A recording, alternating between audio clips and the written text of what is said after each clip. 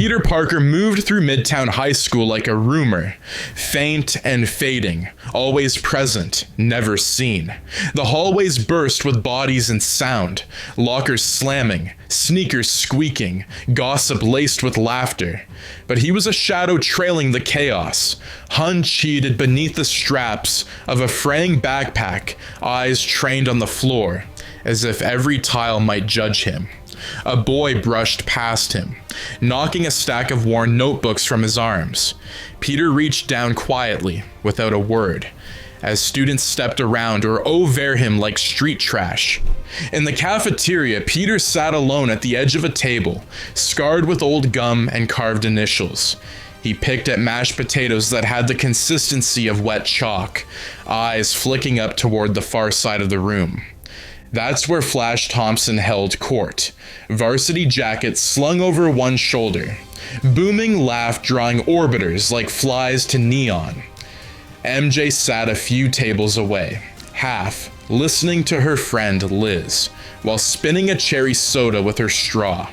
Every few minutes, her eyes swept the room like a lighthouse, and Peter would drop his gaze just before the beam landed on him. He doodled when he ate, pen trailing lines across napkins, notebooks, the backs of tests he'd already aced. Today it was webs, intricate, interlaced, knotted things that looked more like veins than netting. The lines had started showing up in all his sketch ease lately, invading his margins like vines through concrete. It felt instinctive, natural, like his fingers were trying to say something his mouth couldn't. "Nice web," Flash said, snatching the paper from Peter's hand as he passed. He crumpled it and tossed it toward a trash bin, missing entirely, then clapped Peter's shoulder a little too hard. "You drawing underwear again, Parker?" Peter gave a smile so polite it might have been carved. He said nothing. He never did. Not here. After lunch, he drifted into science class late. The room smelled of whiteboard cleaner, hot plastic, and burnt coffee. At the front stood Dr. Otto Octavius. New this semester, though already halfway a legend. Not for being strict or brilliant, though he weighs us both, but because he didn't talk down to the students. He debated them, pushed them. Otto was mid-rant about the limitations of modern prosthetics when Peter entered, mumbling an apology. "You're not late," Otto said without turning. "You're exactly as late as the rest of the world is. To progress." A few students laughed uneasily. Otto smiled faintly. Peter slid into his seat near the back, next to Gwen Stacy, who gave him a quiet nod. Gwen always acknowledged people others didn't. Peter sometimes wondered if she saw something in him, or if she was Jay, us the kind of person who refused to look away from the invisible. On the board, Otto was sketching a new model of neuroconnective interface, a series of curved limbs arching like insect legs around a human spinal cord. "This," he said, tapping it, "isn't science fiction. This is what we build when we stop asking if we should and start demanding how." He turned to the class. "Parker, what's the problem with current neural mapping?" Peter blinked. He hadn't raised his hand. He hadn't even opened his notebook. But his voice came out quiet, like a thread pulled from his chest. "Signal delay," he said. "Feedback loops degrade past a certain length. You'd need a processor that reads intent." Otto's eyes lit up. He stepped closer, studying Peter like he'd just discovered a fossil under his shoe. "Exactly. Anticipatory tech, predictive AI, not reactive. What else?" Peter looked down. "You'd need a stable bridge between cortex and machine. Something biocompatible. Organic, synthetic interface. But that doesn't exist yet." Otto smiled. It wasn't smug or patronizing. It was proud. "Not yet," he said, and turned back to the board. "But it will." After class, Peter lingered. Not by choice. His locker was nearby, and he didn't want to get caught in the next wave of bodies crashing through the hall. Otto stood by the window, staring at the overcast skyline, like it owed him something. His hands twitched absently behind his back, fingers clasped in a way that suggested restraint more than rest. "You're wasted here," Otto said, not turning. "You should be at Columbia, or MIT. "I can't even afford new shoes," Peter muttered, looking down at the frayed edge of his soles. Otto finally turned, studied him. Genius doesn't ask for permission, it insists. Peter didn't know what to say to that, so he said nothing. But something in his chest stirred, a pulse, faint but rising. He left the classroom quietly, weaving through the crowd like a thread through fabric. No one noticed. No one ever did. But for one moment, a voice in his mind whispered something strange and dangerous. What if they did? Home life is quiet, warm, and deeply human. Small, lived in moments, establish the love in this household. Subtle, awkward, real. Oscorp looms as the destination of a school. Field trip. The night ends in silence, with Peter alone in his room as Ben and May share whispered worries about their nephew. Queens didn't move like Manhattan. It breathed. The streets were slower, older, cracked at the corners. Trees leaned over fences like gossiping old men. The air smelled like burnt toast and laundry detergent, drifting out of brick apartment windows. Peter T. ooked the long way home after school. Hood up, earbuds in, one strap of his backpack falling. A bus screeched past. Some kid yelled across a stoop, but Peter heard none of it. He just walked, head down, hands in his pockets. That same web pattern still looping G in his mind, like a melody he couldn't place. The Parker house sat at the end of a crooked street, tucked behind a crooked gate, with a lawn that was technically green if you were feeling generous. The porch creaked under Peter's sneakers as he stepped inside, and let the door shut behind him with a soft clunk. "Is that you, honey?" Aunt May's voice floated in from the kitchen, carrying that same warm, fraying tone it always had, like it had been through years of weather and came out softer.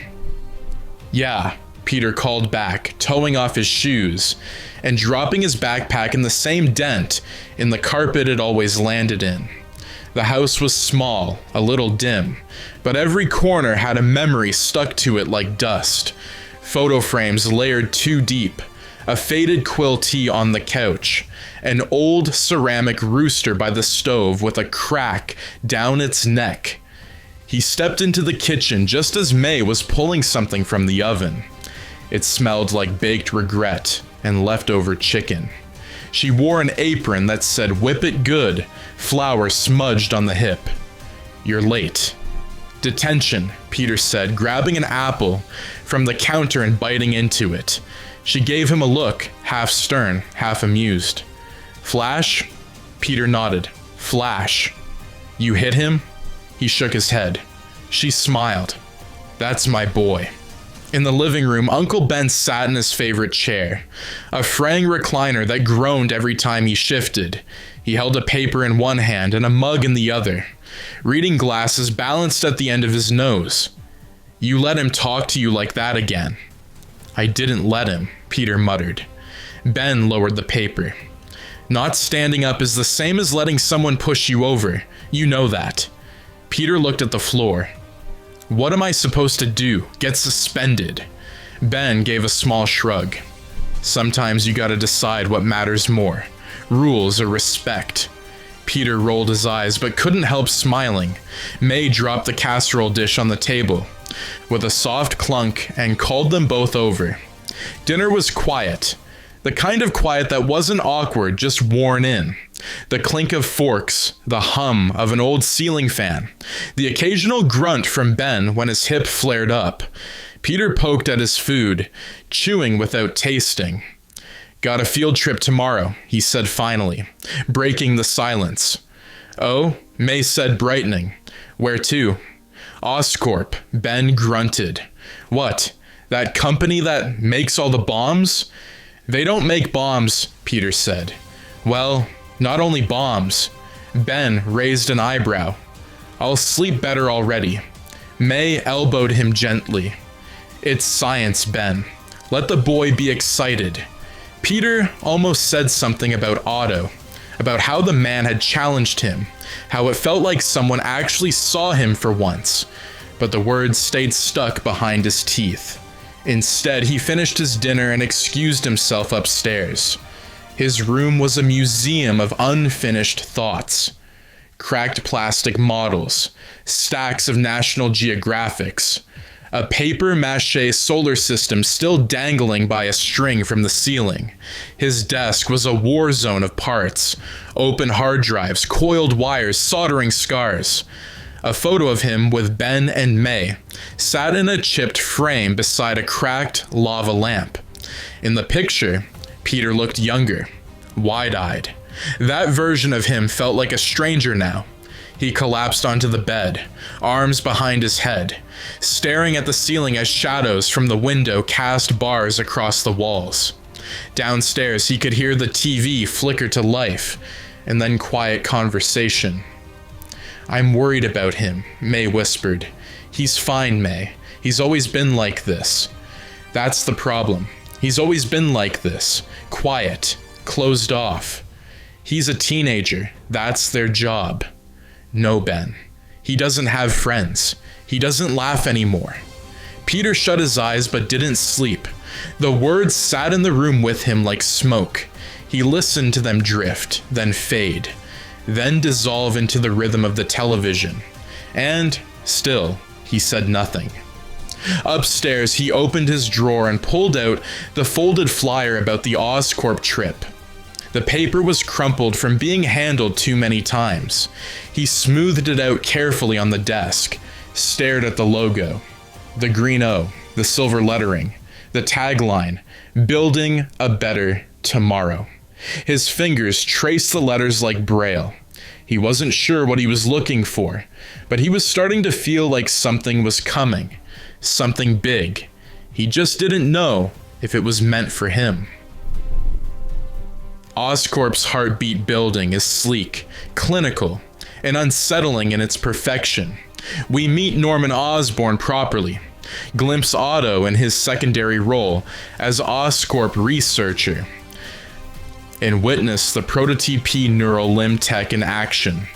Peter lags behind the tour and finds the genetically engineered spiders, one of which disappears before he even notices. Oscorp Tower stabbed at the clouds like a needle, all polished glass and sterile angles, its green O logo spinning slowly in the breeze like a threat pretending to be a promise. The sky that morning had been the color of unbrushed steel, and Peter watched it reflect off the building's skin as the yellow school bus wheezed to a stop in front of the main entrance. A security guard in a dark uniform scanned the group with eyes like cold glass and waved them through the rotating doors. Inside Oscorp didn't feel like science. It felt like surgery. Every surface gleamed. The air was chilled and smelled faintly of antiseptic and something sharp Peter couldn't name. LED strips lined the floor like runway lights, and screens on the walls Lou Petty promo videos that featured holographic blueprints and soft-voiced narrators talking about the future like it was already under contract. Their group huddled near a kiosk, while a young intern, Gwen Stacy, stepped forward with a nervous but practiced smile and began the tour. She had a clipboard tucked under one arm, a name badge too big for her shirt, and a tightness in her voice that Peter recognized as someone trying too hard to sound like they belonged. Welcome to Oscorp Industries, Gwen said, where today's imagination becomes tomorrow's innovation. She paused, as if regretting the line already. We'll begin with our genetic development labs and move through our energy wing and neuro research department NTS. Please stay with the group. Do not touch the glass, and if anything bites you, don't tell the media. A few students laughed. Peter didn't. He was already falling behind the group, his eyes glued to everything, every screen, every blinking sensor. This wasn't a field trip, this was church. As they passed through the biogenetics hallway, Peter stopped in front of a series of holding tanks, each filled with thick amber-tinted fluid. Inside floated strange shapes, half-grown animals, eyes sealed, organs visible beneath translucent skin. One of them twitched, no one else noticed. Peter was pulled back to the group just as Gwen led them into a large glass-walled chamber labeled Neural Interface Development, Level 4, Access Only. On the other side of the glass, Otto Octavius stood beside a large metal rig covered in tangled cords. He wore a high-necked black lab coat, goggles pushed up into his hair, sleeves rolled to the elbow. He looked more surgeon than scientist. At the center of the room was a torso dummy with a spinal column threaded into a mechanical harness. 4 long fluid silver arms were attached to the spine, coiled like waiting predators. Otto gestured to a technician who tapped a tablet. The arms unfurled slowly, silently, then snapped into a movement routine, grasping, lifting, twisting, all in perfect synchronization. Dr. Octavius is one of our leading neural architecture specialists, Gwen said. His work in tactile AI control systems is kind of world-changing. Peter leaned toward the glass. The arms didn't move like machines. They moved like thought, like will. Otto stepped into the ring of limbs and attached 2 probes to the back of his neck. The arms stilled. Then, in a breathless instant, they moved again, responding to his smallest gesture, almost before he made it. Peter watched Otto's face, not the tech. His jaw clenched, his eyes intense, almost angry. This wasn't demonstration, it was possession. Otto looked up. For a moment, their eyes met through the glass. Otto's expression softened, just slightly. Then he turned away, detaching the probes. The group moved on. Peter didn't. He lingered at the back of the next hallway. Genetic arachnid development. Rows of cages lined the walls, each containing a different species of spider, all color-coded, tagged, and suspended within sterile microhabitats. Gwen gave a brief explanation about T-bio engineering silk proteins for military-grade materials, but Peter didn't hear her. He stepped closer to one of the cages, Species 42. The tag read, genetically altered arachnid CRISPR variant. Venom type unknown tensile rating. 9.7 camouflage capability. Active inside, the cage was empty. Peter frowned, leaned closer.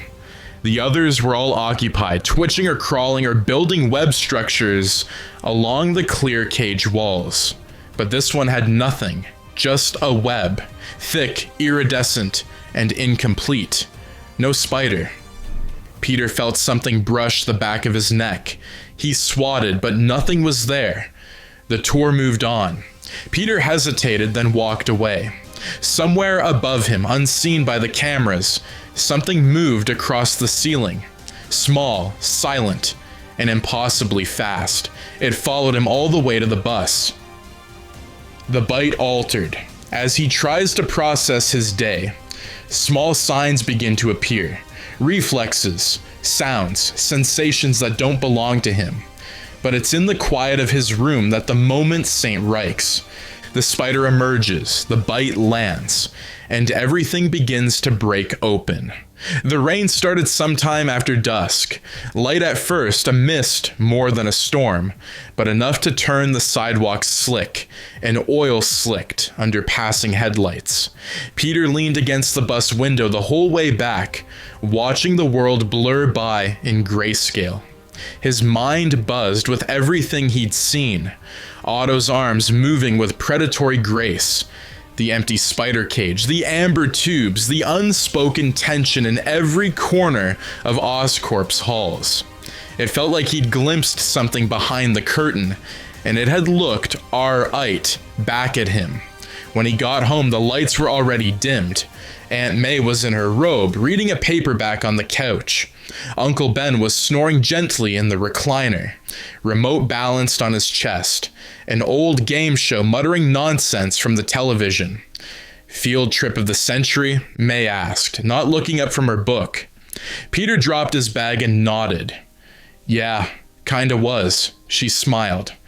Left you a plate in the oven. Heat it if you're hungry.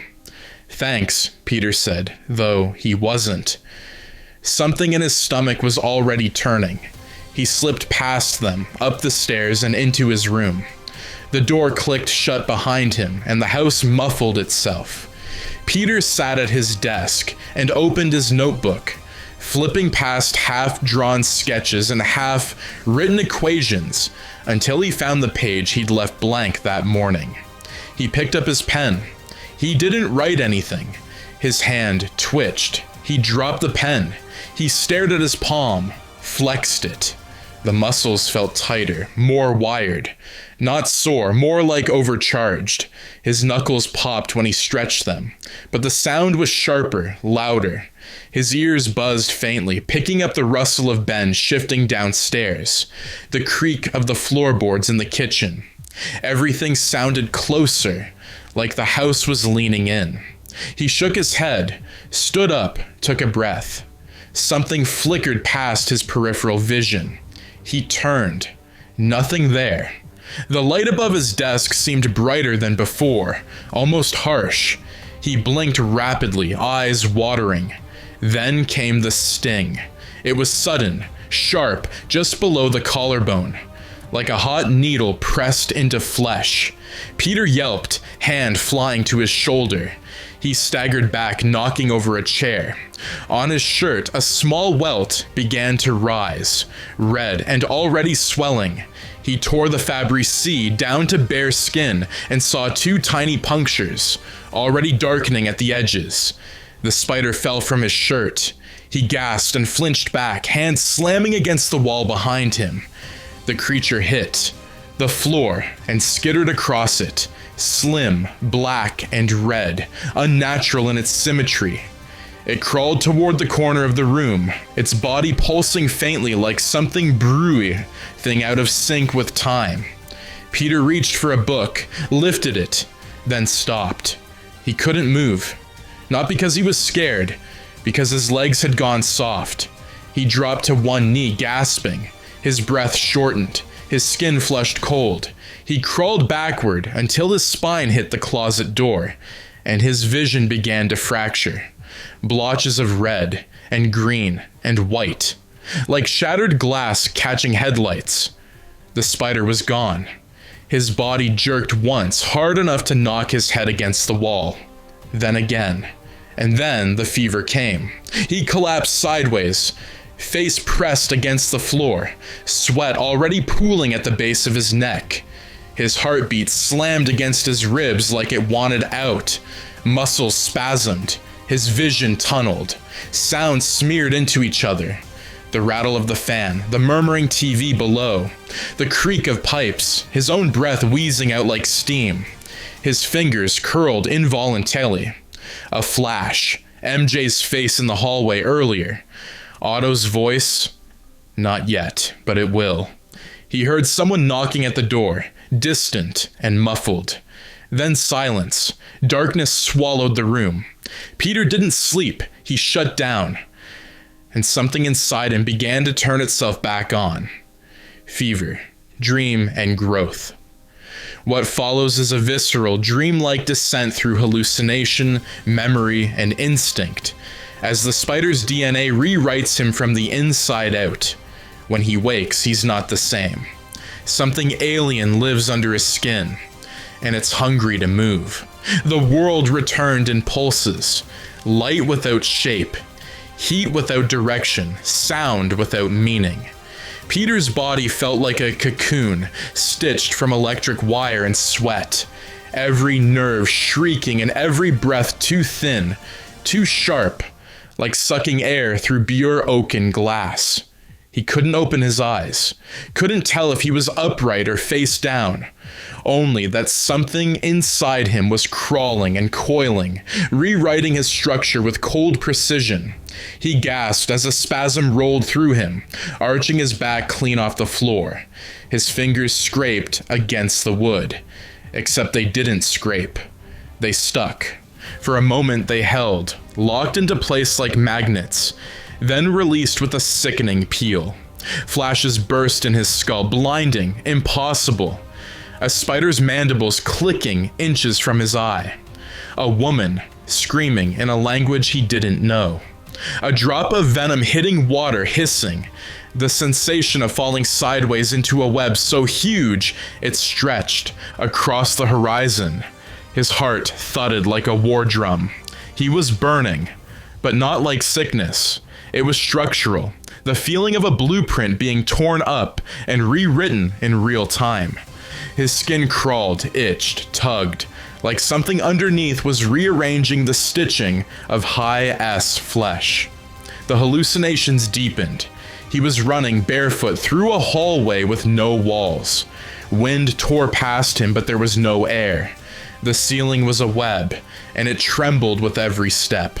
He looked down and saw 8 shadows stretching from his feet. Then the dream snapped. Peter sat bolt upright, gulping for air. Shirt plastered to his chest. Jeans soaked through with sweat. His sheets were tangled around his legs like restraints. He clawed them off, staggered to his feet. And then the world moved. Not just him. Everything. He could see, really see. Colors were sharper. The lines of his desk, the grain in the floorboards, the small crack in the windowsill. All of it pulsed with definition. He blinked and the dust motes in the air slowed, suspended like fireflies in molasses. His hands were trembling. He held them up. The skin looked tighter, cleaner.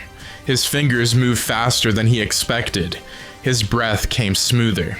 His eyes darted to the wall beside him, small, off-white, cracked near the baseboard. Without thinking, without knowing why, he reached out and pressed high SS palm to it.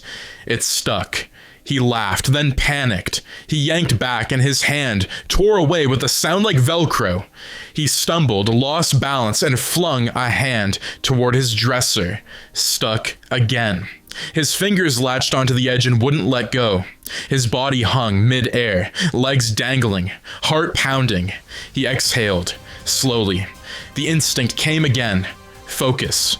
Relax. Release. His hand slid free. Peter fell to the floor, landing in a crouch that felt right. His muscles coiled like springs. His heels touched the wood without noise. He looked down at his hands, then at the ceiling, then up. The ceiling was a story and a half above him, slanted slightly from the attic level. A cracked light bulb hung dead center. Peter bent his knees and leapt. His body responded before his brain could protest. His legs exploded with energy, hurling him upward straight into the air. Too fast, too high, too real. He slammed into the ceiling with a startled yelp and stuck there. His limbs splayed out like an animal cornered in its den. He was upside down. Gravity meant nothing. He stayed there, shaking. Then slowly, so slowly, he crawled forward, hands and feet sticking with every step. He reached the apex of the ceiling, then swung himself forward until he was hanging upside down by just one palm. His heart thundered, but he wasn't scared. He was alive. He let go, landed silently, breath heaving, eyes wide. Downstairs a floorboard creaked. He froze. The world was too loud, too present. He could hear May shifting in her bed, the fridge kicking on, a car 6 houses down pulling into a driveway. He turned to the window. The rain had stopped. The glass shimmered with soft moonlight, and outside the rooftops of Queens looked like a world he hadn't lived in before. He touched the window frame. It stuck to his fingers like it was made of glue. He opened it slowly, one leg swinging over the sill. The night was cold, clean, full of space and silence, and something inside him wanted to move. The first jump climbs, crawls, and finally leaps into the city's darkened heights. This is the moment that redefines him. Not as Spider-Man yet, but as something no longer ordinary. A boy reborn in secret. The cold slapped him the moment he stepped outside. Not with violence, but with clarity. It sharpened him, woke him up. Peter crouched low on the sloped roof, his fingers digging into the shingles like talons. Below him, Queens dozed beneath yellow streetly GHT haze, porch lamps flickering, cars idle under carports, cats stalking trash bins. He could hear all of it. Every humming streetlight, every drip from a leaking gutter, the low rustle of leaves against power lines. His breath puffed white into the night. His heart wasn't racing anymore. It was steady, synchronized, as if his body had entered a different tempo entirely. He didn't think. He didn't need to. He moved. Climbing was easier than walking. His fingers adhered, without effort, each step upward a whisper against the surface. He scaled the roof like it was an extension of himself, crawling over the spine of the house and up the chimney without breaking rhythm. W-hen, he reached the top. He paused. The world opened. From here, the neighborhood was a web of dim shapes and moving shadows. Rooftops stretched in every direction, gabled, flat, tar-lined, rusted with antennas and satellite dishes. It was a quiet kingdom, a map waiting to be traversed. He crouched low again, then sprinted. The run felt like skating on air. Every stride was longer than it should have been. Every step spring. Loaded. He reached the edge of the roof and, without stopping, leapt. It wasn't far. A 3-foot gap between his house and the neighbor's garage. But to Peter, midair, it felt like flying.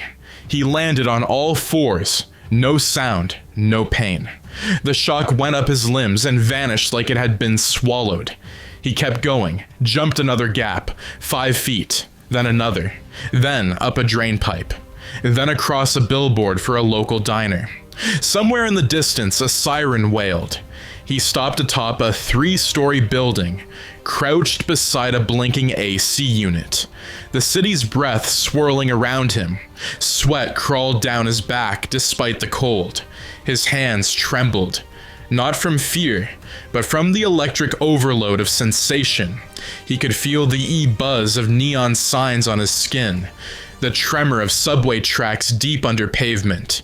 His body was no longer something he wore. It was something that wore him. He laughed, short, breathless, involuntary. Then he looked forward. Ahead was a building taller than anything he'd tried. An old office building, 20 feet of brick and ledge. He stared at it. No way, part of him thought. Too far. But another voice inside, the new voice, deeper, coiled, whispered, "Try." He backed up, just a few feet, a breath, then he ran. Every muscle fired like an orchestra. Knees bent, ankles locked, arms pumped. He jumped, the wind rushed past his ears. He soared, twisting midair, arms flailing for a moment too long. His foot hit the wall, slipped, then his hand slammed, flat against the surface and stuck. His body swung down, and for a moment, he dangled one, handed from the sheer brick face, chest heaving. He smiled. He climbed. In seconds, he was halfway up, then 3/4. Then he flipped over the edge and landed on the roof like a ghost. The skyline stretched before him. Manhattan gleamed in the distance, a million pinpricks of gold and silver stabbing through the smog. The world looked enormous. And for the first time in his life, Peter Parker didn't feel small. He stood slowly, barefoot, on the gravel. The wind blew through his hair. He raised his arms, looked down at his hands, scraped, raw, trembling. He wasn't dreaming. He wasn't crazy. He wasn't normal. He turned, looked back toward the direction of home. The rooftops he'd crossed were already shadowed behind him, fading like steps in a vanishing staircase. He knew even then he couldn't go back. He crouched once more and leapt into the dark. Morning tension, May becomes a minefield of near slip-ups as his new instincts begin overriding his careful, quiet demeanor. The world feels too small now. He needs to get out, to move, to be Wreath. The alarm went off and Peter was already awake. He'd been lying in the same position for the past 2 hours, eyes open, heartbeat slow and measured, body completely still. Not because he was afraid to move, but because he didn't need to. His skin no longer itched from lying too long in one spot. His neck didn't ache. His back didn't crack when he sat up. It was like sleeping had become an unnecessary formality, like his muscles were now waiting for orders instead of recovering from damage. He sat up and blinked into the morning light. Something had changed overnight, something deeper than muscle tone or reflexes. His window was fogged from the cold, but he could still see past it, the skyline of Queens, gray and quiet. Steam curling from rooftop vents.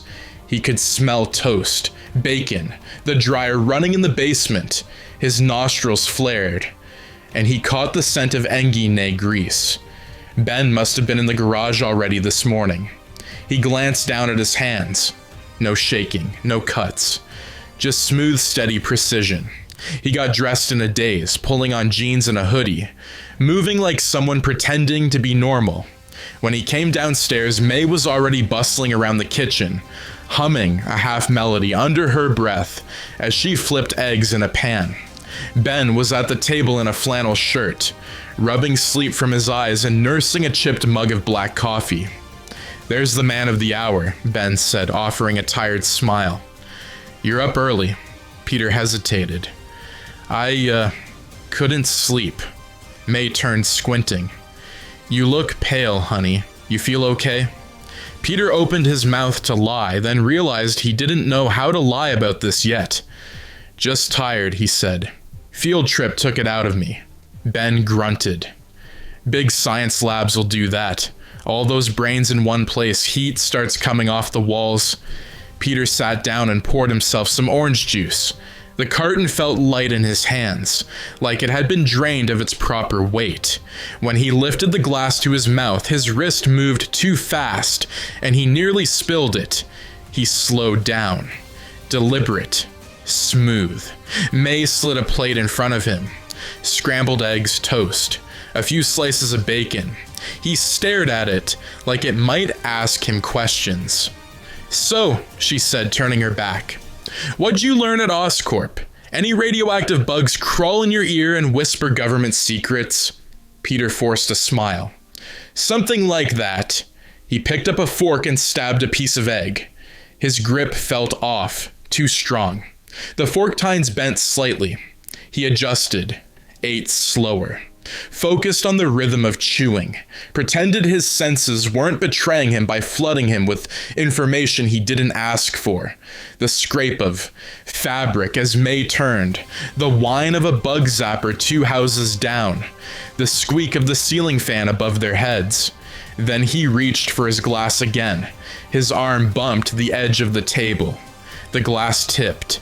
It was falling before anyone reacted, tilting in slow motion toward the floor. And Peter moved. He didn't think. He just reached down impossibly fast and caught it mid-air, liquid sloshing but nothing spilling.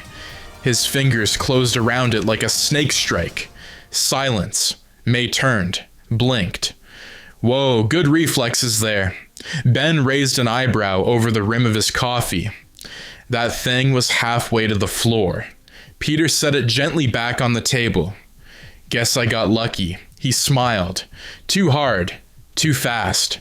They didn't say anything, but the pause lingered longer than it should have. Peter excused himself a minute later, grabbing his backpack and slipping on his jacket. "You're going out," May asked. "Just walking, need air." Ben called after him. "Be back before lunch. I got those old parts to sort through in the garage. Figured we could do it together." Peter nodded but didn't answer. He stepped outside into the cold, pulled the hood over his head, and kept walking until he couldn't hear the house anymore. The neighborhood moved like it always did. Kids on bikes. A woman watering her porch plants in a sweater 2 sizes too big. Someone arguing on the phone from their front steps. But to Peter, everything was louder, crisper, more alive. He could hear birds flicking their wings on telephone wires. A dog scratching at the fence 6 blocks away. The sound of his own breath sounded like someone else's. He took a deep breath and started to run. City Playground becomes an ecstatic dance across the city skyline. He wall runs, flips, swings, and slides his way through the urban jungle unseen and unafraid, like a secret only he knows. For the first time, he feels free. Peter didn't mean to run that fast, but once his feet found rhythm, it stopped being about meaning. He moved like a reflex, like a scream held in too long. At first, it was just the sidewalk, jogging, then sprinting, weaving through street vendors and startled pedestrians who muttered after him or barely had time to react. His hood flared behind him. His shoes barely made contact with the ground. His breaths even. Cold air knifing through his lungs and disappearing like smoke. The world blurred at the edges, but his eyes caught everything. The license plate on a passing van. A pigeon blinking mid-flight. The flicker of a faulty traffic light half a block ahead. He vaulted a railing without thinking, cut down an alley and bounded off the wall like it was made of trampolines. His sneakers gripped brick like suction cups, every step perfectly calibrated by muscles he didn't know how to control but couldn't disobey. He hit a fence 10 feet tall. Didn't slow down. He climbed it in a blink, flipping over the top and landing in a crouch that bent the asphalt beneath him. Then he laughed. It came out sharp, breathless, and real. Not a laugh he faked in class to fill silence. Not a laugh he forced when Ben told a dad joke. This was his, and it echoed off the alley walls like permission. He kept going. The buildings got taller, older. Fire escapes zigzagged up brick like metal scars. Peter gripped one and pulled himself 3 stories up in seconds, climbing hand over hand, flipping over rusted bars and landing on the roof in a roll. The city opened up in front of him. Flat rooftops with sun-bleached tar, neon signs buzzing in closed windows, steam curling from vents like fog off a river, and behind it all, the distant hum of New York in motion. Honks, brakes, arguments, music bleeding from half-closed doors. Peter took off across the roofs, springing from one to the next. His body did things his mind hadn't greenlit, flipping, vaulting, sliding under antennas, wall kicking for momentum.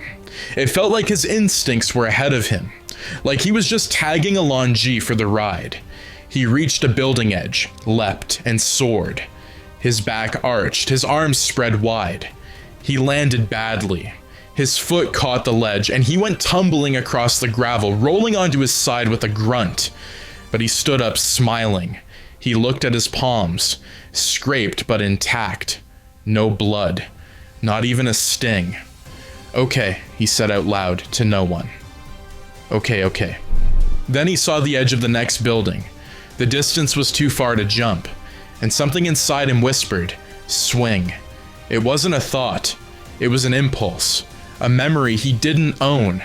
His fingers twitched, his wrists bent back, a tight jerk in the tendons. It happened before he could stop it. Thwip. A line of web shot out from beneath his hoodie sleeve, flying in a perfect arc toward a chimney pipe. It hit, stuck. Peter stared. Then, he jumped. His shoulder yanked, the line went taut, and suddenly he was in the air, his legs swinging forward as he zipped across the alley. He screamed, half joy, half panic, and let go a second too late. He hit the ground hard, rolled, groaned. Then he laughed again. It hurt, yeah, but not enough, not compared to the high vibrating through his bones. He lay there for a moment, looking up at the narrow sliver of blue between buildings, the web line dangling beside him like a strand of silk. He got up. He tried again, and again. Each swing was cleaner, higher, more daring. He flipped midair once, overshot a rooftop, and had to double web a light post to land without face. Planting into a newsstand. Somewhere in Harlem, he landed on a rooftop basketball court where a few guys were playing shirts and skins. One of them missed a long three-pointer, and the ball bounced toward the edge of the roof. Peter caught it mid-air with a spin, launched it back behind his head without looking. Swish. A few of them whooped. "Yo, Spider Kid," one of them shouted.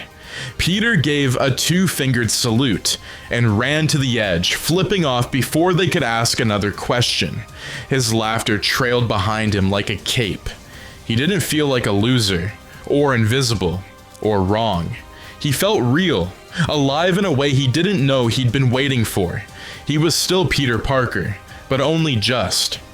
The almost confession shaken, not by fear, but by the scale of what he's hiding. The urge to tell Ben festers. He tries. He writes it all down. But when the moment comes, he can't do it. He tears it all apart instead, burying the truth before it can breathe. The light over the stove was the only thing still on when Peter came home. It cast long shadows across the linoleum floor, making the kitchen feel like something out of a black and white movie. The house was quiet. The kind of quiet that presses against your earth skin and makes you feel like a trespasser. Peter shut the door behind him carefully, toeing off his shoes. His hoodie was damp with sweat and rain, his jeans flecked with dirt and gravel from rooftop landings and alley slides. His knuckles ached, his shoulders hummed, but none of it hurt, not the way it should have. Aunt May's voice drifted faintly from the bedroom, muffled by walls and sleep. Ben answered her in a low murmur, just a few words, then silence. Peter moved through the house on autopilot. Drink water, rinse face. Check the cut above his eyebrow in the mirror. It was gone. Not even a scab. He stared at himself. Really stared. His eyes looked different in the dim bathroom light, sharper, hungrier, like they were watching him back. He turned away. His room felt too small now, too quiet. He closed the door behind him and flicked on the desk lamp, sat down, pulled a notebook from the bottom drawer. The paper still had old algebra problems half scratched out in the margins. He flipped to a blank page and began to write. Ben, something's happening to me. I don't know if it's good or bad. I think I'm changing. Not just puberty or hormones or any of the junk you laugh about when May's not around. I mean, really changing. He stopped, crossed it out, started again. Uncle Ben, you've always told me the truth, always expected me to tell you mine. I don't know how to explain what I'm about to say without sounding crazy, but I think you need to know. I'm not normal anymore. Something bit me, and now... He stopped again. His pen hovered over the paper. His pulse throbbed behind his eyes. He felt like he was balancing on the edge of something massive, a ledge that would disappear if he leaned too far. He thought of Ben's face, of him sitting across from him at breakfast, pretending not to notice Peter's twitching hands, of the way he'd smiled anyway, of how tired his eyes looked lately.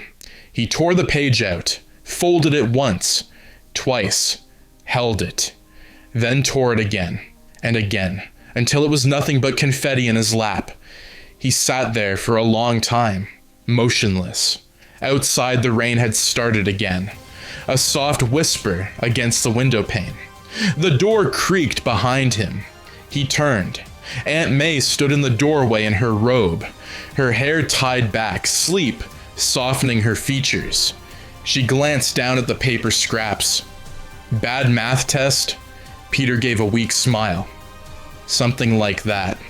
She didn't ask questions, just stepped in and kissed the top of his head, like she had when he was 6. Try to get some sleep, sweetheart. You look like you've been running all day. He nodded. She paused before leaving. Whatever it is you're trying to figure out, you don't have to carry it alone. He didn't answer. He couldn't. When she left, Peter picked up the last piece of the letter from the floor. I'm not normal anymore. He crumpled it in his Swat's fist and held it there, feeling the sweat soak into the fibers. Then he opened the window, let the night air pour in, and sat on the ledge with his knees pulled to his chest. Queen stretched out below him, soaked in sodium light and fog. People were down there, living normal lives, fighting about bills and missing buses, and laughing over bad TV.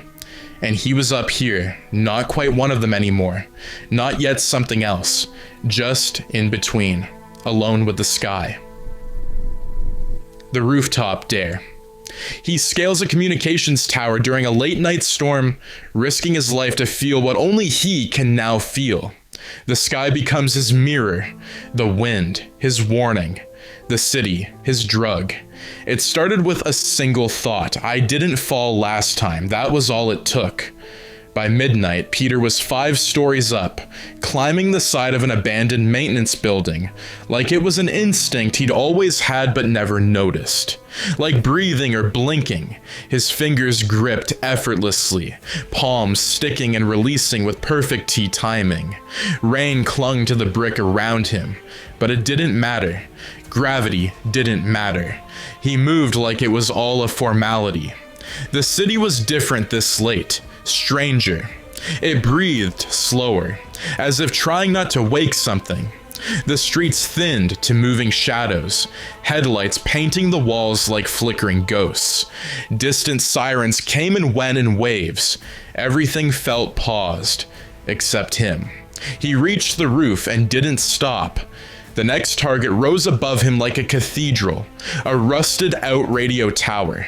Thin metal beams crisscrossed with wiring and blinking red safety lights. It was the tallest thing for blocks. It looked like it shouldn't hold weight anymore. Peter didn't hesitate. He climbed, hand over hand, foot on narrow crossbars, body flexing with terrifying ease. The wind picked up halfway. Rain stung his face. The metal groaned under his grip. He welcomed the resistance. It reminded him that danger was still real. That this meant something. 30 feet up, he paused, looked down. The building below looked small now, like a shoebox someone had stepped on. The street was a smear of wet light and distant motion. The wind hit harder up here, tugging at his hoodie, snapping the strings around his neck. His hands trembled, not with fear, but with something more dangerous, excitement. He reached the top, stood on the narrow beam, arms stretched for balance, the city yawning out on all sides like a sleeping beast. The storm was coming in now, slow and theatrical. Lightning pulsed deep within the clouds, not yet bursting. Peter stood there, soaked and breathless, watching the city blink below him. He wasn't thinking anymore, just listening. Then his fingers twitched. He aimed. Wrist flick, breath held, gut tensed. Thwip, the web shot from his hand and arced into the dark, snapping around the next rooftop's antenna with a crisp pull. Peter's chest rose once, twice. He leapt. The air caught him like a question. His web line went taut, and for a heartbeat he was swinging. It was perfect. Then it wasn't. The antenna snapped free. A rusted bolt gave out. The line went loose mid-swing, and Peter dropped hard and fast, free-falling toward the rooftop. He twisted mid-air, another web line firing instinctively. This one hit, stuck to a chimney stack, and he pulled himself into a violent pendulum arc, slamming against the rooftop with a bone, jarring roll. He lay there, panting, the wind knocked out of him. Rain slapped his face. Lightning finally split the sky open. He laughed. It was hollow, shaky, but it was there. He stood, shoulders aching now, hands raw and red. He looked at his palms, at the blood smeared across his fingertips. Still worth it. That's what scared him. He sat on the edge of the roof, legs swinging over the abyss. The adrenaline was still running its circuit through his system, dulling the pain, making the world feel charged and slow. A car drove past beneath him, the driver oblivious to the boy sitting 50 feet above his windshield. Peter wiped his face and stared into the storm. He could have died, but he didn't, and now all he could think was, what's next? The test disguises and starts hunting petty crime. Not for vengeance, not yet, but because he can't help it. He needs to see what he's capable of, what he's for. The city reacts, so does he. He found the ski mask in a bin of old Halloween stuff, tucked behind a stack of broken decorations and water-damaged cardboard tombstones in the basement. It smelled like dust and rubber bands, but it would do. He tucked it into his hoodie pocket and crept out through his window like a myth. His suit wasn't much. A red hoodie with the sleeves cut off, gloves he'd sewn rubber grips into the palms of, and black joggers tucked into his old high tops. His eyes were hidden behind tinted welding goggles, scratched and heavy, but enough to blur his face. He looked like a thrift store ninja crossed with a track runner. But it felt good. He stayed low, hugging rooftops in the East Village, moving like a rumor. The wind carried the sound of sirens and the static of police radios echoing from alley windows. The city was talking, always talking, and Peter was finally listening. The first one was easy. A guy in a hoodie snatched a woman's purse on 12th Street. She screamed. He ran. Peter didn't even think. He launched off the fire escape, webbed a lamppost mid-fall, and slammed into the mugger's back from above like a thrown brick. They hit the pavement hard. The guy scrambled to get up. Peter had already webbed his hand to the asphalt tee. The purse rolled into the gutter. The woman stared, mouth open, shaking. Peter didn't wait. Just grabbed the bag, tossed it back to her, and sprinted down the alley before anyone could see too much. The second time, it was two guys, breaking into a parked sedan. He watched from above, waited until they got the door open, then dropped in feet first, kicking the taller one into the side of the car hard enough to set off the alarm. The second one swung at him with a crowbar. Peter ducked, caught it mid-swing, and bent it in half without thinking. They both ran. He stood there, alone, in the blinking hazard lights, heart hammering. He wasn't sure if he was scared or exhilarated. Maybe both. His hands were trembling, but not from weakness, from restraint. Then the third time came. A corner store, two guys, one with a knife. The cashier, maybe 20, was bleeding already, arms slashed, trying to hold pressure while the other guy screamed at him to open the register. Peter landed behind them so quietly they didn't notice. Then he moved. He webbed the guy with the knife in the face. 2 shots, one to the hand, the other across the mouth. The guy screamed into it, stumbling backward, and Peter pivoted into the second one with a kick to the chest, a hut that sent him flying into a candy rack. Shelf S clattered, gum and glass went everywhere. The knife skidded across the tile. Peter stepped forward and caught it with his foot, dragging it away. The cashier was staring at him, pale, frozen. "You okay?" Peter asked. The guy nodded. Peter looked down at the 2 men moaning, webbed to the floor like pinned insects. He wanted to say something cool, something funny, but nothing came. So he left, climbed out the back, onto the dumpster, up the alley wall, gone before the cops arrived. Back on the roof, he crouched low, heart still racing, watching the street glow with red and blue. He wasn't proud. He wasn't ashamed. He was wired. Like his blood had turned to static. Like the city had opened its mouth and sung just for him. Somewhere down the block, he heard a voice. Who was that? Then another. I don't know. Some guy in red, with goggles. Peter smiled behind the mask.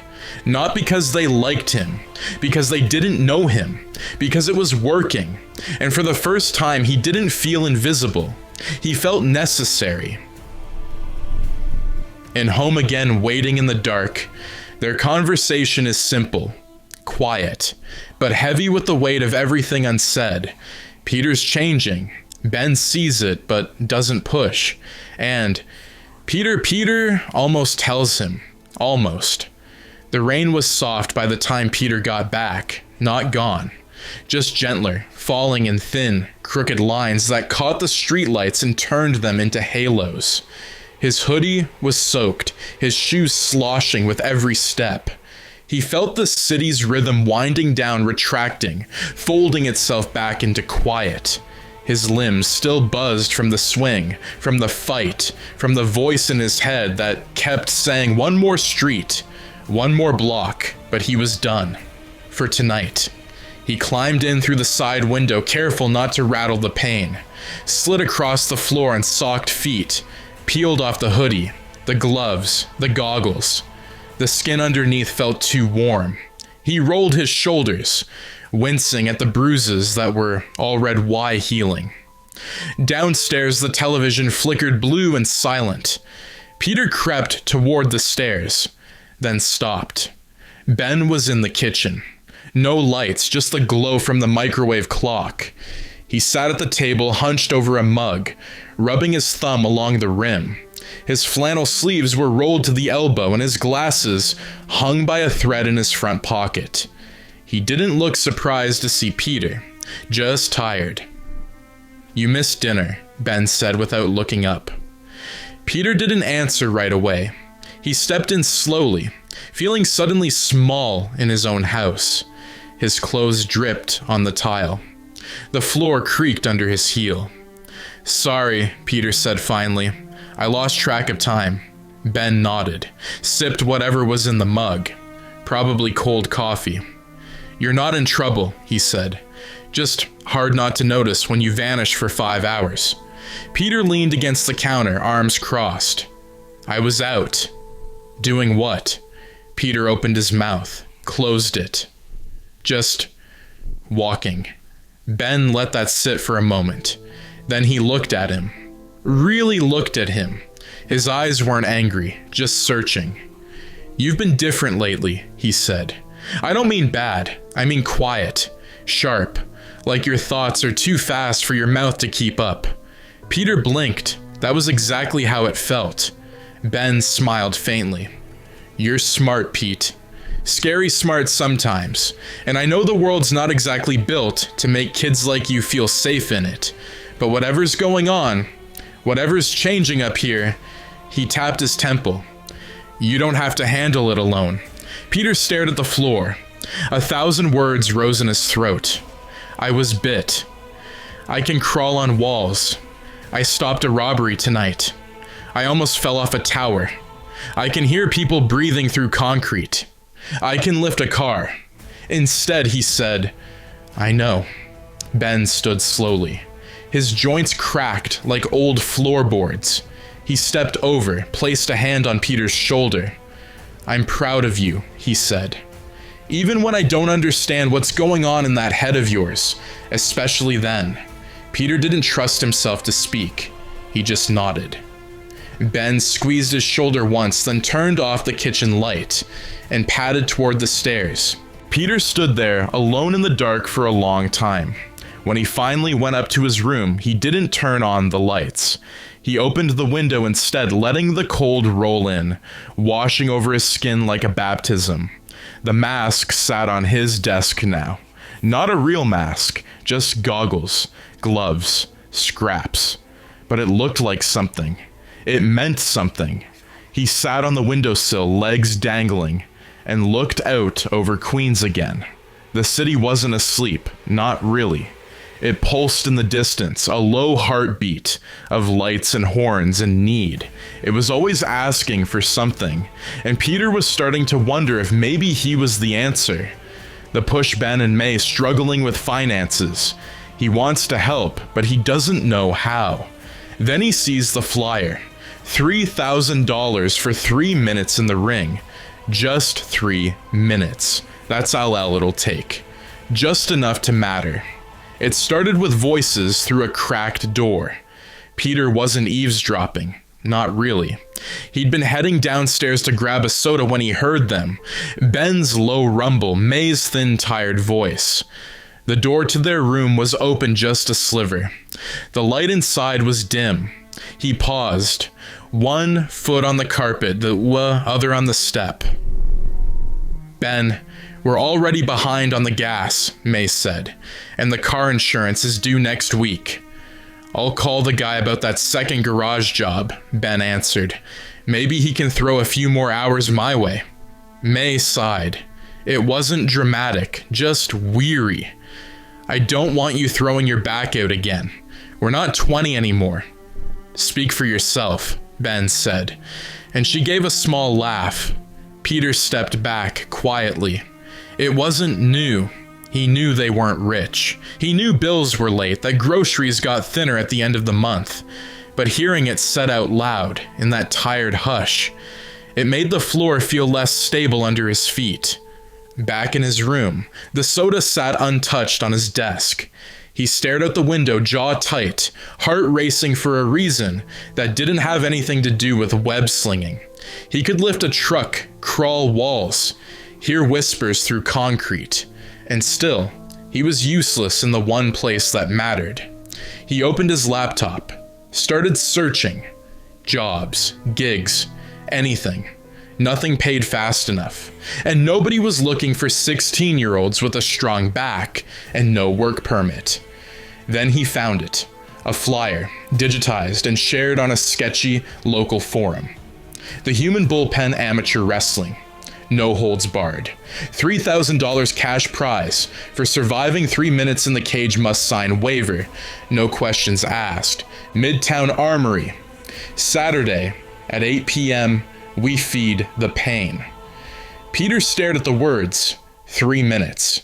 He could do that standing still. He clicked for more info. The page was buried in ads for broken teeth and protein powder. But it was real. There was even a video, some grainy phone footage of a guy getting tossed like a ragdoll by a massive masked brawler.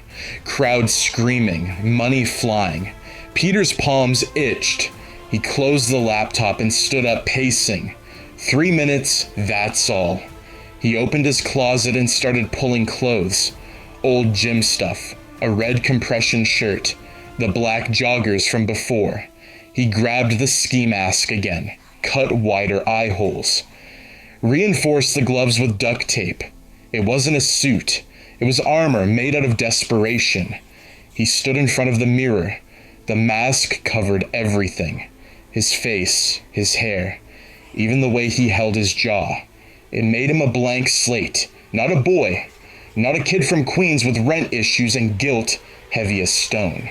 Just a shape, a question mark with fists. He sat on the bed, heart pounding now.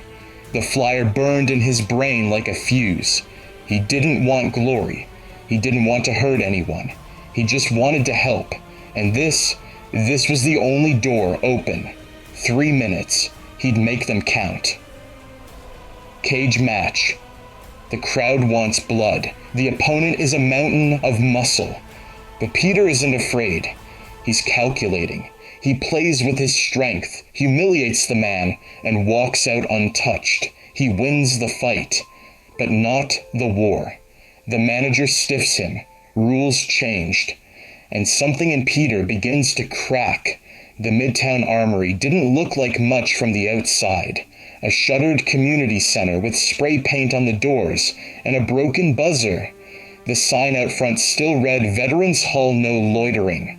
The only light came from a flickering street lamp and the occasional pass of headlights down the avenue. Inside, it felt like another world. The gym had been stripped to its bones, bleachers pushed back, mats duct taped to concrete, a steel cage bolted together in the center of the floor. The air reeked of sweat, energy drinks, and blood. Not fresh blood, but the kind that had been wiped off Mattis for years and never fully disappeared. The crowd pressed close, hoods up, phones out, breath steaming in the cold. A few already had cash folded in their fists. Peter stayed near the entrance at first, keeping his head down, the mask tight around his face. His gloves itched. His heartbeat was steady, not calm, but focused. He was aware of every breath around him, every scuff of boots, every whispered bet. Next, "Fighter," a voice boomed from a busted PA speaker. "We got a newcomer. No name, no rep, no fear." The crowd chuckled. Peter stepped forward. A few laughed when they saw him. Tall, skinny, no muscle. Gear that looked like it came from a thrift store donation bin. The announcer leaned in. "Name?" Peter hesitated. Then, "The Spider." Laughter rippled through the crowd again, but the announcer didn't blink, just nodded and motioned toward the cage. 3 minutes, he said. "Don't die." Peter stepped inside. The cage closed behind him with a clang that echoed like a prison cell. Then the other door opened, and in walked a nightmare. 6'5", easy 280. Covered in tribal tattoos and muscle that looked carved from wet granite, black pants, elbow pads, a mask over his face that had once been a hockey goalie's, now repainted with a snarl.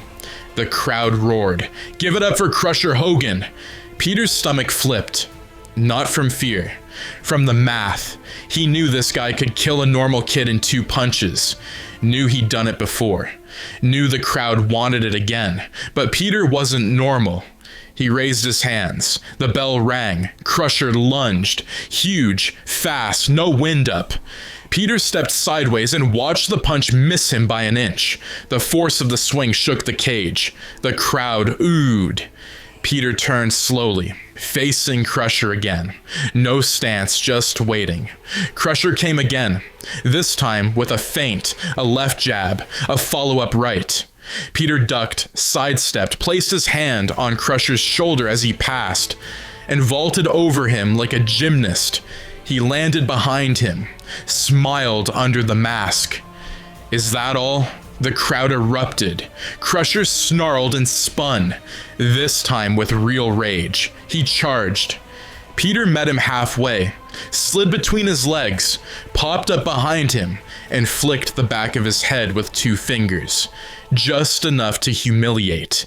The cage rattled with laughter and howls. Crusher roared. Peter waited until the man charged again, then leapt straight up, catching the top of the cage and flipping midair. He landed in a crouch behind Crusher's legs. Time slowed. Peter planted both hands on the back of Crusher's knees and pushed hard. The giant stumbled and fell. The mat thundered. Silence. Then chaos. People screamed. Money flew. Someone howled something about witchcraft. Peter stood over the man, chest heaving. The 3 minutes weren't even up. The bell rang anyway. He didn't raise his hands. Didn't gloat. He just walked out. Backstage, the manager was already counting a wad of bills. "Nice show," the man muttered, not looking up. "Here." He handed Peter a single folded bill. Peter opened it. $100. "I thought it was $3,000. "Yeah, for the winner who lasts 3 minutes. The manager didn't even blink. "You knocked him out in 2. House rules." Peter stared at him. "You cheated me." The man smirked. "No, kid, you cheated yourself. Go home before you get hurt." Peter didn't move.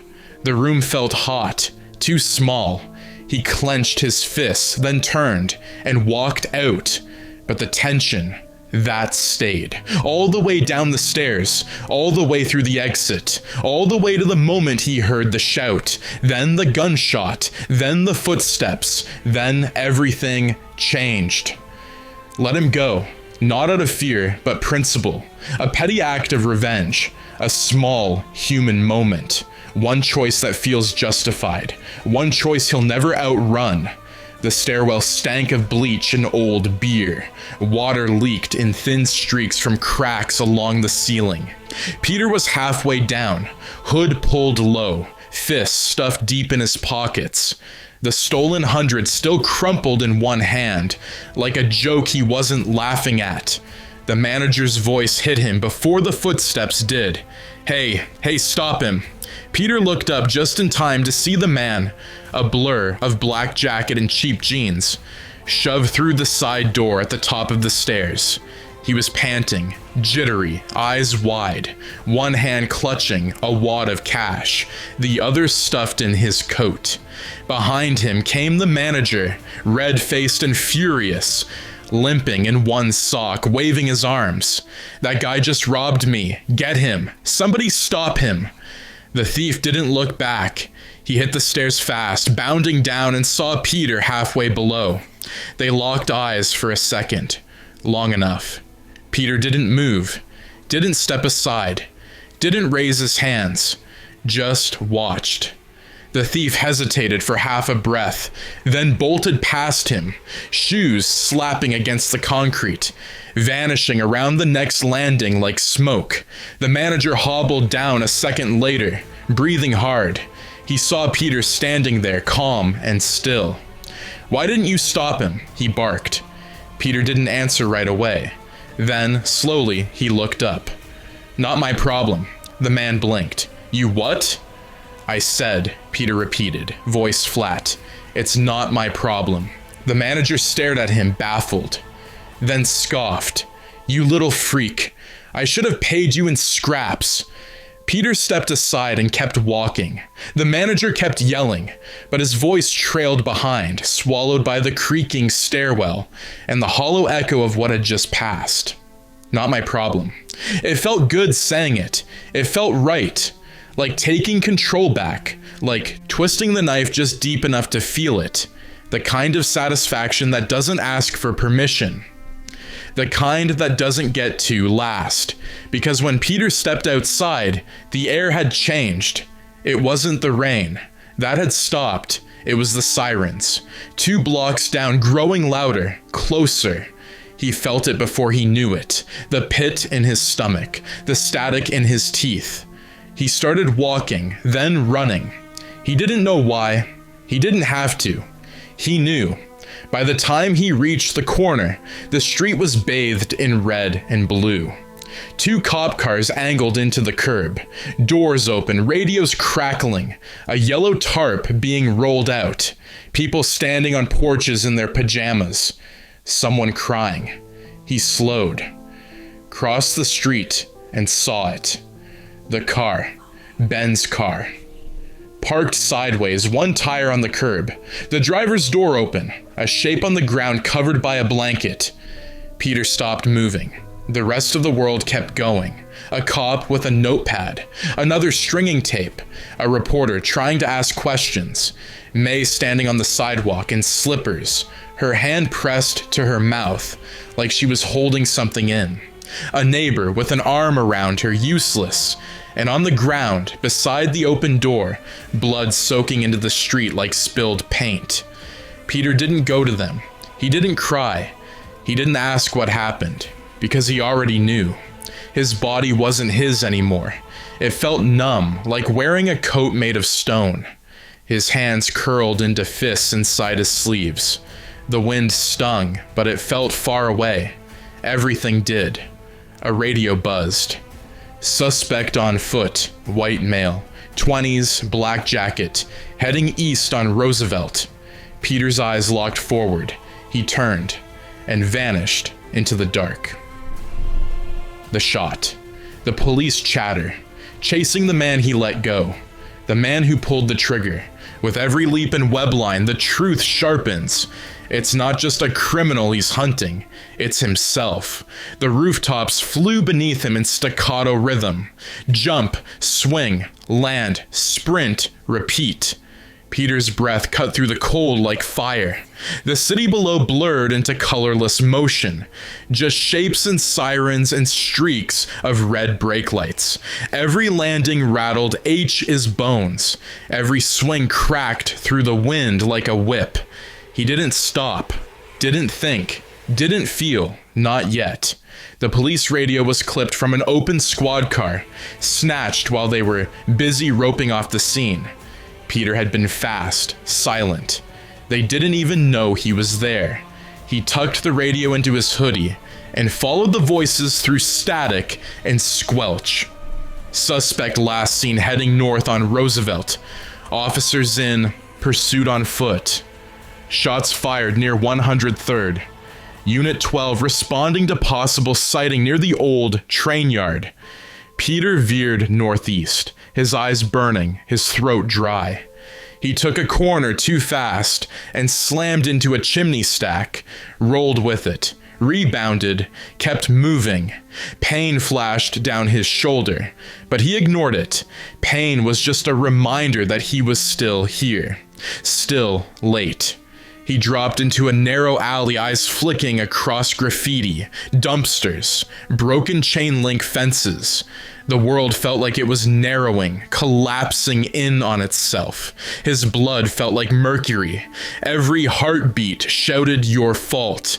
He hit another webline, yanked himself over an abandoned tenement, and landed in a crouch just as the radio popped again. We've got a perimeter set around the warehouse district. Suspect may be armed and cornered. Proceed with caution. Warehouse district. Peter didn't wait. He ran. It didn't feel like running anymore. It felt like being dragged forward by something deeper than instinct. By guilt with legs. By anger with teeth. The cold bit harder now. His breath fogged in front of him. He pushed faster. By the time he reached the train yard, the streetlights were blown or flickering.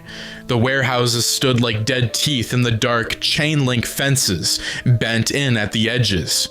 There were no sirens here. Not yet. Just the quiet hum of the city watching itself. Peter dropped down behind a rusted-out trailer, eyes scanning the broken windows and collapsed scaffolding. Then he heard it. A footstep, quick, careless. A man's voice, breathless, muttering. Come on, where's the exit? Peter moved like shadow. He swung up through the broken second-story window, crept across the exposed rafters, eyes locked below. The man was there, same cheap jacket, same jerky movements, same terror in his voice. Peter froze. It was him. Same face, same wide, startled eyes from the stairwell. The man who ran past him without a second thought. The man he let go. The man who pulled the trigger. The man who took Ben from the world and left a hole nothing could fill. Peter dropped. The man didn't even scream, just hit the concrete with a thud as Peter landed on him hard and fast. The force knocked the wind from his lungs. He struggled, flailing, but Peter grabbed him by the front of his jacket and slammed him into the wall. Why'd you do it? Peter growled. His voice didn't sound like his own. The man whimpered. I didn't know. He got in the way. Peter hit him again. Not hard. Not yet. Say it again. I didn't mean... Peter shoved him to the ground, foot on his chest. You shot him. The man tried to crawl. Peter webbed his hand to the floor. You shot him. He grabbed the guy by the collar and yanked him up. Fist cocked, ready to strike. Not for justice, not even revenge, just rage. His arm trembled. One hit. He wanted to. He needed to. But then, he saw his face, not the man's, his own, reflected in the shard of glass beside them, in the broken window on the floor. A maskless kid, wild-eyed, jaw clenched so tight it looked broken, covered in sweat and dirt and guilt. and something cracked. He let go. The man fell, gasping. Peter staggered back, breath ragged. Sirens in the distance now. Closer. He webbed the man's other hand down, quick and tight, then backed into the shadows, heart thundering. He didn't wait for the cops. He just climbed. Up, away, into the dark, into the cold, into the storm building behind his ribs. The face returns home to a house filled with silence and a weight that won't lift. The guilt isn't theoretical anymore. It has a name, a body, a face, and Peter can't escape it, even eye on the mirror. The sun was up by the time Peter came home. Not that it mattered.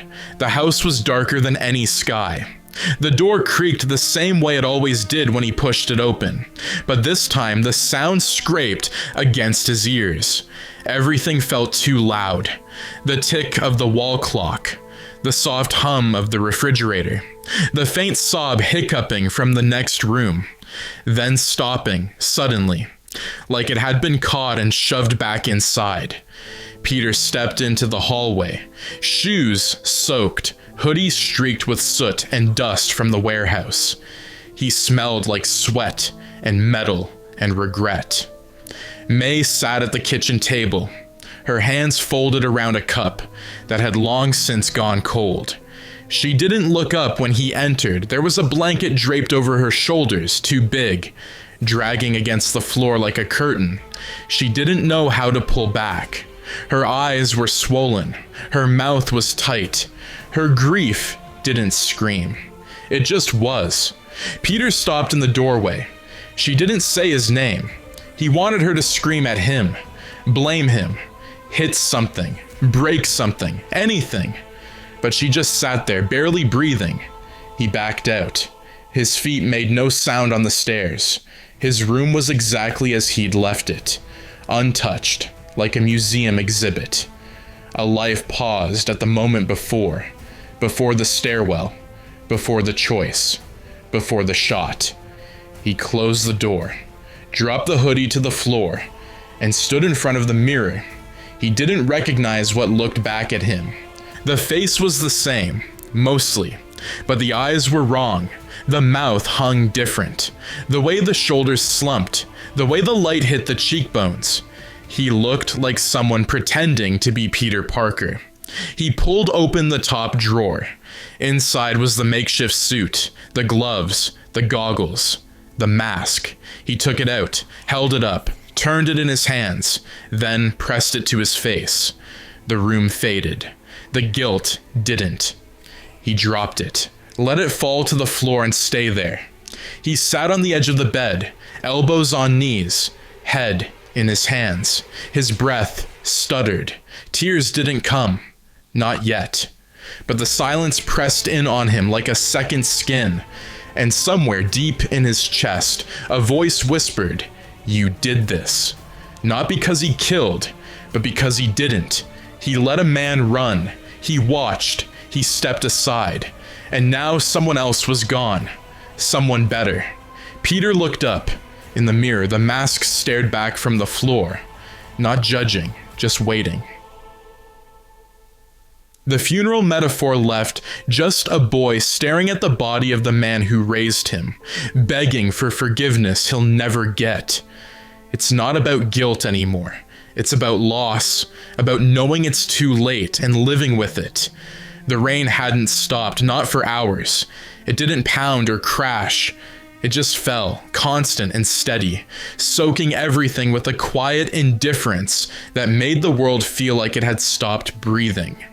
Peter stood at the back of the church, drenched from the walk-in, hair dripping into his eyes, hands clenched at his sides. His suit didn't fit, the collar scratched, the sleeves were too short. It wasn't made for him, and it didn't matter. Nothing did. The casket sat at the front like a sealed question. Dark wood, polished, heavy. People spoke in soft voices, shifting on wooden pews that creaked under the weight of everything unspoken. A priest muttered scripture into a microphone that buzzed with static. May sat in the front row, a handkerchief balled in one fist, her body hollowed out and barely holding shape. Peter hadn't moved. He'd stared at the casket since he walked in. He didn't blink, didn't breathe, didn't believe. When they called for final prayers, people began to rise one by one, filing past the casket to pay their last respect. Some touched it, some didn't. Most just looked down, whispered a name, a thank you, a goodbye. Peter's legs moved before his mind did. He walked the aisle like he was walking into fire. With every step, the room shrank. The air thickened. The world narrowed to the rectangle of wood and the silence it held. When he reached it, he stopped. His hand hovered over the edge. Then he leaned forward slowly and looked. Ben's face was still, pale, not peaceful, just gone. Like the switch had been flipped and nobody told the lights. Peter's throat locked, his vision blurred. He gripped the edge of the casket with both hands, knuckles whitening, breath shuddering. It wasn't fair. Not just that he was dead, but that this was how Peter had to see him, alone, lifeless, sealed under lacquer and prayer. He whispered, "I'm sorry." No one heard it. Not the people behind him. Not the priest, not May, just Ben, just Peter. And then it broke. The pressure, the mask, the illusion. His knees gave out and he collapsed onto the small padded rail in front of the casket. The kind made for prayer, or repentance, or just holding yourself together. He didn't hold anything together. He wept, not quiet, not graceful. Full-bodied, shaking sobs that tore through his ribs and clawed their way out. His fingers dug into the padding. His shoulders shook. He pressed his forehead to the wood and cried into the grain. Time slowed. Nobody stopped him. Nobody moved. Let the boy break. Let the grief take its due. It had waited long enough. He stayed there for minutes, hours, a lifetime. Eventually a hand touched his shoulder. Warm, careful, May. She didn't speak, just knelt beside him. Her own tears falling silent. They stayed like that until the casket was lowered. Until the rain turned to mist. Until the dirt began to fall. Each handful like a drumbeat. Like the world sang, "This is final." Peter never said goodbye. He didn't have the right. That night, he sat in his room alone. The window open, rain leaking in. The mask on the desk beside him, staring up with blank eyes. He didn't touch it. Not yet. Not tonight. He just stared, and waited for the silence to say something back. The stitching cry anymore. He doesn't talk, he just builds. Fabric, thread, gloves, glass. He constructs a mask, not to become someone new, but to hide the boy who failed. This isn't a costume, it's a wall. The basement was cold. The kind of cold that settled in your bones, not because of the temperature, but because of the silence. Peter sat at the old workbench, surrounded by piles of discarded fabric and scrap gear. A cracked sewing kit lay open beside him. Spools of thread rolled to the edge of the table. Forgotten. Scissors. A soldering iron. An old Dremel tool that sparked every time it touched metal. His hands moved with quiet purpose. Knuckles scraped, fingertips blistered. The house above him was still. May hadn't left her room since the funeral. She moved through the halls like a ghost, her footsteps muffled behind carpet and grief. Peter didn't ask how she was. She didn't ask where he'd been. They existed now in parallel orbits, close, but never touching. The mask came first. He used a strip of red, athletic fabric from an old track hoodie, cutting and reshaping it over and over until it sat flush to his face. He lined the inside with mesh, reinforced the outside with stitching he had to redo 3 times. Not because it wasn't as secure, but because it had to be. The goggles were a pair of broken lab lenses from his old chemistry kit. He popped them into custom frames, cut vents for breath, blacked the edges with soot to keep the glare down. When he slid them into the mask and pulled it over his head for the first time, he couldn't see his own eyes anymore. Good. The gloves came next. Bike gloves, stripped and rewired with extra grip material glued to the fingertips. Then the shirt, a navy blue compression top stretched where under a modified red track jersey. He painted the spider himself, crude, uneven, but it stood out, a mark, a warning. He never once looked in the mirror while building it, only after. He stood slowly, the full suit now clinging to him like skin. The fabric hugged his shoulders, his spine, his jaw. He zipped the collar tight beneath the chin, then turned, faced the mirror across the room, and stared. The boy was gone. What looked back at him was featureless, silent, cold. The goggles caught the bare bulb above and shimmered faintly. His breathing echoed inside the mask, like a machine coming online. He tilted his head, raised one hand, made a fist. Something inside him tightened. This is who I am now, not a costume, a consequence. Upstairs, a door creaked. He didn't move, didn't go to her, didn't speak. He slipped out through the basement window into the alley behind the house. The rain had stopped and the sky was low and orange and ugly. He climbed the wall in 3 silent motions, perched on the roof like a gargoyle, and stared out over the city. His chest rose once, twice, then he leapt into the night. The mask didn't smile, and neither did he. First blood the first time. Not to save, but to correct. His anger simmers beneath the surface of every swing, every punch. He stops a mugging, breaks a man's wrist. The victim flees. Nobody says thank you. And Peter doesn't ask for one. The air felt different behind the mask, thinner, cleaner, sharper. Peter moved through the rooftops like an echo. Fast, weightless, breath slow and controlled. The suit clung to him like skin now, damp with sweat beneath the seams. The goggles fogged briefly as he leapt over a ventilation unit, then cleared as he rolled across a flat industrial rooftop and rose again without a sound. Below him, the city simmered, not loud, just alive. Footsteps, tires on wet pavement, a couple fighting in hushed, angry whispers outside a closed deli. Sirens in the distance that never arrived. Queens hadn't changed since Ben died. It still pulsed the same, still rotted at the corners. Peter crouched low at the edge of a rooftop, eyes scanning the street below. He didn't know what he was looking for, just that something needed to break. And then he heard it, a cry. Short, sharp, not fear, pain. 2 figures down the alley behind a dry cleaner's. One with a knife, the other pinned against a dumpster, backpack half torn, face twisted. Peter didn't hesitate.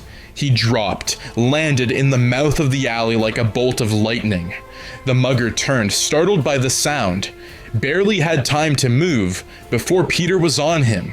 He grabbed the man's wrist mid-swing, twisted it sideways, and snapped it against the metal of the dumpster. The crack was clean. The scream wasn't. The man dropped the knife instantly, crumpling to the ground, clutching his wrist as it hung at a sick angle. His eyes rolled wide behind his ski mask. Peter stepped forward, grabbed the man by the collar, lifted. The mugger's feet left the ground. "You think you're the only one with a reason to be angry?" Peter growled. His voice was distorted by the mask, lower, mechanical, inhuman. The man choked. Peter slammed him into the alley wall once. Just once. But it was enough to rattle the bricks. The victim, a girl, maybe Peter's age, stood frozen. Backpack clutched against her chest, bleeding from the mouth. She stared at Peter like he was another threat, not a savior, not even a person, just something in a mask. Peter turned toward her. "You're safe." She didn't respond, just backed away. then ran. Peter let the mugger slide to the ground, webbed him to the dumpster with 2 quick shots, and stepped back, panting. He looked at the blood on the man's face, at the wrist hanging like broken rope, at the knife lying in a puddle. His hands were still curled into fists. He realized he didn't feel better. He felt nothing, no rush, no relief, no clarity, just the dull ache behind the mask. He turned and vanished into the darkness above. No one clapped, no one followed, no one said his name. Good. Mistakes made things go wrong. A bystander gets hurt, not fatally but badly. Peter panics, runs, hides. The city doesn't see a hero. It sees a monster in red, and someone else sees it to Otto, Octavius. The night felt heavier now, not just in temperature, but in weight, like the rooftops themselves sagged beneath the pressure of what Peter was trying to become.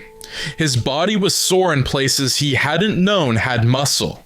His ribs throbbed from a bad landing, his fingertips stung from overused web cartridges, and his throat burned from breathing through the mask too long. But none of it slowed him down. He needed to move. He had to. Stillness made him think.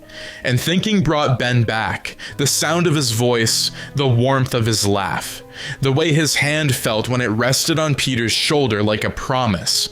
All gone.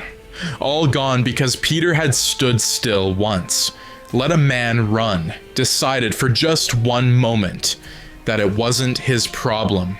He couldn't stop, not again, never again. So when he saw the liquor store on 45th, with the busted window and the 2 guys crawling through it in ski masks, he didn't wait. He didn't plan. He dropped like a hammer. The glass scattered under his boots as he landed hard on the hood of their getaway car, crouched and breathing deep. One of them shouted, scrambled for something. Peter couldn't tell if it was a gun or a bat or just a twitch of panic. Didn't matter. He was faster. He webbed the first guy to the car before the scream even finished. The second lunged with a crowbar, wild and off balance.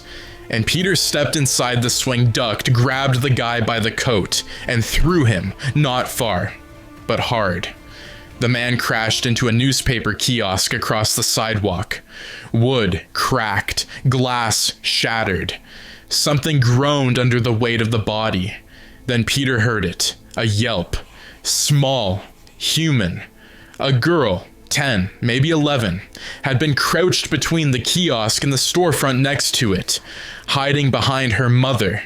A bad place, a safe place until Peter turned it into a war zone. The man hit the side of the kiosk and collapsed. But not before knocking the kiosk forward. It fell, and so did the girl. The mother screamed. Peter's heart stopped. He rushed forward, shoved the kiosk off with a desperate surge of strength, pulled the girl out. She was crying, dazed, a gash across her temple, and blood already in her eye.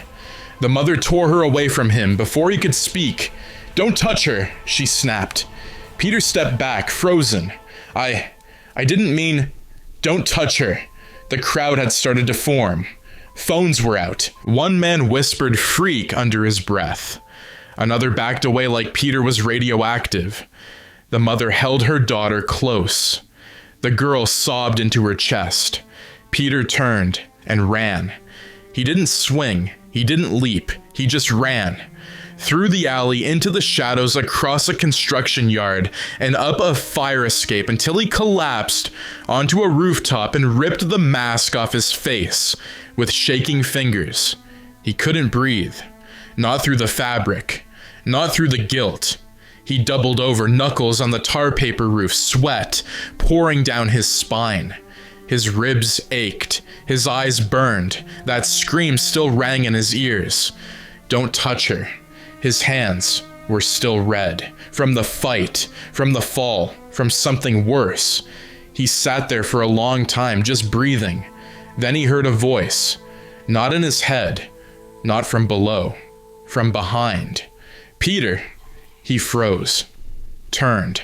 Otto Octavius stood at the edge of the rooftop access, in a long coat and crooked tie, his glasses fogged slightly in the cold.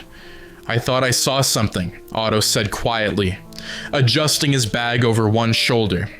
"But I didn't expect you." Peter swallowed hard. "Dr. Octavius." Otto looked at him. Really looked. At the bruises under his eyes, the cut on his jaw, the tremble in his fingers. "You all right?" Peter nodded. Lied. Otto didn't press. Just stepped forward. Looked out over the city with him. "Late night for both of us, huh?"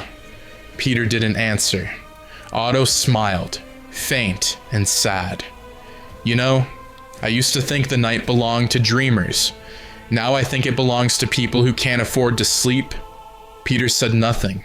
Otto didn't push. He just gave Peter one last look. "If you ever want to talk," he said softly, "there's more to me than goggles and science jokes." Then he left. Peter stayed behind. The mask balled in his life fist. The wind carving through the suit like it wasn't even there. The city below didn't even look up. Headlines: Jonah Jameson unleashes his first editorial against the spider menace. And just like that, the mask becomes more than armor. It becomes a target. Peter spirals. He tears the paper in half, but the words keep echoing, and when he walks into the kitchen, he sees something worse than ink. May at the table crying over unpaid bills, and all the strength in the world can't help him now. The paper hit the porch like a body drop. Peter was already awake. He hadn't really slept. He was sitting on the floor of his bedroom, back against the dresser, mask still damp from the night before, goggles on the windowsill fogged over by the morning cold.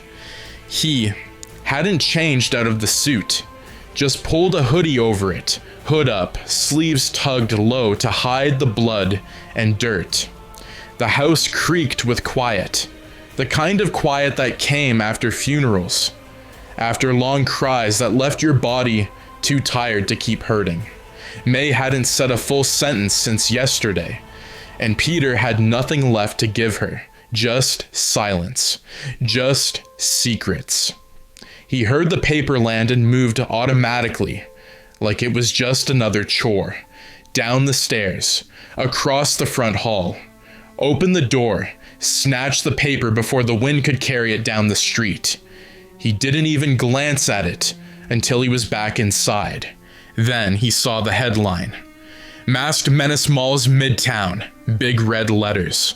All caps, front and center, bold as a punch to the gut.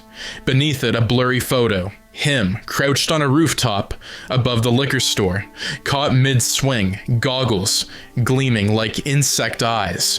The angle made him look huge, predatory.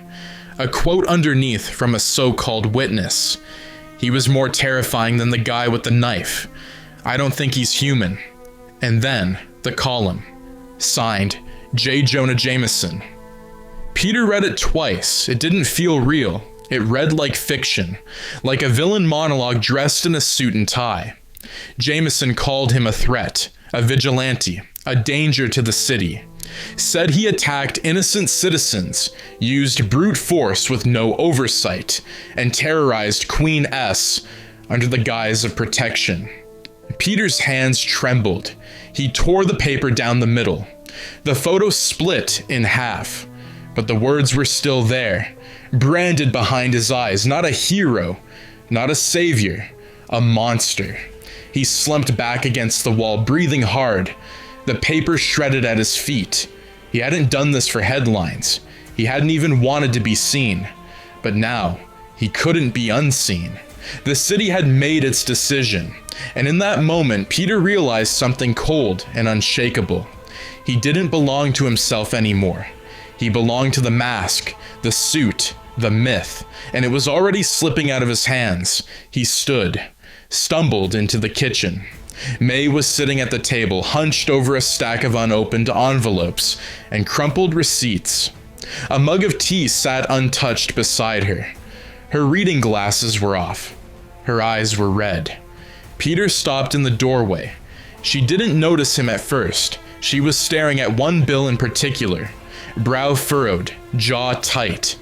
The kind of expression people made when they'd done the math 3 different ways, and the answer never changed. Peter knew that look. He stepped closer. Quiet. May glanced up startled, wiped her cheek quickly, forced a smile that cracked at the corners. "Morning, sweetheart." Peter tried to smile back. Failed. She folded the bill in half and tucked it beneath the others like it hadn't just stolen her breath. "You're up early," she said softly. "Bad dreams?" Peter nodded. She didn't ask what about. He wanted to fix it. Wanted to say, "I have money. I can help. I can do something." But the 100 from the cage fight was still crumpled in his hoodie, tainted by memory, by choices he hadn't earned the right to forget. He sat across from her, hands in his lap. They didn't speak. She just sipped the tea, cold now. He watched her hands shake slightly when she reached for the next envelope, and somewhere beneath the suit, beneath the headlines, beneath the mask the city had already painted over him, Peter Parker broke again. But this time he didn't cry. This time he just clenched his fists tighter and made a promise he didn't know how to keep. The voice of the dead, just checking in. But now it lands like a whisper from the grave. As Peter listens, something inside him begins to unravel. Not because Ben is gone, but because Peter knows he let it happen. That voice, that warmth, that love, it's gone. And the mask can't drown it out. The attic hadn't been touched since Ben died. Dust clung to the boxes like memories you weren't supposed to unpack. Peter hadn't meant to come up there. He'd gone looking for something to distract himself, some pointless task, anything to keep his hands moving so they wouldn't shake anymore. He'd opened the hallway closet, pulled on the attic cord like he was tugging down God, and climbed into the heat and the quiet and the ghosts. The boxes were still labeled in Ben's handwriting, sharp old man block letters. One said X-Mass lights, another kids' drawings, another still, tools, May's don't touch. Peter sat beside them for a while. Then he found the old phone, an ancient flip model Ben used when he didn't want to deal with touch screens. Peter opened it on instinct, not expecting it to even power on, but it did. A flicker, a faint buzz. The battery still clung to life like it was waiting for this. There was only one voicemail. No missed calls, no texts, just a little red dot, blinking like a heartbeat. Peter pressed play, and Ben's voice filled the room. "Hey Pete, just wanted to say, May made that weird chicken thing again, and I think it finally broke the microwave. You left your science book on the table, so I covered it in foil in case the dog tried to eat it. Not that we have a dog. Anyway, hope. School's not melting your brain. Call us when you can. Love you." Beep. That was it. No profound advice. No last words. Just Ben. Checking in. Joking. Loving him without ceremony. Peter pressed play again. Listened. Again. The way he said science book. The way he laughed halfway through the word microwave. The pause before love you. Like he was about to say something else. Something more. But thought he'd have time later. Peter didn't realize he was crying until the tears hit the phone screen and sizzled against the old plastic. He pressed play again. The voice didn't change. Just like that, it became unbearable. He flung the phone across the attic. It hit a box, bounced off insulation, and landed in a pile of forgotten Christmas decorations. A plastic reindeer rolled to one side, blinking once before going dark again. Peter sat there, chest heaving, fists clenched in his lap. The voice kept playing in his head. Call us when you can. Love you. The silence that followed was worse than any scream. Downstairs, May moved around the kitchen like a shadow, The floorboards creaked. A cabinet closed. But it felt 1,000 miles away. Peter reached for the mask beside him. It sat on the floor like a wound, still damp, still waiting. He picked it up slowly, held it in his hands, stared at it. "You don't fix anything," he whispered. His voice cracked. "You just hide it." The goggles stared back, blank, unblinking. He almost threw it, but didn't. Because the truth was, he needed it. Not to fight crime. Not even to chase down the people he swore he'd stop. He needed it to keep the weight of that voicemail from crushing what was left of him. At school the next morning, he didn't speak. He barely heard the teacher. Didn't touch his food. Stared at his notes without turning a page. Flashed past him in the hallway and muttered something. Probably nothing worse than usual. But Peter stopped walking, just turned and stared at him like he was daring him to say it again. Flash stepped back, caught off guard. Peter didn't speak, didn't swing, just kept looking at him like something beneath his skin was chewing its way out, then turned away, walked to class, and didn't look back. The rooftop conversation. Otto finds him. It's not a confrontation, it's a conversation, not about Spider-Man, not directly, but about grief, pressure, pain, and the quiet madness of genius. Peter says almost nothing. Otto says just enough. And when they part, something lingers in the air like smoke, a warning, or maybe a mirror. The school was dead by the time Peter left the chemistry lab. Midnight, maybe later. He didn't check. The janitor had locked most of the halls already, fluorescent lights buzzing behind locked doors, the whole place smelling of cheap disinfectant and floor wax. The only light left came from the ceiling above the stairwell exit, flickering like it was arguing G with itself. Peter pushed through the double doors at the top and stepped out onto the rooftop. The city lay below him, quiet, but twitching. Trains in the distance, distant horns. The occasional flash of blue and red from across borough lines. The cold bit through his sweatshirt. He didn't care. He was still wearing the suit underneath. He hadn't taken it off in days. He leaned on the railing, staring at the skyline. Not at anything specific, just away. He didn't hear the door open again. Can't sleep? Peter turned. Otto Octavius stepped out into the night. Coat buttoned up tight, scarf blowing in the wind, hands stuffed in his pockets like he was keeping something secret. "I figured I'd find you here," Otto said, not smugly, just honestly, like he knew. Peter looked away. "Couldn't sleep either," Otto added, stepping beside him. They stood like that for a while, two shadows above a city that didn't know or care that they existed. "You're in pain," Otto said finally. Peter tensed, said nothing. Otto didn't push, just continued, voice low, almost thoughtful.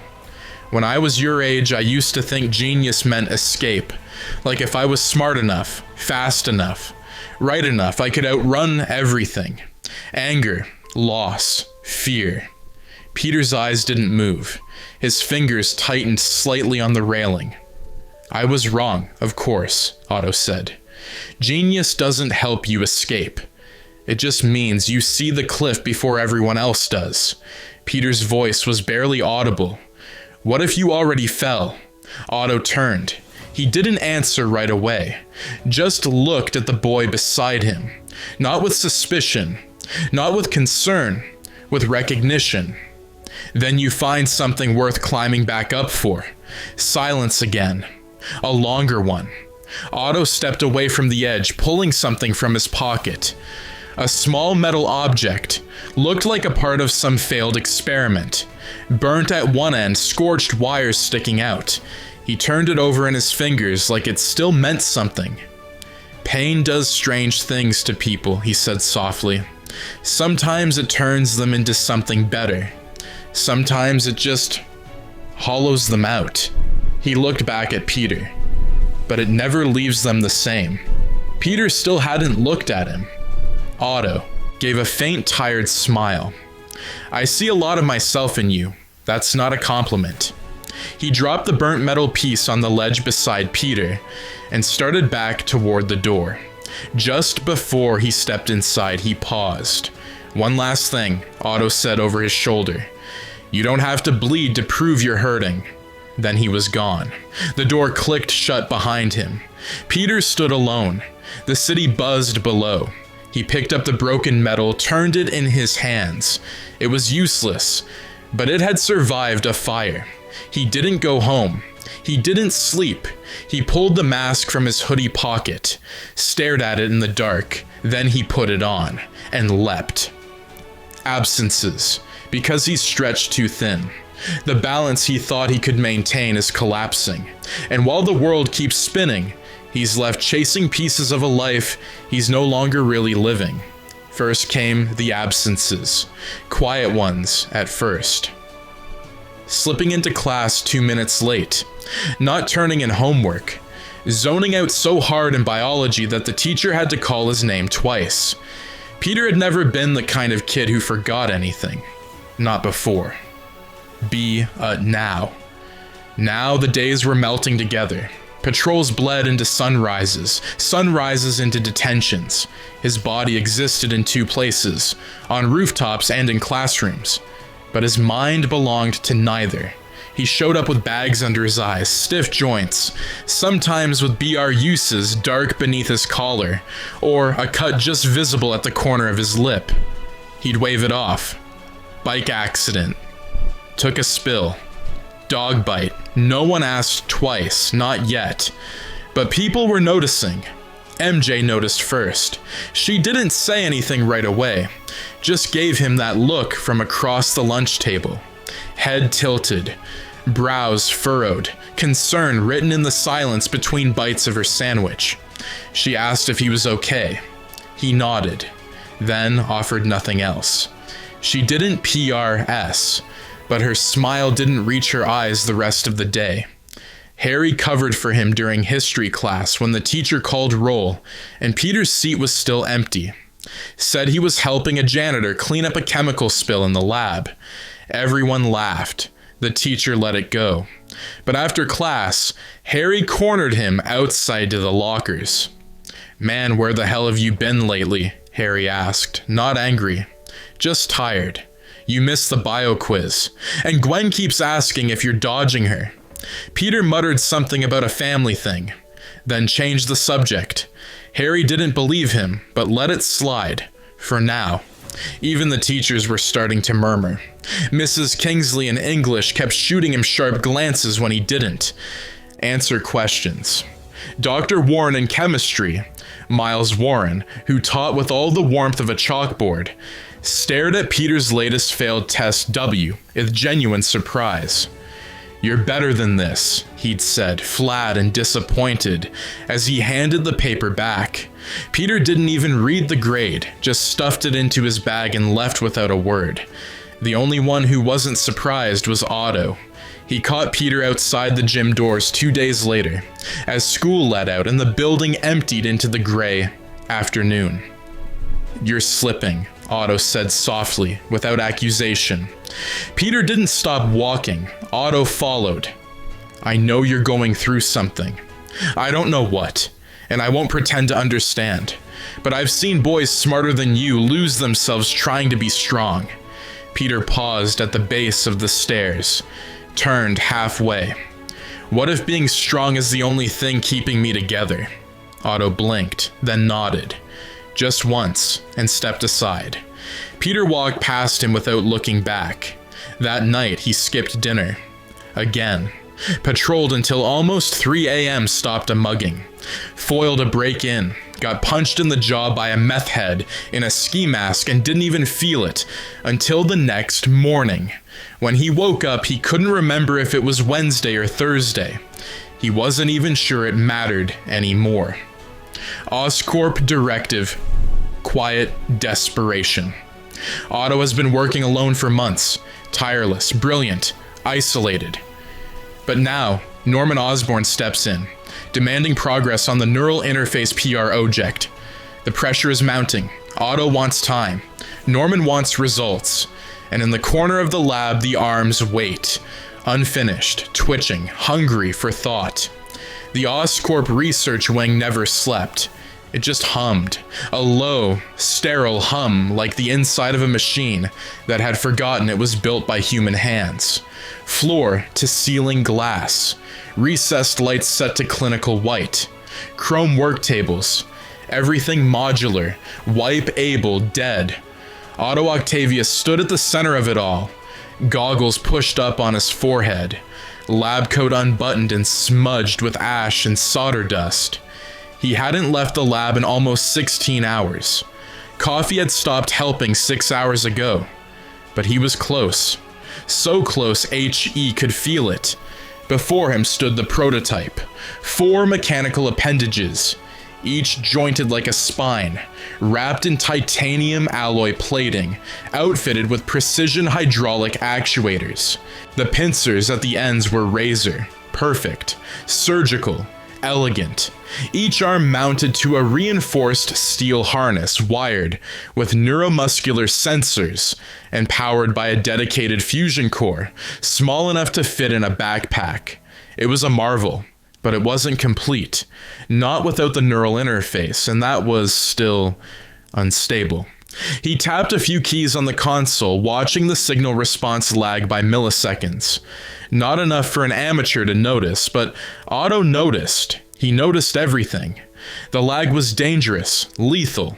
If the interface couldn't sync directly with the brain, if it hesitated, then those arms weren't tools. They were weapons with a mind of their own.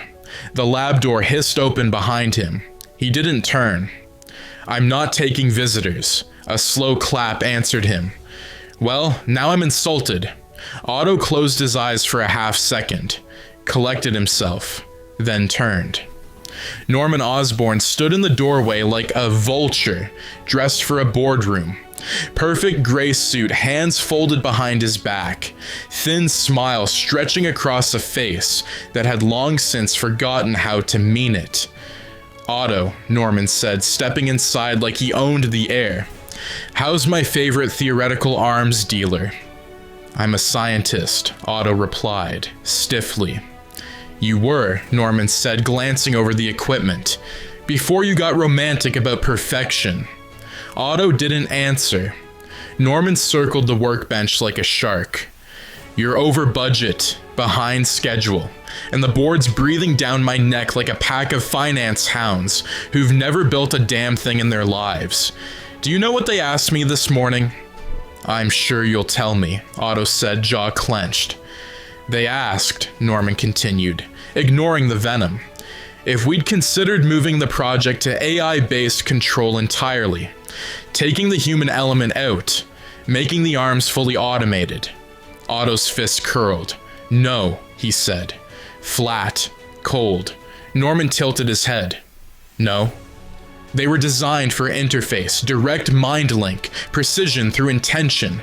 If you hand control to a program, it'll never match human responsiveness." "Or human ego," Norman replied. He stepped closer to the prototype, let his fingertips drift along the base of the harness. Otto almost slapped them away. Norman looked up. "Finish the interface. You have 2 weeks. Show us it works. Or I pull your funding and sell the arms to the military with a chimpanzee on the joystick."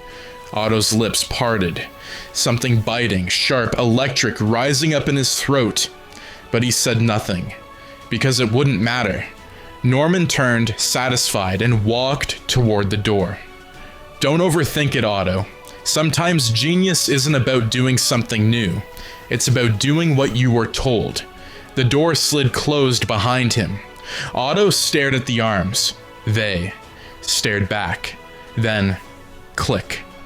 One of the pincers twitched, not by command, not by signal, just a reflex, like a thought trying to form. Otto's mouth was dry. He sat back in his chair and stared at his hands. They trembled, barely. The interface wasn't ready, but he was running out of time. And maybe, just maybe, he didn't care anymore. Distance ends in a lie. His friendship with Harry frays. The mask is taking over. That night, Peter goes out again. Another robbery, another fight, another step closer to becoming someone he swore he wouldn't. The lunch table was quieter than it used to be. Peter sat across from MJ and Harry, picking at a tray of half-warmed fries like they were surgical tools. He hadn't touched the rest of the food. Hadn't said much either. His hoodie sleeves were tugged low to hide bruises. His posture slouched, but not laziness. From weight. It was like his spine had grown too tired to keep pretending everything was fine. MJ nudged her tray closer. "You're not eating," Peter shrugged. She narrowed her eyes. "That's not an answer." He forced a smile. It didn't hold. "Late night," he said quietly.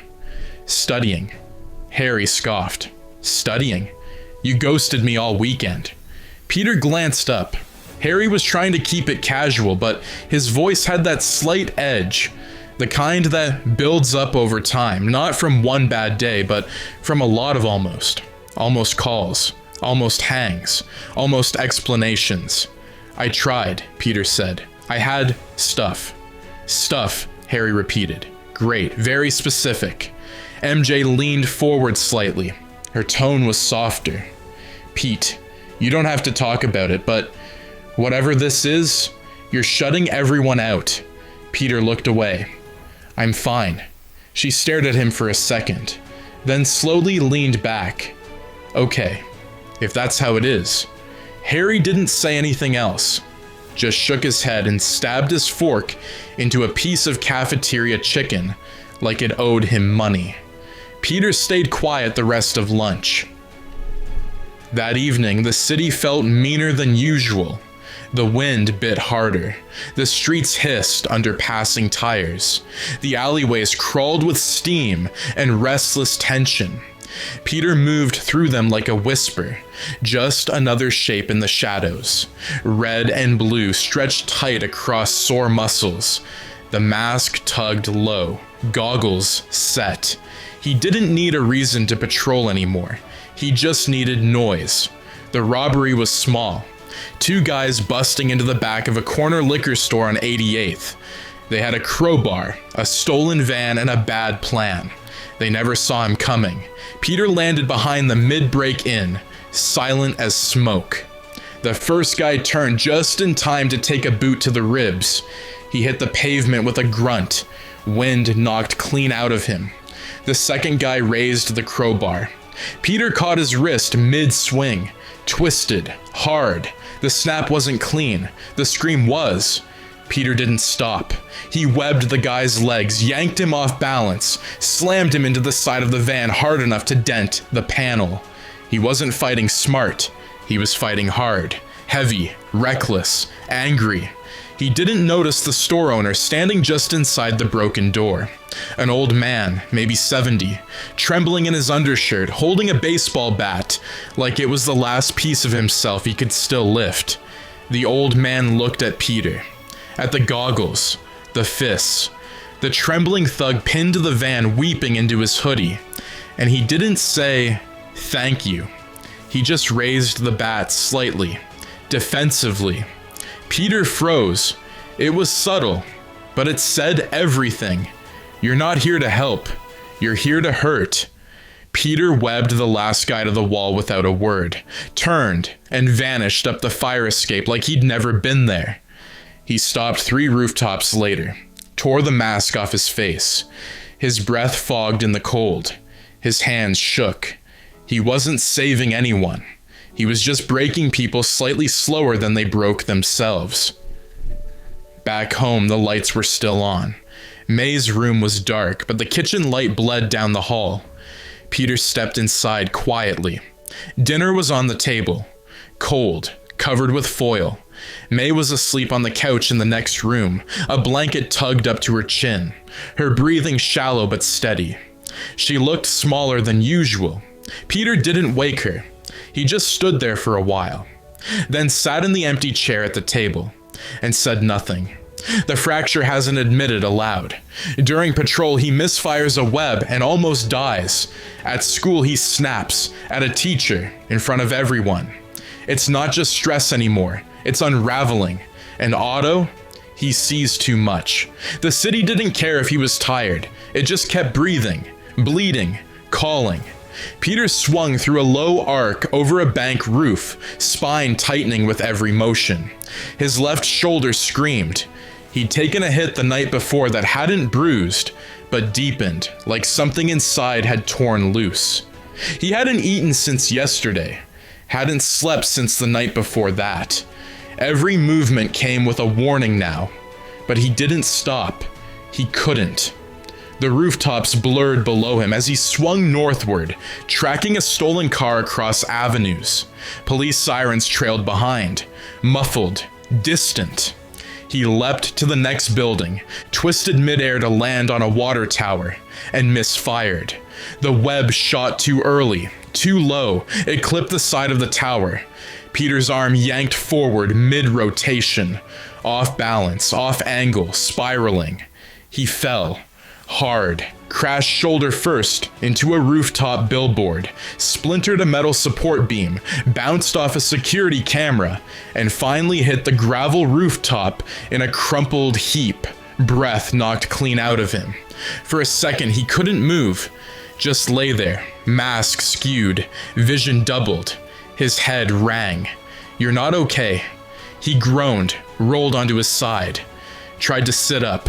Pain shot down his back like fire. He wheezed, bit down on it, forced himself upright. There was blood in his mouth, not a lot, but enough. He stared at his hand. It trembled again, not from fear, from exhaustion, from too much. Later at school, the world moved like it was underwater. Students passed in clusters of noise and color. He didn't speak to MJ, barely nodded at Harry. Gwen shot him a look like she wanted to ask something, then didn't. He drifted through the hallways like a ghost in a hoodie, mask zipped tight in the pocket, barely remembering what day it was. Then came chemistry. He sat in the back, same seat, same battered notebook, same cracked pen. Dr. Warren handed out a pop quiz. Basic reactions, redox equations. Peter stared at the paper. Nothing. Not a single answer came. The words swam. Sweat beaded at his temple. Behind him, someone coughed. The room closed in. His hand clenched around the pen, knuckles white. He was Spider-Man. He fought men with guns, faced down knives, dove headfirst off 60-story buildings. But this? A quiz. A room full of kids breathing too loud? This made his pulse spike. The pen snapped in half in his hand. Ink sprayed across the desk. Dr. Warren looked up sharply. "Mr. Parker?" Peter stood up. Fast. Too fast. The desk rattled. Everyone turned. He didn't mean to speak, but it came out like a knife anyway. "Don't talk to me like I'm not trying." The silence was total. Dr. Warren froze. So did the students. Peter's chest rose and fell. His face was red, his eyes bloodshot, his hands still trembling. Then, without another word, he grabbed his bag and walked out. Just walked. No one followed. Except one pair of eyes. Otto stood at the end of the hall, coat slung over one shoulder, papers under one arm. He hadn't meant to be there, but he saw everything. And for the first time, the sympathy in his gaze was laced with something else. Worry. Peter didn't stop walking. He hit the side door, pushed out into. The cold pulled the hoodie up over his head, and walked until the school was behind him, and the sound of his own breathing was the only thing left in the world. Broken promises called, and he answered. Again. When he returns, the house is quiet. The food is cold, and the only thing waiting for him is guilt.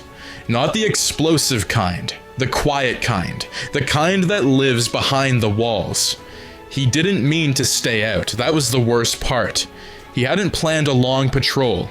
He wasn't chasing any lead, wasn't itching for violence. He just needed to move, to breathe, to stretch his muscles until the burn in his shoulders drowned out the screaming in his brain. Just one rooftop, then one more, then another. The hours slipped through his fingers like rain. It wasn't until he landed on the clock tower at 83rd and looked out over the dark streets below that he realized he had no idea what time it was. He checked his phone. 9:42 p.m. May. Dinner. He cursed out loud, sharp biting, and leapt off the roof. He ran the rest of the way. Didn't swing, didn't climb, ran. He didn't even care if someone saw the suit under the hoodie or the web cartridges digging into his forearms. He just needed to be there, to make it right. But when he got home, the lights were low. The house was quiet. He opened the door slowly. The hallway creaked under his feet. The kitchen was still lit, dim. Just the old lamp over the table. The food was laid out, covered in foil. A plate for him, a plate for her. 2 chairs, untouched. May sat slumped in one of them, arms folded on the table, cheek resting against her forearm, glasses half off her face, breath soft and even. Asleep. Peter stopped in the doorway. He didn't move for a long time. She'd waited. The mashed potatoes had dried at the edges. The peas were stuck to the plate like confetti. The roast chicken had curled under the foil, still giving off the faintest warmth, like a promise it was trying to keep. Peter walked in slowly, quiet. Didn't say a word. He set his backpack down, pulled the chair opposite her back gently. It scraped the floor soft and apologetic. He sat down and just looked at her. She'd worn earrings. Not fancy ones, just little blue ones she kept in a dish by the mirror. Her hair was pinned back. She'd made iced tea, his favorite kind, still sweating in the glass. Peter clenched his jaw. His throat tightened. This wasn't like the funeral. It wasn't explosive grief. It wasn't crying in the rain or fists on the ground. It was worse. It was still. It was quiet. He reached forward and slowly, carefully took the them from the back of her chair and draped it over her shoulders. She stirred slightly, murmured something he couldn't catch, then settled. He sat back down, watched her sleep, watched the food sit untouched between them, watched everything he kept failing to protect. When the silence got too loud, he whispered, "I'm sorry." Not loud enough for her to hear. Just enough for the room to remember. Then he stayed there. Not because he had to, because he couldn't make himself leave again. Control extensions of thought, of need. It's glorious, terrifying. And somewhere across the city, Peter Parker stands on the edge of a radio tower, wind against his skin, and wonders if being Spider-Man is saving anything at all. Or if he's just breaking more slowly than everyone else. The Oscorp lab was silent when it happened. Not dead. Not sterile. Holding its breath. Otto stood alone in the central chamber, coat shed, sleeves rolled, gloves off.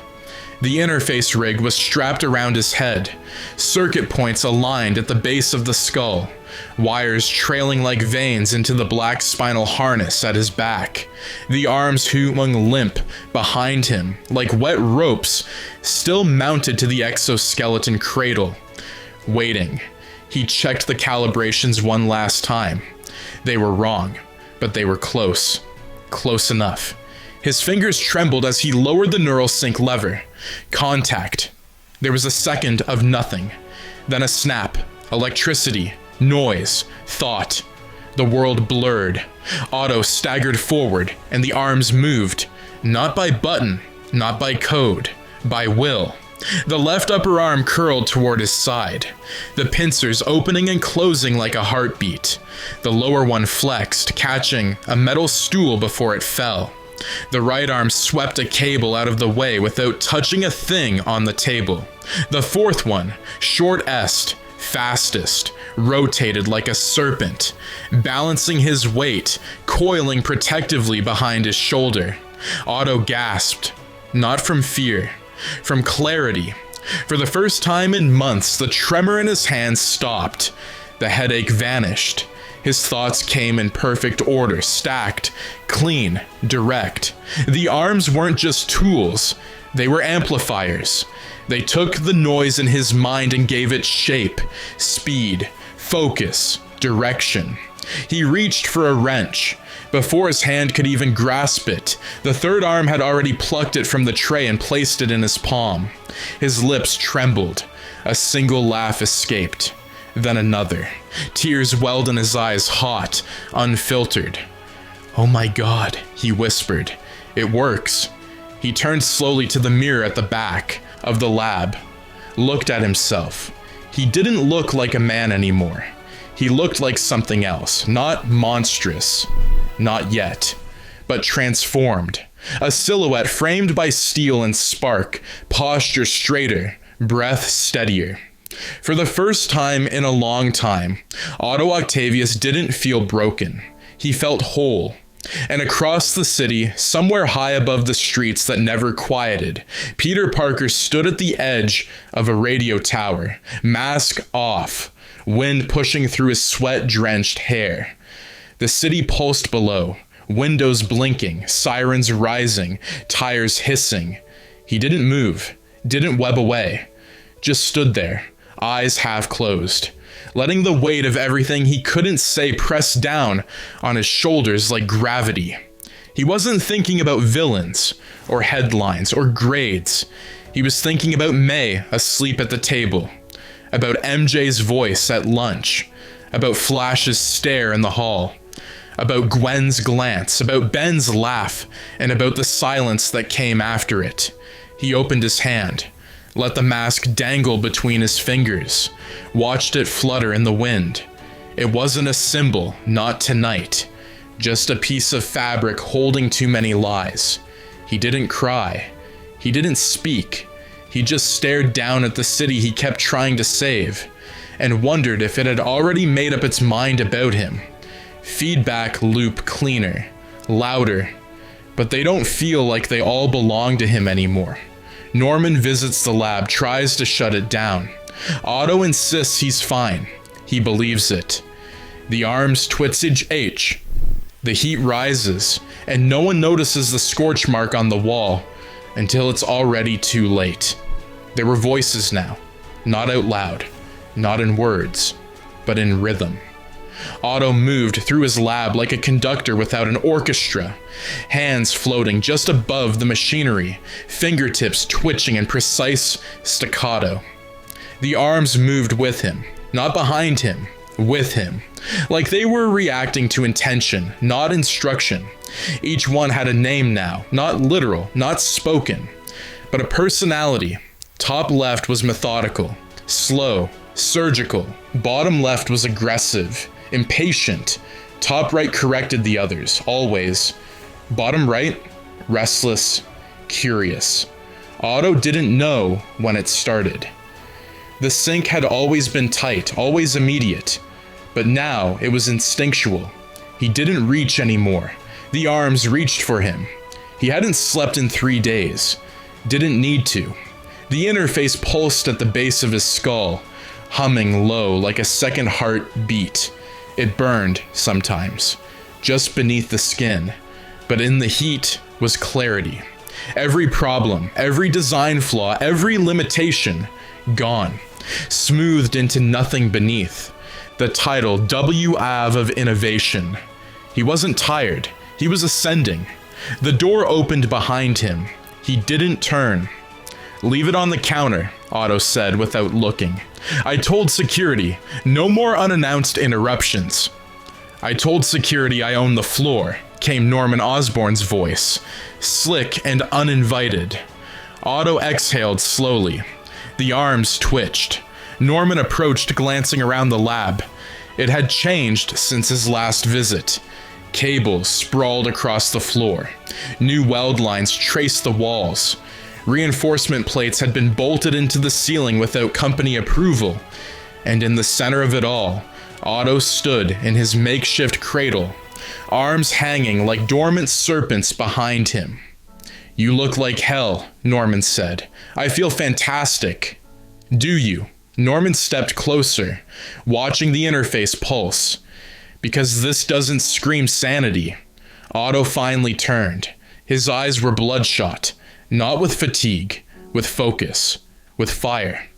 "The neural bonding has reached full cognition," he said, voice sharp, clean.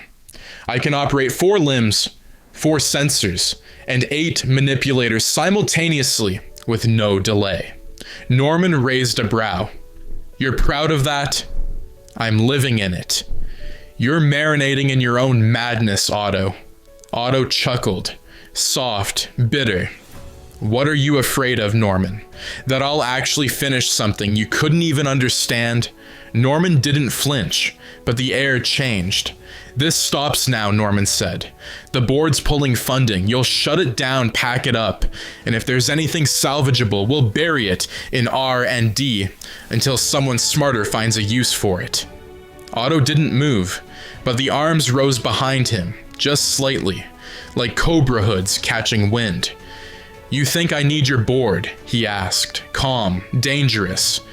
"You think I need permission to evolve?"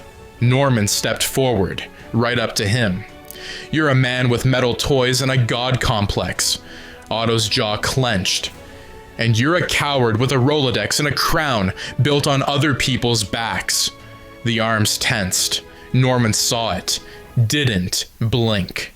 "You walk out now, I'll make sure you still have a name. Burn this place down and I'll make sure no one ever says it again."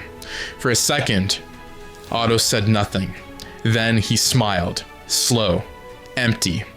"You never understood what power really was." Norman turned. "That's what scares me." He walked out.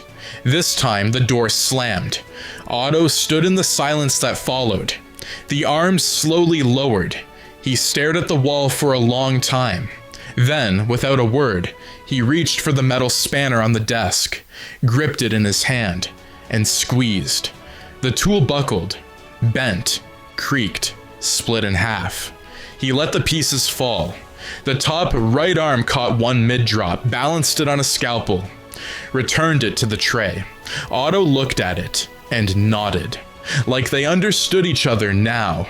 Outed secret, his last secret, is caught mid-swing during a botched robbery downtown. The footage goes viral within the hour. JJ lights the match. The school swarms with rumors. May gets a call. And Peter, he finally runs out of places to hide. It started with a scream, the kind that tears across rooftops and bounces between alley walls. Peter didn't think. He dropped off the radio tower, and Webb zipped into the noise. Instinct moving faster than thought, then exhaustion, then caution. He landed in the middle of an attempt D robbery on Canal Street. 2 men in ski masks trying to pry open the side door of a pawn shop. Neon signs flickering overhead like a siren stuck on loop. He didn't speak, didn't warn. He was tired. Too tired to do the banter. Too tired to ask questions. The first guy never saw the punch coming. The second got Webb to the wall before his crowbar even dropped. It should have ended there. Quick, quiet. But then, click.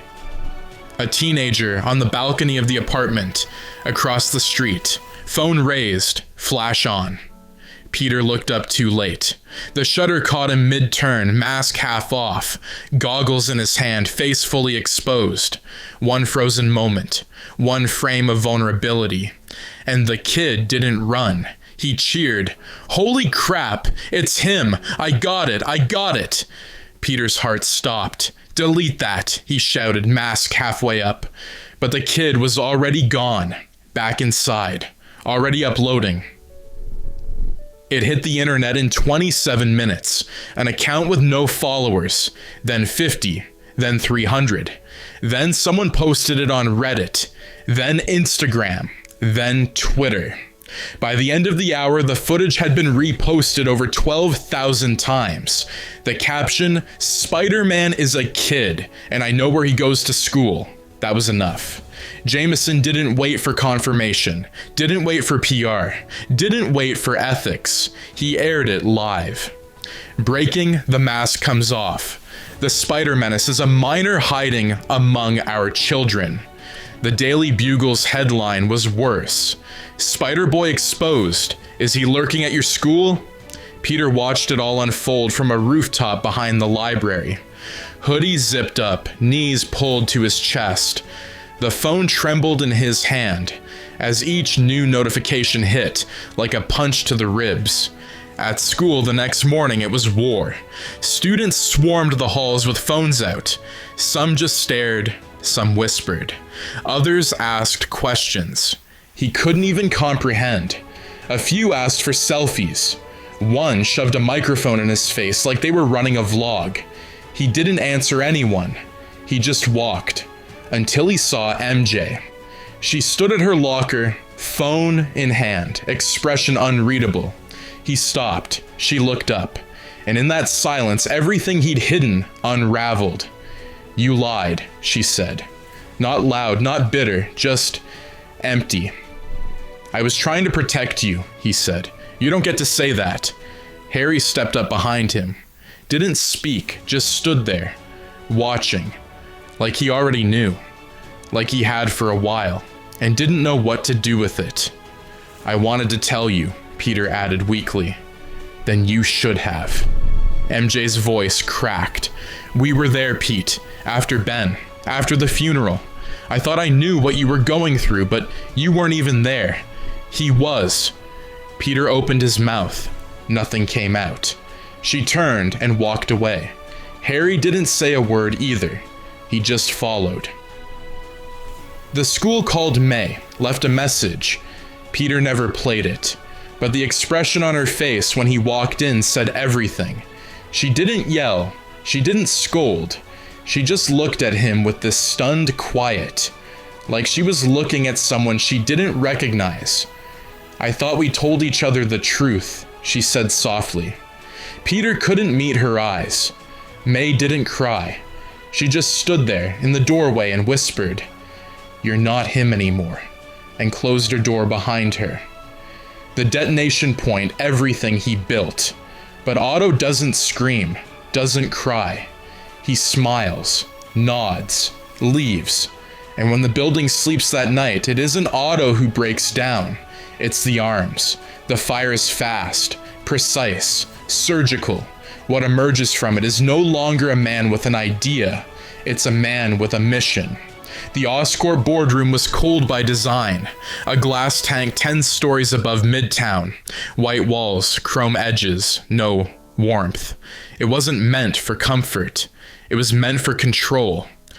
Otto stood at the far end of the long obsidian table, arms folded behind his back, civilian clothes, no rig. He looked like any other dismissed employee. Ordinary, small.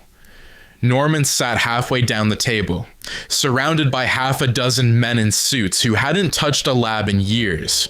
They wore ties like nooses and smiles like weapons. A few tapped on tablets. One read from a packet, without even looking at Otto's face. After reviewing expenditure reports, test footage, and recent security concerns, the board has concluded that the neural manipulation project is no longer viable for civilian application. The division is hereby dissolved. Otto didn't blink. Norman leaned back in his chair, crossed one leg over the other. The smile on his face was all teeth. "We appreciate your passion, Otto," he said. "But the age of tinkers is over. We don't need visionaries. We need weapons we can predict." Otto looked around the room. No one made eye contact. He nodded once. "I understand," he said quietly. A pause. Then Norman added, almost as an afterthought, "You're lucky we're letting you walk out with your pension. I was all for cutting the cord cleaner." Otto's eyes didn't change. He didn't argue. He just turned, gathered his coat, and walked out without another word. Behind him, Norman sighed. "See? That's the problem with soft geniuses. You threaten their toys, they fold. No one noticed that Otto never took the elevator. He walked down 10 flights of stairs, smiling. That night, Oscorp's sub-level research wing tripped a silent alarm at 2:13 a.m. By 2:14, the cameras were down. By 2:16, the locks failed. No one responded because the system had already been overridden from the inside. No prints, no footage, no witnesses, but the lab, Otto's lab, was reduced to molten steel and powdered glass by 2:21. The sprinkler system kicked in, too late. The fire didn't rage, it executed. Tables burned with precision. Hard drives fried in perfect sequence, backup servers shorted cleanly. Only one thing was missing from the wreckage: the rig, harness, and arms. Gone, erased, but not destroyed. At sunrise, on the edge of an abandoned train yard outside the city limits, Otto stood beneath a half-collapsed steel gantry, torso bare, his body slick with blood, sweat, and soot. He had done it himself. No lab, no assistant. Just 4 metal arms bolted into the fusion core frame around his spine, interfacing directly with the neuromuscular clusters he had mapped by hand, re-engineered in the back of his car, and fused under the whine of stolen welders and industrial acetylene. He could hear them, the arms, breathing, thinking. He stood perfectly still, then twitched a finger. The arms responded like they'd always been his, graceful, coordinated, absolute. They didn't feel like tools anymore.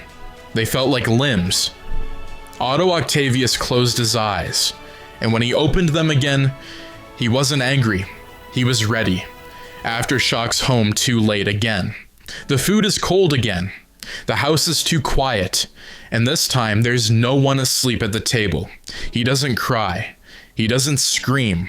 He suits up because the mask is all he has left, because without it, he's just a boy eyeing a house full of echoes. The door didn't creak this time. It swung open without resistance. Quiet. Almost too quiet. Peter stepped inside and immediately felt the weight in the air, like something had already happened. Like a decision had been made while he was still chasing shadows on rooftops. The hallway light was off. The kitchen light was on. He could smell the food before he saw it. Chicken, rice, something faintly overcooked. It had been ready hours ago. The plate was still on the table, plastic wrap pulled over it tight, fogged from the inside. A folded napkin on top, fork, knife. No note on the table, but something tugged at him. He moved slowly, cautiously, like walking into a crime scene. Checked the living room. Empty. No blanket. No May asleep on the couch. No faint murmur of the TV left on too long. Just silence. He turned to head upstairs. That's when he saw it, propped against the hallway mirror, taped at the top. White paper. Faint blue ink. His name. Just Peter. He pulled it free with shaking fingers. Read it standing up. The handwriting was hers. Peter, I love you. You know that. But I don't know who you are anymore. You come home broken. You leave without speaking. You don't let me in. You don't let anyone in. I'm not angry. I'm just scared. I raised a boy who used to look people in the eyes, who didn't vanish every night. I miss him. I'm staying with Anna for a while. Please don't come find me. When you're ready to come home, really come home, I'll be waiting. May. The letter didn't shake in his hand. He did. He stood there, chest tight, throat closed. No tears. He didn't have any left. Instead, he sat down at the kitchen table, slowly, methodically, and ate every bite of the cold chicken, every grain of rice. He didn't heat it up, didn't look at the empty chair across from him, didn't say a word. When he was done, he rinsed the plate, dried it, put it back in the cabinet. Then he went to the closet, pulled out the suit, and changed. It wasn't a ritual anymore. It was muscle memory. Web cartridges in, Wrist seals snapped, goggles adjusted. He didn't check the mirror, didn't look at the boy underneath. He opened the window, stepped out, and vanished into the night. No destination, no mission, just the noise. The only thing louder than the guilt, catastrophe highway. His goal isn't destruction, it's reclamation. But the neural interface is unstable. The arms react too fast, too violently. The convoy erupts into chaos. Trucks flip, a tail anchor ignites. Peter arrives mid-collapse, and this time, saving everyone might be impossible. It started with static on the NYPD dispatch radio. A brief flicker. All units 72nd and Whitestone. Oscorp truck under assault. Unknown suspect. No visuals. Then screaming. Then silence. Peter didn't hesitate. He was already moving. By the time he reached the overpass above the expressway, smoke was clawing into the sky like a black tree splitting open the clouds. The air reeked of scorched rubber, melted plastic, ozone. Horns screamed beneath him. Metal crunched. Flames flickered aura-inge and frantic between collapsed concrete barriers. The scene below was carnage. An Oscorp semi-transport lay sideways across 3 lanes.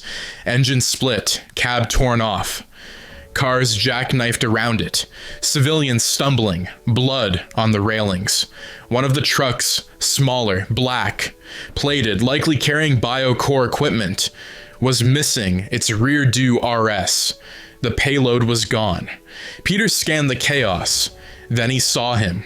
Otto, standing in the center of the broken road like a figure carved from steel. The arms were alive. They didn't twitch now. They moved with intention. One reached backward to lift a shattered piece of Oscorp plating. Another swept a fire hydrant free of obstruction to slow the spread of flame. But the others? They hovered near his sides like bodyguards starved for movement. Otto turned toward a fleeing officer. The arm snapped forward, not to strike, but to grab. Too fast. The man flew backward, slammed into a guardrail, unconscious before he hit the ground. Peter landed hard behind him. Otto. The voice wasn't angry. It wasn't loud. It was grieved. Otto turned slowly. His eyes were bloodshot, wet with heat and adrenaline. "Peter," he said, like greeting an old friend in the middle of a funeral. The arms flexed. "Why?" Peter asked. He took a slow step forward, hands raised. "Why here? Why this?" "I needed the core," Otto said. "Oscorp tried to bury it. To bury me. I made this. And they decided it was too dangerous to exist. And this isn't." Peter motioned to the collapsed trucks, the screams, the smoke. "Otto, people are dying." "They would have died anyway," Otto said flatly, "the moment someone else got their hands on it. I'm just accelerating the outcome." Peter took another step. "You're not thinking clearly. You're hurting people who have nothing to do with this." Otto smiled, the kind that had no joy left in it. "The interface is clean. The arms don't lie. You're just too young to understand sacrifice." Behind him, a gas truck ticked. The fire was climbing. A woman screamed from inside a crushed sedan, pinned by a fallen sign.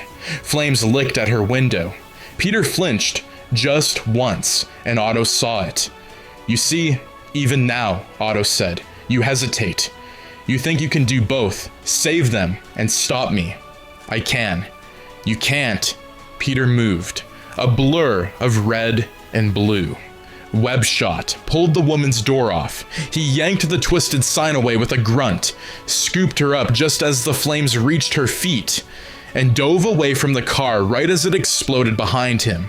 He rolled, covered her, webbed the heat off her back. She was shaking, but breathing. He turned. Otto was gone. But the noise hadn't stopped. A freight container, half the length of a city bus, came hurtling toward him midair like a bullet. One of Otto's arms had launched it like a spear. Peter webbed it, yanked himself backward, and let it crash into the empty street behind. Too close. Too fast. He barely stood before the next strike came. A limb sweeping low like a steel scythe. Peter ducked, webbed Otto's arm, yanked him forward, and punched. The hit cracked bone. Otto staggered, grinned through blood. "You hit like him," he said, breath ragged. "Like Ben used to talk about." Peter froze. Otto knew. "I didn't want this," Peter whispered. Otto's face hardened. "Neither did I." The ground shook beneath them. A tanker 2 lanes down ruptured. Fire spilled across the highway in a curtain of orange and black. Children screamed from a school bus pinned against the median. Peter ran. Otto didn't stop him. Not this time. Instead, he turned, looked at the chaos, and for the first time, he hesitated, reckoning beneath the wreckage of a falling overpass, and saves her. Not with genius, not with tech, with his body. His arms hold the weight, his spine breaks under it.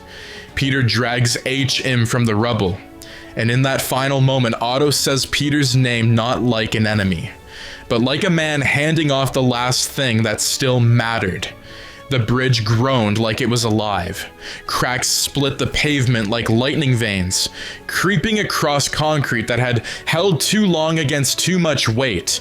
The supports beneath the northbound ramp were melting. Flames licked the iron guts of the structure, turned steel into taffy, and the AIR smelled like burnt metal and fear. Peter spun web after web, and then suddenly pulling civilians out, sealing gas leaks, slinging steel beams out of the way with every tendon in his body, screaming. But it wasn't enough. There was too much. He couldn't catch everything. A scream cut through the smoke, high, small. A girl, maybe 6, maybe younger, stood beneath the edge of the broken overpass, arms raised, too terrified to move. A piece of rebar had pinned her in place. Her foot was bleeding. Behind her, the slab of concrete overhead began to shift. Peter moved, too slow. There were 2 buses still wedged sideways in the wreckage. Between them and the girl, 20 feet, maybe 30. The ground was falling in chunks now. The rebar was creaking, and he knew the sound. It was seconds. And then, Otto was there. He didn't yell, didn't leap in with arms flailing or limbs swinging. He just appeared. Through the smoke, limping, bloody, one of the arms sparking behind him. 2 of them were already reaching, calculating trajectories, assessing structure. Peter skidded to a stop, coughing in the smoke.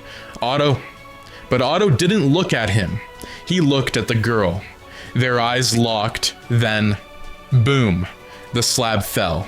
Otto dove. The arms caught it. 4 metal limbs braced against falling rock and twisted steel, screeching under the force.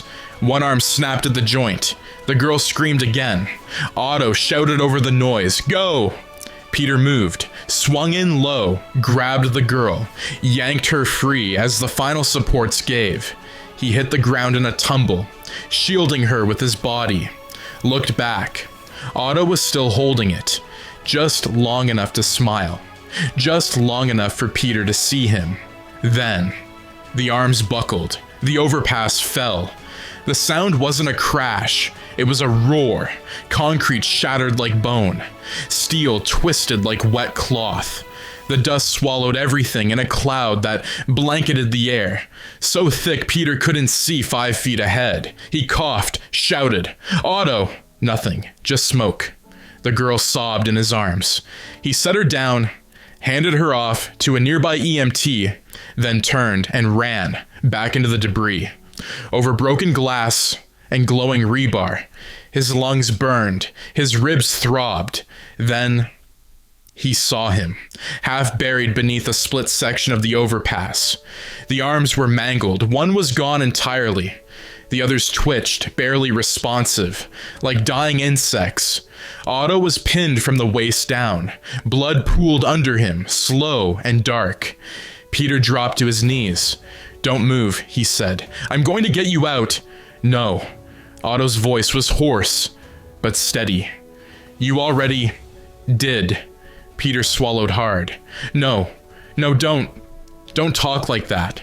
We'll get you to a hospital. They'll try to cut it out of me, Otto rasped. They don't understand.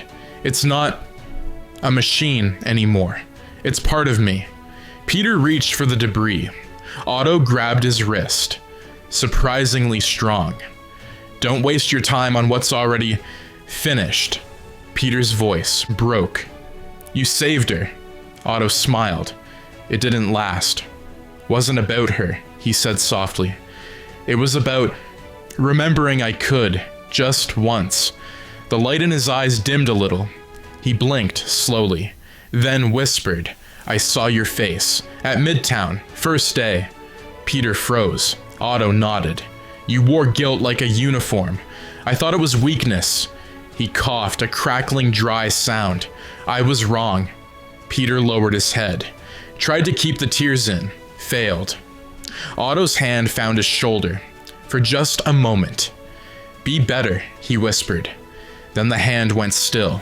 Not limp, just still. Peter sat there in the rubble for a long time. Not as Spider-Man. Not as the hero. Just as the boy who couldn't save his uncle. And the man who tried to stop him from making the same mistake. The fallout. And with the cameras gone, what's left behind isn't fame. It's isolation. No one says his name, but no one looks away. He can't hide anymore. Not behind the mask, not behind excuses, and certainly not behind the grief. It started with the silence, the kind that didn't belong in a hallway full of teenagers. Peter walked through Midtown High like he was moving through a vacuum, feet thudding against tile, locker doors slamming in deliberate quiet. Heads turned when he passed. Conversations trailed off like ghosts ducking for cover. No one whispered his name out loud, but no one had to. It was on every face. Some of them looked at him with awe, some with fear, others, worse, with pity.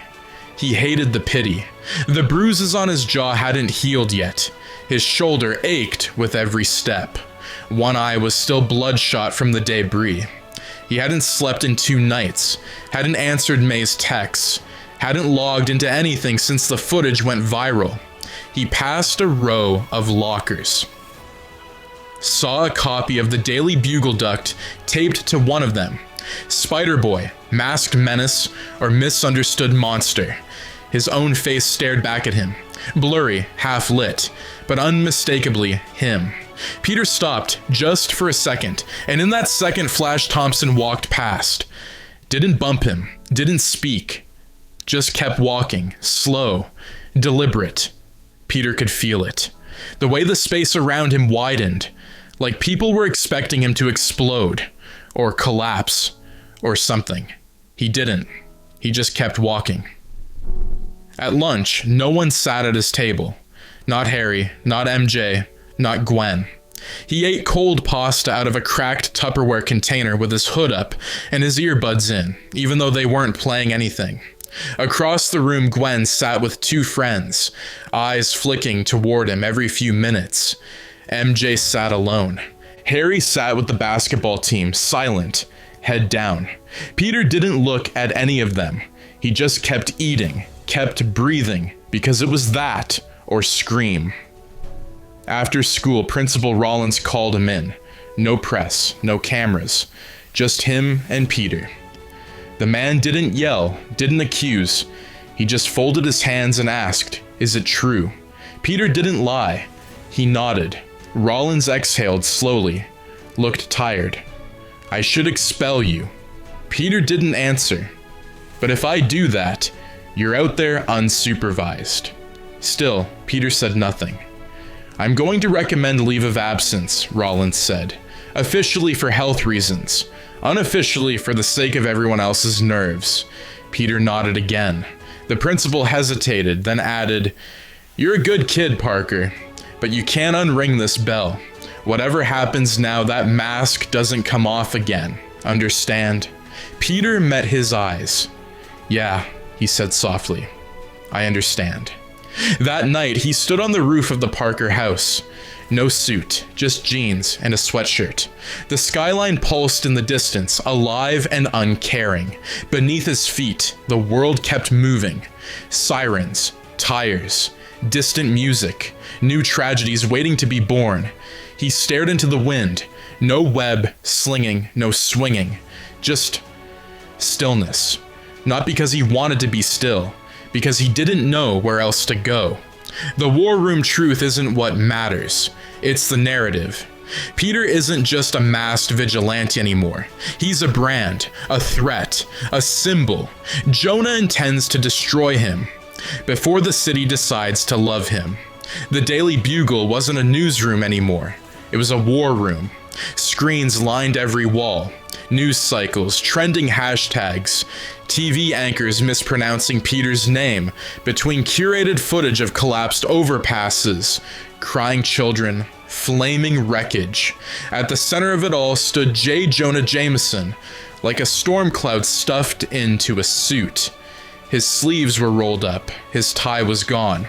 A cigarette, half dead, dangled from his mouth as he paced in front of a dry erase board, already layered in chaos. Mask = menace, underlined 3 times. Scribbles like "Where's Stark?" and "Are mutants next?" jammed in the margins. Betty Brant stood to one side, watching him spin. "Jonah, we need to pump the brakes. This kid, he's 17. Midtown hasn't even put out a statement." Jonah slammed a fist on the board. He is the statement. Or he's a child grieving his uncle who just saved 100 people. He threw a fuel truck, Betty. A fuel truck. If the cops hadn't backed off, we'd be scraping blue and red off the highway.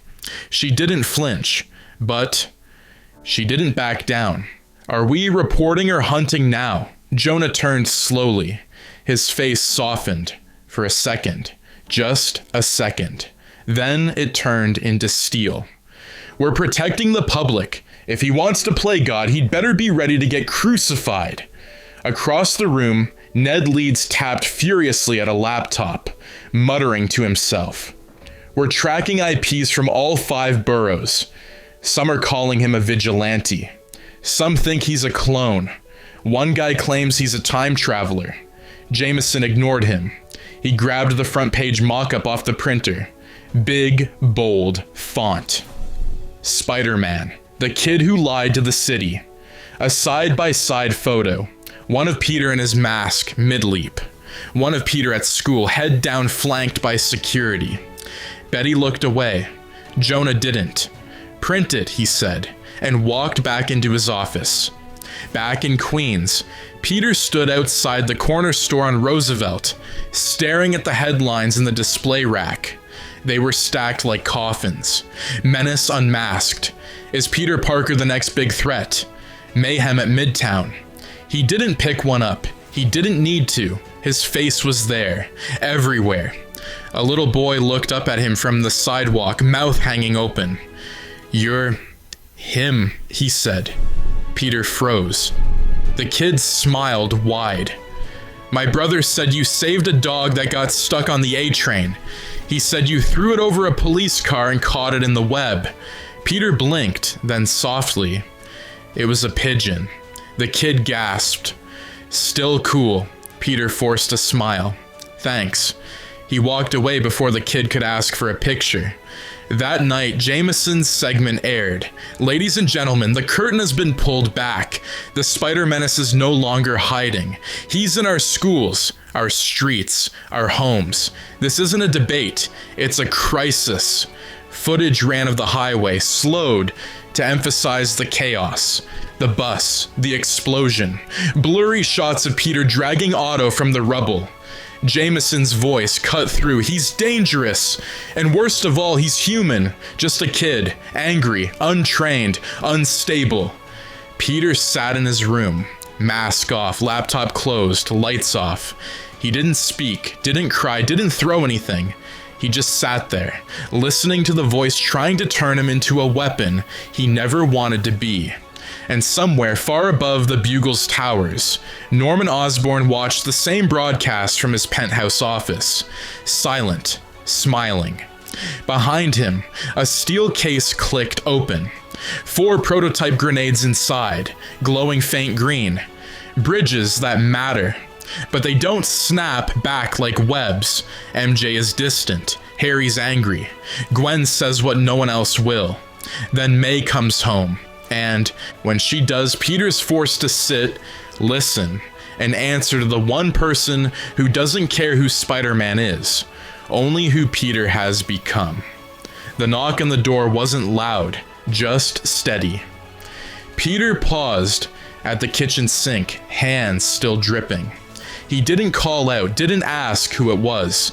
He just opened it. MJ stood there, hoodie pulled up, arms crossed.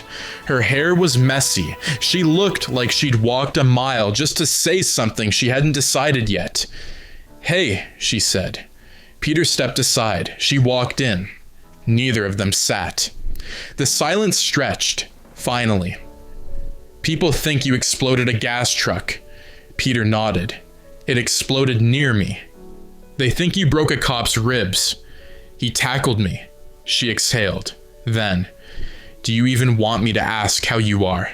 Peter looked at the floor. Then, finally, met her eyes. "I'm not sure I know how to answer anymore." MJ didn't smile, didn't soften. "You should have told me." "I was going to." "You always say that." "I didn't want you to worry." "I worried anyway. Every time you left a room, I worried. Every time your phone died, or you missed class, or you didn't laugh at something stupid, I worried." She stepped closer. Her voice dropped. "I would have helped you, even if I hated it, even if I didn't understand it, but you didn't trust me." Peter blinked. His voice barely carried. "I didn't want you to look at me like this." Her face tightened. "I'm not afraid of you, but you're not looking at me the same. Because I know you now. That's what happens when people stop lying to each other." He didn't speak. She stepped back toward the door, turned. "Whatever you are, Spider-Man, Peter Parker, both, just don't pretend it doesn't affect the people around you." Then she left, and Peter stood in the hallway, the echo of her footsteps the only sound in the house. Later that night, Gwen called. He didn't answer, so she came to his window. He let her in without a word. "Harry's pissed," she said. "He saw the footage. He thinks you've been lying to him since middle school." "I have." "Why?" Peter didn't respond. So she walked over to his desk, picked up the mask, held it like something fragile. "You think this gives you permission to cut people out?" she asked. "You think because you're hurting, no one else can?" Peter's voice cracked. "You wouldn't understand." Gwen looked at him. Not angry, just tired. "My dad died chasing someone who wore a mask. You think I don't understand?" Peter looked away. She walked toward him, held the mask out. "Maybe stop hiding behind this and start owning what it means." Then she set it down, climbed out the window, didn't look back. The house was dark again. Peter sat on the couch, lights off. TV silent. The door opened. Keys dropped into the bowl. A familiar voice. "Peter?" He didn't stand. May walked into the room carrying a bag. She looked thinner, older, but her eyes were still the same. She took one look at him and sat beside him without a word. They didn't hug. They didn't cry. They just existed in the same space for a long, quiet minute. Finally, "I saw the news," she said. "I figured. You saved that girl." "I almost didn't." May nodded. "I left because I didn't recognize you anymore." Peter's voice wavered. "I don't either." May looked at him. Really looked. "I don't care if you wear a suit. I don't care if you jump off rooftops or save the world or get on the cover of a paper. I care if you're still you." Peter swallowed. "I don't know if I am." May reached out, touched his hand. "Then let's find him again, together." Peter stared at her hand, then laced his fingers with hers. The tears didn't fall all at once. They came like cracks in a dam, slow, sharp, real. And for the first time in weeks, he let himself feel them. Glitch powers are failing. Not all at once, but unpredictably, like sparks from a dying wire. He's slower, clumsier, less himself. He tries to hide it, push through. Be Spider-Man anyway, but the city doesn't give him time to heal. Neither does Midtown, and the fear. It's starting to creep in. It was just a rooftop, 12 feet wide, 8 stories tall, the kind Peter used to leap across in his sleep. But tonight, he didn't make it. He jumped, spun, midair. His right hand flicked forward for a web shot. Nothing. The cartridge jammed. The webbing stuttered and backfired in his wrist, sprang off in a limp arc. His momentum kept going. His foot clipped the edge of the rooftop. His body twisted. He hit the next building sideways, ribs first, rolled, bounced, then slammed shoulder first into a chimney and dropped flat onto the gravel rooftop, groaning, breathless. The wind had been knocked clean out of him. He sat there, blinking at the stars through a spinning haze, trying to move his hand. It shook like something deeper than exhaustion had taken root. A chill crawled up his spine. This wasn't just tired, it was wrong. Back at home, he peeled off the suit slowly. The back was torn, elbow scraped, shoulder bruised a deep purple. He ran a damp cloth across his side and winced. His skin felt fever hot, his muscles sluggish like every synapse. Was stuck in molasses. He reached for the ceiling with one hand, tried to stick, felt the tingle, then slipped. His palm hit the ground with a hard thud. The air left his lungs again. He lay on the floor for a second, breathing shallow, afraid to try again. At Midtown, the walls started whispering. Not literally, not voices, but phones raised every time he turned. A girl gasped when he dropped a textbook, like it might explode. A teacher asked him to step out of class when he sneezed. He walked the halls slower, more careful, and when Flash finally stepped into his path, arms crossed, jaw locked, Peter didn't fight, didn't joke, just looked him in the eyes and said, "I'm not in the mood." Flash stepped back, but not out of fear, out of something else, something like disappointment. Even Flash could tell. Peter wasn't himself. He tried web slinging that night. Failed again. Only 5 rooftops in, and he couldn't grip the wall. Couldn't launch fast enough. Couldn't get the arc right. He landed hard on an old fire escape, shoulders screaming. He sat there, mask half off, breath fogging in the cold. Below him, a car alarm wailed. A woman screamed something unintelligible at a mugger who darted down an alley. He didn't move. He couldn't. His legs were numb. His stomach churned. And in that moment, Peter Parker hated himself more than he ever had before. Because someone out there needed Spider-Man. And Peter wasn't sure he was anymore. The next day, Gwen saw it in his eyes. They passed in the hall. She didn't ask. She just pulled a small envelope from her jacket and slid it into his locker without stopping. Peter opened it during lunch. Inside, a single note. "You don't have to do this alone." No signature. Just that. But it was enough to make his hands stop shaking. For a few seconds. Broadcast, it's a setup. The questions are rehearsed. The footage is edited, and the goal isn't clarity, it's control. Peter steps into the spotlight hoping to humanize himself, but finds out the hard way that the public doesn't want a kid behind the mask. They want a monster, or a martyr.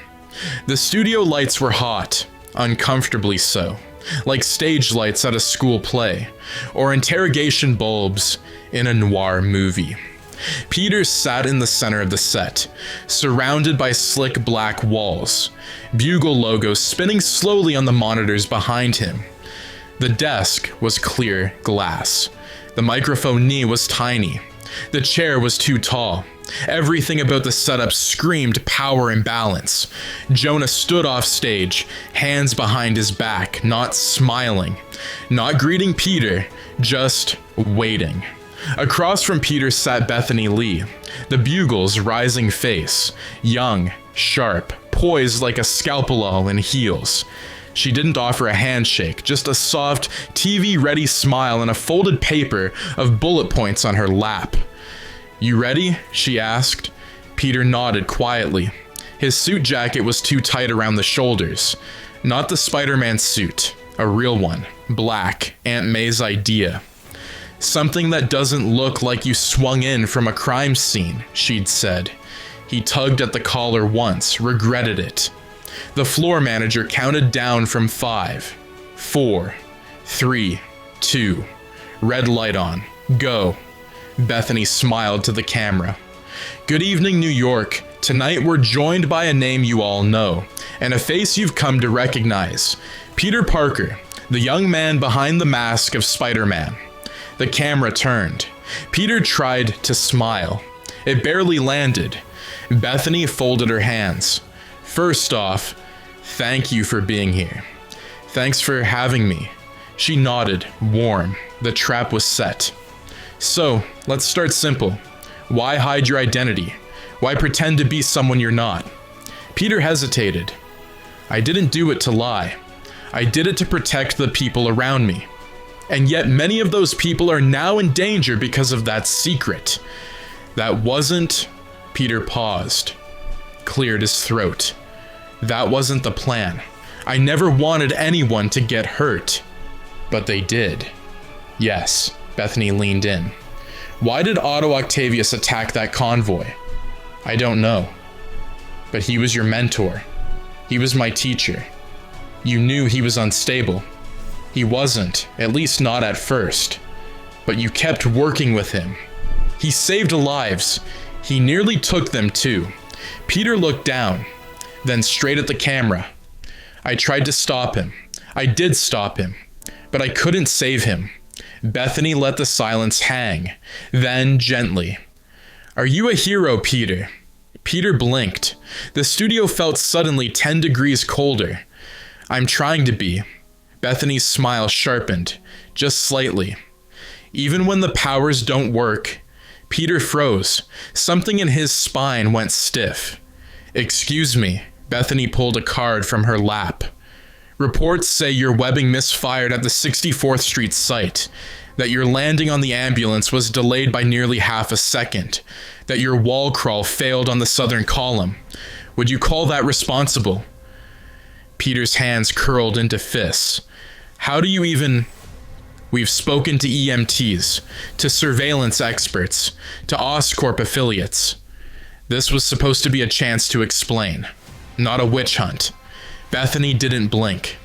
"Then explain. If you're going to be a public figure, people deserve to know if you're breaking." That word hit like a slap. Breaking, not faltering. Breaking. Peter looked at the camera. No mask, no shield. Just a 17-year-old boy in a too tight suit, sweating under studio lights and fighting the instinct to run. "My name is Peter Parker," he said. "And yeah, I'm Spider-Man." A pause. "I didn't ask for this. I didn't want it. But when I saw what I could do, I couldn't live with myself if I didn't try." Bethany raised a brow. Peter leaned forward. "I mess up. I bleed. I've lost people. But I keep getting up because I believe I can do something good. Not because I want fame. Not because I want forgiveness. Because I want this world to suck a little less than it does." Silence. Live. Unfiltered. The control room didn't cut away. Bethany stared at him. The smile cracked just slightly. But Jonah's voice came through the earpiece in her ear a moment later. She nodded. "Thank you for your honesty," she said, already turning away. "We'll be right back after this break with more on the city's response to last week's incident and the Department of Safety's new superhero policy. Camera off, lights down." Peter stood. Bethany looked at him, quietly. You should have said no. Peter grabbed his coat. I'm starting to learn. He walked out without looking back. In the Osborn penthouse, Norman watched the feed, didn't speak. On the screen, Jonah was already editing the segment, cutting Peter's words into jagged phrases, trimming the silences, pasting in disaster footage over Peter's face. Norman didn't blink. He stood, crossed the room, and opened a sealed cabinet. Inside a suit, not finished, not tested, but armed, green metal, black trim, glider wings retracted like a spider at rest, a prototype, a promise. He smiled. Let them crucify the boy, he whispered. We'll give them a devil to worship next. Legacy still buzzing with anger, fear, and uncertainty. Gwen and Harry are there, broken in their own ways, but they stand with him. Spider-Man isn't forgiven. Not by the press, no tea by the city. But somewhere in all of it, there's something left worth holding on to. And far beneath Oscorp, a green light flickers to life. The grave was modest, no statue, no inscription beyond the name and dates.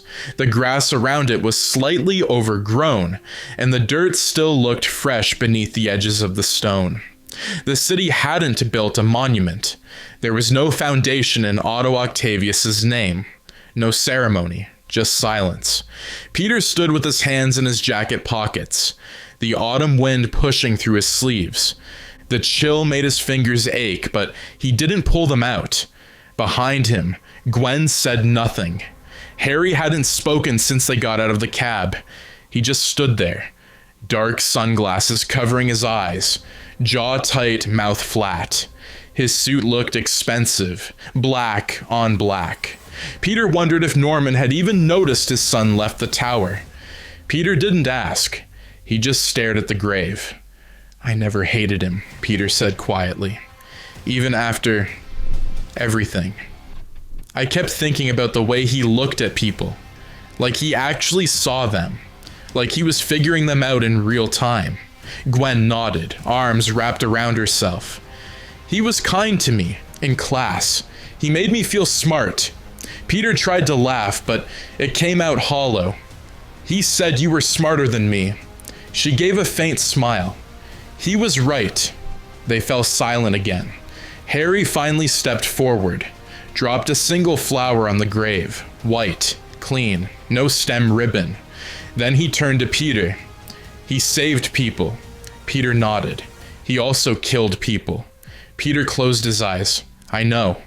Harry's voice stayed even. You're still not telling me everything. I can't. Try. Peter looked up, met his eyes. I'm sorry. That was it. No excuse, no defense. Just that. Harry stood there for a long moment, then walked away. Gwen stayed. Do you think you're doing the right thing? She asked. Peter looked back down at the stone. I think I'm doing the only thing I can. That's not always the same. I know. Gwen stepped closer. You don't have to do it alone. Peter turned, and this time, he believed her. For a second, the wind shifted again. A gust carried a faint smell. Concrete, metal, fuel. They left the cemetery together. The city was already starting to forget the man in the ground, but Peter wouldn't. That night, in the Oscorp sublevels, a door opened for the first time in weeks. It wasn't on the public maps. Even the board didn't know it existed. But Norman Osborn did. He walked in alone, lab coat over a tailored suit, gloves already pulled on. The room was circular, cold, silver consoles lit with faint green pulse lines, like heartbeats waiting for purpose. In the center, a body harness, green plating, carbon fiber spine, armor woven with impact, absorbent fibers and micro-reactive exoskeletal nodes. Not a costume, not a prototype, a weapon. Across the monitors, the words blinked. Project Green Dawn, Stage 2, complete neural binding, pending host stabilization, index 43%, risk factor, fatal. Norman didn't flinch. He slid his hand over the biometric scanner. The lights pulsed, Accepted. The console spoke low and metallic. Welcome, Director Osborn. He stared at the armor, then up at the screens. One of them displayed Spider-Man's face, footage from the highway. Another showed Peter Parker sitting in the Bugle's studio, eyes bloodshot, voice cracked. Norman smiled. This isn't over, Peter. He reached out, laid a hand on the armor. It's just beginning. Elsewhere, in a school hallway, someone swept up discarded flyers, ripped posters, and a crumpled newspaper with Peter's face on the front page. A girl walked past. Didn't point, didn't whisper. She just gave Peter a quiet nod. And for a second, it felt like a win. Not much, but enough. Enough to keep going. Oscorp restricted sector 09. Time 3:12 a.m. status, secure, access voice only. The chamber hissed as the vault seal unlatched, steam rising off the metallic edges like breath escaping a crypt. Inside dark steel walls, red floor grates, blinking servers humming like distant drums. Norman Osborn stood alone at the center. He wasn't in a suit, not yet. But the harness was attached, clamped tight around his spine. Micronodes pulsed along his vertebrae, syncing with the neural link embedded in the base of his skull. A voice crackled through the room. Not a technician, the suit itself. Cognitive pattern sync complete. Combat subroutines unlocked. Risk level lethal. Morality suppressors active. Norman didn't blink. He looked up at the suspended glider shell, unfolding above like a wasp, stretching its wings. Beneath him, a small circular tray slid open.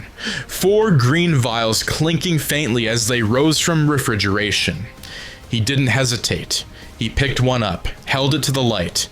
The formula shimmered emerald. Warning. Serum may induce delusions, hallucinations, violent dissociation. Norman smiled. Good. He injected it. No screaming, no thrashing. Just the hum of something ancient sliding loose behind his eyes. His pulse slowed, then spiked. His fingers trembled, then locked, steady. And from somewhere behind his teeth came a sound not human. A laugh, low, quiet, but full of promise. He turned toward the glider. It lowered like a predator recognizing its mate. Across the lab, a prototype helmet slid into view. A sharp-toothed grin. Green ceramic, red lenses. He didn't put it on. He just looked at it and whispered, "You want to be worshipped, Peter? I'll show them what a god looks like." The lights in the chamber flickered green, and the laugh didn't stop. He's a symbol now, respected, feared, mostly understood. Peter balances school love and responsibility, like it's second nature. But even good days have shadows, and in the darkness beneath Oscorp, Norman Osborn prepares for something no one is ready for, not even himself. The sun over Queens looked clean. It hung low and soft, the kind of late morning light that made the rooftops seem like they belonged to someone kind. Peter leapt between them like a dancer, each landing softer than the last, red and blue suit tight and flexing with every motion. This wasn't the kid who got punched through a highway sign or collapsed outside Midtown in a ruined costume. This was Spider-Man, smiling behind the mask, letting the wind carry his thoughts. Below him, the city buzzed, not with fear, but with something gentler. Cameras followed him now. People waved. Sometimes when he landed to stop a robbery, the criminals stopped running. Not because they were afraid, because they knew who he was. Because for once, Peter Parker was getting it right. He stuck a perfect wall run, shot a web across the tip of a news van, and used the whip of momentum to arc into a flawless dive between buildings. As he fell, he twisted midair, caught the wind just right, and landed, light as a whisper, atop a moving bus. Kids inside screamed with laughter. He gave them a salute, swung off again. Midtown felt different these days. Teachers still looked at him sideways sometimes, but there were no whispers now. No cell phones hidden under desks waiting for him to slip. Most of the school had moved on, or at least learned to look past the headlines. Gwen hadn't. She sat next to him in physics now, one hand always half doodling equations, the other close enough to touch his, not holding it, just there, anchoring him. They didn't talk much in class, but her presence said everything. They were together now, and somehow it made the world a little less loud. Lunch was quieter too. No one stared anymore. MJ waved from across the room, smiling when Gwen leaned her head against Peter's shoulder. Flash even nodded at him once. Still cocky, still Flash, but with a strange kind of acknowledgement Peter couldn't quite name. Harry wasn't at school. Not yet. Peter didn't ask why. He figured when Harry was ready, he'd come back.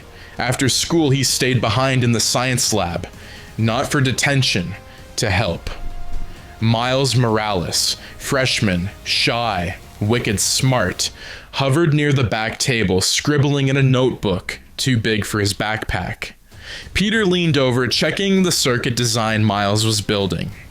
Use a double bridge capacitor, Peter said softly, tapping the sketch.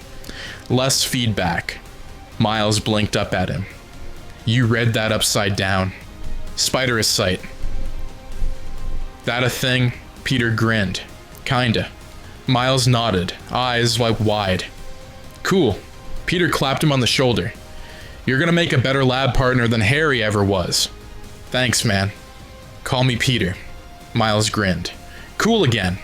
That night, Peter swung through Harlem, then across the East River into Brooklyn, checking the same patrol route he'd run for weeks now. No major crime. No emergencies. Just light movement, traffic, chatter, neon signs blinking half lit into the dark.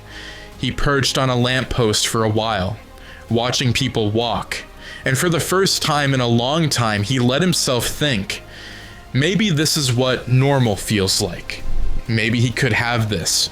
Maybe he'd finally, beneath Oscorp Tower, in a sublevel no badge could open, Norman Osborn stood inside a sealed pressure chamber, shirtless, breathing heavily. His body was shaking. The mirror in front of him showed blood at the corner of his mouth. The serum was taking hold. He gripped the sink so tightly it cracked under his hands. His teeth bared in a snarl, but not of pain, of clarity. His reflection twitched, then blinked separately from him. The mirror whispered, "He's grown soft." Norman smiled. His voice came out low, strained, and inhuman. "I'll show him what a good day costs." Peter feels, for the first time in a long time, like he might have both worlds in balance. It won't last, but for now, it's warm.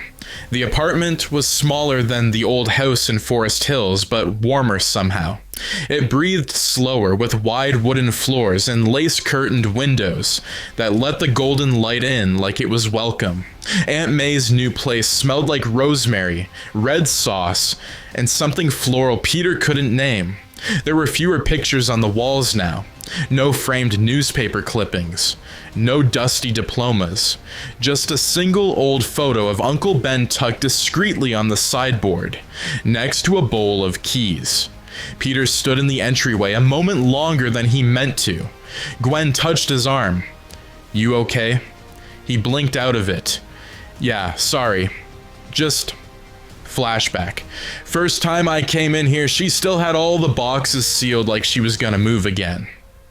Feels like a home now. Yeah, he said. It does. May's voice called from the kitchen. Soft, not quite hoarse, but thinner than Peter remembered. You two gonna stand out there like Jehovah's Witnesses, or actually say hello? Peter laughed, stepped in. Gwen followed. May wore an apron that had Gravy Gang printed on the front in fading red. She waved a wooden spoon like a weapon. Sit, both of you. You're skinny as rakes, especially you, Gwen. You need to eat more. Girls your age should eat pasta, not stress. Gwen smiled with practiced ease. Yes, ma'am. Peter pulled out chairs at the table. She's not kidding. Last time I skipped dinner, she gave me a 4-point lecture on blood sugar. May glanced back from the kitchen. She's got more sense than you ever did. You still faint in heat like a Victorian bride? Peter groaned. Once. I was 12. Had to give him ginger ale and fan him like Scarlett O'Hara. Gwen laughed, and the sound surprised Peter. Not because she didn't laugh often. She did. But this laugh felt light, real. No tension, no heaviness behind it. It settled into the room like a song the walls remembered. They sat, plates clinked, sauce bubbled in a pan while the sun dipped outside. Peter handed May a stack of napkins, and she looked at him sideways. You're twitchier than usual, she said. Something wrong? Peter hesitated. Gwen jumped in. He's not used to this, normal. May looked at him longer, then nodded once. I suppose that's true. They ate for a while. Quietly. Not awkward, just reverent. Like the food was a ritual, and silence was how you honored the dead. Eventually, May reached across the table and touched Gwen's hand. I like you, she said. You keep him steady. Gwen smiled, a little tight around the eyes. I try. May turned to Peter. And you? You gonna screw this up like you screw everything else? Peter blinked, mouth half full. Wow. I say it with love, May said. You're my boy, but you're a walking disaster in sneakers. You make people worry. Peter looked at Gwen, then back at May. Something in his chest shifted, tightened and softened at the same time. I don't want to mess it up. Then don't, May said. That's simple. They cleared the table together. No formal ending, just motions they all knew. The scrape of plates, the hush of the faucet, the gentle murmur of the TV coming on low in the background. Before they left, Peter lingered by the sideboard. He stared at Ben's photo. May came up beside him, towel still in hand. He would have liked her, she said. Peter's voice cracked just enough to hear it. Yeah. May leaned her head against his shoulder. Whatever you're carrying, she said, don't let it bury the part of you that smiles like he did. Peter nodded, didn't speak, then walked out with Gwen into the chill night, hand in hers, the city stretching out around them like it might actually let them breathe. For now. The tower cleaned technology for a safer New York. Cameras flash. Stock prices rise. But behind the elevator doors of Oscorp Tower, something in Norman is rotting. He sees too much. Here as too much. And in his private terminal, he begins writing under a new header. One that no one else has access to. Goblin Protocol. The press flooded the Oscorp auditorium like a church service for money. Reporters lined up in rows beneath blue banners that fluttered with the Oscorp insignia, a chrome O, stylized like a shield. Security patrolled the perimeter in suits more tailored than practical. Sunglasses tight, expressions tighter. A marble podium stood center stage, empty for only a few seconds before the lights dimmed and the doors parted. Norman Osborn walked out like a man made of wire and fire. Perfect posture, storm-colored suit, no tie. The gray at his temples had grown sharper in recent weeks, his cheekbones a little too pronounced, eyes slightly sunken, just enough for the camera to compensate. But none of them noticed, because he still owned the room. He stood at the podium and let the silence stretch. Let the cameras get every inch of him. Then, ladies and gentlemen of the press, of the board, of this great city, he smiled, an engineered gesture. I give you the next evolution in public protection. The screen behind him flickered on. Schematics, gliders, gauntlets, surveillance drones shaped like hornets with reactive targeting systems, each more polished than the last, marked with clean green lines and the words Civil Defense Initiative. There were murmurs, gasps. Norman spread his hands. For too long, this city has depended on massed chaos to answer its dangers. We've relied on anonymous violence to defeat other violence. No more. With Oscorp's new civil defense line, the streets will be protected by licensed, regulated, human-led technology.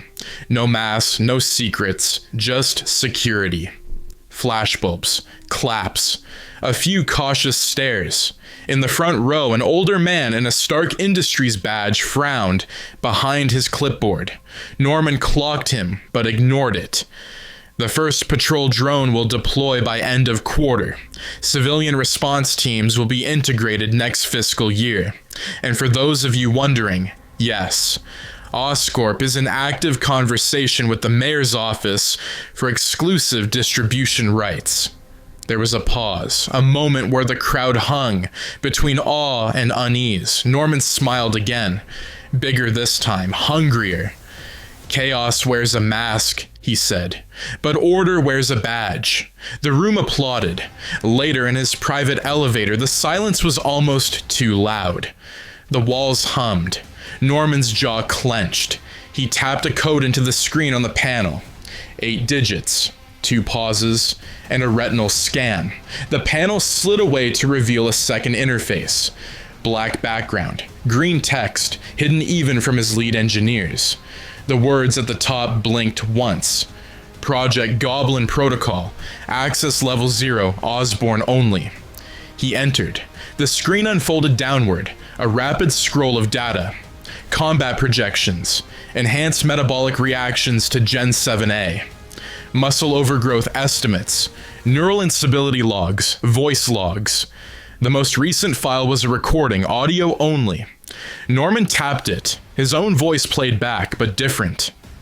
I saw him again, Spider-Man, jumping rooftops like a child on a sugar high.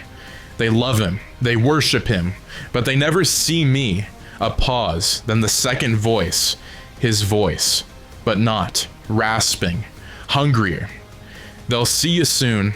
Norman closed the file. His hands shook barely, enough that he tightened them into fists.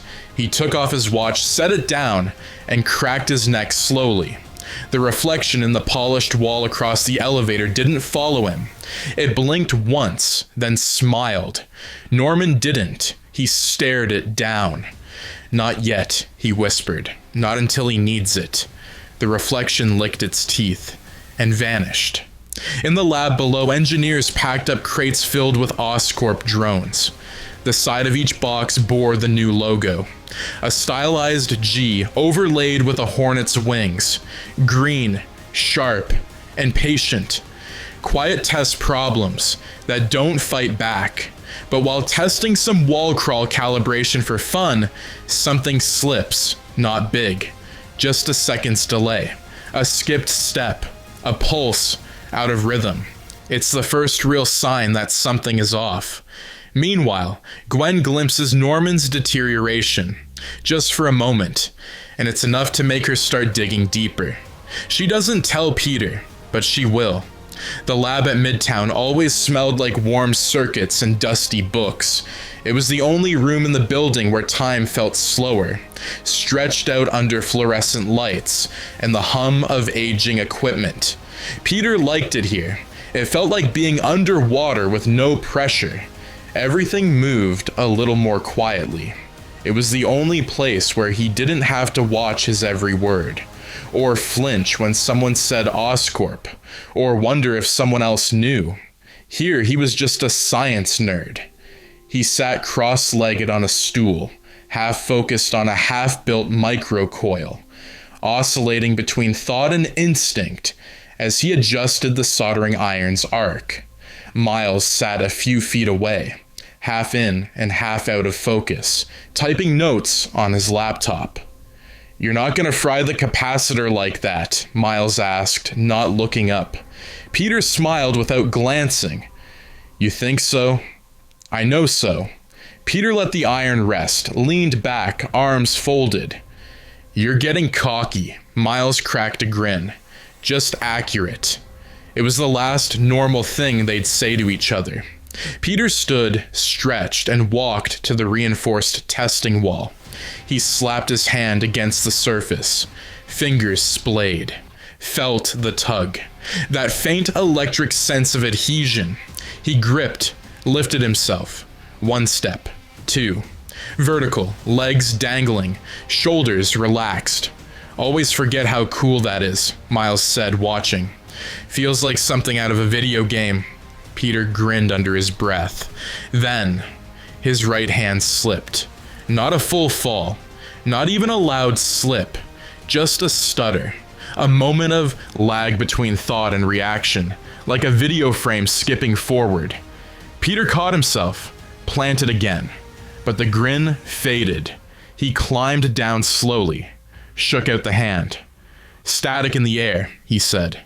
Sure, Miles replied, watching him a second longer than usual. Peter turned back to the table, but the buzz was still in his wrist. Barely there.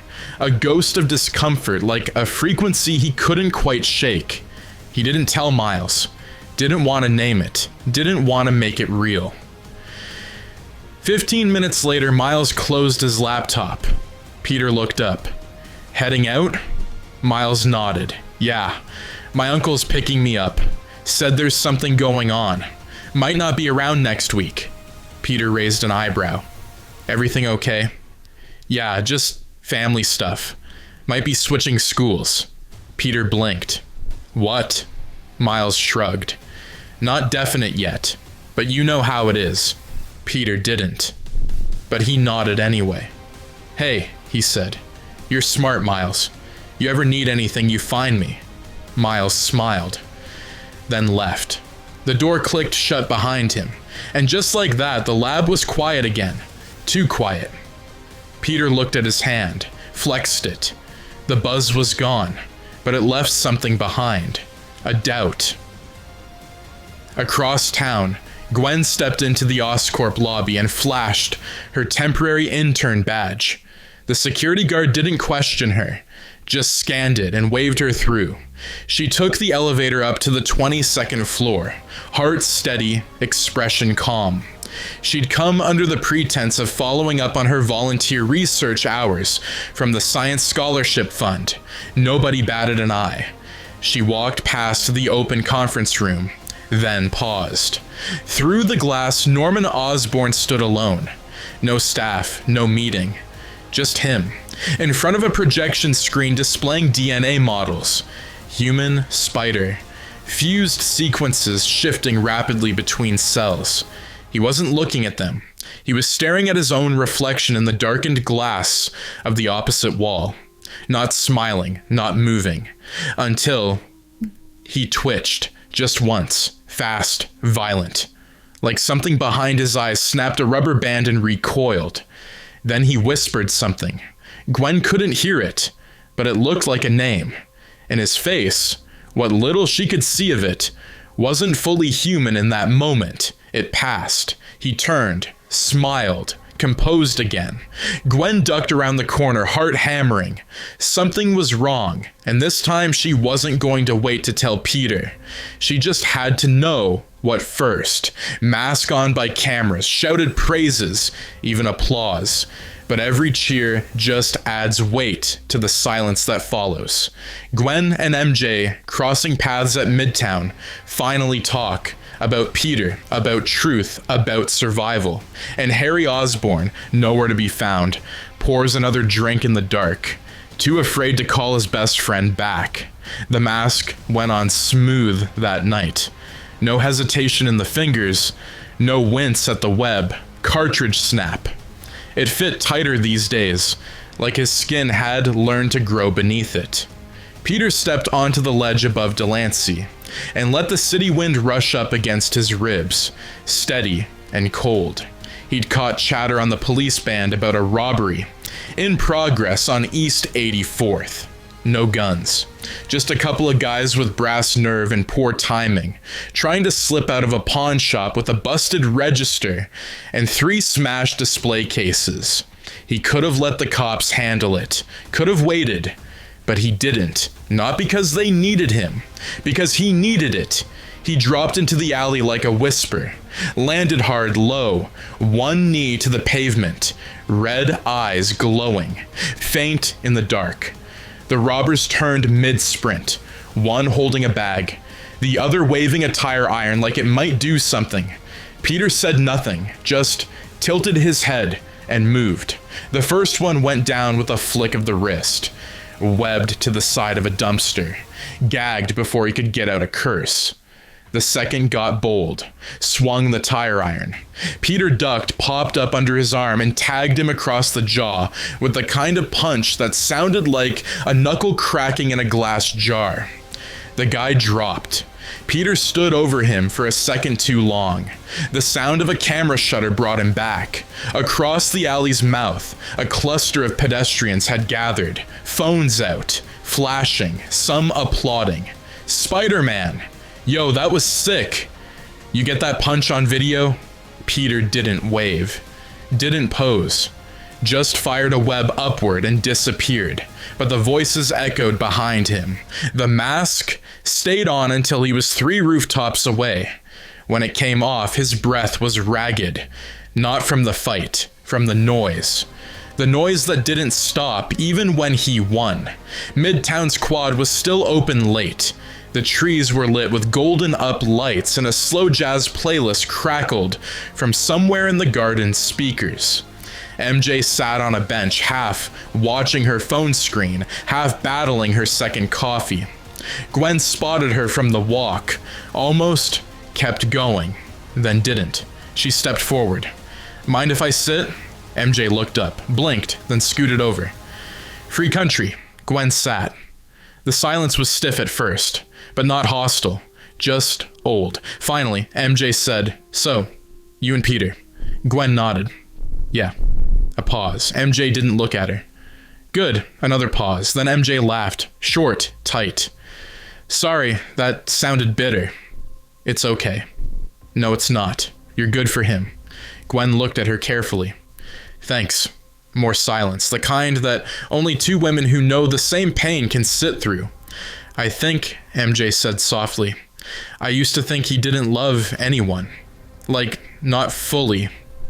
Like part of him was always somewhere else." Gwen didn't answer. MJ turned to her. "Is it different now?" Gwen's eyes stayed on the dark sky. "Yeah, it is. But he's still got pieces that aren't mine. That might never be." MJ nodded slowly.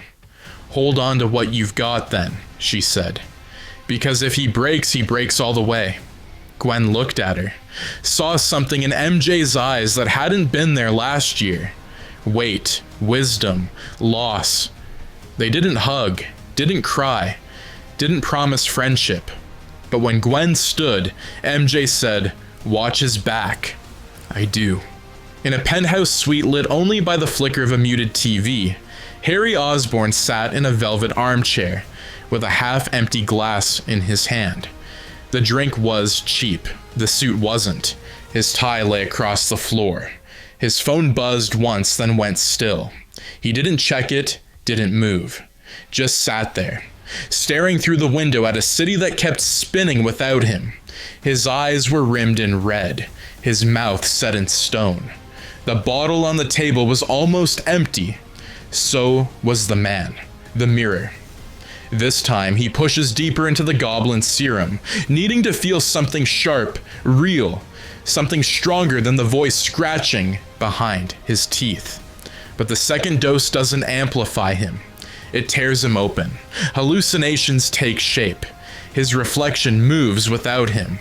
And when it speaks, it does so with a voice that belongs to something else. The chamber hissed behind him as the door sealed, locking with a hydraulic groan like a throat closing. Norman Osborn stood in the center of the room, surrounded by surgical lighting and reinforced plating built to contain heat, violence, secrets. The armor prototype glider hung dormant above him, a sleeping beast suspended by steel webbing. But Norman didn't look at it. He looked at himself. The mirror stretched from wall to wall, and his reflection stared back like it had somewhere better to be. The bags under his eyes had deepened in the past week, shadows carved by fire and rot. His hair, always meticulously combed, now hung in uneven curls. Sweat coiled, damp. He unbuttoned his shirt with the precise irritation of a man used to hiding tremors. Each movement betrayed how hard his fingers shook. He threw the shirt to the floor, pulled open a drawer from the wall. Inside, another vial, darker green than the first, thick, iridescent like engine oil beneath moonlight. He didn't hesitate, didn't think. He injected it high into his neck, teeth clenched, before the needle even pierced. The pain was instant, and worse. It hit his brainstem like a lightning strike, white, hot, cellular, like each nerve decided to scream at once. Norman staggered, hand flying to the chamber rail to keep from collapsing. The world dipped sideways. Something in his skull cracked, not bone, sound. The reflection in the mirror tilted its head the wrong way. Norman blinked. It didn't. Then it moved, not slowly, not with weight. It jerked forward 2 steps ahead, mouth stretching into a too wide grin. Norman recoiled. The reflection didn't. It leaned closer to the glass, tilting its head like a dog listening to a wound. "You took your time," it said. Norman froze. The voice was his, and not. Distorted, sharper, clipped like metal being peeled from bone. "You're not real," he rasped. The grin widened. "I'm the only thing that is." Norman shook his head. The pain doubled. Something inside his chest rippled. Not movement, expansion. Like his lungs didn't belong to him anymore. "What are you?" he whispered. The reflection laughed, short, cruel, familiar. "I'm what happens when the world stops pretending you're human." Norman's hands curled into fists. "You're a hallucination." "Wrong," the voice said, pressing a palm against the inside of the glass. "I'm your cure. I'm what's left when the weakness burns off." "You're a side effect," the voice darkened. "I'm purpose. You remember what that feels like, Norman?" The mirror fogged from breath. The reflection's eyes went wide, hungry. "You gave them brilliance, vision, a city. And what did they do?" Norman shook. "Let them laugh," the goblin whispered. "Let them cheer for spiders and suns. But you give them truth." Norman stumbled back, fell. His spine hit the base of the glider rig. The steel was cold, real. His hands clawed for something, anything, and closed around a helmet. Prototype, unpainted, unfinished. He stared into the twin red lenses. They glowed, just faintly, but they glowed. "Say it," the voice whispered. Norman didn't move. "Say it." His lips parted, and out came one word. Low, reverent, horrifying. "Goblin." The chamber lights cut out, and in the dark, he laughed. New threats in broad daylight. Spider-Man races in, but this time the battle's not clean. Civilians are caught in the crossfire, and Peter is forced to choose who lives and who gets left behind. Gwen uncovers Oscorp's illegal experimentation files, but lies to Peter about it. And Harry continues to spiral, too afraid to face what he suspects is happening to his father. Crack the earth. The sound came first. Not the blast, but the whine before it.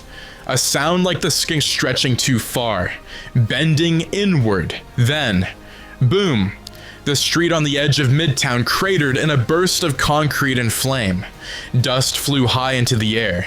Windows exploded outward, and a yellow-clad figure stepped through the smoke, arms thrumming with pulsing tech.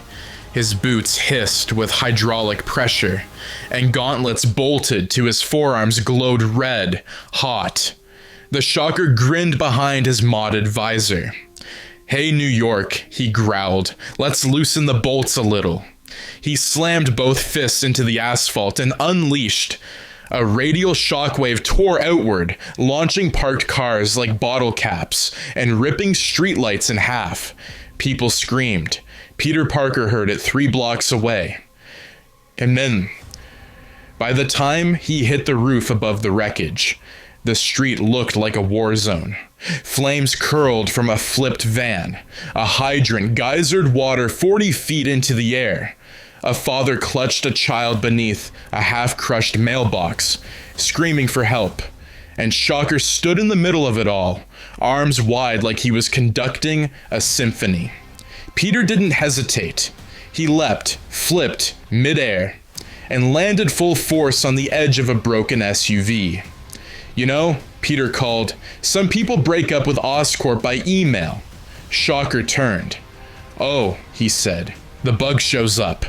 Peter Webb zipped across the gap and slammed both feet into Shocker's chest. But the gauntlets flared and the feedback knocked them both backward. Peter flipped, landed hard. Shocker rolled, came up grinning. That all you got? Peter stood. Nope, just stretching. He charged. They met in the middle. Shocker's gauntlets hit like trucks. Each impact sent vibrations through Peter's ribs, disorienting, deafening. Peter ducked one, slipped another, and planted a web line to Shocker's ankle, yanking him off balance.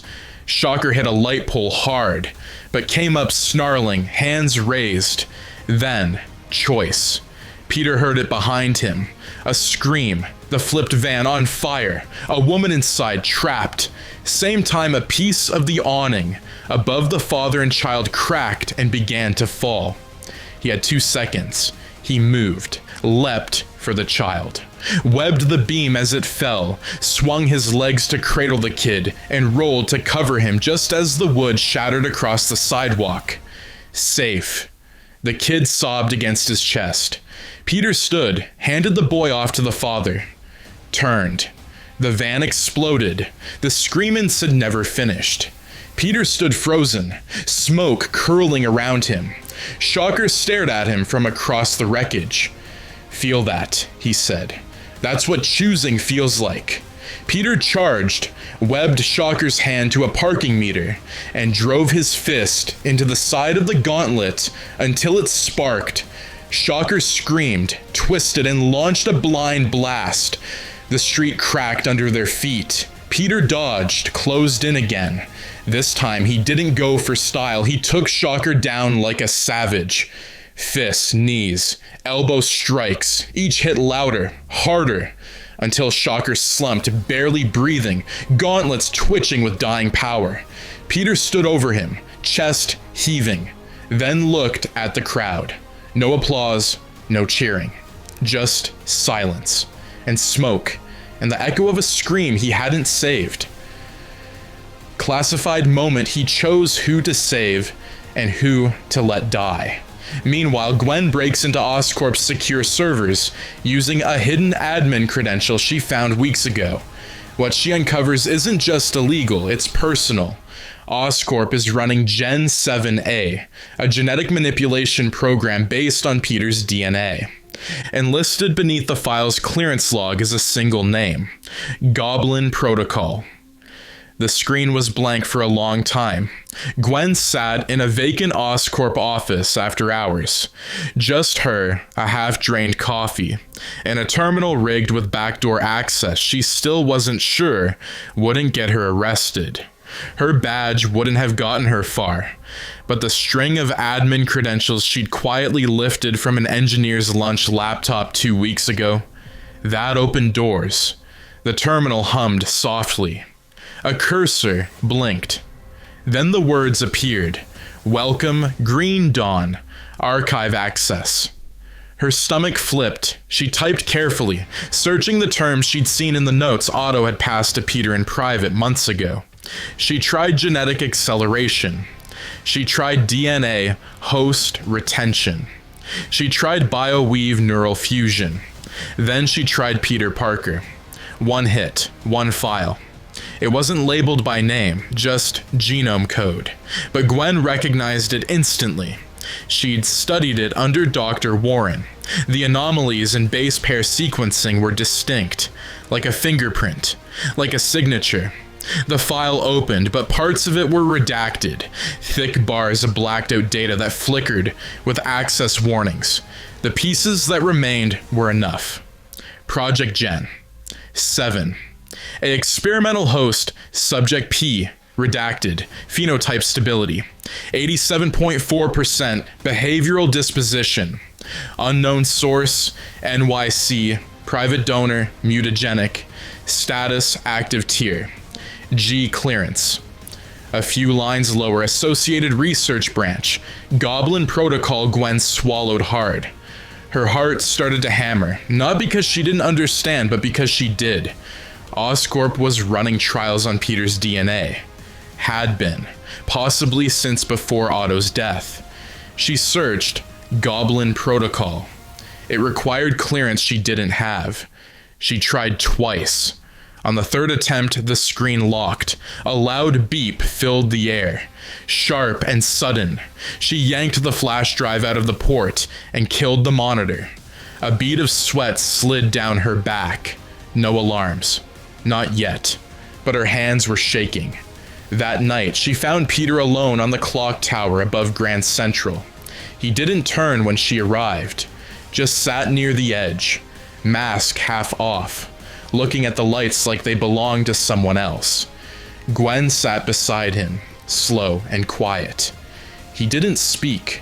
She didn't ask, not at first, but after a while she said, "How many people did you save today?" He answered without turning. "One too few." She touched his shoulder. "That's still more than anyone else could have." He looked at her then.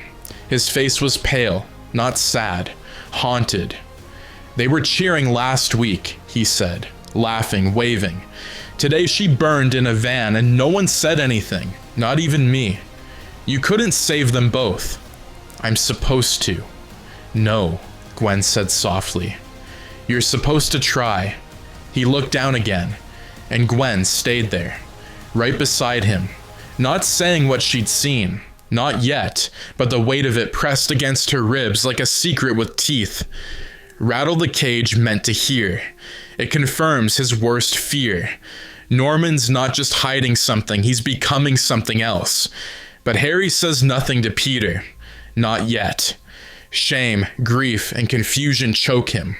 Across the city, Norman tests a new glider, high above the skyline, sharp as a blade, and the hallucinations begin to bleed through, even while he's awake. There's no more line between Norman and the goblin, and the city will pay the price. The penthouse was dark except for the blue flicker of the flat screen, muted and looping last week's Oscorp press conference like a broken record. Norman stood on stage, polished, smiling. Beside him, the words "Civil Defense Line" pulsed gently across a holographic panel. The audience clapped, clapped, clapped. Harry Osborn sat alone in the center of the room, a half-spilled drink on the table, his father's voice playing through an earpiece like a phantom whisper. He had finally opened the encrypted logs on Norman's private drive. They weren't labeled, just dated. Random file strings. The one he picked was recorded 6 days ago. The dosage was light. I adjusted the inhibitor compound, but I still feel the tremors in my molars. That shouldn't happen. I designed it not to happen, which means something's changing faster than expected. Harry stared down at his glass. Didn't blink. The voice kept going. Steadier. Stranger. I hear it sometimes now, even before sleep. I used to think it was just my subconscious parsing logic loops, but this isn't me. It doesn't sound like me. It speaks in mockery. There was a pause. Static. But I'm not afraid. Not anymore. It's not a voice of madness. It's clarity. It sees. It remembers. I gave the world answers.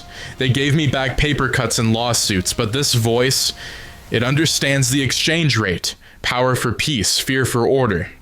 Harry clicked the file off. then sat there, breath shallow, jaw tight. He should have called Peter. He should have called someone. But instead, he stood, poured another drink, and stared at the massive window overlooking the city like it had betrayed him too. On the other side of the skyline, in a sector of Oscorp not listed on any public floor plan, the glider came to life for the first time. It didn't purr. It shrieked, low, subtle, like an animal forced to keep quiet in a trap. The rotors spun without friction, whispering against the reinforced air around them. Blades retracted, vents shifted, targeting sensors flicked green to red, green to red. Norman stood beside it, not in armor, not in a lab coat, just shirtless, back covered in surgical adhesive pads from the last neural grafting session. His spine looked thinner than before, almost recessed, as if something beneath the skin were trying to rise. He lifted a control glove, and the glider hovered, spoke. Not in English, but in tone. A low modulation, like laughter reversed through a throat full of bile. Norman didn't smile, didn't breathe. Just climbed onto the glider's saddle and let it carry him upward through the retractable ceiling hatch into the cool black of the pre-dawn sky. He flew above the East River. No one saw him. The wind tore at his face. The city lights blurred beneath him like a living current. In the corner of his chud, projected from the glider's neural link, a reflection flickered. His own face, not twisted, not monstrous, just calm, until it tilted wrong, sideways, bird-like, then opened its mouth, and without lips moving spoke, "Find him. Take it back. He stole your crown." Norman blinked hard. The hallucination didn't fade. He wasn't dreaming. Not anymore. Unsaid stars through the haze of New York light pollution. It almost feels normal. Almost. But when Gwen notices blood on Peter's ribs, it becomes clear something's wrong. His powers are glitching again, worse than before. She tries to tell him about Oscorp's files, but he's called away before she can finish. Down at the precinct, Shocker's confiscated gauntlets vanish, and the only clue is a green feather left behind on the steel table. The air on the rooftop was cooler than it had any right to be. Gwen lay on her back atop an old fleece blanket, hands folded beneath her head, eyes fixed on the ghost. Shapes of stars barely visible above the city glow. Peter lay next to her, still in half suit, mask off, boots tossed near the fire escape. Red fabric peeled down to the waist where it curled like a second skin around his ribs. They didn't speak at first. Didn't need to. The sounds of the city rolled up from below. Car horns, a couple arguing across the street, a train braking somewhere deep in the grid. It was white noise now. Not calming, but familiar. Peter exhaled slowly. His fingers were laced with hers. He wasn't smiling. Gwen turned her head toward him. "Where are you right now?" He blinked.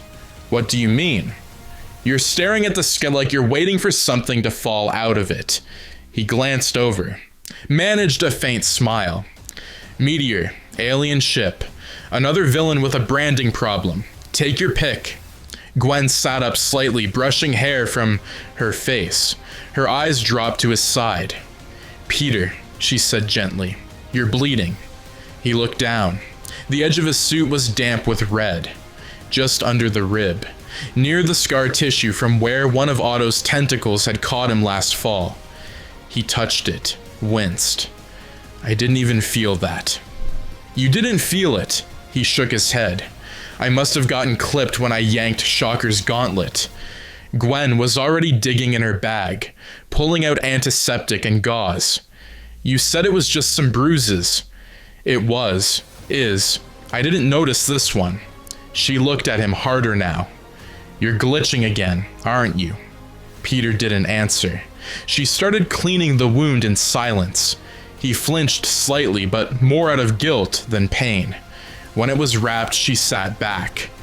"I found something," she said. Peter glanced up. In Oscorp's files.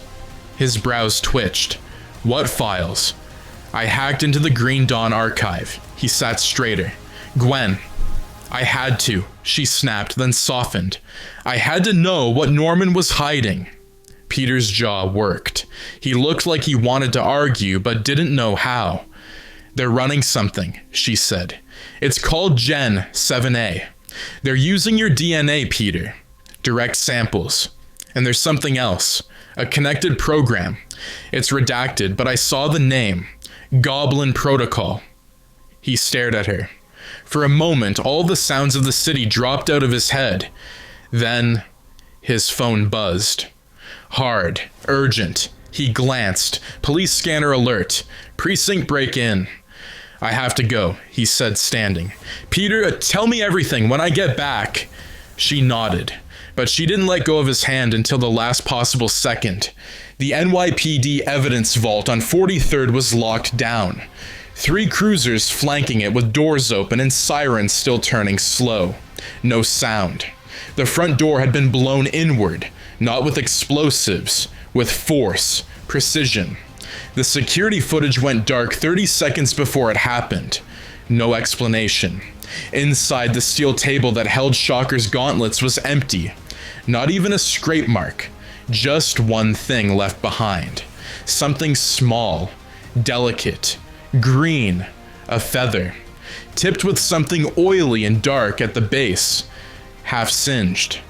Peter crouched beside it, didn't touch it, just stared, and the pressure in his chest returned, that crawling sense of being watched by something older than logic. He looked up, and the rafters above him were empty, but not silent. Somewhere in the shadows, the echo of a laugh curled through the air. So faint, so cold. It didn't sound human. Control test subject, Alexei Sitsevich. A bruiser with nothing to live for, and too many reasons to say yes. Norman offers him power in the form of a prototype exo. Serum built from early goblin trials. It turns Alexei into something monstrous. Rhino is born. Not a villain, but a weapon. He's loosed into the subway system, and Peter tracks him beneath the city. But the darkness plays tricks, and Norman is watching everything, waiting to see what breaks first. The man. Or the mask. The storage unit wasn't listed on any official Oscorp directory. It existed only as a line of lease payments tied to a shell company. Inside, it looked more like a butcher's locker than a lab. Concrete walls, metal shelves, a blood-slick drain in the center of the floor. The lights overhead pulsed like a heartbeat. Alexei sat chained to a steel bench, eyes swollen from old fights, jaw slack from sleep or exhaustion. He didn't flinch when the door opened. Norman stepped in alone. No guards, no fear. He carried a metal case. Alexei's voice was thick with something broken. You here to finish what your company started? Norman set the case down, opened it. Inside, a series of small vials, dark green, one blinking injector labeled Compound GX -11/substrain Rhinoceros, Host C. Norman's tone was calm, measured, too smooth. No, I'm here to give you a choice. Alexei snorted. I had a choice once, took a job, worked the pipeline, got recruited. Then Oscorp ran tests. Said it'd make me strong. I pissed blood for a year. Norman didn't blink. I'm not promising health, I'm promising revenge. Alexei looked up. Norman pushed the case closer. This will make you strong again. More than strong. But there's a cost, pain, loss of self. You'll feel like something else is inside you. You'll want to destroy. Alexei laughed once. So nothing new. Norman smiled. And left the room. The door sealed behind him. 5 minutes later, the chains inside shattered. The first reports came in from the 6th Avenue subway line. Disrupted power, a tremor, and a maintenance worker missing. Peter heard the call. He was already on the roof of the DeKalb station, listening to the scream of sirens far below when the second alert came through. Tunnel collapse near 34th. That wasn't seismic, that was targeted. He suited up, no hesitation, dropped down onto the elevated tracks, cutting across the lines until he hit the air duct above the B platform, slid through, dropped into the mouth of darkness. It reeked of oil and something else, the musk of hot metal and rage. He didn't call out, didn't say anything, just moved quietly down the tunnel, webs primed, muscles tight. Then the lights went out, all of them. Every overhead bulb along the stretch of tunnel popped in quick succession, left only darkness, and the faint, slow grinding of something huge, dragging metal across concrete. Then, a shape. Not a man, not quite. It rushed him like a freight train on legs. Gray, plated, eyes wide with animal hate. Peter dodged the first charge by inches, flipped off the wall and barely avoided the second. Rhino hit the side of the tunnel and cracked the concrete straight through. Peter landed hard, skidding. "Okay," he muttered. "That's new," Rhino bellowed. It wasn't speech, just fury. Then charged again. Peter leapt over him, hit him with 2 web lines to the back, but they snapped like twine against steel hide. The exo armor fused into Alexi's skin, pulsed with bioluminescent veins. "Buddy, I don't know what he gave you," Peter said between flips, "but you need to get it refunded." Rhino didn't answer, just slammed a chunk of broken track rail at him, like a baseball bat. It grazed Peter's side, hard enough to spin him, crack a rib. He hit the tunnel wall with a grunt, fell. For a second, he saw stars. Then, vision refocused, and he saw something else. Up above the tunnel, watching. A silhouette, slim, crouched, still, watching. The goblin, not fully suited, just pieces. Half mask, prototype glider, bare hands gripping the ceiling rig. Peter's breath caught, and then the glider melted backward into the dark, gone. No help, no attack, just observation. A test. Rhino roared again, and Peter turned back just in time to yank a signal light from the ceiling and swing it like a hammer into Alexi's throat. It bought him 4 seconds, that's all. But it was enough to get to higher ground. Climb the tunnel side, breathe. He looked down. Alexi stood hunched, shoulders heaving, body twitching, like he wanted to say something, but couldn't. And in that moment, Peter saw it. The man, trapped, buried, begging without a voice. Before the fall, what Norman's been hiding. Peter listens, believes her, and he promises to stop it.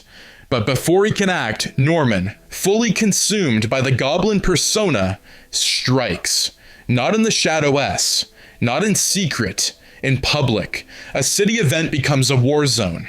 Peter is forced to fight through flame and chaos, unable to save everyone, and Norman lets him see the kind of war he's about to wage. This isn't about killing Spider-Man. It's about tearing him down, piece by piece. Gwen stood at the lab sink, hands shaking around a glass of water she hadn't drunk from. The files were open on her laptop, highlighted, organized, all of them. Every line of research connected to Gen 7A. Every link back to Peter's genome. Every note buried beneath Norman Osborn's encryption. The Goblin protocols weren't a contingency plan. They were a succession plan, a transformation. Peter paced behind her, still in half suit from the tunnel fight, hair soaked with sweat, shirt torn and streaked with soot and blood. His chest rose and fell like he hadn't stopped running. "How long have you known?" he asked. Gwen turned. "I didn't know. Not fully, not until last night." "You should have told me." "I tried." "You were bleeding out in my apartment, remember?" Peter rubbed a hand down his face. Okay. She stepped closer. "Peter, he's not slipping. He's gone. I think the man we knew. The version of Norman we used to see in the hallway at Midtown. The one who smiled like he had a chessboard behind his eyes. That man's dead. He's been replaced by something that doesn't feel." Peter's jaw clenched. He feels. That's the problem. They both went silent. Then Peter pulled the suit fully on. "Where are you going?" Gwen asked. He webbed the window open. "To make sure no one else dies trying to tell me the truth." The rally was being held in Central Park, a big city unity event, funded by Oscorp and the mayor's office. There were green banners, local news trucks, marching bands, speeches about the future of innovation, the promise of technology, school kids waving flags, reporters nodding along to stock phrases, and somewhere behind the curtain, Norman Osborn waited, not in a suit, in armor. The full goblin rig at last, curved plates matte green, seamed into his skin with injection ports and pneumatic mesh. His eyes gleamed behind slanted red lenses, and the glider beneath his boots whined like a snake waiting to strike. He stood just inside the back tent, invisible to the crowd, perfectly still, listening to the speech, to the heartbeat of the city, to the voice in his head that no longer whispered, it roared. Make him choose again. Make him lose again. Then he'll understand. Peter landed at the edge of the park, just as the first explosion went off. A green-tinted burst of concussive force ripped through the western stage rig, sending scaffolding and speakers flying. A teacher screamed as a beam crushed the side of a Science X Hybit tent. Kids ran.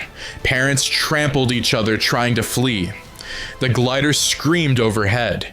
Peter shot 2 webs and swung in mid-spin, catching a falling light rig and hurling it sideways before it flattened a cameraman. He hit the grass running, breath short, vision twitching at the edges. Then he saw him.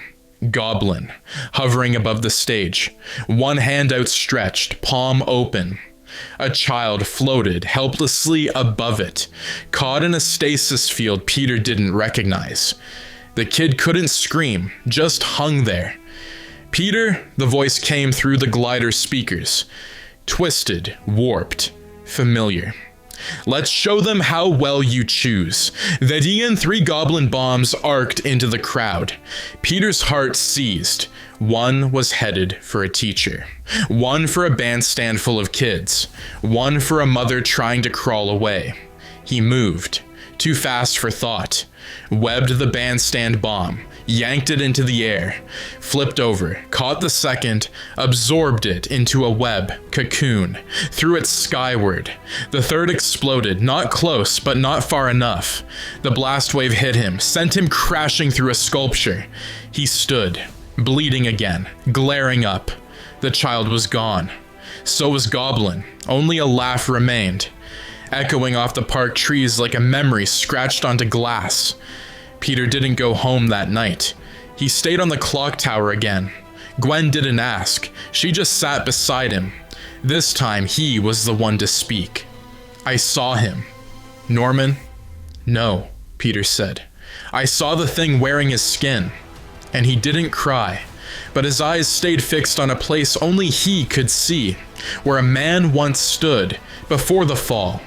Things fall man always seems to be near disaster, never far from death.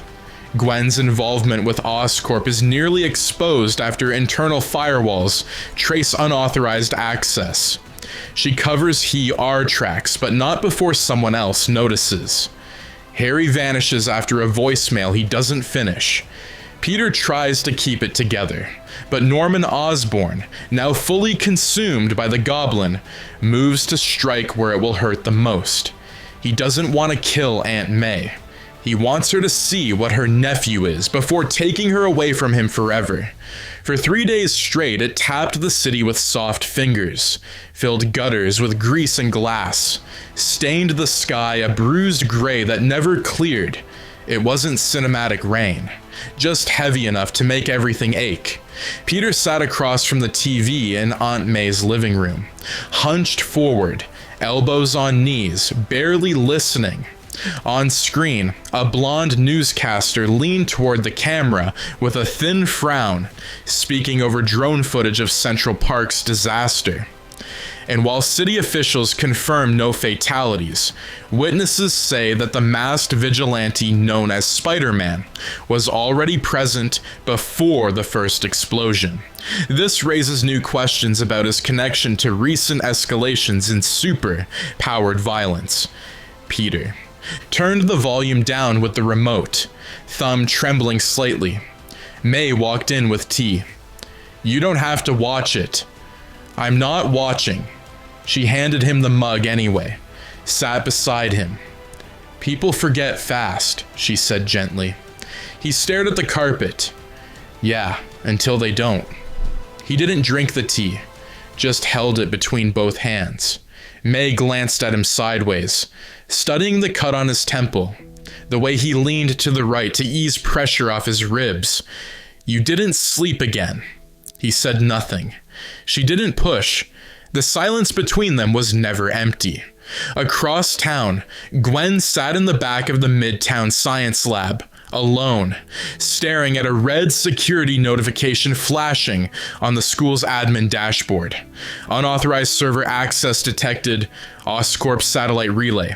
ID MIDT GD A22.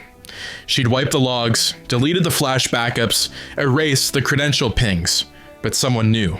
Someone inside Oscorp had seen it, and they hadn't triggered an investigation. They were waiting. She closed the screen, unplugged everything, moved quickly. There was no time. Harry Osborn didn't answer his phone. Not the first time Peter called. Not the second. By the third, it went straight to voicemail. "Hey, Harry, just checking in. If you're okay, you don't have to call back. I get it.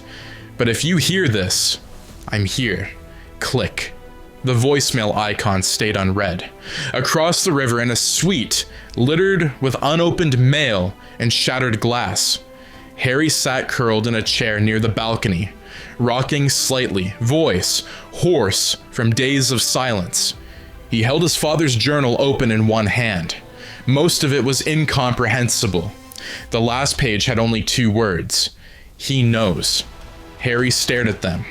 Didn't blink, didn't cry, didn't breathe. Just read them again and again.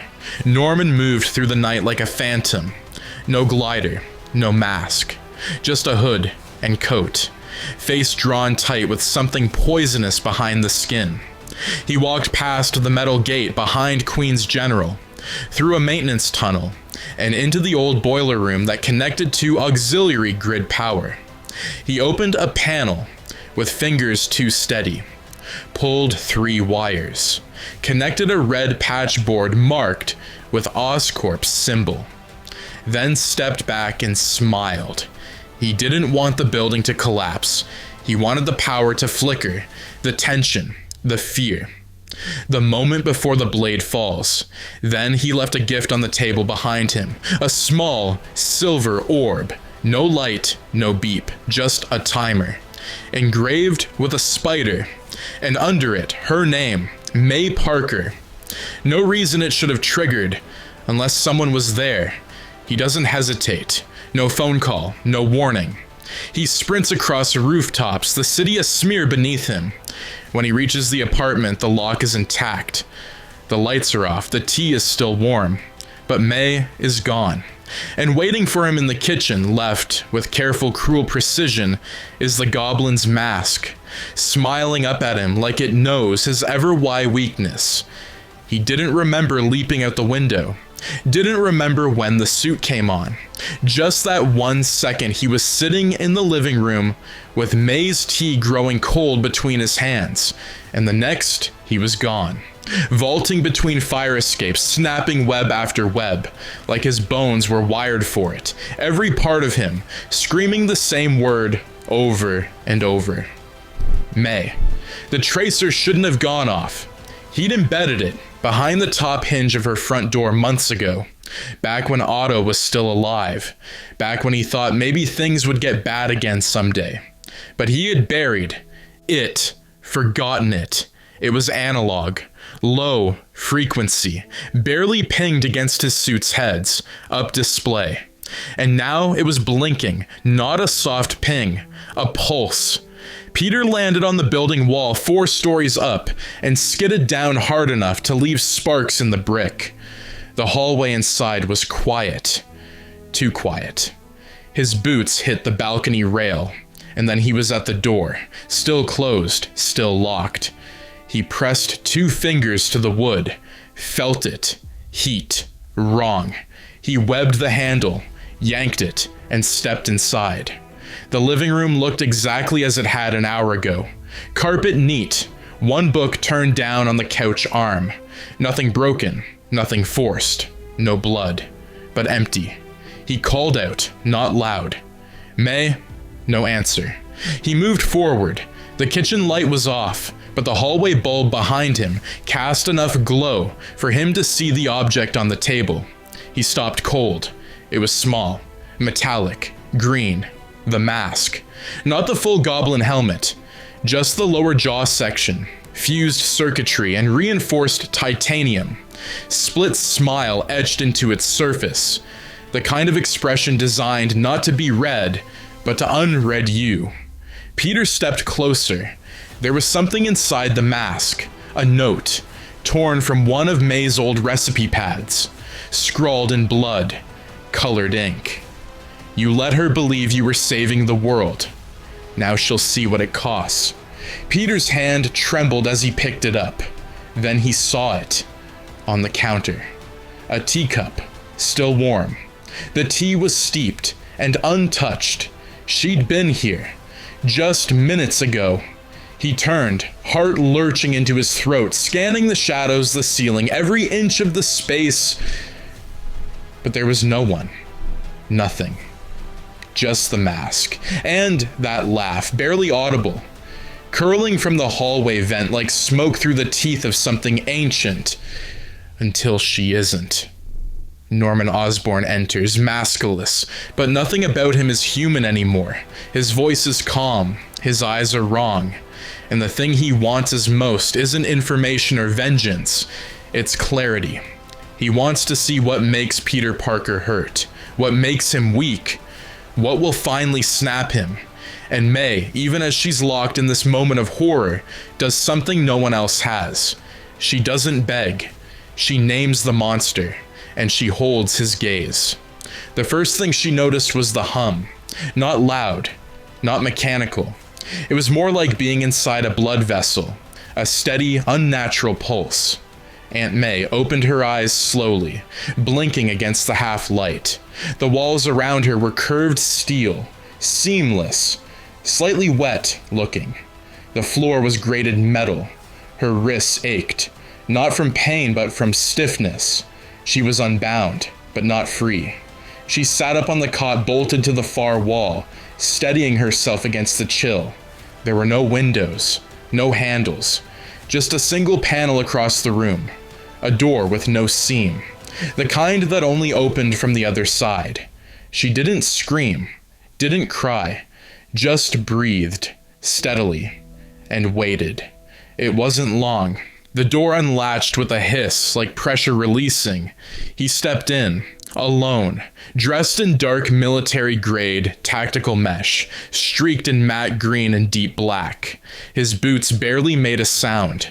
The high collar of his Under Armour was open at the neck, revealing the edge of a neural mesh webbing that ran like veins into his spine.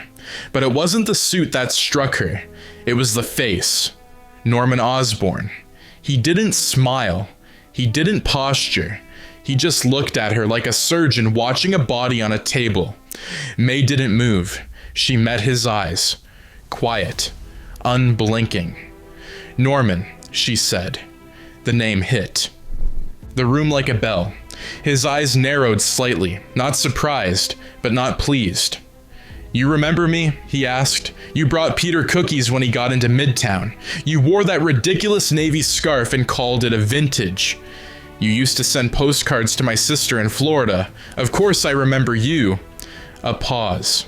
Then she added, "I also remember the way your voice sounded when you spoke to people like they were furniture. That earned a smile. Not human, not kind. A slice of teeth under cold light." He stepped forward. Slowly. I'm not here to hurt you, May. You kidnapped me, he tilted his head. You're not tied up. You're not gagged. There's no bruises, no syringes. If you were anyone else, this would be a mercy. Then why am I here? He stopped just a few feet away. You're here to help Peter see the world as it is. She stared at him and saw it in his eyes. The absence. The man was still there, but buried beneath something that wasn't, something that didn't blink as much, that didn't breathe the same way, something hungrier. May stood, slow but not weak. You're not sick, she said. He said nothing. You're rotting, from the inside out. Still nothing. But the silence felt sharper. She stepped forward once. If you hurt that boy, she said, voice low. If you even try, I promise you something. He raised an eyebrow, mocking. You'll fight me. No, she said. I'll look you in the eye and tell you exactly what you are before you finish. And what's that? She didn't hesitate. A coward. He twitched, not visibly, but something in his throat clicked. The glider didn't enter.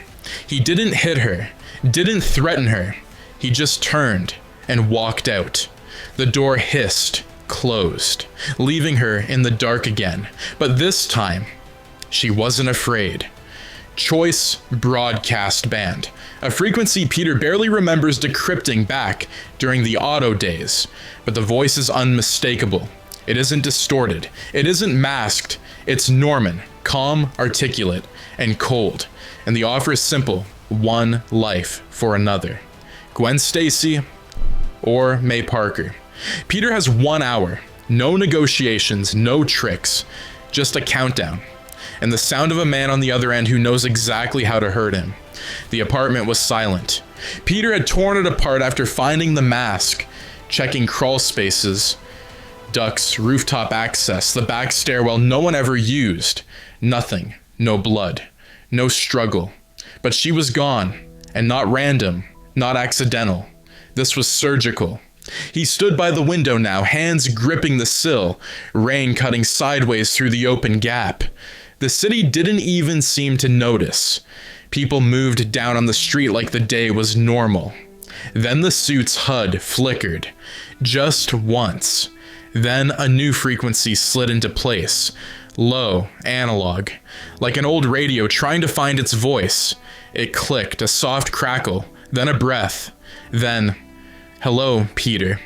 The voice froze him where he stood, not because of the tone, but because of how quiet it was. Measured, flat, intimate. You've grown so much, haven't you? I remember when you used to stammer in the hallway at Midtown. Such promise, such restraint. Peter didn't answer, didn't move. The voice continued. I thought about killing her, your aunt, quickly, cleanly, a favor, really. But then I remembered, no one breaks a man with death. You break him with doubt. Peter's jaw clenched. Where is she? The pause was long. Then, she's safe, for now. But so is Gwen. The air in the room changed. He turned slowly, toward the laptop Gwen had left on. The couch, still open, still logged in, still tethered to Oscorp's back door. And the camera light was on. You're clever, Norman said, but not fast enough. Peter bolted for the computer. The screen shifted. A split feed appeared. On the left, May, sitting in the same cot, still alive, still alert. On the right, Gwen, in her lab at Midtown, alone, working, unaware. Peter reached for the mic, but there was no feed, just the voice. 1 hour. One choice. You save her. The Gwen feed zoomed slightly. Or her. May's feed glitched, then returned. You're a hero, aren't you? Let's see how heroism tastes when it comes with a bill. The screen shut off. The connection severed. Peter stood there, staring at his own reflection in the black monitor. 1 hour. Splits the mission. He calls Ned, entrusting him with Gwen's safety, while he tears through the city in search of May's location, using every trick, every contact, every ounce of speed. But this is Norman's design. He isn't testing Peter's loyalty. He's testing his faith, and he's counting on him to fail both. He didn't think, he just moved. Peter's fingers flew across his phone, not even waiting for the dial tone. Ned, listen to me. Gwen's at Midtown. She doesn't know she's in danger. What? What kind of... There's no time. You need to get to her. Now. Just get her out. Anywhere. Safe. Don't ask questions. Just move. I'm going after May. Ned hesitated on the line, but only for a second. Got it. Click. Peter was already suiting up. Fully this time, mask pulled tight. Web cartridges locked, gloves synced, every movement rehearsed 1,000 times, but this time, shaking just slightly at the edges. Because this wasn't a fight, it was a coin toss, and the devil who'd thrown it was watching both sides. He hit the rooftop at a sprint, vaulted across the gap to the next building, webbed up over the plaza, and didn't stop. He didn't know where Norman had taken May, but he knew Oscorp, knew the tunnel grids they'd used to test the older gliders, knew the fallback labs they used when Otto went dark, knew the whispers Otto used to say in half sleep about an auxiliary bunker under the river. He had to be there. In Midtown, Ned burst through the side entrance to the lab. Gwen, she jumped, startled, holding a data pad. He didn't wait. Come on, we need to go. Now. She blinked. Ned, what? Norman's watching. He hacked Peter's signal. You're on camera. He's making him choose between you and May. The color drained from her face. She didn't argue, just moved. They ran down the hallway, out through the back, into the rain. The wind screamed across the sidewalk like a warning. Somewhere above, something shifted.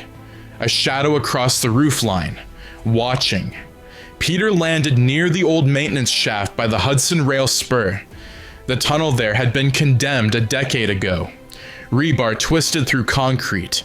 Old Oscorp logos half painted over. He pulled the grate, crawled through, dropped into the belly of the structure, and kept moving. It was too quiet. No heat signature, no movement, just cold steel and stale air. Then, a light ahead, flickering. He moved toward it, and there she was, sitting on the cot. May, still breathing, still calm. Their eyes met, and something inside him cracked. He didn't speak, just crossed the room, dropped to his knees, and held her hands. Her palms were warm. Her voice was low. You got here. He nodded. Couldn't say anything. Then she whispered, now get out. Peter looked up, confused, and then he heard it. Above, a door unlatching, the floor humming. He spun, and the walls shifted, panels opening, not weapons, speakers, and Norman's voice, warm and bitter, filled the air. So predictable. You think you're cheating the system, outsmarting me, dividing your odds. But you still haven't learned, Peter. You don't win by choosing right. You win by watching everything you love fall and still standing anyway. A screen lit up. Gwen, running. Ned beside her. Then, the glider, screaming out of the clouds. Ned tackled Gwen to the side, but the footage cut before impact. Peter stood there, breath gone, fists trembling, and May, behind him, whispered the one word that shattered him. No. Would survive. And that was the point. Because now Norman doesn't want Peter dead. He wants him exposed. As chaos explodes around the city, Norman triggers his final play for this round, a live broadcast across every Oscorp satellite channel. He reveals Peter's identity, not to punish him, to isolate him, to destroy the life behind the mask. And in that moment, Spider-Man dies, not in body, but in privacy. The room shook with static. It wasn't the Foundation. It was every screen in the building, every wall panel, every signal, receiving node in Oscorp's city grid. Norman had embedded broadcast overrides into the architecture years ago. Fail-safes, backdoors, old world tricks no one else bothered to learn. And now he used them all at once. Across the city, every major channel blinked out. Every storefront TV switched without command. Phones lit up. Tablets froze. Even Times Square paused mid-ad to display one single image. A spider logo. Rough. Hand-drawn. Followed by a slow feed transmission. Norman's voice cut in first. Low. Crisp. Good evening, New York. No theatrics, no laughter, no mask, just certainty. You've seen him swinging above you, catching thieves, saving lives, failing to stop bombs, failing to choose. You call him a hero. The screen shifted. A still image, the alley camera footage from last fall, mid-battle, a mask half off, just enough to see a face, Peter's face. I call him a boy. Another image, his Midtown ID. Pixelated, glitched, but legible. His name is Peter Benjamin Parker. Age 17.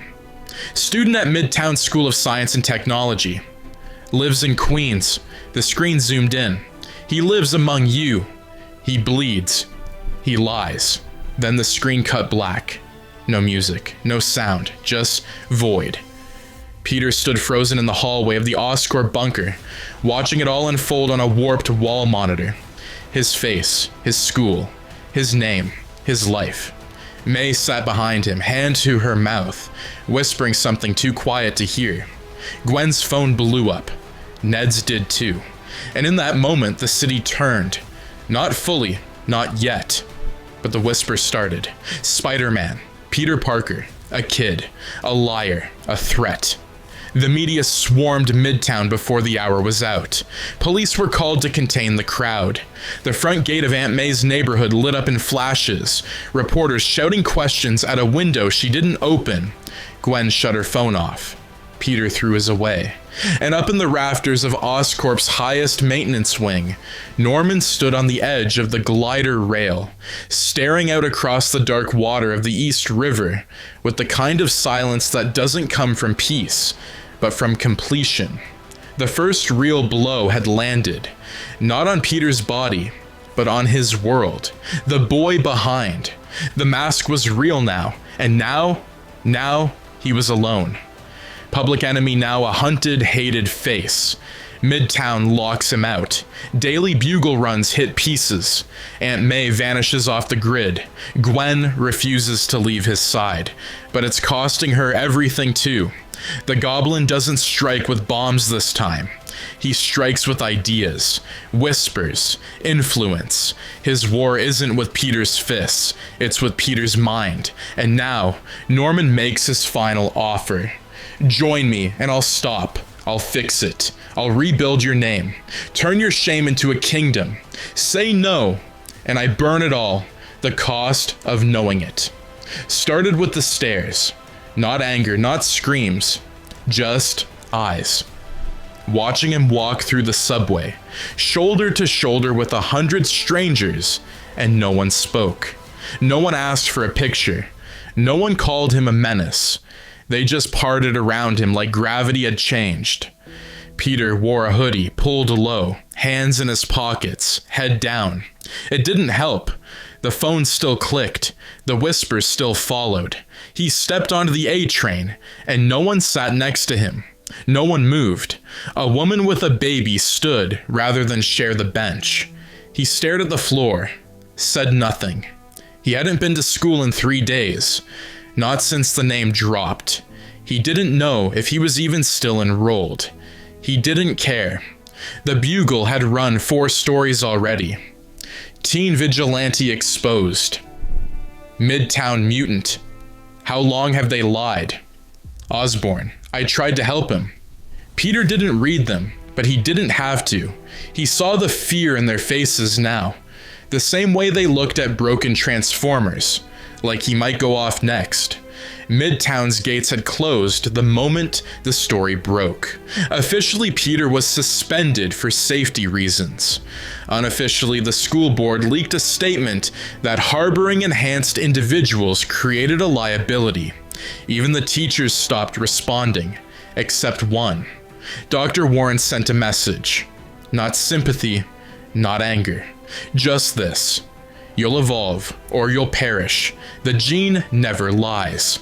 Peter didn't respond. He deleted it. But something about those words sat in his ribs like iron. Gwen's life unraveled faster. She wouldn't leave him, not for a second. And because of that, her access to Oscorp was revoked. Her father, Captain Stacy, called twice in one night, asking if she was safe, if she knew what she was getting into. She told him yes, told him Peter wasn't the threat, but she didn't tell him everything, couldn't, and still, she never left Peter's side. Even when the media followed her from the train station, even when someone spray-painted spider whore across her locker, even when she cried in the stairwell of her own apartment because she couldn't protect him or herself, she stayed. Always, even as the world pressed its boot to both of their necks. Aunt May left the apartment without telling anyone.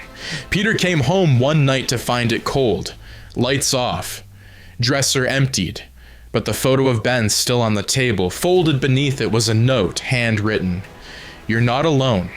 No matter what the world says, I'm just somewhere they can't reach. Stay standing. M. It wasn't a goodbye, but it wasn't safety either. Peter knew what it meant. She was hiding for him. Another life peeled away. That night, he sat on the roof of the Brooklyn Bridge, alone, no mask, no suit, just the wind. Then the sound of rotors. He didn't move, didn't flinch. The glider hovered just off the edge of the bridge tower, silent, steady, casting a long green shadow over the water.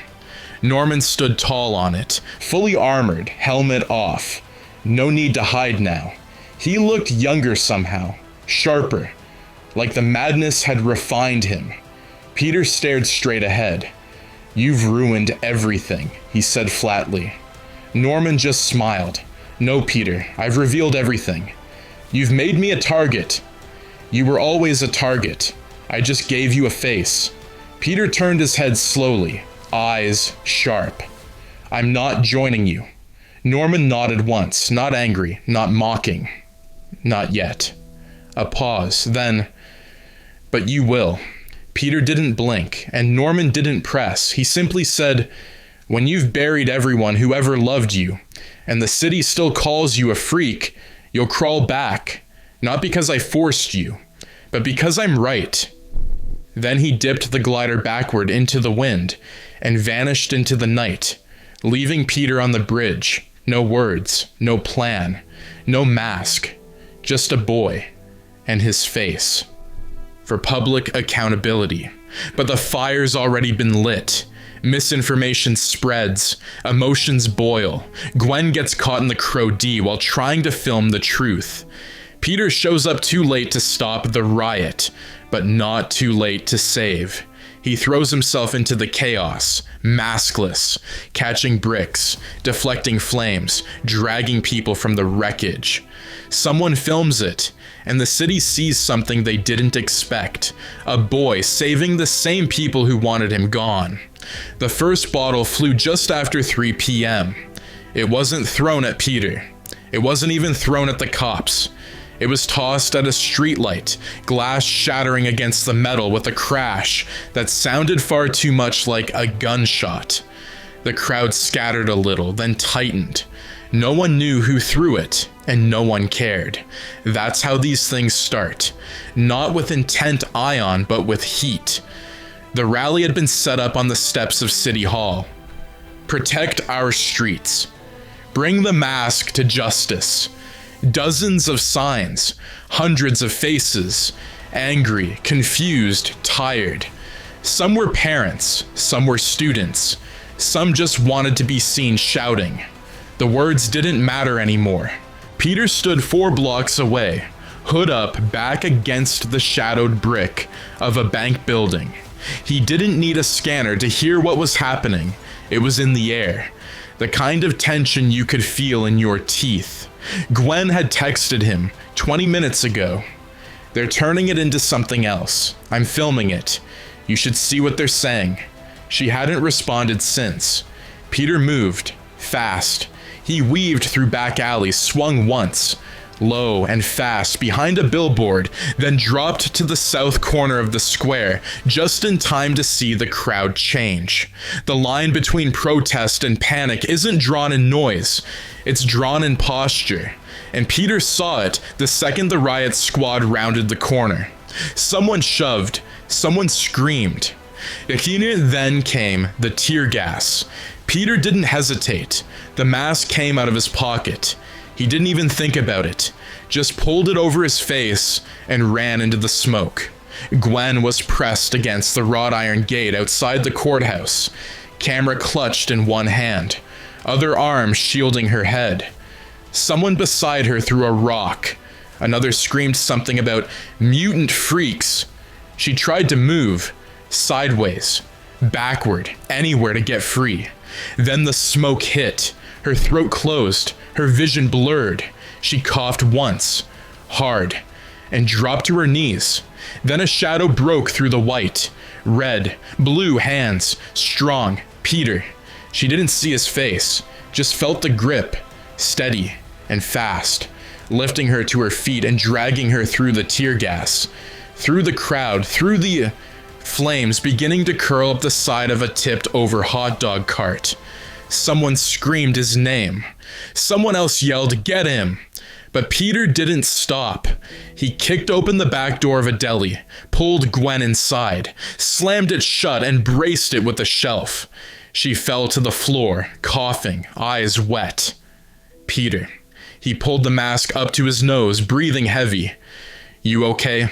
She nodded, coughed again. Then she grabbed his arm. "Look." She pointed through the deli window. A girl, no older than 10, trapped between the curb and a burning food truck, too far for the crowd to reach. Peter didn't pause. He leapt the counter, kicked the back door off its hinges, and sprinted into the fire. 3 minutes later, the videos started hitting the net. Not from news crews, from cell phones, from bystanders, from the people who hated him. They filmed Spider-Man running into the fire, pulling out the child, taking a brick to the shoulder from a protester, and still shielding her with his body. And then, without a word, disappearing back into the smoke. Someone tweeted, "He didn't even flinch, saved her like it was nothing." They were throwing things at him. Another. "That's a kid. That's a high school kid. Are we the bad guys?" The comments weren't kind, not all of them, but something shifted. Not in the city, not yet, but in the edges of it, where fear always sits. Someone whispered, maybe he's not the villain. Maybe he's just a kid trying to help. High above the smoke on a rooftop, untouched by flame, Norman Osborn stood watching, helmet off, eyes fixed, not angry, smiling. Because this was the moment, the crack in the mask. The myth of Spider-Man was dying, but the legend of Peter Parker, that was just starting to crawl from the wreckage, finds his son on the edge, drinking too much, lost in grief and paranoia. And he doesn't lie to him. He tells the truth, or parts of it, about Peter, about Gwen, about Oscorp, but he tells it in a way that cuts. Meanwhile, the public begins shifting, not towards sympathy, but toward opportunity. Suddenly, everyone wants a piece of the spider. Man brand, politicians, tech firms, even the military. Peter's never had less control of his life. And now, everyone wants him to take more. The apartment was dark, except for the blue glow of the liquor cabinet. Harry sat on the floor near the window, half curled against the couch, tie undone, bottle loose in one hand. The city outside didn't look real anymore, and just 100,000 windows full of people, pretending the world wasn't collapsing. He hadn't spoken to Peter in days. He hadn't spoken to anyone. He wasn't sure if he even existed anymore outside of that damn name. Osborn, like a curse sewn into his skin.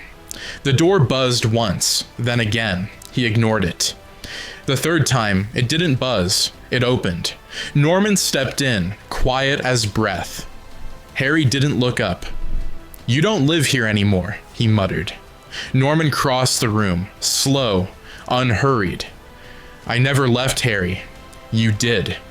"Yeah," Harry took a drink. "Because I thought I was escaping a monster." "And you ran straight into the arms of a liar." Harry's head turned. Norman didn't flinch. "Peter's not who you think he is." Harry laughed once, bitter. "You're literally a psychopath in a Halloween suit, and I'm the one getting the lecture." Norman didn't raise his voice, didn't get close. He just crouched beside the table and pulled out a small tablet, tapped once, turned the screen. Harry saw footage, not faked, not staged, real. Peter, swinging through Oscorp's research vault. Peter fighting Otto. Peter webbing up files Gwen had downloaded. And then Peter talking to Gwen outside Oscorp, laughing, touching her hand. Norman whispered, "He used you both." Harry's smile disappeared. Norman didn't press, didn't shout, he simply stood. "He's building his own legacy, Harry, but he's not offering you a place in it. I am." He left the tablet on the table and walked out. Didn't slam the door, didn't look back. And Harry, he didn't move for a long time, but he watched every single frame. Elsewhere, Peter stood in a conference room with 3 suits and gray jackets. No names, no warmth, no time. The walls were white, clean, cold. The pitch was simple. "We'd like to fund your efforts." Peter blinked. "What?" "Sponsorship, resources, gear, full legal coverage. You'd sign with us, and we'd make sure no one ever throws a rock at you again." Peter stared.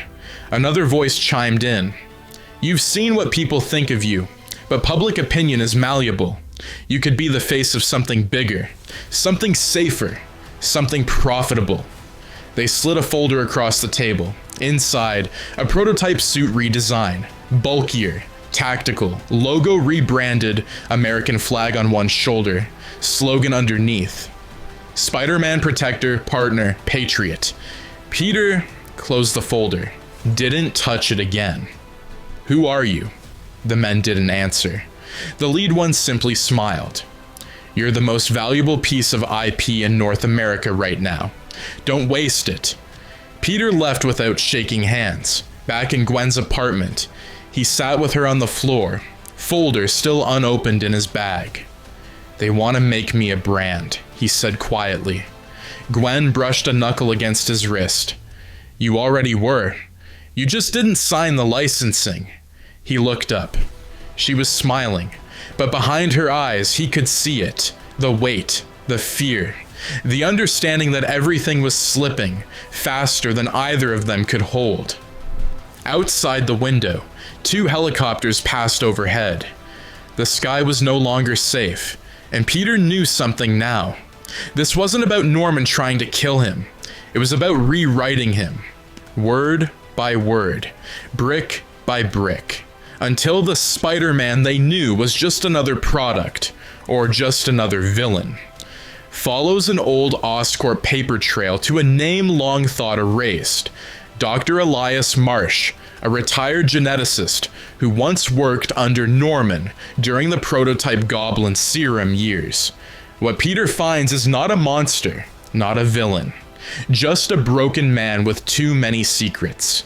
Secrets that connect Norman, Gwen's mother, and even Harry to the foundation of the Goblin Project. The truth isn't a weapon. It's worse. It's personal. Peter didn't sleep the night before. His body still ached from the riot. His ears still rang with screams and applause and confusion. But it was the note that kept his eyes open. E. Marsh, G. 93, Clean Room Access Level 4, terminated 2011. The file had been embedded in the metadata of a security backup Gwen pulled 3 months ago. a junk folder nested inside a corrupted Oscorp database. She hadn't noticed it, but Peter had. And the name stuck with him, Marsh. It had shown up once before. On a digital whiteboard he saw while fighting Otto. A line of chemical notes with initials next to every strain.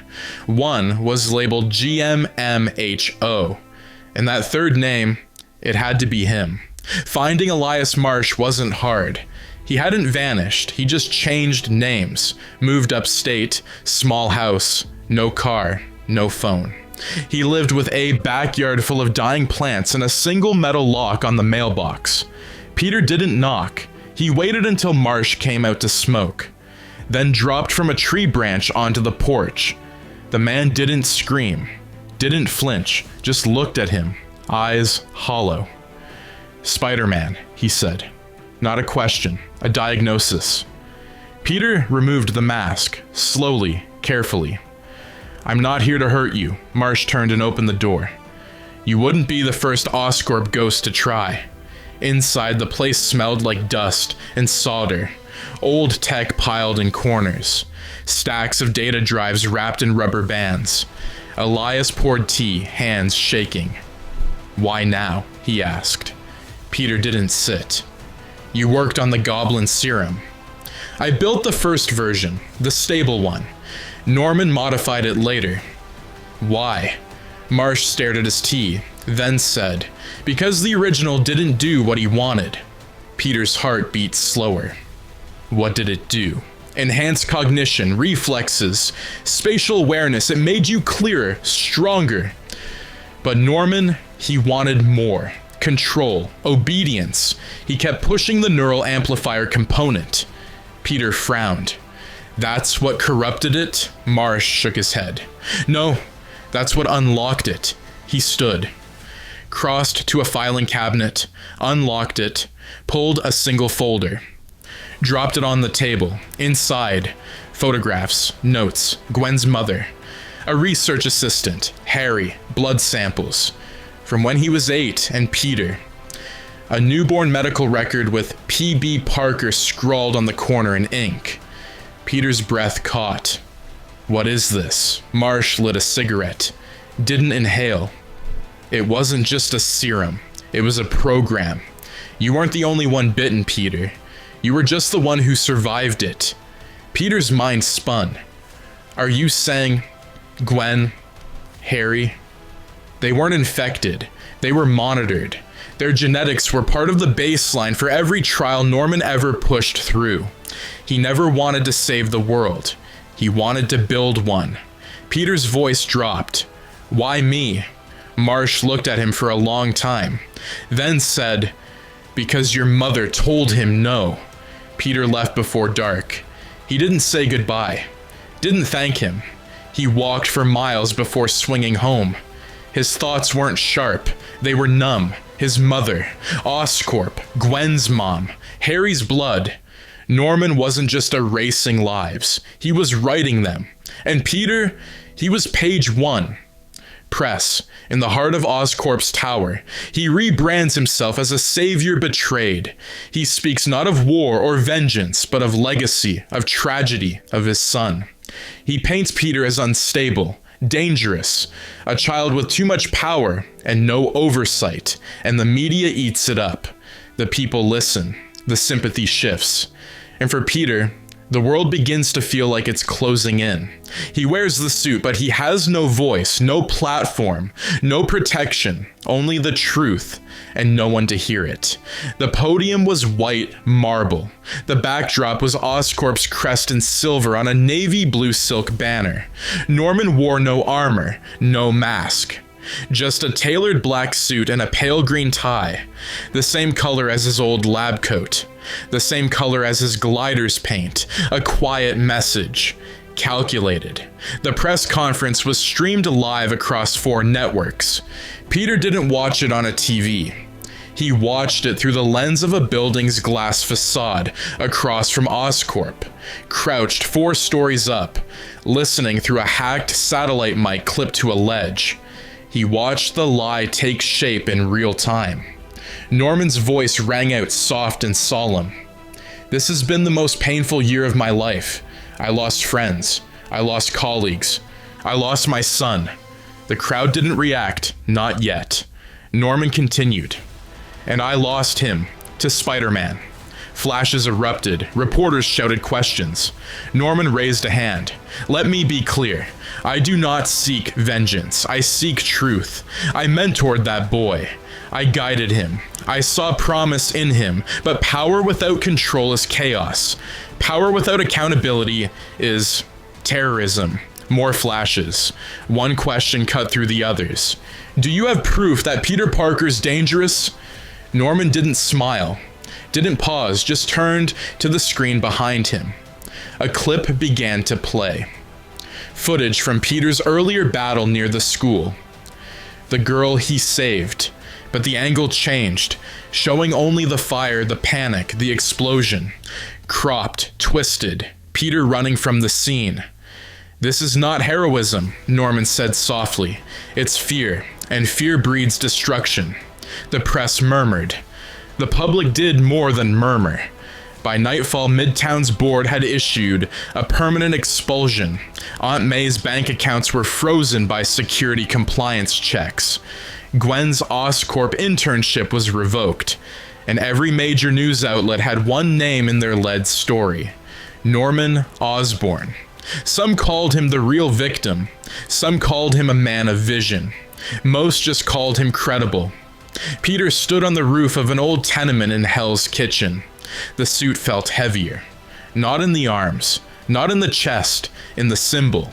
He pulled the mask off and sat, eyes burning from smoke and exhaustion, and the kind of helplessness that doesn't come with pain. It comes with silence. They believe him, he whispered.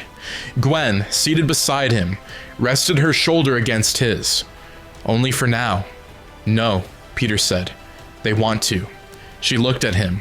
He didn't look back. He makes sense. I don't. I swing through windows and stop buses and fight robots. He talks. He smiles. He explains. She reached for his hand. He let her take it. Then, what do I do, Gwen? Her voice was soft. You don't stop. Peter closed his eyes. Tried to breathe. Tried not to break. But inside, something cracked anyway, because this wasn't about saving anyone anymore. This was about proving he ever had. And high above the city, in a penthouse bathed in warm light, Norman sipped scotch from crystal and stood alone, looking out over a city starting to forget who Spider-Man ever really was.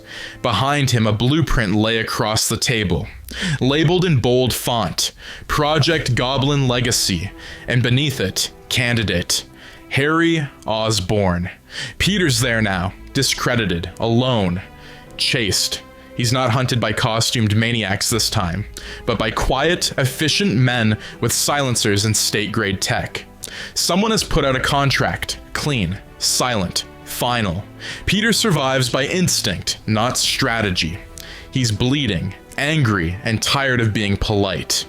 When he pulls himself from the concrete, all that's left of the Spider-Man the city knew is ash. So he rebuilds.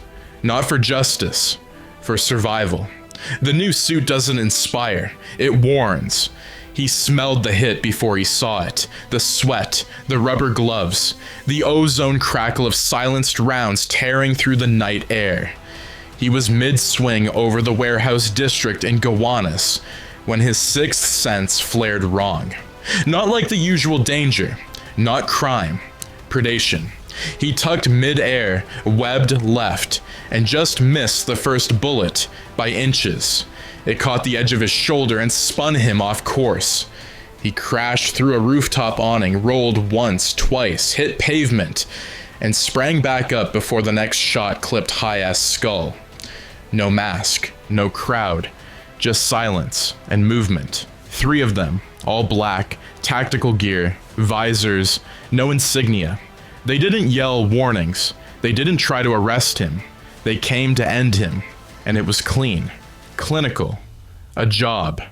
Peter ducked behind a support beam, webbed one of the shooters off his feet, then took a shot to the ribs.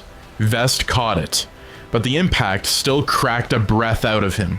He webbed high, kicked the second in the throat, took another hit to the thigh, felt the heat bloom down his leg.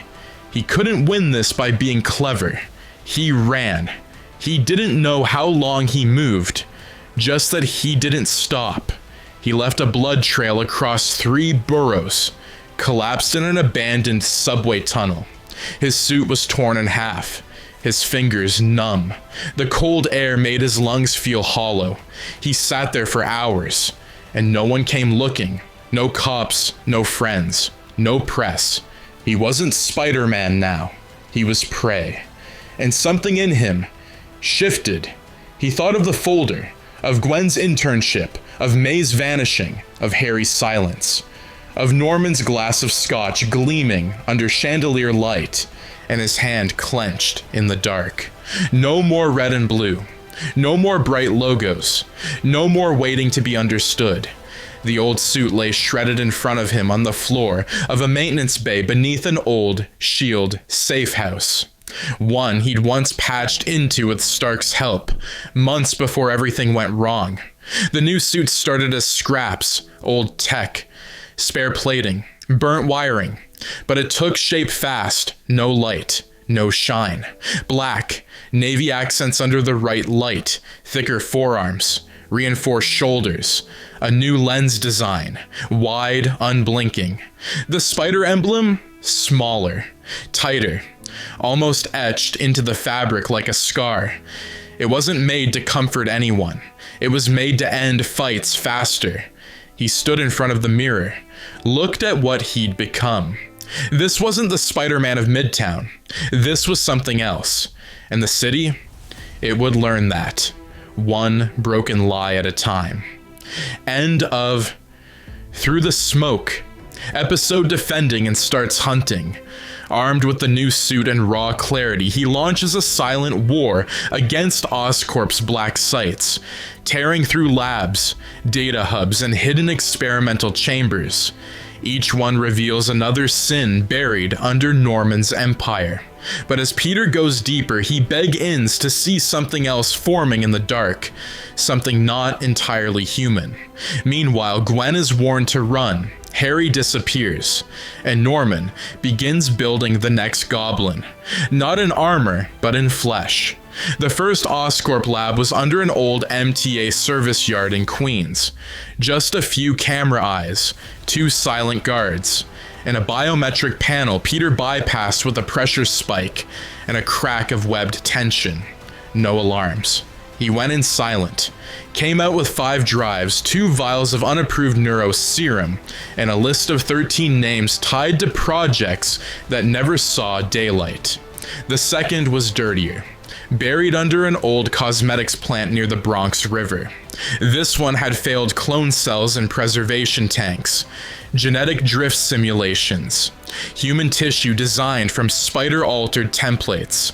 One was tagged with a name, Stacy H. Peter stared at it for too long, then shattered the tank with a web, slam, destroyed the data core and torched the whole place before dawn. By the third site, the guards weren't just quiet, they were ready. Night vision, heavy gloves, EMP-tuned weapons. They didn't yell his name. They hunted him, like they knew what he'd become. But Peter wasn't swinging in open daylight anymore. He moved through vents, shadow, misdirection. The new suit had kinetic mesh weaved with Oscorp's own designs. He used it against them. He stopped leaving survivors, not dead, just dangling from ceilings with their own rifles webbed to their backs, unconscious, humiliated. Each site had another piece of the puzzle, a genome, a dose, a neural pathway rebuilt to amplify obedience. Norman wasn't just preparing to wear the goblin suit again. He was preparing to shed his body entirely. Peter stared at the final file from Site 4, its codename, Chrysalis Protocol, and under it, Subject H. Osborne. Meanwhile, Gwen didn't hear him come in. She just felt the breeze shift behind her as she turned from the window. He stood there in the new suit, no smile. No apology. No Peter. Just wait. She blinked hard. You've been gone 4 days. He said nothing. She stepped forward, touching the new forearm plating. Jesus, you look like you're ready to fight a war. I already did, he said, and we're losing. She took his hand, then noticed the blood at the edge of the glove. Peter. They're turning Harry into something. She froze. Harry's missing. I know. His dad. I know. She stepped back. The distance between them wasn't emotional. It was practical. There were now things she couldn't follow him into. Can I help? Peter hesitated, then nodded once. I need a trace on something. It's called chrysalis. Gwen paled. Norman used that name once before. I thought it was a tank experiment. Something shelved after his first breakdown. It's not shelved, Peter said. It's awake.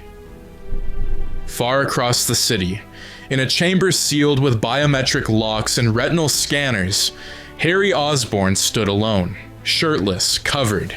The injection sites up his arms were raw and glowing faint green under the chamber lights. Norman watched from the glass. Do you feel it yet? Harry didn't answer. He looked up, eyes bloodshot, hands trembling. Then he said, It's not burning anymore. Norman smiled. Good. Behind them, a second chamber flickered to life. Empty. Waiting. And on the glass, in red marker scrawled like a whisper, G. Stacy, variant 2. He's not after blueprints or formulas this time. He's after something that proves Norman isn't just dangerous. He's inhuman. Gwen helps him trace the internal project IDs. One stands out, a medical file buried under layers of access logs and obfuscation. The subject, Gwendolyn Maxine Stacy. Blood work, neurological scans, genetic identifiers. Peter realized Gwen was never just nearby. She was a target, and maybe she still is. The door wasn't guarded. That was the first sign it was wrong.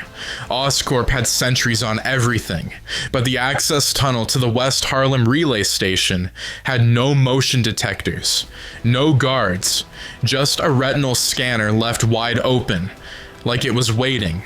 Peter dropped through the ventilation shaft in silence, feet brushing the floor like ash. The suit's black plates shimmered once against the faint emergency lighting. Motion triggered in short bursts as he moved. His fingers tapped the node Gwen had built, eye into his right glove, connected via a bounce frequency to her laptop half a city away. I'm in, he whispered. Gwen's voice crackled into his ear. You should be seeing a hallway with a gray strip and 2 red doors. Copy. The left one's a decoy. The right one routes to the relay center. 5 terabytes, everything from the past decade. He opened it, walked into quiet, humming, light. No personnel. Just towers of cold servers lined like tombstones. He plugged the spike drive in. The feed began copying. And that's when the screen lit up. Not because of Oscorp, because Gwen had sent him something. Peter, I think you need to see this. It wasn't a blueprint, it wasn't a file, it was a medical chart. 6 years old, patient tag GMX -257. Alias, Gwen Stacy. Blood, type O negative. Notes, genetic tolerance confirmed. Candidate viability high. Emotional deterrent flagged. Subject unaware. Observed proximity to PB. Parker noted. Peter's blood. Iced. Gwen. I didn't know, she said immediately. I never saw this. I swear to God, Peter, I didn't know. He stared at the screen, saw the dates, the cross references, not just her mother, her grandfather, all tied into early stage serums during Norman's Phase 1 trials. The implication hit him like a collapsing bridge. She wasn't just part of Norman's project. She was the next stage. He's building something, Peter said, voice hollow. I know. And I think he's building it from us. Peter pulled the drive and burned the console. He didn't stop to wipe prints, didn't need to. This wasn't covert anymore. It was war. He stepped back into the hallway and paused. The retinal scanner blinked red, requiring access out now, locked, and then the lights cut. A tremor. Not loud, just close. Peter ducked low, webs out, silent. Then came the first roar, not a mechanical one. Not the screech of metal or the thunder of tech. This was organic, wet, violent. Something behind the eastern wall moved, something large, and on the other side of that concrete, he heard Gwen's name, muttered in a voice that sounded like Harry's, only twisted, thicker, gargled with heat and hate. Peter backed out fast, heart pounding, mind spinning. Norman hadn't just injected his son, he'd grown him. Back in her apartment, Gwen pulled the final cross-reference file. And at the bottom of the data stream, an invoice, 5 years old, labeled Variant Chrysalis / Stacy / inactive, and below it, a field marked, scheduled for reactivation Q4. She stared, and the date it listed, next week. Shake. Something erupts from the shadows, something on fire, something screaming. Harry Osborn is no longer missing. He's something else now, a fusion of Norman's dreams and his own resentment, twisted by serum, pain, and the unbearable weight of abandonment. He's not fully transformed, not yet, but he's close, and when he locks eyes with Peter in the smoke, it's not hatred he offers, it's something colder. You should have let me die. The sound wasn't thunder, it was deeper, lower. Peter had just stepped through Gwen's window, mask half off, his voice caught halfway between truth and fear, when the vibration hit his bones. It came up through the concrete, through the glass, through the soles of their feet. Gwen backed away from her laptop. What is that? Peter moved to the ledge, looked down. First came the shockwave, silent, invisible, but enough to bend the antennae on half the street lamps. Then came the noise, a scream, but not human. It tore through the air like claws on piano wire, raw, rasping, hurt. And then the fire bloomed. The Oscorp convoy didn't stand a chance. 4 trucks, 2 security cars, escorting a core sample team. Probably for another site Norman wanted scrubbed. They never even saw what hit them. The lead truck burst into the air as if yanked by a god's hand, crumpled mid-flight, and slammed into a billboard with an explosion that lit up the intersection like daylight. People screamed. Horns wailed. The second truck tried to reverse, but something slammed onto the hood. A shape, not massive, but coiled with muscle and fire. It wore no armor.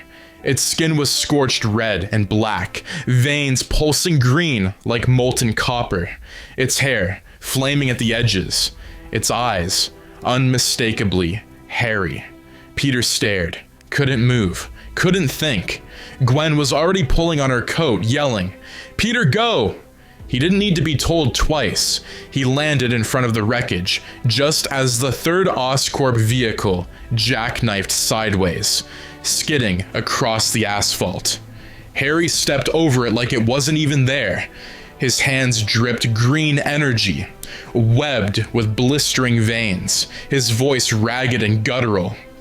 "Get out of the way," Peter said, raising his arms, not attacking. Harry froze. For half a second, the thing inside him flickered. Recognition. And then, "You left me," he said. Peter took a step forward. "Harry, listen to me. You knew. About him. About all of it." "I didn't. You did." His hand raised, palm glowing like a furnace. And then he whispered something that didn't sound like rage. It sounded like resignation. "You should have let me die. Then he lunged.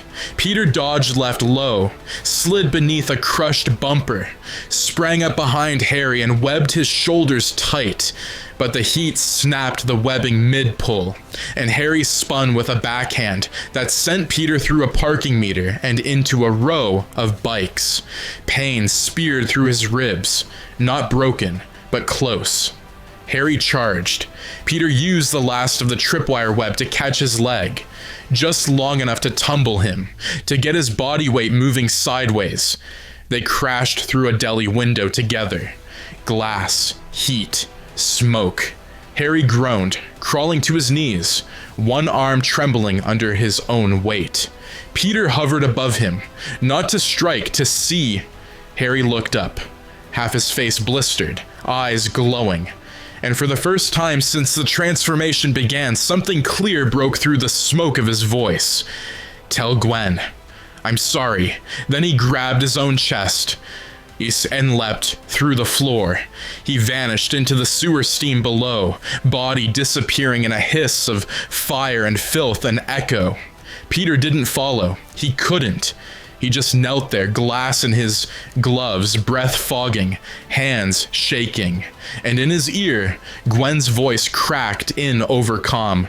"Peter, what happened?" He didn't answer, because he didn't know how to say it. Not yet. Harry was still alive, but whatever he'd become was something worse than death. Breaking point idea. It's an active procedure, and her activation has already begun. Gwen confronts Norman at Oscorp directly, demanding answers. But what she gets instead is truth, and a cruel offer. Norman doesn't need her permission. Her genetics were always part of the formula. Meanwhile, Peter scrambles to find her, caught between stopping Harry and saving Gwen. Time is collapsing, and choices now cost blood. Gwen didn't wait for Peter's permission. She knew where Norman would be. He was too theatrical to hide in the dark forever. He'd be visible, controlled, on display, like he always was when he wanted people to feel safe before he broke them. So she went to Oscorp, not through shadows, not with a mask, just a coat, a quiet resolve, and a flash drive full of fire in her pocket. Security stopped her at the door, until they scanned her name. Then they stepped aside, like the whole building already knew. Norman was in his glass atrium, top floor, looking out over the skyline as if it were his private diorama. The desk behind him was empty, the monitors off. Only the flicker of dusk across the Hudson gave the room any life. He didn't turn when she entered. "I wondered how long it would take you," he said calmly. Gwen stood still. "Why me?" Norman finally looked at her, and he smiled. "You always needed the truth more than Peter ever did." She swallowed hard. "You're turning me into something." "No," he said. "I'm awakening what's already there." "You're lying." Norman walked past her, toward the window again. "Your mother worked on the genome. Her DNA stabilized the second phase serum. You inherited more than her stubbornness, Gwendolyn." "I didn't ask for this." "You didn't have to. You were chosen long before you were born." She stepped forward, anger rising. "You killed Harry." Norman turned sharply now. "I saved him from mediocrity, from irrelevance. I gave him purpose. You destroyed him." Norman's eyes narrowed. "I made him matter." Behind Gwen, the monitors flared to life. Security footage, medical charts, all of her. Her blood, her brain scans, her neuroplasticity models. And on one screen, her file. Marked as active, no pending date, no future window. Just now. She stepped back from it like it was radioactive. "You can't force me." "I already did," Norman said softly. 6 weeks ago, nanoserum in the Oscorp water filtration labs. You drank it during your internship. Her hand went to her stomach. Reflex. It didn't hurt, but it wasn't a lie. Not from him. Not now. "I'll fight it," she said, voice trembling. "You'll lose," he said without hate. "Then you'll lose too." He stepped closer and whispered, "Gwen, I'm not trying to make you a monster." She stared. "I'm trying to save you from becoming one." Peter heard it all through the hacked comm link. He was still tracking Harry, but now he turned. The city faded, the pain in his ribs, his legs, his soul. It meant nothing now. He had to get to her. He didn't know what Norman had triggered, but Gwen was running out of time. And Harry, he was circling back.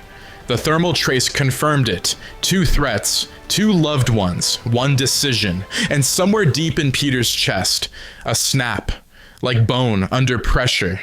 Something had to break, and it might be him. No's Oscorp is no longer a fortress. It's a labyrinth, and Norman built it with dead ends for heroes. But he doesn't plan on escaping. He plans on burning it from the top down. Harry's already there, twisted, half-changed, seeking his father with the rage of every lie ever told. But it's Gwen who changes the course of the fight. Not with power, but with clarity. Because as her transformation begins, she makes the one choice Norman never accounted for. She fights it, and in doing so, she might save Peter, or destroy everything he loves. The sky above Oscorp Tower burned the color of dried blood. Peter didn't swing, he dove.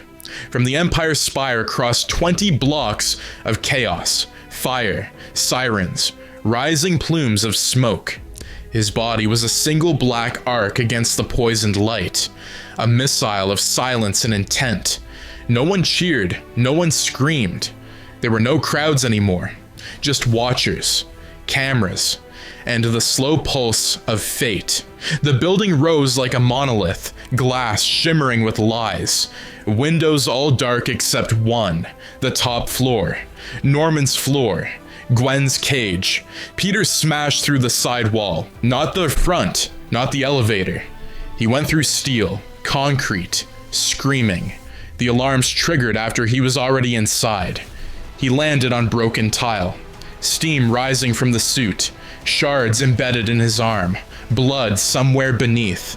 But it didn't matter, because Gwen was already on the table, strapped, breathing, eyes wide.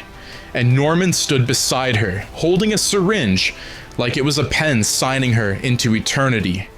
Peter didn't speak.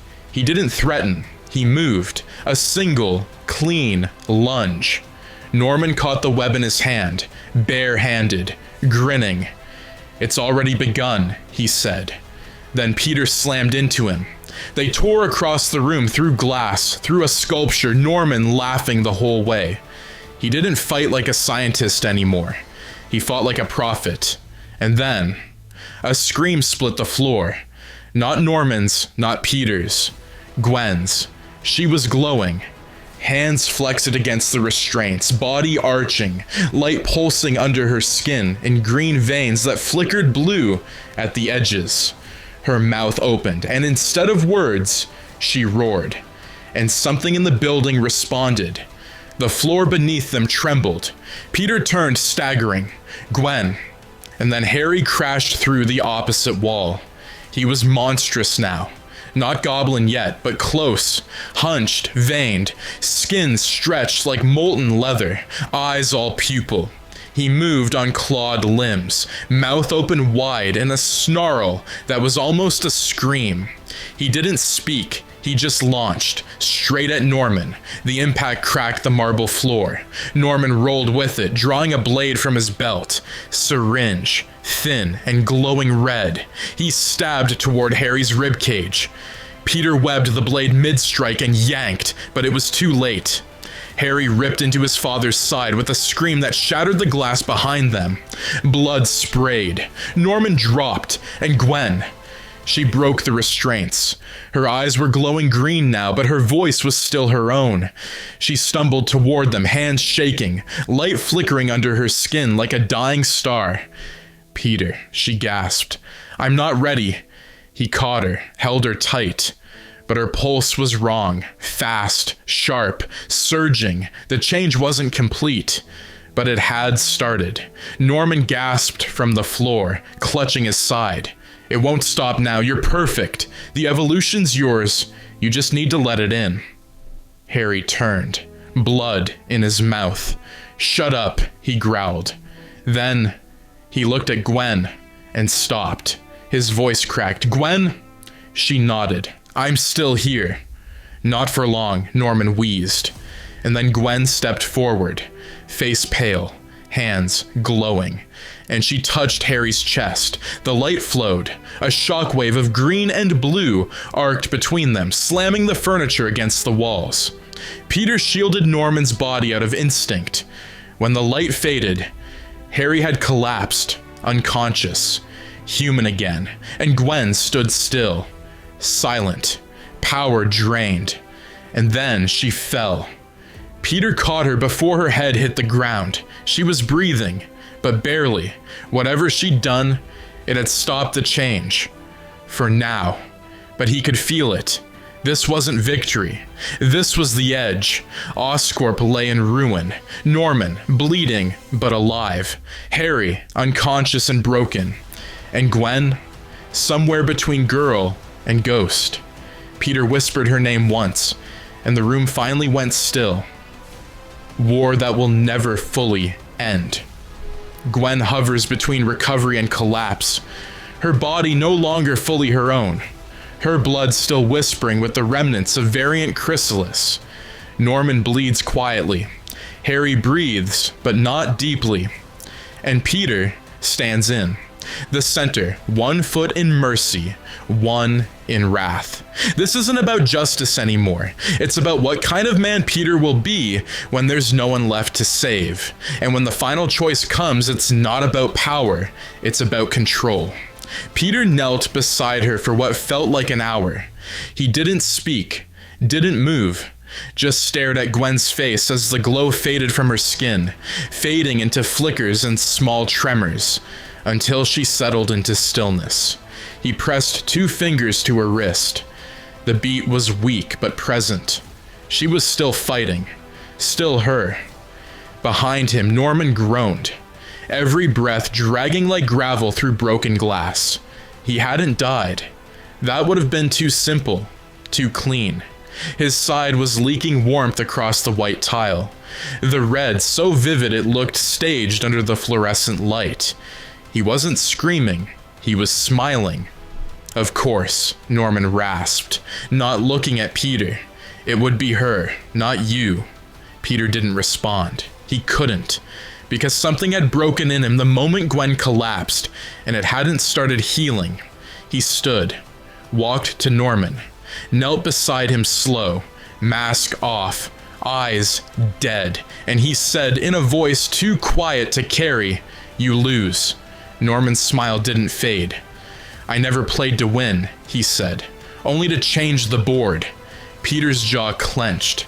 "You destroyed everything." "I revealed everything." Peter reached for his web cartridge, not to restrain him, to end it. Norman saw it, didn't blink. "I made you," he said. "All of this. You're not a hero. You're a consequence." And Peter paused, 1 heartbeat, 2. Then he dropped the cartridge, stood, turned away. Not because Norman was right, but because he wasn't worth it. Peter lifted Gwen in both arms. She stirred, just faintly, just a breath of movement, eyelids fluttering. "Hey," he whispered, "I've got you." Her voice raw, broken. "Did we win?"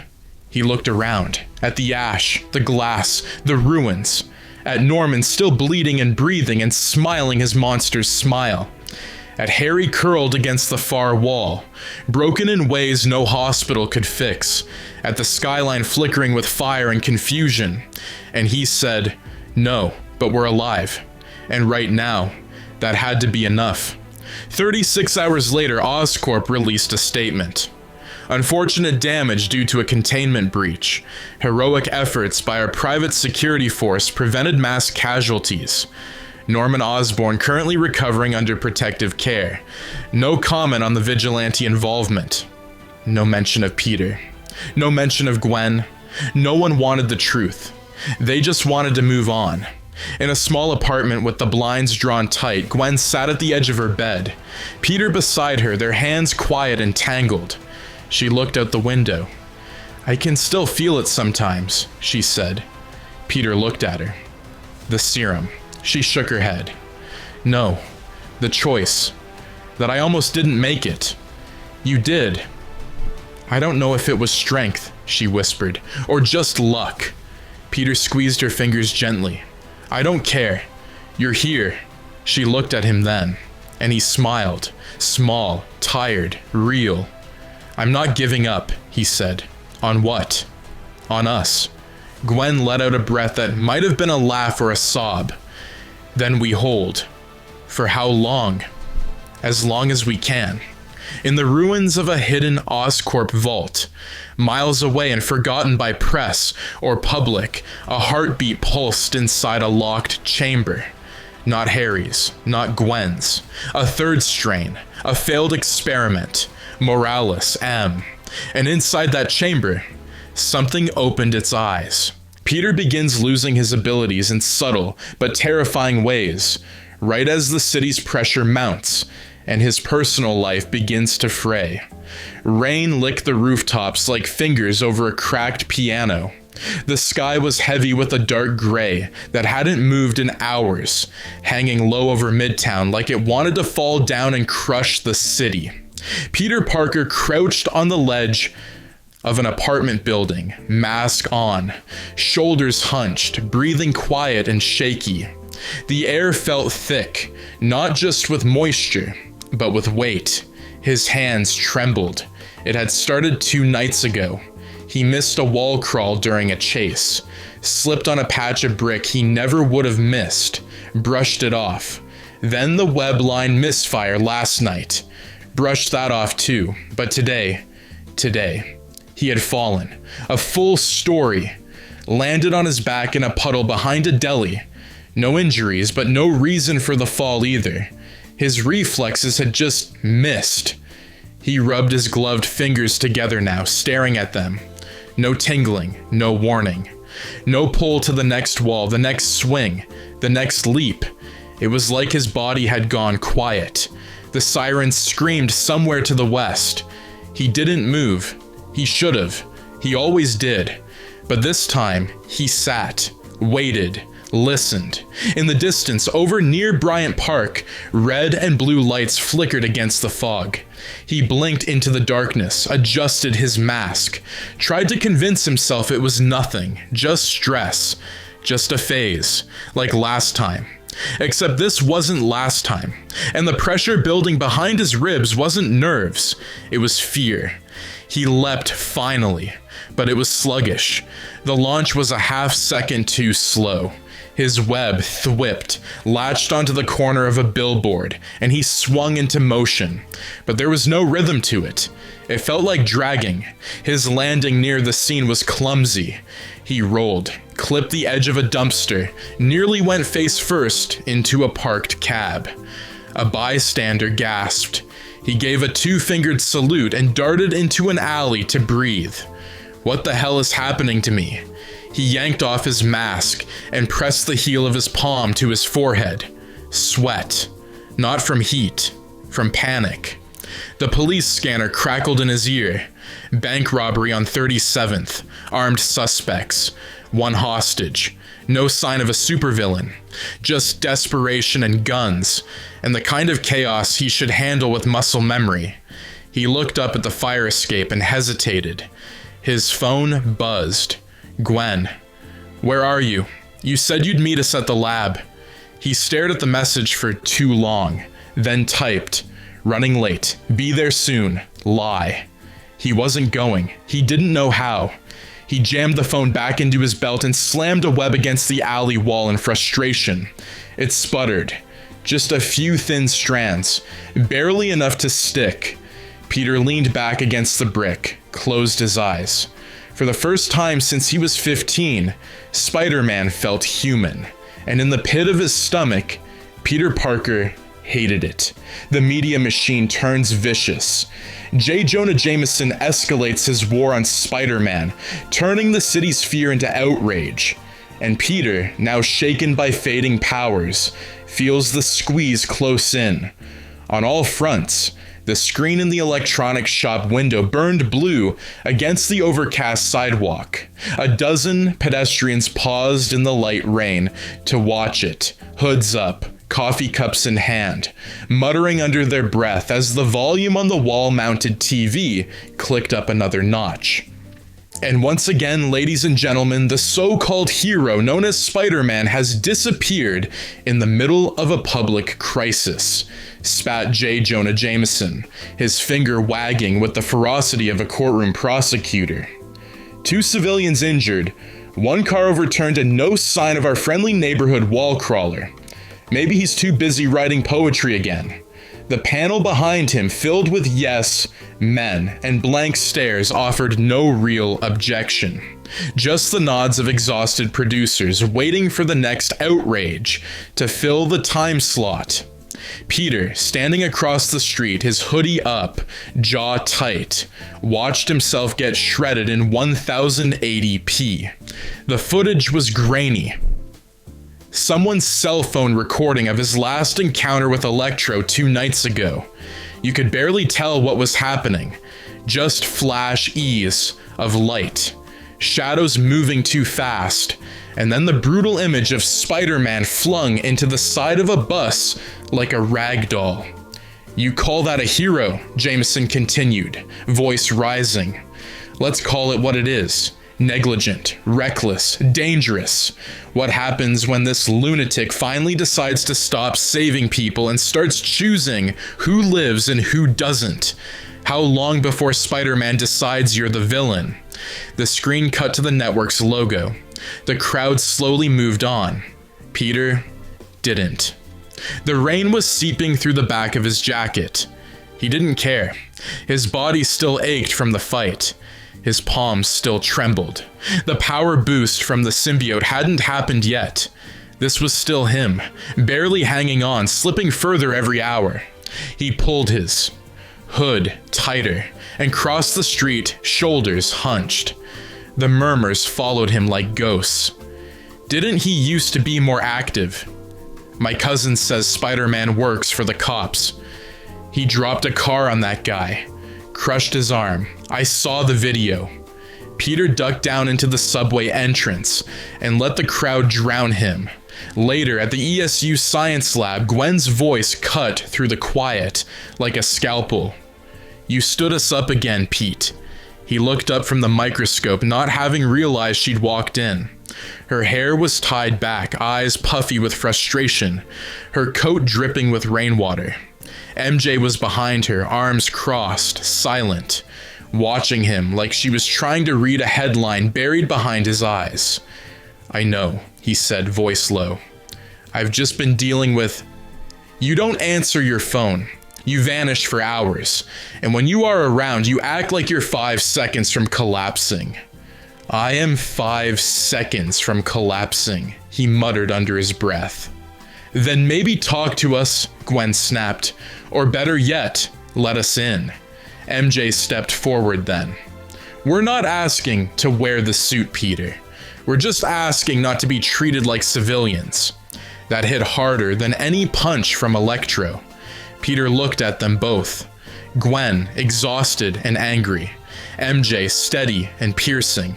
He wanted to tell them about the power fade, about the fear, about the black thing calling to him from his dad's abandoned lab, like a whisper behind glass. About how every step lately felt like the start of a free fall.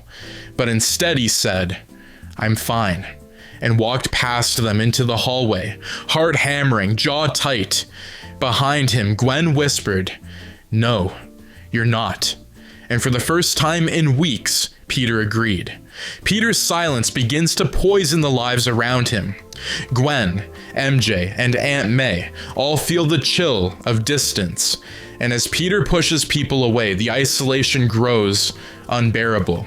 But a desperate move, rooted in grief and fear, leads him to the door of his father's secrets. The light in Aunt May's kitchen had always been warm. It was the same faded gold of childhood evenings, that hour before bedtime when everything smelled like cinnamon and paperbacks and quiet. But tonight it felt cold. Not because of the temperature, but because Peter hadn't spoken more than 4 words in 20 minutes. He sat at the table with a mug of tea that had long gone cold. Aunt May moved slowly around the kitchen, her eyes on the window more than on him. The silence was heavy. "I've seen that look before," she said finally. Peter blinked. "What look?" She gave a soft, dry smile. "The one that says you're slipping." He tried to laugh. It came out wrong. "I'm not slipping." She nodded gently, setting a spoon down. "Of course not. Just forgetting meals, missing school, shaking like a leaf. That's not slipping. That's just multitasking." Peter winced. He hadn't expected the sarcasm. Not from her. "Peter," she said more softly now. "You don't have to say it. But whatever it is you're carrying, it's dragging you down." He looked at her. The wrinkles around her eyes. The worry on her face. "I can't let it go," he whispered. "If I do, people get hurt." Sometimes the thing hurting us the most is the one we refuse to set down. He nodded, but didn't answer. Because she wasn't wrong, and that scared him. That night, Gwen texted again. "I'm sorry I snapped, but I'm scared. Tell me you're okay." He didn't answer. MJ posted a story that he knew was aimed at him. A quote over a black background. "If you shut people out, don't be surprised when they stop knocking." Still, he didn't answer. Instead, Peter walked. He walked the streets of Queens until the wind stung his eyes and the cold bit his fingertips. He walked until the city felt far away, and the noise in his head matched the dull roar of cars down Roosevelt Avenue. And finally, he found himself in front of the Oscorp facility his father once worked in. Not the main tower, the auxiliary campus, sealed after the fire years ago, except it hadn't burned, not all of it. And he knew where the hidden lab was.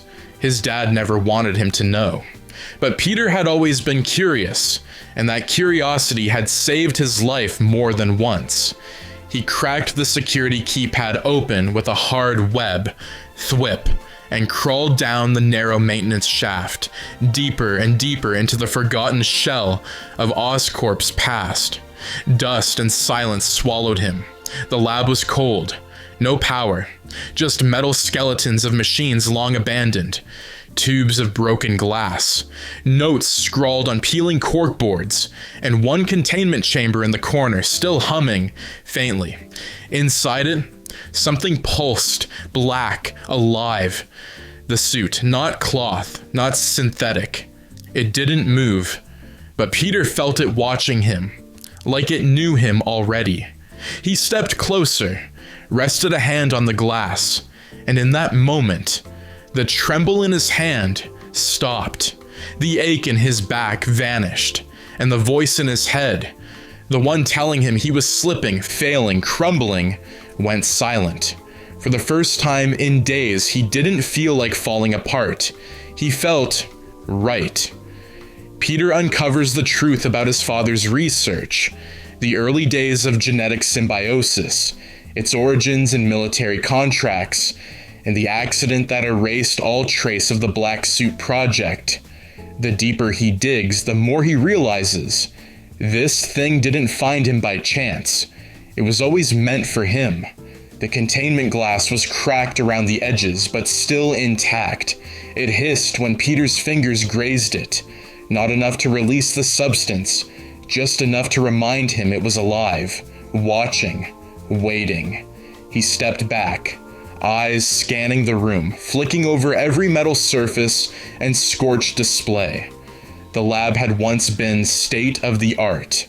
Now it looked like the aftermath of a quiet war. Dust settled in the corners like ash. A single projector arm still dangled from the ceiling, wires frayed.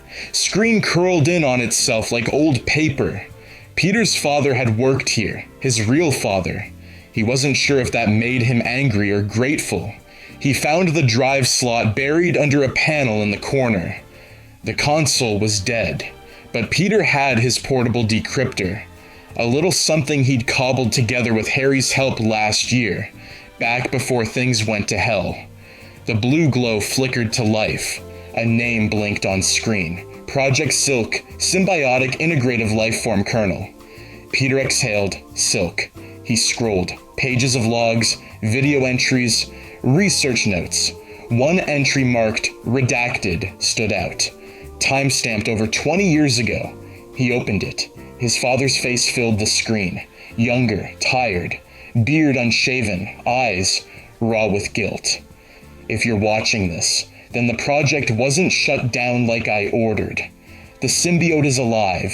It's adaptable. It mimics consciousness, emotion. It was supposed to be a suit that could survive deep space, heal the body, merge safely with its host, but it learns too fast, too hungry. I tried to terminate it after the Columbia test. Subject 05 never woke up. It didn't kill him.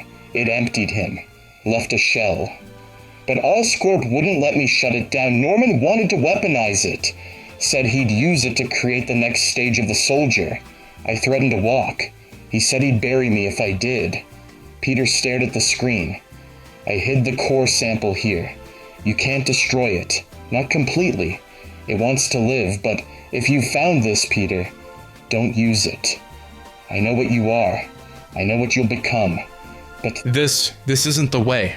It doesn't just enhance. It takes. Please. Son, don't put it on. The video ended. Silence. Peter stood motionless, the glow from the screen painting the hollow of his face in dim cyan. Behind him, the chamber pulsed again. Not louder, just closer. Peter looked over his shoulder. It knew his name. He didn't know how, but he felt it. He could hear it now. Not words, shapes of words. Like a melody he couldn't hum but recognized. Let me help. Let me fix it. Let me save you. He stepped closer again, pressed his palm against the glass, and for the second time that night, the ache disappeared. His breath slowed. His mind cleared. Whatever this thing was, it had the answers his father never found, and maybe, just maybe, it was the only thing left that could hold him together. Peter dons the black suit. He doesn't plan to, not consciously. It simply happens. And when Electro strikes again in Midtown, Spider-Man answers not as the man he was, but as something new. Faster, stronger, but darker. And everyone watching sees it. He didn't remember falling asleep. 1 second he was standing in the dark, staring at the glass. The next he was on the floor of the lab, cold concrete against his cheek, breath fogging faintly. The containment chamber was open, empty. No alarms, no burst of violence, just gone. He sat up slowly. His hands were covered, slick, inky, black to the wrists. His fingers moved and the suit moved with him. No delay, no seams. It wasn't a costume. It was his skin now. Peter staggered to his feet. The mirror above the control panel was clouded from dust, but when he wiped it away, the reflection stopped him cold. It was him, but not him. The lenses were sharper, wide, and faceted like a spider's. The webbing across the chest, silver now, snaked and pulsed faintly. The symbol on his chest was stretched, long-legged, more creature than icon. And his eyes, behind the mask, they looked calm. For the first time in weeks. There were no tremors in his hands, no heat behind his eyes, just silence and strength. He didn't question how the suit had wrapped him. He just moved. And in an instant, he wasn't in the lab anymore. The electrical grid shorted out 3 blocks from Madison Avenue. Power lines danced in the sky like cracked whips, arcing violently across the wet concrete. Cars slammed into each other in the intersection. Streetlights blew, and at the center of the chaos, standing atop the hood of a flipped NYPD cruiser, was Max Dillon, Electro, lit up like a fuse box with legs, laughing through a wall of crackling static. "You think you can humiliate me twice and get away with it, Spider-Man?" he shouted into the storm. "Come out and die properly." And Spider-Man did, but not the red and blue blur the city had grown used to. What landed in front of Max was a streak of black that didn't move like a man. It was silent, fluid, unnatural. The crowd backed away. Electro blinked, confused for half a second, and then Spider-Man moved. He didn't dodge the bolts, he walked through them. The electricity danced across the suit like water off glass, absorbed and redirected through veins of living thread. Peter didn't speak, didn't quip, just moved in fast as a gunshot and drove his palm straight into Electro's chest, sending him flying 20 feet back through the windshield of a parked van. The crowd screamed. Peter didn't stop. He leapt, crossing the distance in a blink, grabbed Electro by the collar and slammed him into the pavement with enough force to crack it. "Nothing funny to say now," Peter hissed, voice lower than usual, almost growled. Electro's eyes widened. The suit was feasting on the power, glowing now with every punch, pulsing with every scream. Peter struck again, once, twice, until sirens flared in the distance. Then he stopped. He looked down at his fists, blood on his knuckles, blood on the suit. He was breathing hard, but it wasn't exhaustion, it was release. He stood slowly, turned to the people watching from the sidewalk. Dozens of phones raised, no cheers, no applause, just silence and fear. Spider-Man looked back at them. They saw the black suit, and they didn't see a hero. The power feels right. The silence in Peter's head, the speed in his veins, the control. But Gwen is scared. MJ doesn't recognize him. And when Peter visits May, even she looks at him like something's changed. The black suit gives him everything he wants, but it's beginning to take something too. And Peter's the last one to notice. The windows of Peter's apartment rattled when he touched down on the fire escape. Not from force, from the vibration in his limbs. Like the suit hadn't fully cooled yet. It pulsed, still faintly alive, under the collar of his hoodie where it clung to the skin like a second heartbeat. He hadn't even realized he was still wearing it. He pulled the hoodie down, hands shaking, not from weakness, now, but from stimulation. He wasn't tired. He wasn't sore. He was charged, like every nerve had been rewired and fine, tuned to the city's every motion. He stepped inside, door creaking softly behind him, the sound echoing a little too loud in the silence. The apartment was dark.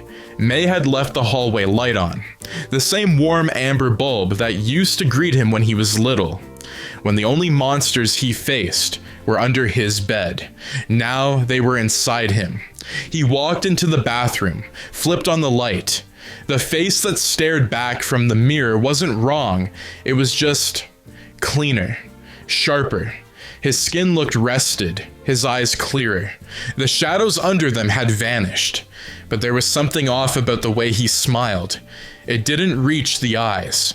The knock at the door came just as he stepped back into the kitchen. He opened it. Gwen, soaked from the rain, her jacket clinging to her shoulders, hair pulled back sloppily. She looked exhausted, but more than that, she looked scared, not of the world, of him. "Hey," she said, barely above a whisper. Peter blinked. "You walked here.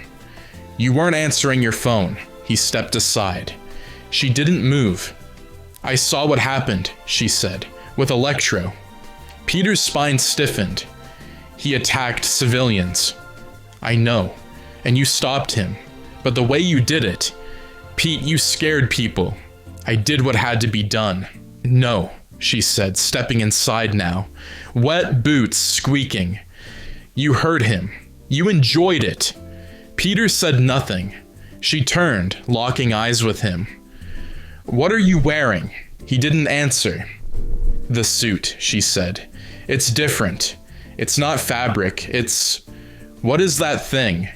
Peter stepped toward her. It's nothing, just something I found in your father's lab, she cut in.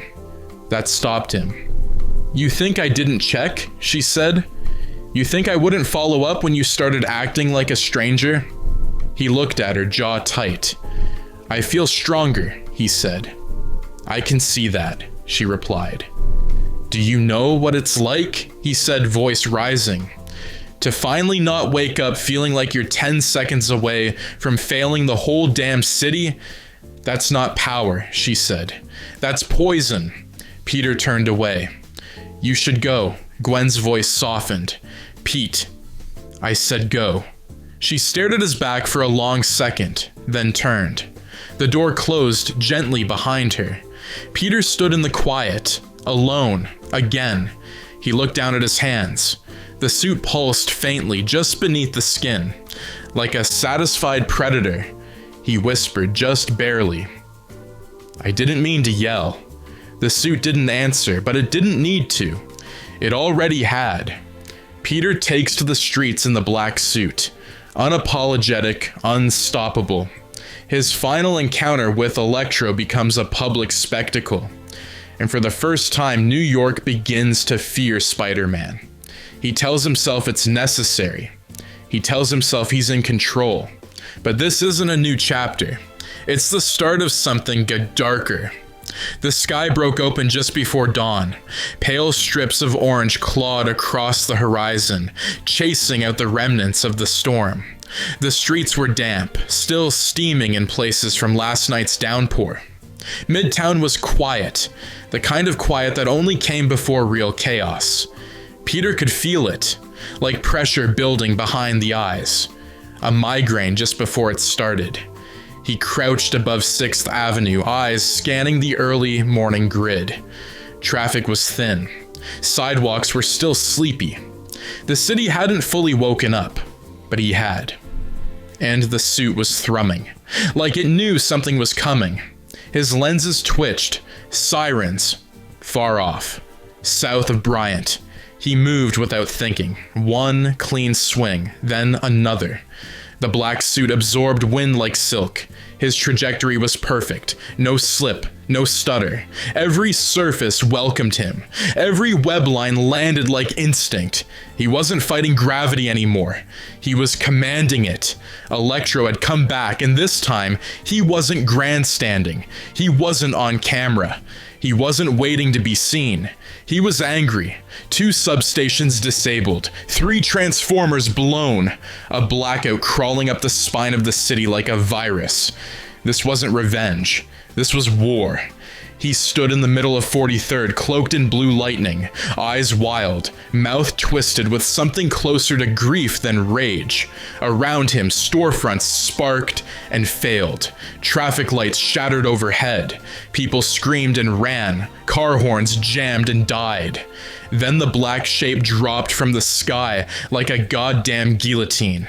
Spider-Man landed in silence. The suit didn't ripple, it tightened. Electro took 1 step back. Oh, not you again. Peter didn't answer. He hit first.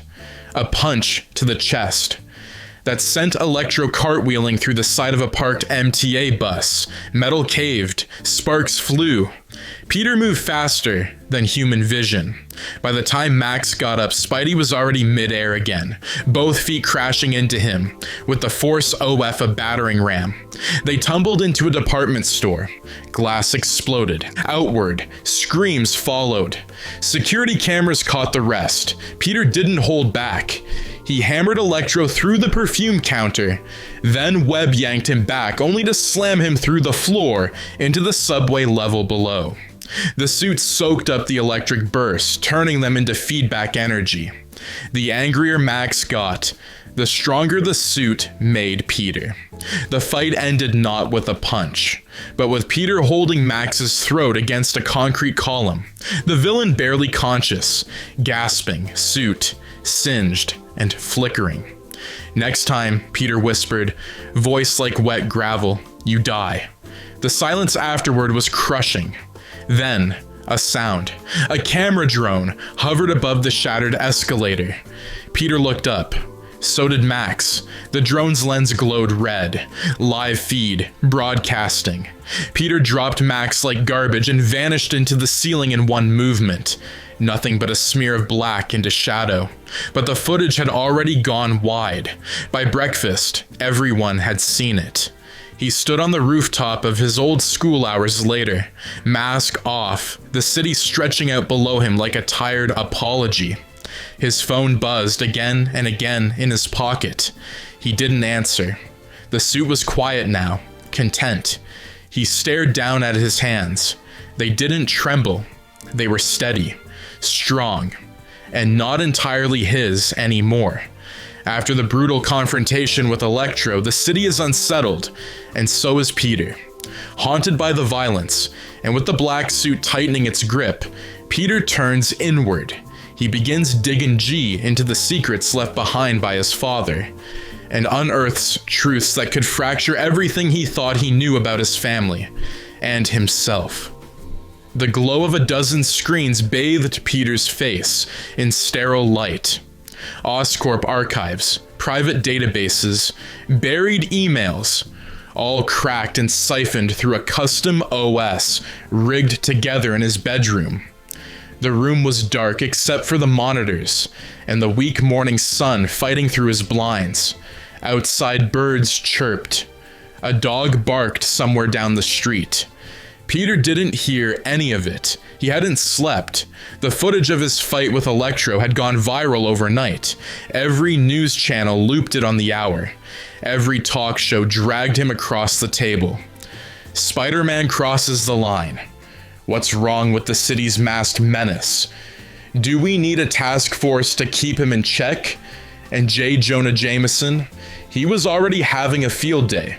Screaming headlines, online exclusives, a full 30-minute monologue on Spider-Man's descent into tyranny.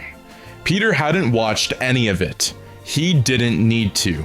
He remembered the fight.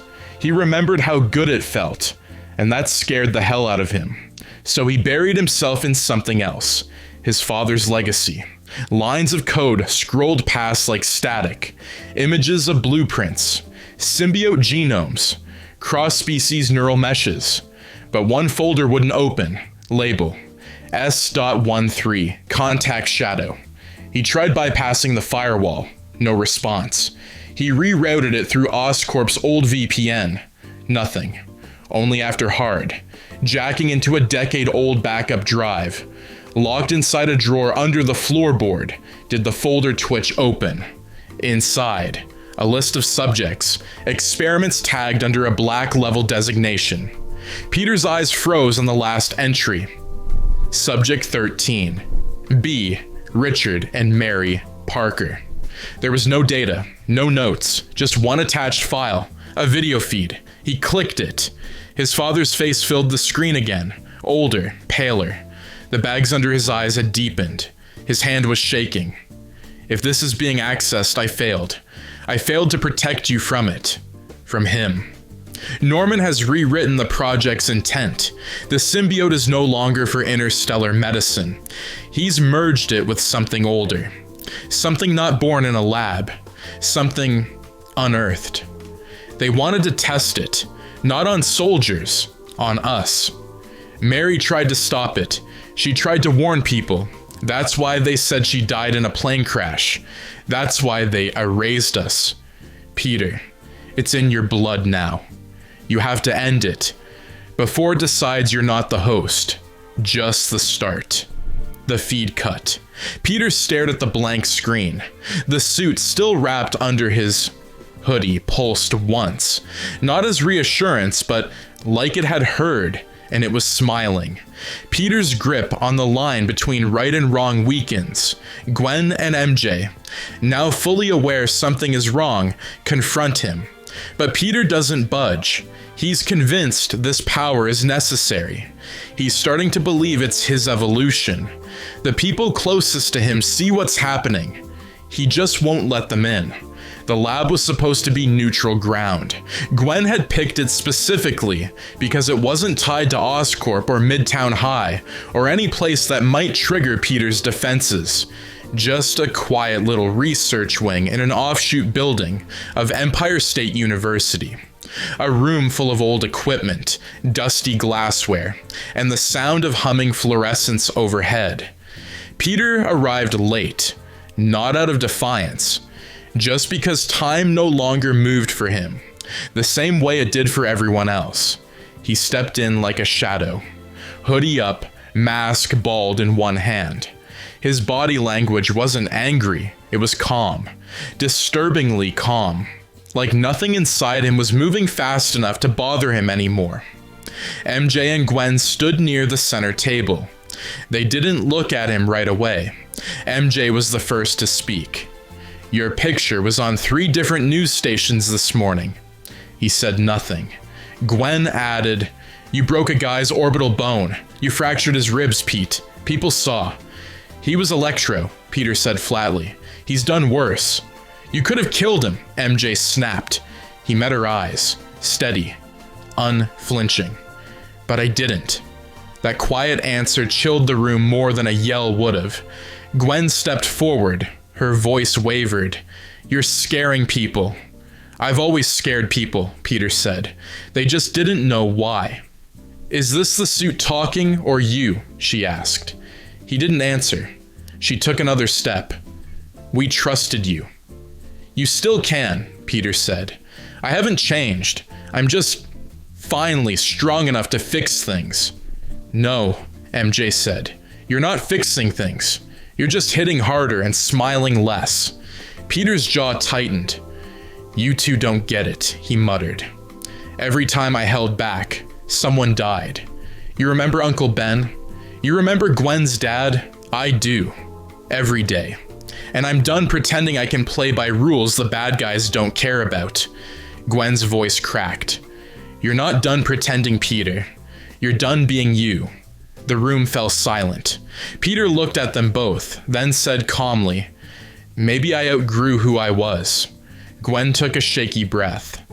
"Then maybe we need to figure out who we are without you." She turned and walked out. MJ hesitated, just for a second, then followed. Peter didn't move. He stood in the middle of the lab for a long time, staring at the table, watching his own reflection in the glass. The suit pulsed softly under his collar. A voice calls from the shadows, flirtatious, dangerous, and disinterested in the old Peter Parker. Felicia Hardy, Black Cat, enters like smoke, confident, chaotic, and looking for something. Peter is colder now, darker, and for once someone likes it that way. She doesn't try to fix him, she tries to steal him. He didn't notice her until she was already sitting on the fire escape, one boot resting casually on the windowsill, twirling something small and metallic between gloved fingers. "You know," she said without turning, "for a guy with spider sense, you're not great at detecting uninvited guests." Peter didn't flinch. "Maybe I don't see you as a threat," he replied. Felicia Hardy glanced over her shoulder, black goggles reflecting the faint glow from his desk lamp. Her hair was platinum in the dark, wild and catching moonlight in waves. "That's sweet," she purred, "but usually I prefer please stay to please don't hurt me." Peter stepped closer, arms crossed. The symbiote under his clothes shifted subtly, as if tasting the new presence. "You shouldn't be here," he said. She smiled. "You say that like I care." He didn't move, just stared. She rose from the windowsill in one fluid motion, leaned against the frame like she owned the room. "Relax, Spider.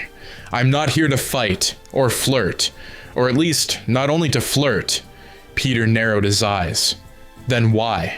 She held up the object she'd been toying with. A thumb drive. Oscorp marked, burned. "Because you're not the only one digging into your daddy's skeleton closet, and I think we might be looking for the same bones." Peter stepped forward, slowly. "Where'd you get that?" Felicia's grin widened. "A girl has to keep some secrets." "I don't like games," she laughed softly. "That's the point. You used to hate me for them. Now, I'm not sure you'd stop me even if I robbed a bank with your name on it." His jaw clenched. She stepped forward, voice dropping. "You've changed, Peter. I don't need to know how or why, but it suits you." He didn't respond. "I'm looking for someone," she said. "Same as you. Someone in the shadows, pulling strings, buried deep inside Oscorp's private files. Deeper than even your dad's work. And I think whatever's inside that gooey black hoodie of yours, it's a map. Or maybe a key." Peter didn't flinch, but the suit beneath his skin tightened. "What do you want from me?" Felicia tilted her head. "A partner, just for now." Peter didn't blink, didn't nod, didn't say yes, but he didn't say no. She saw it. "That's what I thought." She turned, stepping back onto the fire escape, pausing only to glance at him one last time. "When you're done trying to be good, Spider," she said, voice silk, "come find me. There's a whole world out there for the other kind of hero." Then she was gone. Peter stood in silence for a long time. The city glowed beneath him, and the suit purred quietly against his spine. A quiet moment in Queens is interrupted, not by a villain, not by an explosion, but by a voice inside Peter's mind. Calm, precise, familiar to fans, but jarring to Peter. Professor Charles Xavier isn't here to stop him. He isn't here to fight.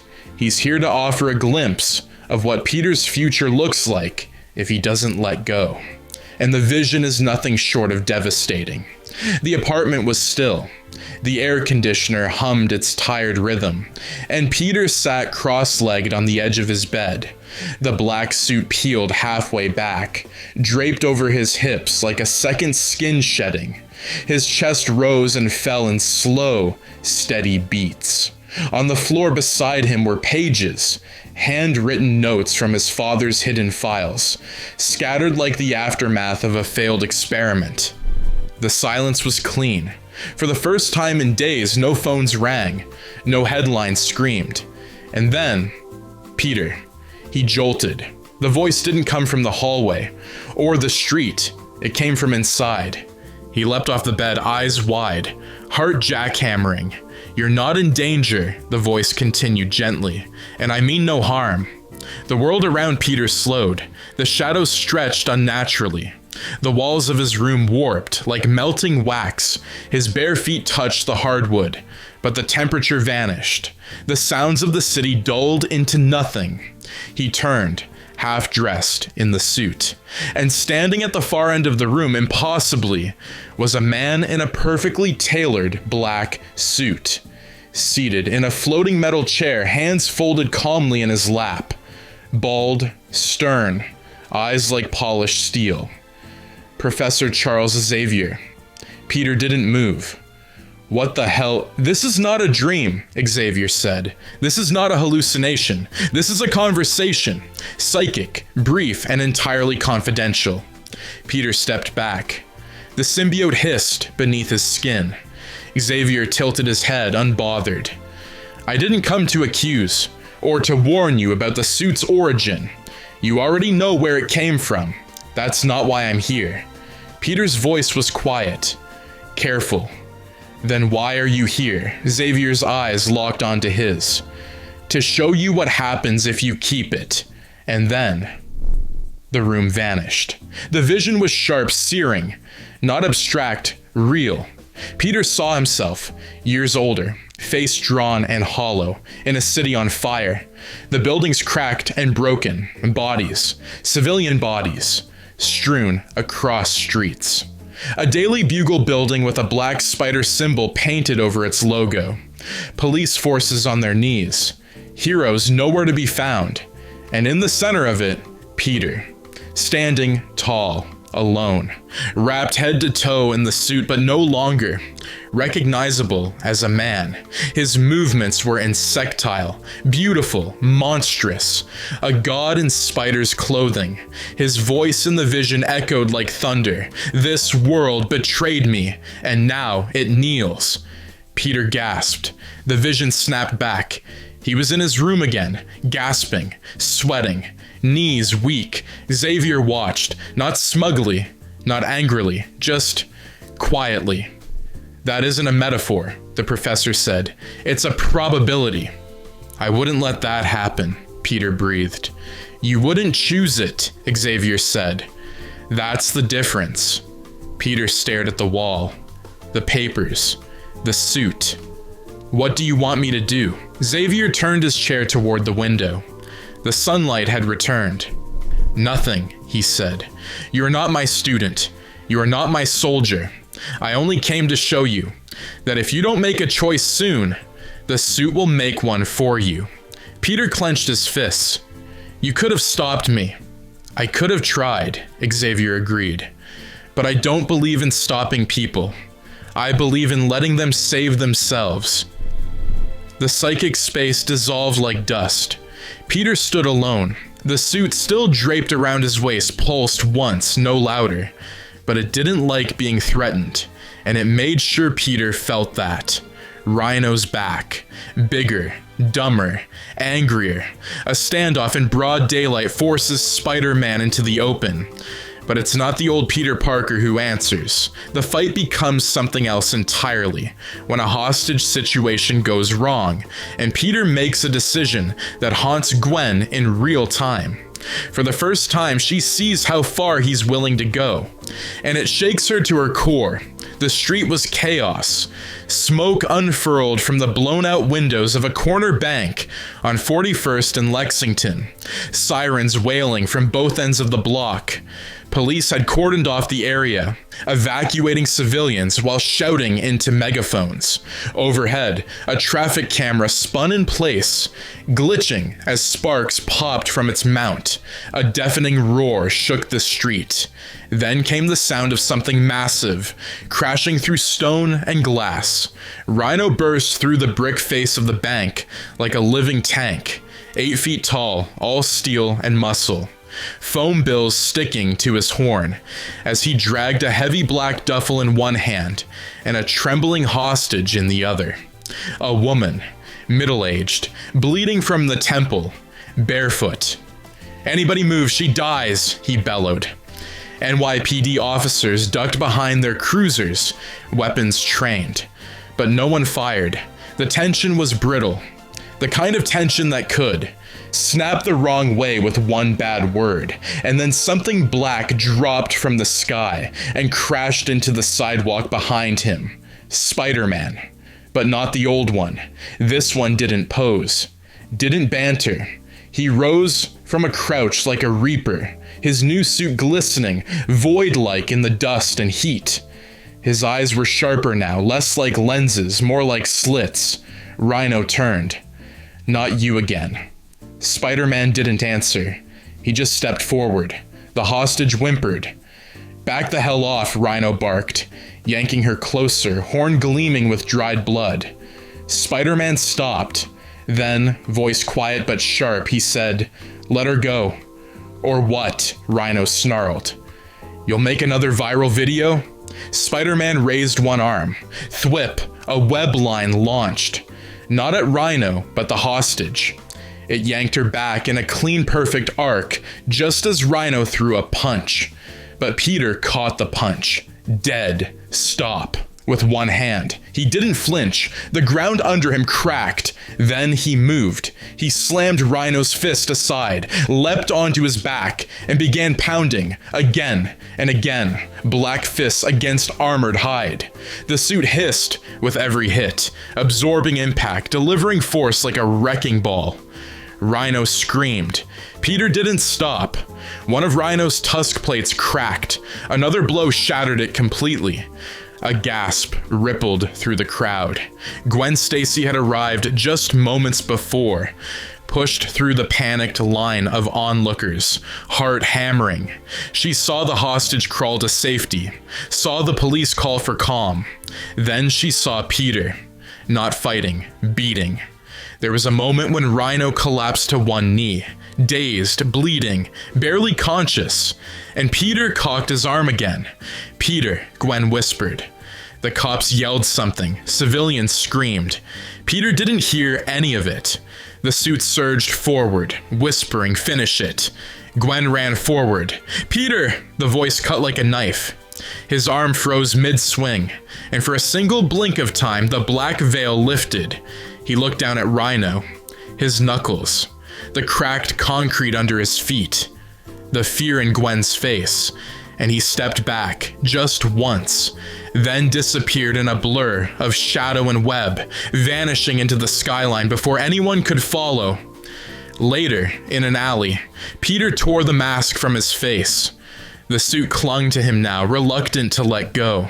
His chest heaved, not from exertion, but from something far worse, guilt. He pressed his palms to the wall. Whispers skittered at the edge of his skull. They deserved it. You're stronger now. She just doesn't understand. He slammed his head against the wall. Once, hard. The voice faded, for now. But Gwen had seen it, and the Peter she knew, she wasn't sure he came back with her. After nearly losing himself in violence, Peter goes looking for something. Clarity, control, a reason not to break. But instead he finds Felicia Hardy again, and she offers exactly what he doesn't know he craves. Permission, no judgment, no consequences, just freedom. For a man losing everything, that might be too much to resist. The club was tucked beneath an abandoned tenement in Hell's Kitchen. No signage, no bouncers, no line.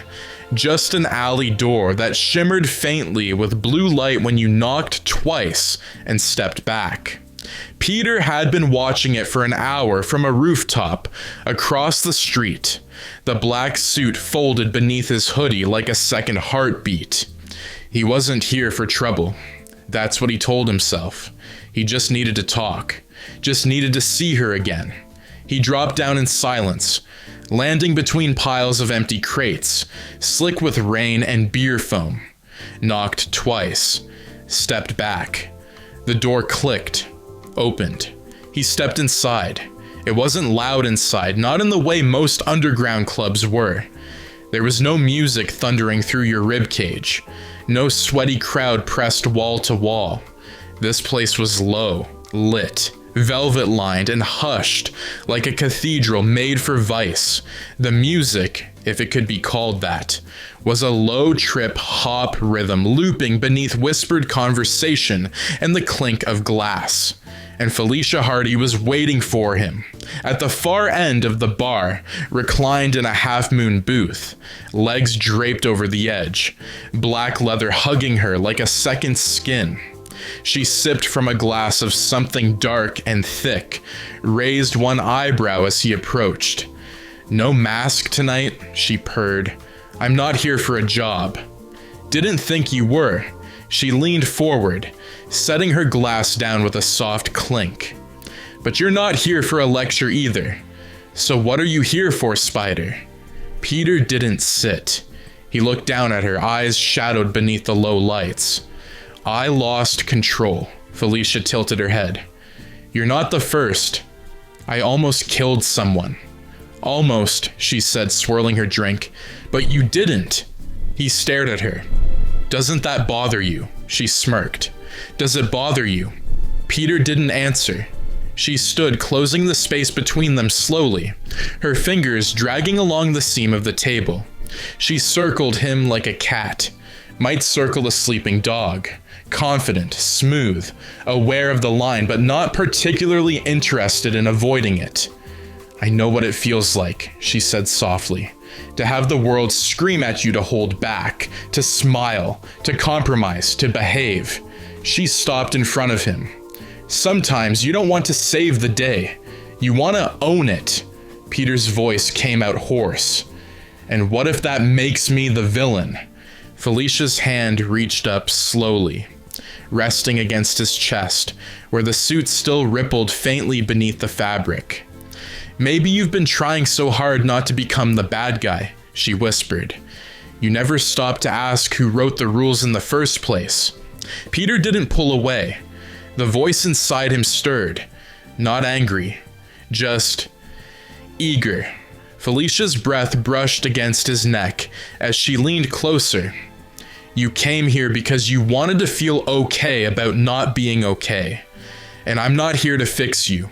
I'm here to let you be you. Peter's fists clenched. The suit pulsed once, and he kissed her. Not gently, not awkwardly. Like a dam had cracked, like he wasn't asking for permission anymore. When they pulled apart, breathless, Felicia's smile was slow, crooked, dangerous. You're starting to understand, she whispered. Peter closed his eyes, and for one terrifying moment, he felt nothing. No guilt, no pain, just silence. And it felt good. There's always a final straw, a moment that fractures the lie we tell ourselves, that we're still in control. Peter gets the call in the middle of the night. A kidnapping, Midtown. Gwen's in danger.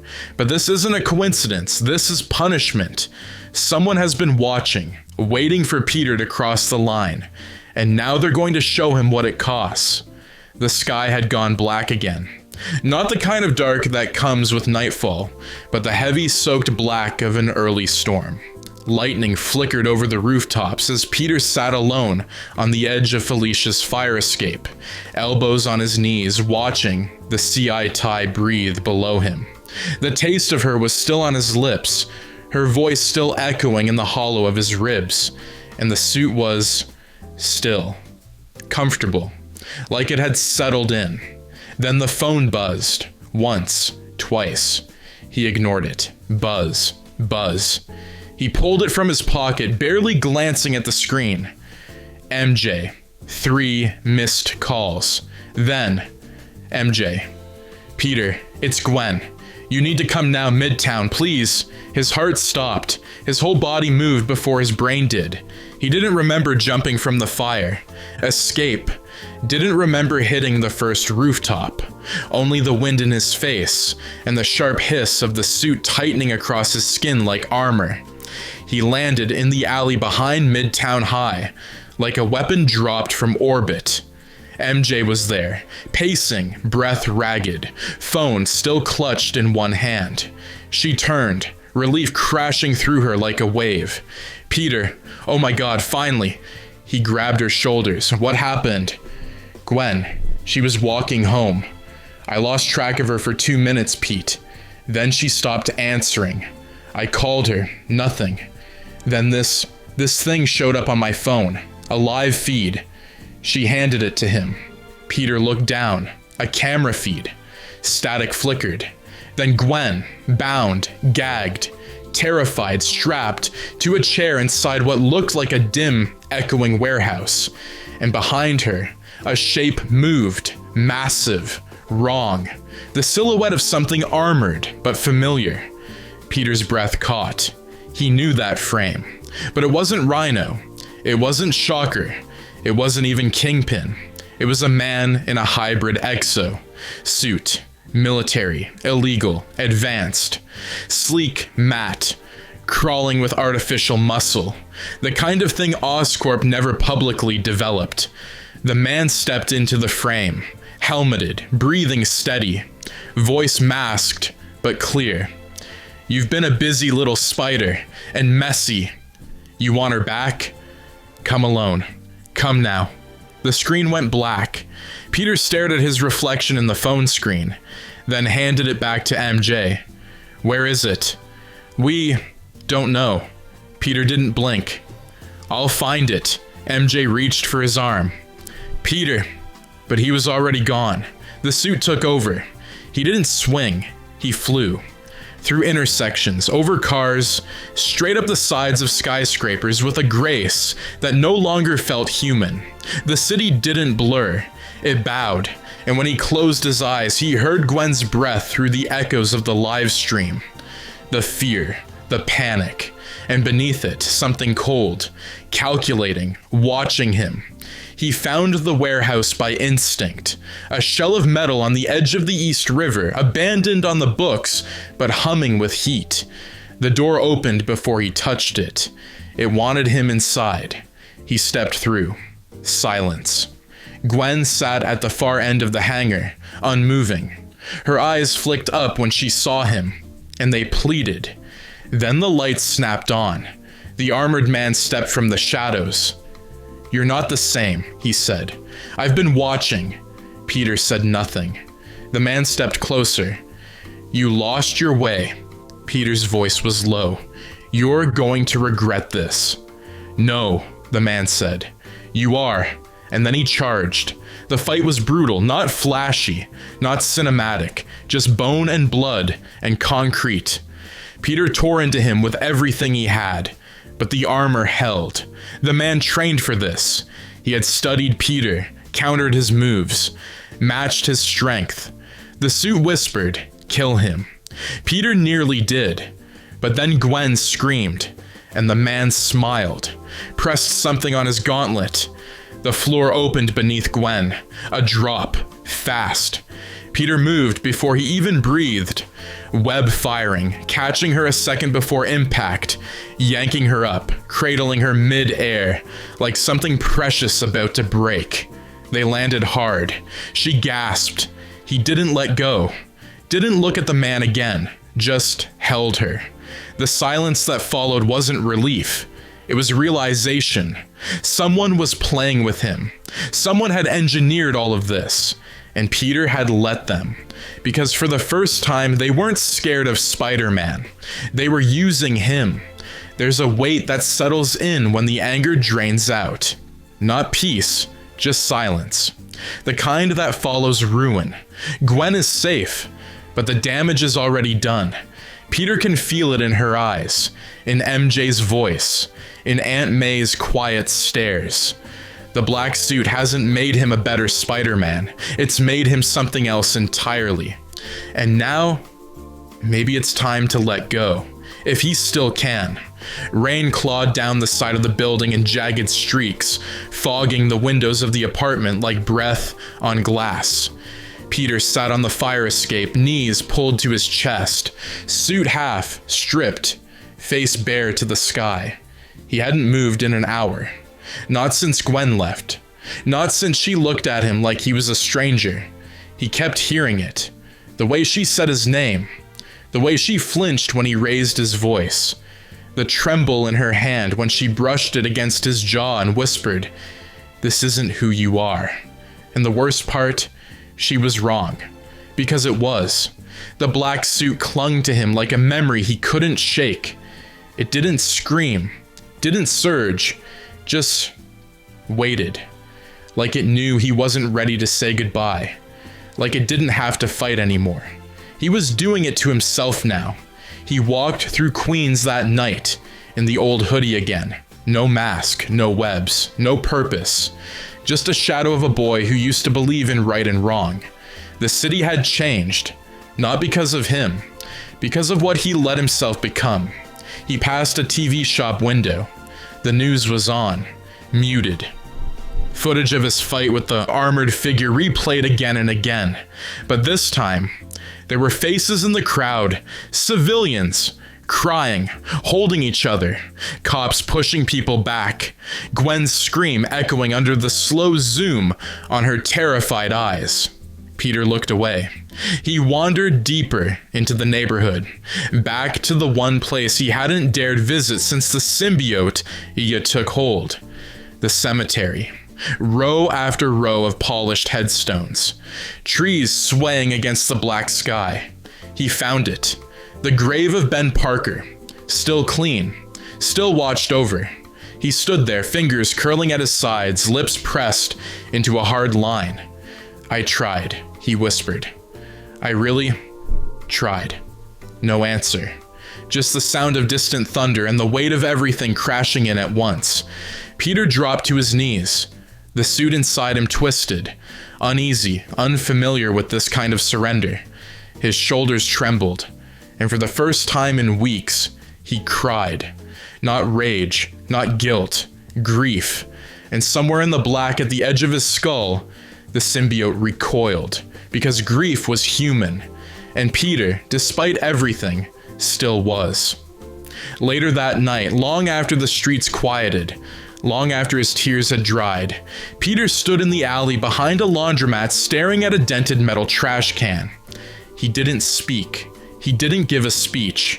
He just peeled the black suit from his body, inch by inch, ignoring the pain, the resistance, the way it fought to stay in him. And then he shoved it into the can, lit a match, watched it burn. The flames turned blue, then black, then nothing. He walked away barefoot, shirtless, trembling, but lighter. And the last thing he heard before the suit finally died was silence. Real silence. Season 3. Peter burned the suit. He walked away from Spider-Man, but walking away doesn't undo what's been done. The city still buzzes with rumors. The people still whisper his name, in fear, in awe, in blame. Peter tries to alive again, just Peter. But what happens when Spider-Man's ghosts follow him into the daylight? The alarm clock blinked 8 a.m. Peter didn't hit snooze. He didn't throw it against the wall. He just stared at it until the seconds crawled past and the room began to feel real. Light crept across the ceiling in weak, grainy streaks. His mattress sagged beneath him. His back ached. He hadn't slept in the suit, and his body remembered what pain actually felt like now. The bedroom was messier than usual. Not disaster level, but unkept. A duffel bag half packed with clothes. A pair of web shooters dismantled on the desk, like relics in a museum no one visited anymore. The mask was gone, burned with the rest of it. Peter sat on the edge of the bed, staring at his hands. They looked smaller now, like they belonged to someone who had never carried the weight of the city on their shoulders. Just a kid. A tired kid. His phone buzzed on the nightstand. MJ. Hey, we're still on for coffee. No pressure. He looked at it for a long moment, then typed. Peter. Yeah, I'll be there. The cafe was on 28th and Greenpoint. Small, warm, always too crowded. MJ sat near the window, already halfway through her coffee. Her red hair tied up in a loose braid, face softer than he remembered. She looked up when he came in, not surprised, but cautious, like she didn't know what version of him was walking through the door. Peter slid into the seat across from her. She gave him a faint smile. You look like crap. He cracked the ghost of a grin. Thanks. You sleep? Eventually. A beat of silence. Then she reached across the table, gently touching his wrist. I'm glad you're here. He looked at her and for a moment, just let the stillness settle between them. No city screaming, no suits whispering. Just warmth, coffee, quiet. And then the silence broke. Not from her, from behind. Is that him? Peter turned. A man stood by the counter. Mid-40s. Thin, worn, eyes sunken and scared, holding a phone. On the screen, a grainy image of Peter, mid-swing, black, suited, in the act of pummeling Rhino into the street, like a monster made of hate. Another man leaned in behind him. That's him. It's the same jawline, same eyes. Peter froze. MJ did too. The murmurs spread. Spider-Man. No, that can't be. It's him. That's the guy. Someone snapped a photo. Peter rose slow and careful. I should go. MJ stood too. Pete. He slipped through the door, already pulling his hood over his head. Behind him, the voices followed. They weren't angry. They weren't grateful. They were scared. Later that day, Peter walked past Midtown High, hands in his pockets. A substitute was teaching science now. Dr. Warren had been reassigned. Rumors said he'd taken a leave of absence. The building looked smaller, quieter, less alive. But he wasn't here for nostalgia. He was here because he had nowhere else to go. And because he thought maybe, just maybe, he could pretend that he was still Peter Parker. Not what the city feared, not what he feared. Just a voice broke through the moment, low, velvet, behind him. I heard you quit. He turned. Felicia. Not in costume. No games. Just jeans, leather jacket, sunglasses on her head. Peter didn't speak. She stepped closer. Did it help? She asked. He didn't answer. She looked at him a long while, then said, "You can run from the suit, Peter, but you can't run from the part of you that liked it." She turned and walked away. No kiss, no flirt. Just truth. Peter stood in the fading light, the city stretching long shadows across the pavement, and for the first time since he burned it, he wondered if the black suit was really gone, or if some part of it was still waiting. Peter walked away, but the thing he left in the flames didn't die. It evolved. Deep in the city's shadows, something new begins to stir. A string of disappearances, reports of a creature stalking rooftops. Not Spider-Man, not quite. Something else. The symbiote lives, and it's found a new voice, a new shape, a new hung-er. It started in whispers. A mugger in Hell's Kitchen found Zip tied to a street lamp, his mouth webbed shut, ranting about a monster with no face. A gunrunner dragged from a moving truck and left dangling from a bridge by his ankles, muttering prayers in Spanish between gasps. Surveillance footage from a pawn shop in Brooklyn, frame by frame, showed something black, moving wrong, too fast for the eye. Something that dropped from the ceiling like melted shadow and never quite touched the floor. The reports didn't make headlines, not yet, but cops were murmuring, dealers were watching their backs, and in the corners of Reddit and TikTok, a new name surfaced in the dark, the thing in the black. Peter sat alone in his room, reading the posts, watching the grainy clips on repeat. The symmetry was undeniable. The aggression, the grace, the webbing. This wasn't just some vigilante copycat. This was the suit, alive, operating without him, learning. He leaned back in his chair, fingers trembling against the keyboard. "I burned you," he whispered. But he knew better. The symbiote had never been fire. It was adaptation. It was survival. And somewhere out there, it had done both. Meanwhile, in a broken warehouse on the outskirts of Brooklyn, a man sat on the floor. Thin, barefoot, eyes wild. His name was Cletus Cassidy. His hands were shaking. He had no memory of how he got there. Just the cold, the hunger, and the voice that started whispering the moment he blacked out in a holding cell 3 nights ago. It spoke in fragments, in pulses, in teeth.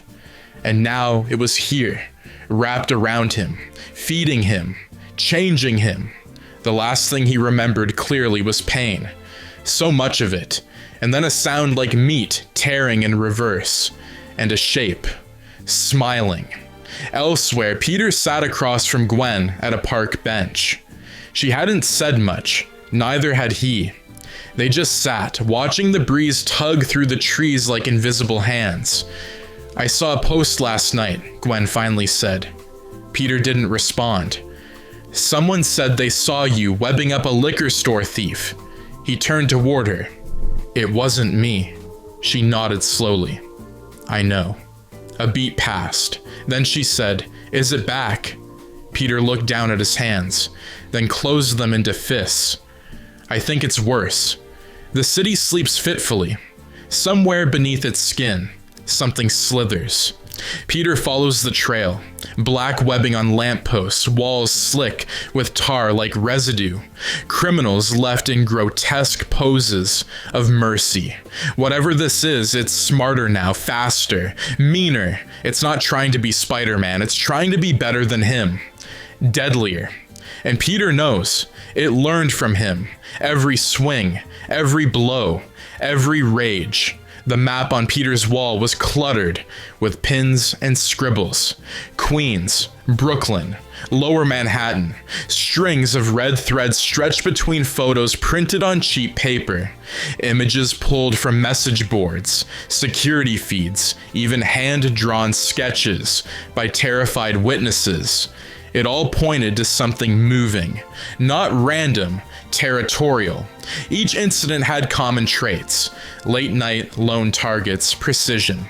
The victims weren't just muggers or dealers anymore. Some were connected. Known associates of Wilson Fisk, arms suppliers for Oscorp's shadow inventory. One was a crooked vice cop with sealed IA records. Whoever, or whatever, was doing this. It was cleaning house. Peter stared at the board until the lines blurred. Then he opened the closet, pulled out the spare suit. The classic red and blue, worn, a little frayed at the fingers, familiar. He held it like a memory he couldn't quite put down. He didn't want to wear it again. He didn't want to be that Peter again. But what if the only person who could stop what came next was the one who started it? The night air was sharp and cold. Peter moved across rooftops like he was shaking off rust.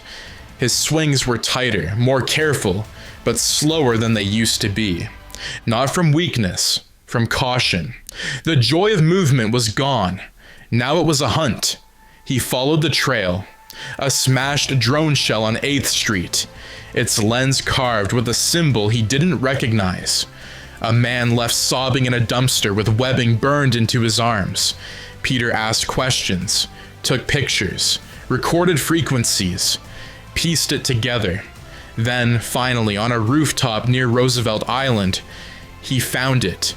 A streak of black, not ink but living, stretched across the brick in tendrils. Still pulsing, still warm.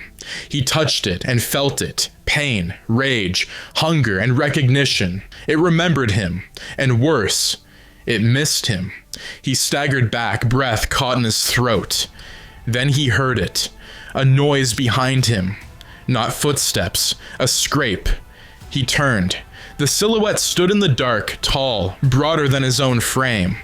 The suit not just wrapped around him, but infused. The eyes weren't lenses, they glowed. Peter raised his voice low and steady. "Who are you?" The shape didn't answer. It just grinned. The grin stretched too far, too wide, too familiar. Peter took a step forward. "You have to stop this. It's not just a suit, it changes you." The shape tilted its head. Peter's fist clenched. "I know what it does." And then, the shape lunged, faster than anything Peter had fought in weeks. He ducked, rolled, fired a web. It caught nothing. The shape was gone again, vanished into the dark like it belonged there. Peter stood, chest heaving, staring into the night. He'd seen it. Not clearly, but enough.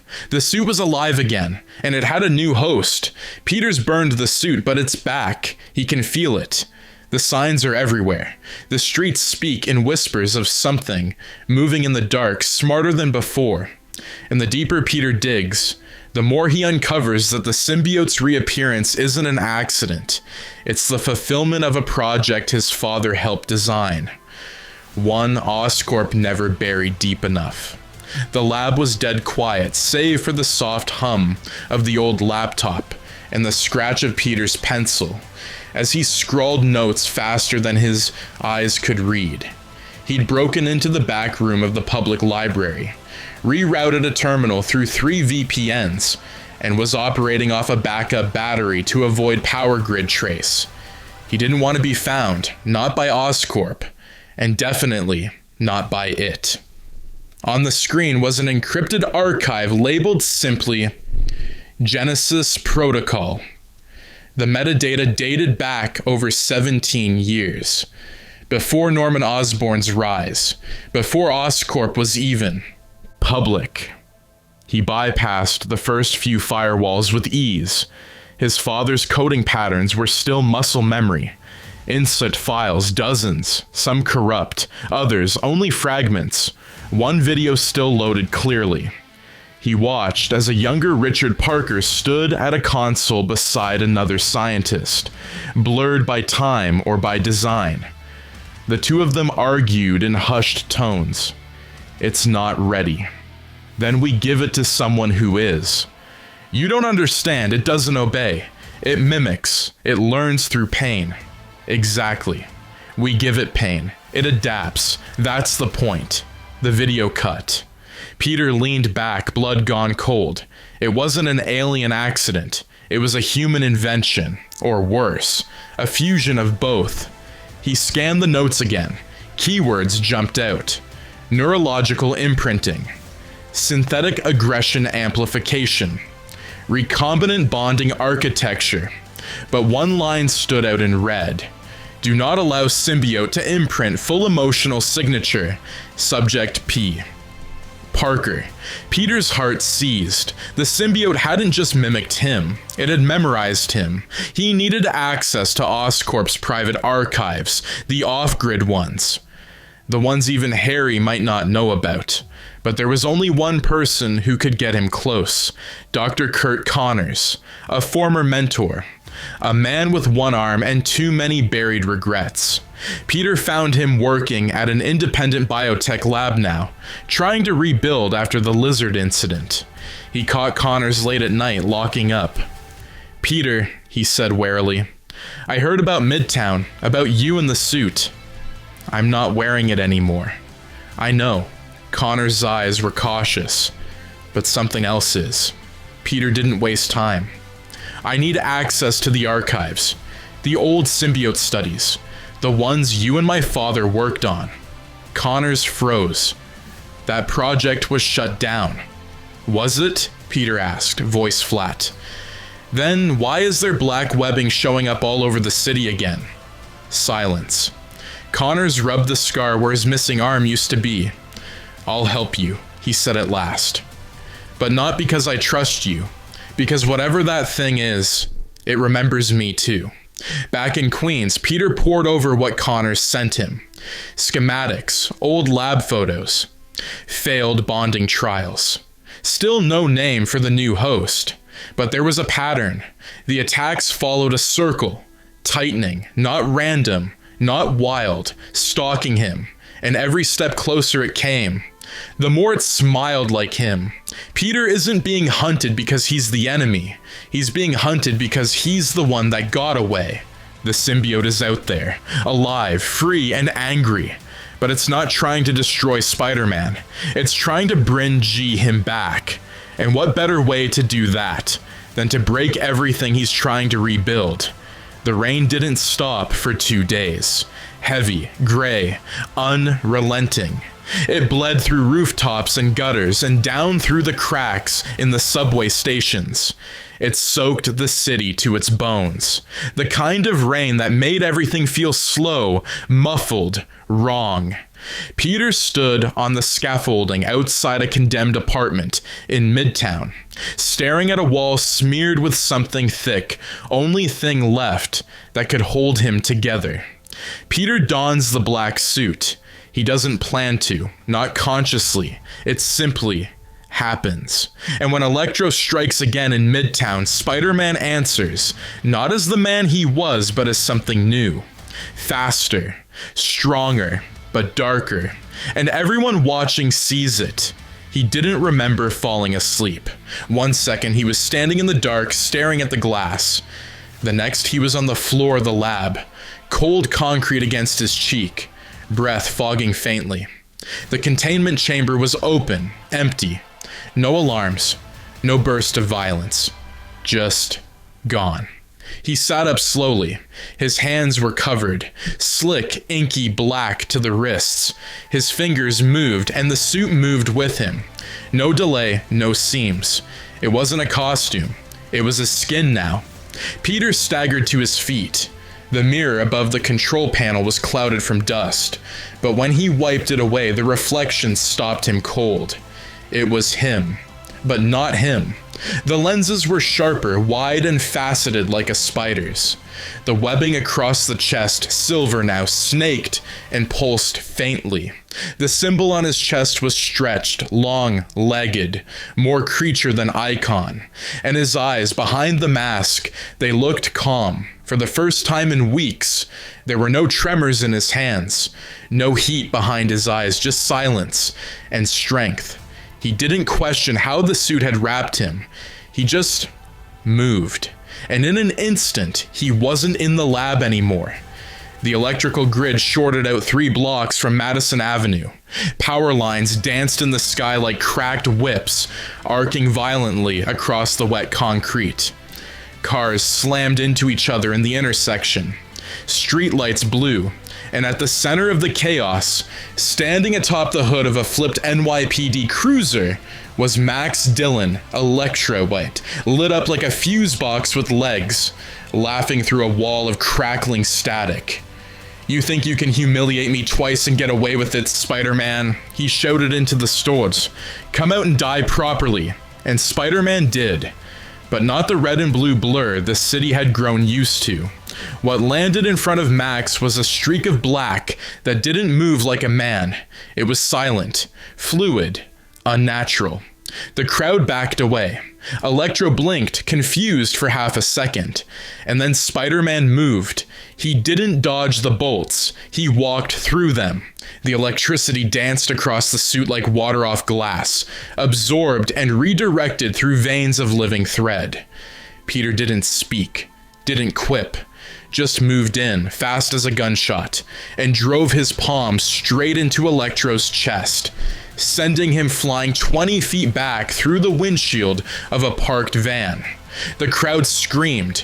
Peter didn't stop. He leapt, crossing the distance in a blink, grabbed Electro by the collar and slammed him into the pavement with enough force to crack it. "Nothing funny to say now?" Peter hissed, voice lower than usual, almost growled. Electro's eyes widened. The suit was feasting on the power, glowing now with every punch, pulsing with every scream. Peter struck again, once, twice, until sirens flared in the distance. Then he stopped. He looked down at his fists, blood on his knuckles, blood on the suit. He was breathing hard, but it wasn't exhaustion. It was release. He stood slowly, turned to the people watching from the sidewalk. Dozens of phones raised, no cheers, no applause. Just silence and fear. Spider-Man looked back at them. They saw the black suit, and they didn't see a hero. The power feels right.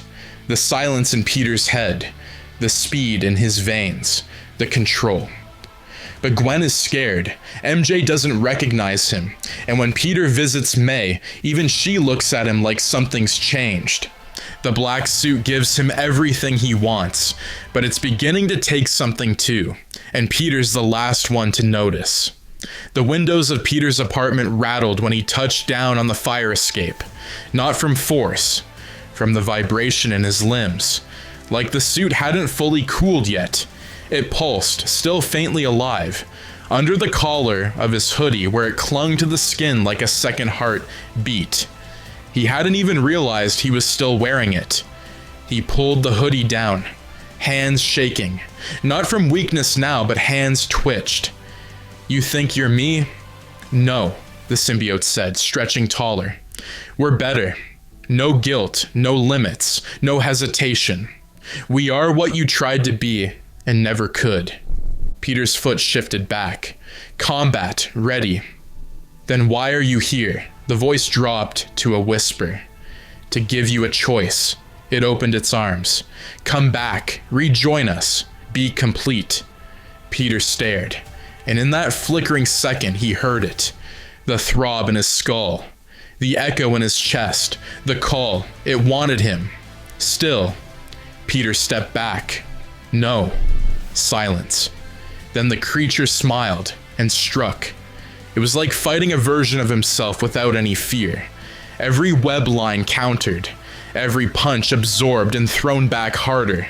The suit's memory was perfect. It knew his instincts before Peter could act on them. It moved with him, around him, through him.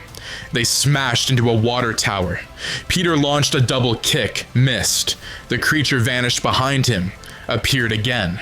Slammed him into a wall with bone, snapping force. "You were the prototype," it hissed, pinning him down.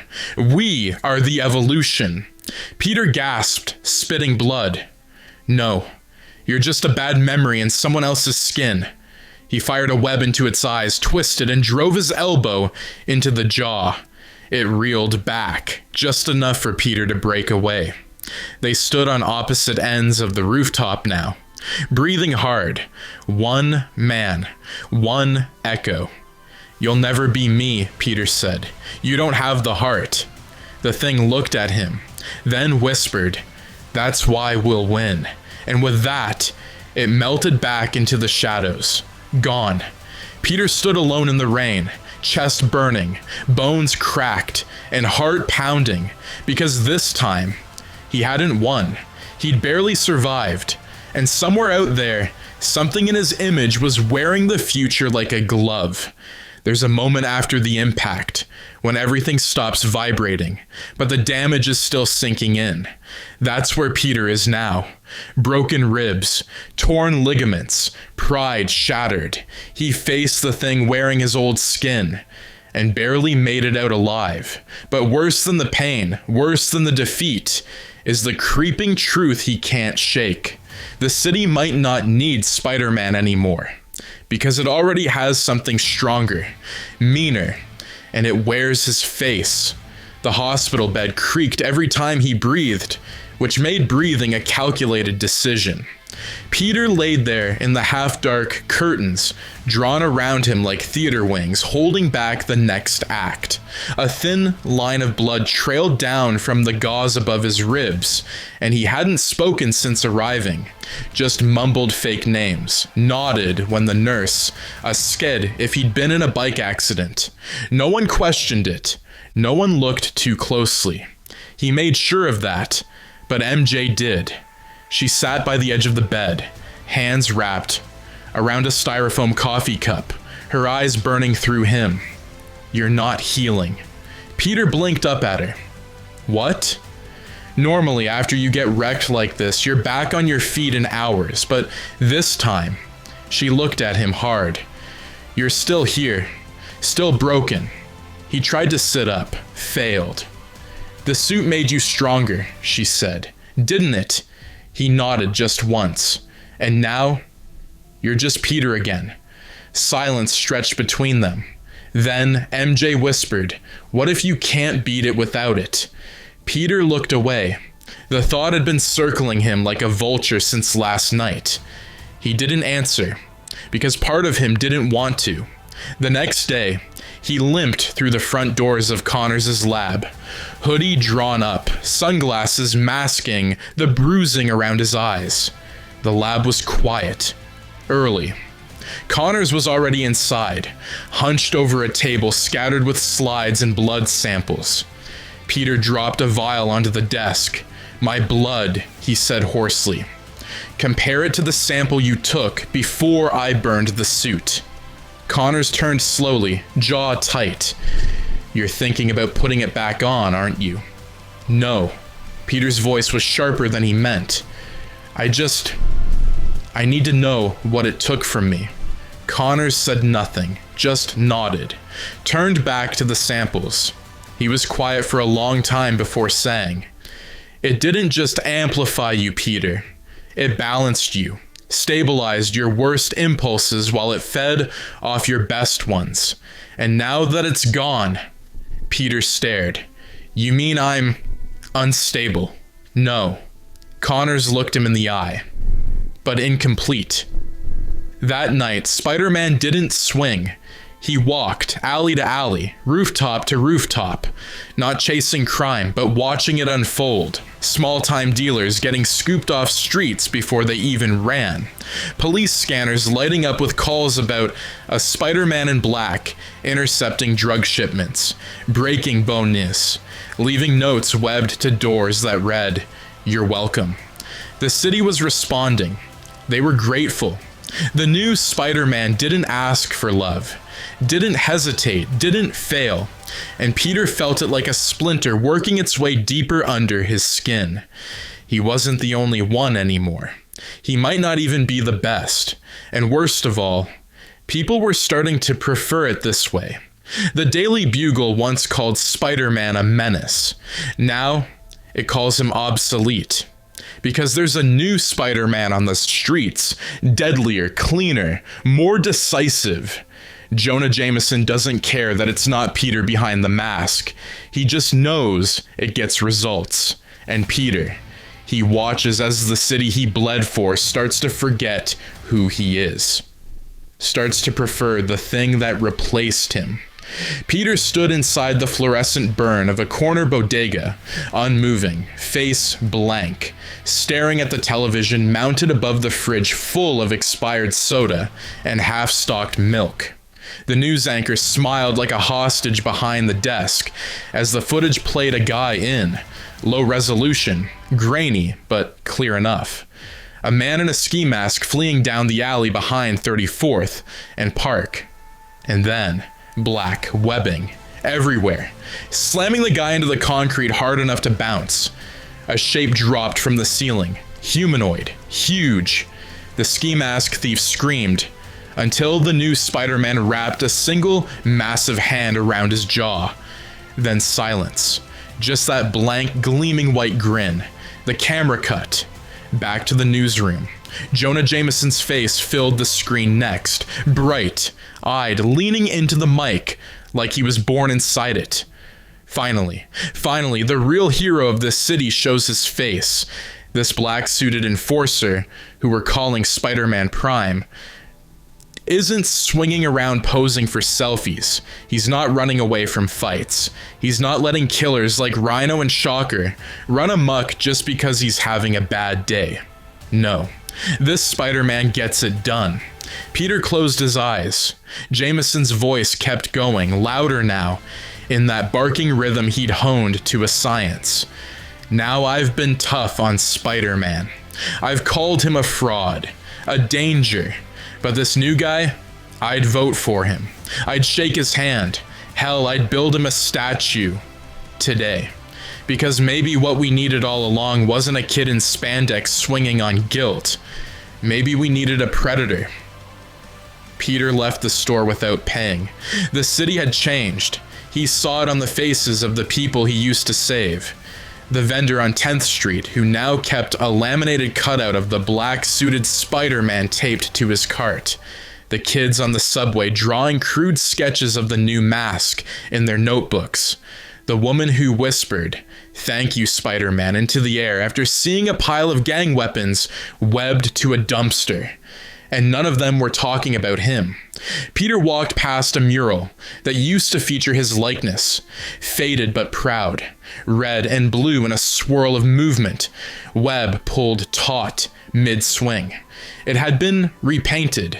Now the suit was black, the eyes sharper, and underneath it, in red spray paint, he's watching. Back at the apartment, Peter stared at the old mask on his desk. The one he hadn't worn in weeks. The red and blue had dulled to almost maroon in the shadows. He picked it up, held it, didn't put it on. MJ stood in the doorway, arms crossed. "You okay?" Peter didn't look up. No. She walked to him, sat down beside him. "What are you gonna do?" His voice was hollow. "I don't know." She took the mask from his hands, ran her fingers over the frayed web lines. "You're still him." Peter's throat tightened. "No, I'm not. I was. But now there's something better out there. And the city knows it." MJ met his eyes. "No, they think they do. But there's a difference between fear and respect, and you've never had to scare people to be a hero." A long beat passed.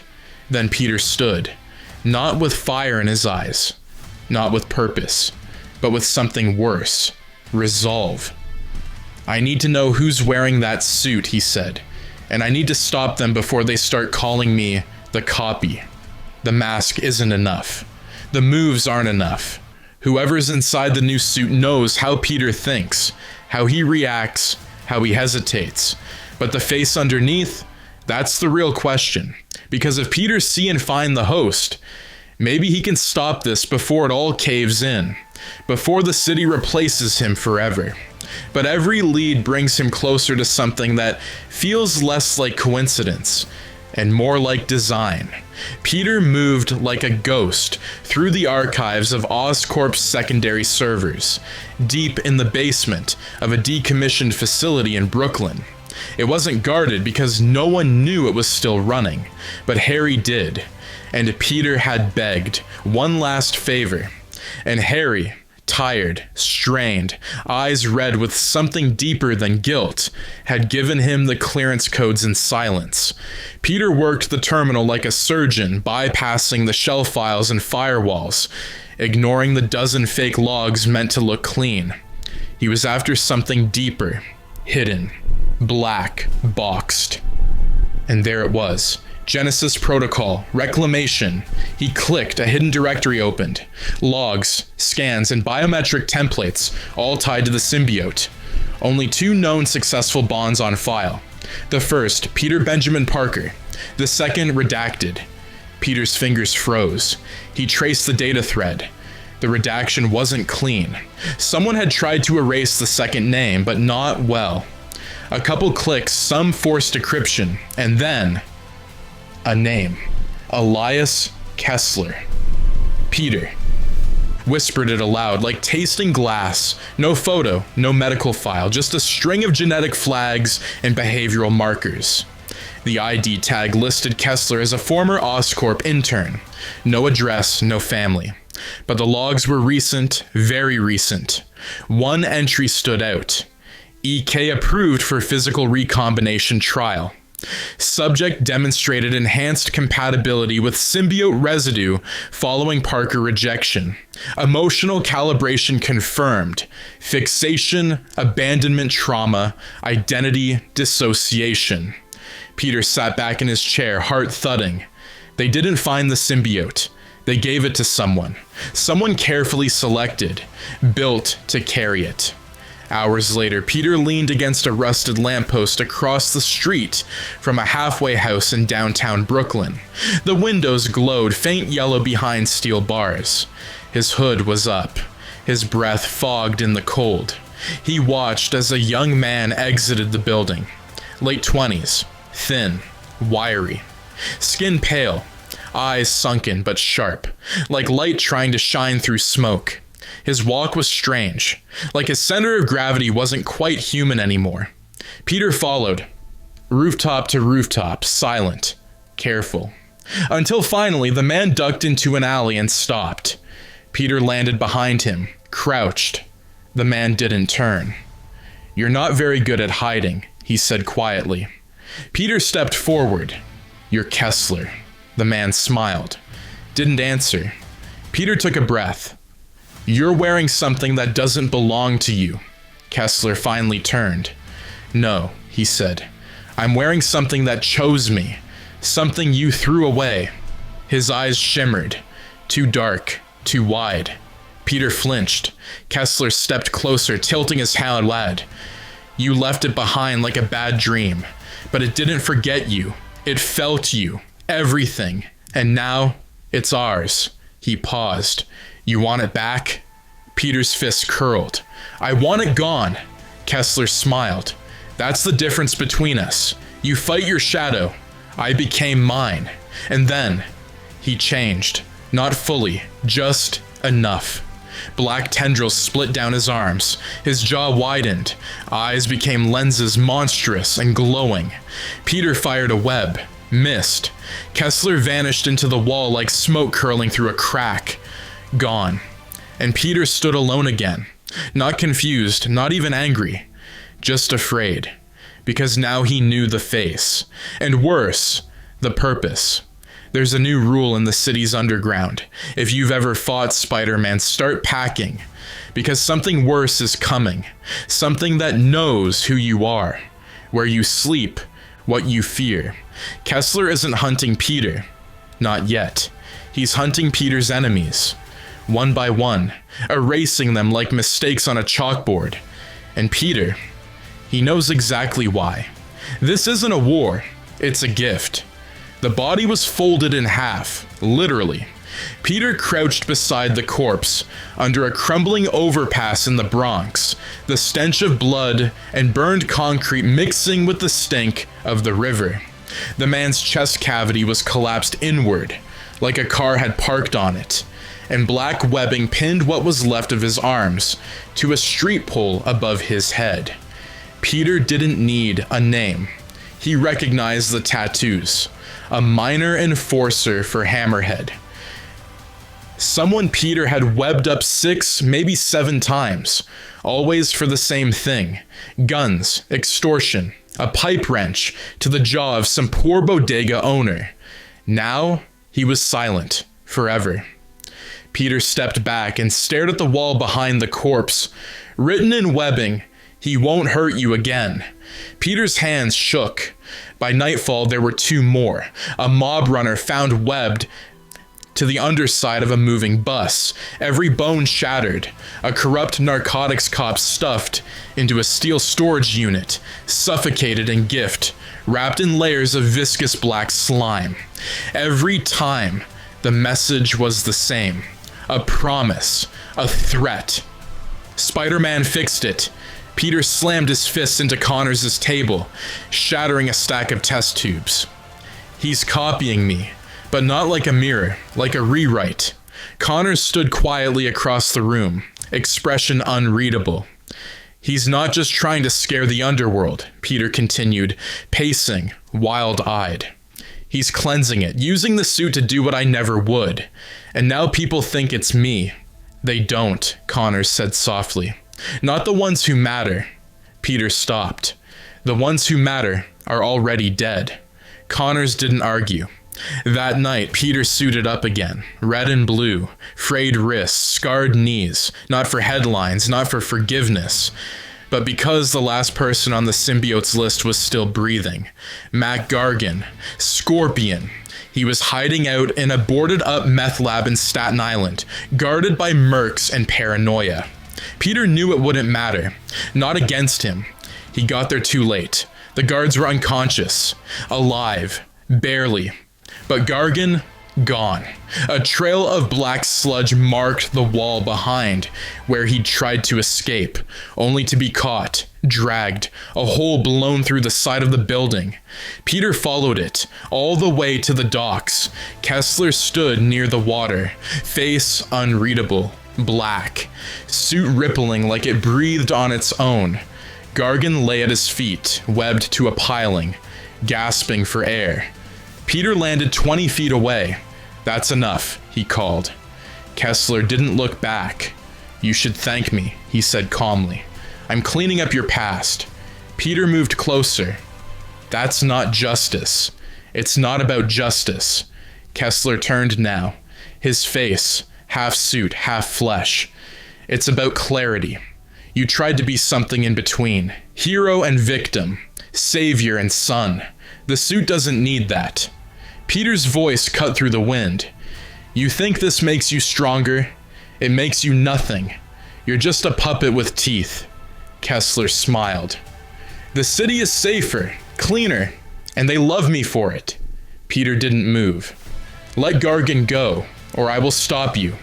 Kessler's smile widened. "Then come and try."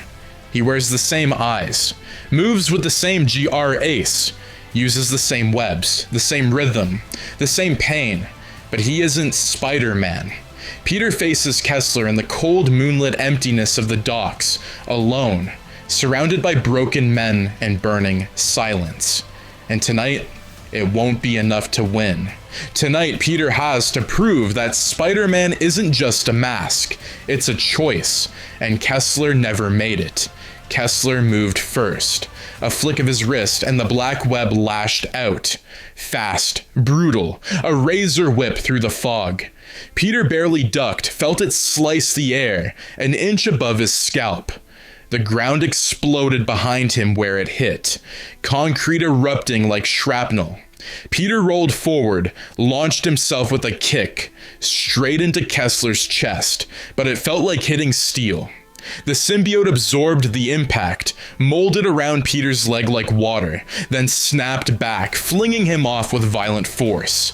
He hit the railing by the pier, metal groaning beneath him. Blood filled his mouth. Kessler didn't follow. He walked, slow, measured.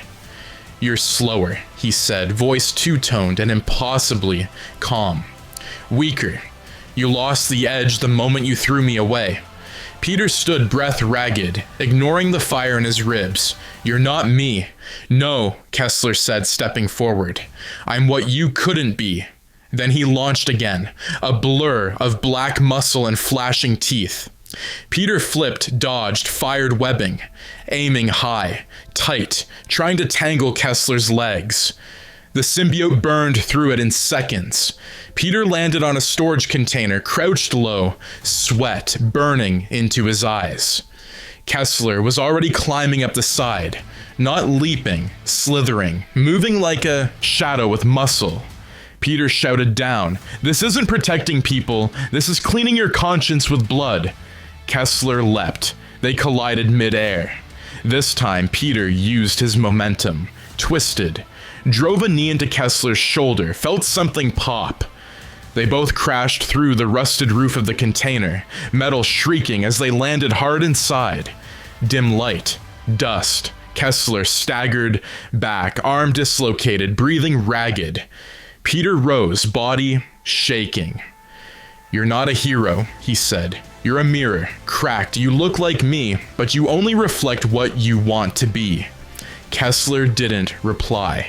He growled, and then his arm twisted, reshaped, realigned itself with a sickening crunch. The symbiote pulsed, erupted. Black tendrils burst out, stretching into claws, fangs, tendrils that snapped the container apart from the inside. Peter leapt free as metal exploded behind him. Kessler followed, now monstrous, less man, more instinct.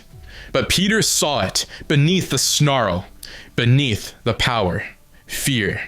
He saw a boy desperate to be chosen, to matter, to wear the suit and not be empty inside. Peter stood his ground. "You're not strong because the suit picked you," he said quietly now. "You're strong because you think it fills the hole in you." The creature paused, twitched. Peter stepped forward.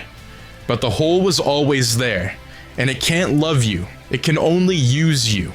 Kessler flinched just slightly, then roared and charged. Peter ducked low, grabbed his shoulder, pivoted, and slammed Kessler into the pier. The impact cracked wood. Peter pressed down tight. The creature struggled, writhing, then gasped. And for a moment, just one, the black suit peeled back, and Peter saw the face underneath. A boy, not a monster, just lost. Peter whispered, "Let it go." But the moment shattered. The suit screamed, exploded outward, threw Peter 30 feet into the ocean. By the time he surfaced, gasping, drenched, Kessler was gone. Again.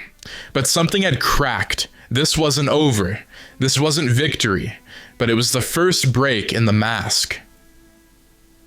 What separates a hero from a monster? It's not the mask, not the suit. It's the line they refuse to cross. But Peter can feel that line getting thinner with every step he takes, every person Kessler breaks, every headline that celebrates him. And now, for the first time, Peter's beginning to wonder, what if the only way to stop the thing he created is to become it again? Just long enough to end it. Peter sat in the rain, slumped against the base of the George Washington Bridge, soaked through, chest heaving from salt water and failure. He didn't even try to dry his mask. He just let it hang loose in his hand, a wet red rag clinging to his fingers like guilt. He had been Spider-Man long enough to know when he'd won a fight, and this wasn't it. He looked out over the river. The city shimmered behind the mist, glowing soft and distant, like it belonged to someone else now. Maybe it did. The next day, he woke up in Connors' lab, shirtless, bandaged, MJ sitting at his side. The TV was on, muted, but the image was unmistakable. A burning van. Dozens of semi-automatic rifles spilled out onto the pavement, melted by acid, like black goo. A gang war stopped mid-surge. By Spider-Man, not him. MJ spoke first. "You didn't lose." Peter didn't respond. She pressed. "You cracked something. That means you're in his head." Peter shook his head. "He's in mine. I saw the way he moved. He doesn't flinch, doesn't second guess. He believes in what he's doing." "Then why did he run?" MJ asked. Peter looked at her. Because she was right, he did run. The suit fled. Not from fear, from doubt. And that was the break. Peter worked for 3 days straight in Connors' lab, scanning recordings of the symbiote's movement, splicing together sound frequencies, pulse data, stress resonance patterns. The old suit's original residue still clung to a shard of his mask from the burning day he'd ripped it off. He used it as a key. He was trying to build a weapon, a failsafe, not to destroy it, but to speak to it. He wanted to reach the piece of it that had been his, to remind it what it had meant, to convince it to let Kessler go, because every other option ended in a coffin, and he wasn't sure who would be inside. Then came the knock. A quiet, steady rapping against the fire escape window of Connors' lab. Peter opened it slowly. Harry stood there, face pale. His eyes were wet. "They got Norman," he said. Peter froze. "What do you mean?" Harry stepped inside, voice trembling. "He was at Oscorp, alone. He wanted to see the old vaults. I told him not to. But he said he needed to understand what we made." Peter's heart dropped. Harry whispered, "They found him webbed to his office wall, alive, but broken, every bone in his leg shattered, jaw dislocated, and written across the wall in blood was..." Peter finished the sentence. "You let him die." Peter turned away. He clenched his fist so hard the skin cracked. The symbiote wasn't just hunting criminals anymore. It was punishing the people who created it, the people who let it go. And if Norman was on the list, so was Peter. So was everyone. It doesn't hunt for fun. It hunts with purpose. Kessler's campaign isn't random. It's intimate, surgical. Every attack, every broken bone, every whispered threat is a piece of something larger. A lesson. The symbiote doesn't just want Peter back. It wants him to see, to understand what he could have been, what he still could be. And tonight it makes that clear, with a message written in flesh and fire. The apartment was already cold when Peter got there. The door was locked, the windows sealed, but when he stepped inside, he knew someone had been there. Not because things were broken, because they weren't, because everything was perfect, too perfect. His spare suit laid out on the bed, freshly washed and pressed, the mask placed delicately on the pillow like a gift, and beside it, a photograph, him and Uncle Ben. The edges scorched. Peter stared at it. On the back, written in ink that shimmered like oil, "He died because you were weak. We won't be." Peter's hands trembled. He checked the windows, no sign of entry. But the message was more than physical. He could feel it, like a heartbeat behind the walls. The symbiote had been in his space, in his life, and it had left the mask behind, not as a threat, but as a gesture, an invitation. Later that night, he climbed to the top of a parking garage overlooking Queens Boulevard. He stood there in the wind, the old red and blue mask in one hand, the black stain of the new memory still etched into his skull. He thought of Gwen, of MJ, of Norman screaming in pain from a hospital bed, of Harry cracking under the guilt, of the city already forgetting who he was. He thought of Uncle Ben and wondered, for just a second, would he have been proud of what I am now? Or would he have picked the other one, the one that didn't fail, didn't hesitate, didn't lose? He sat on the edge of the roof, alone, and from across the street on another rooftop, Kessler stood watching him, not hiding, just waiting. And when Peter finally looked up, their eyes met through the dark. Neither moved. But Peter understood the message now.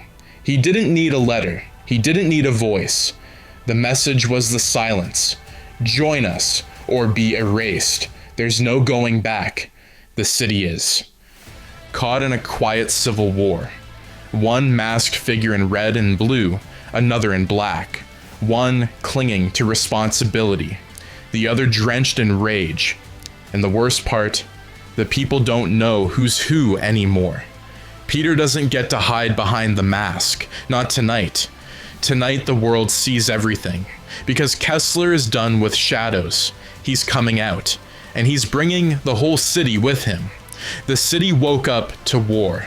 Webs strung between buildings, knotted with bodies, police cars gutted, criminals beaten so savagely they couldn't speak, a low, throbbing hum beneath it all, like a heartbeat just under the pavement.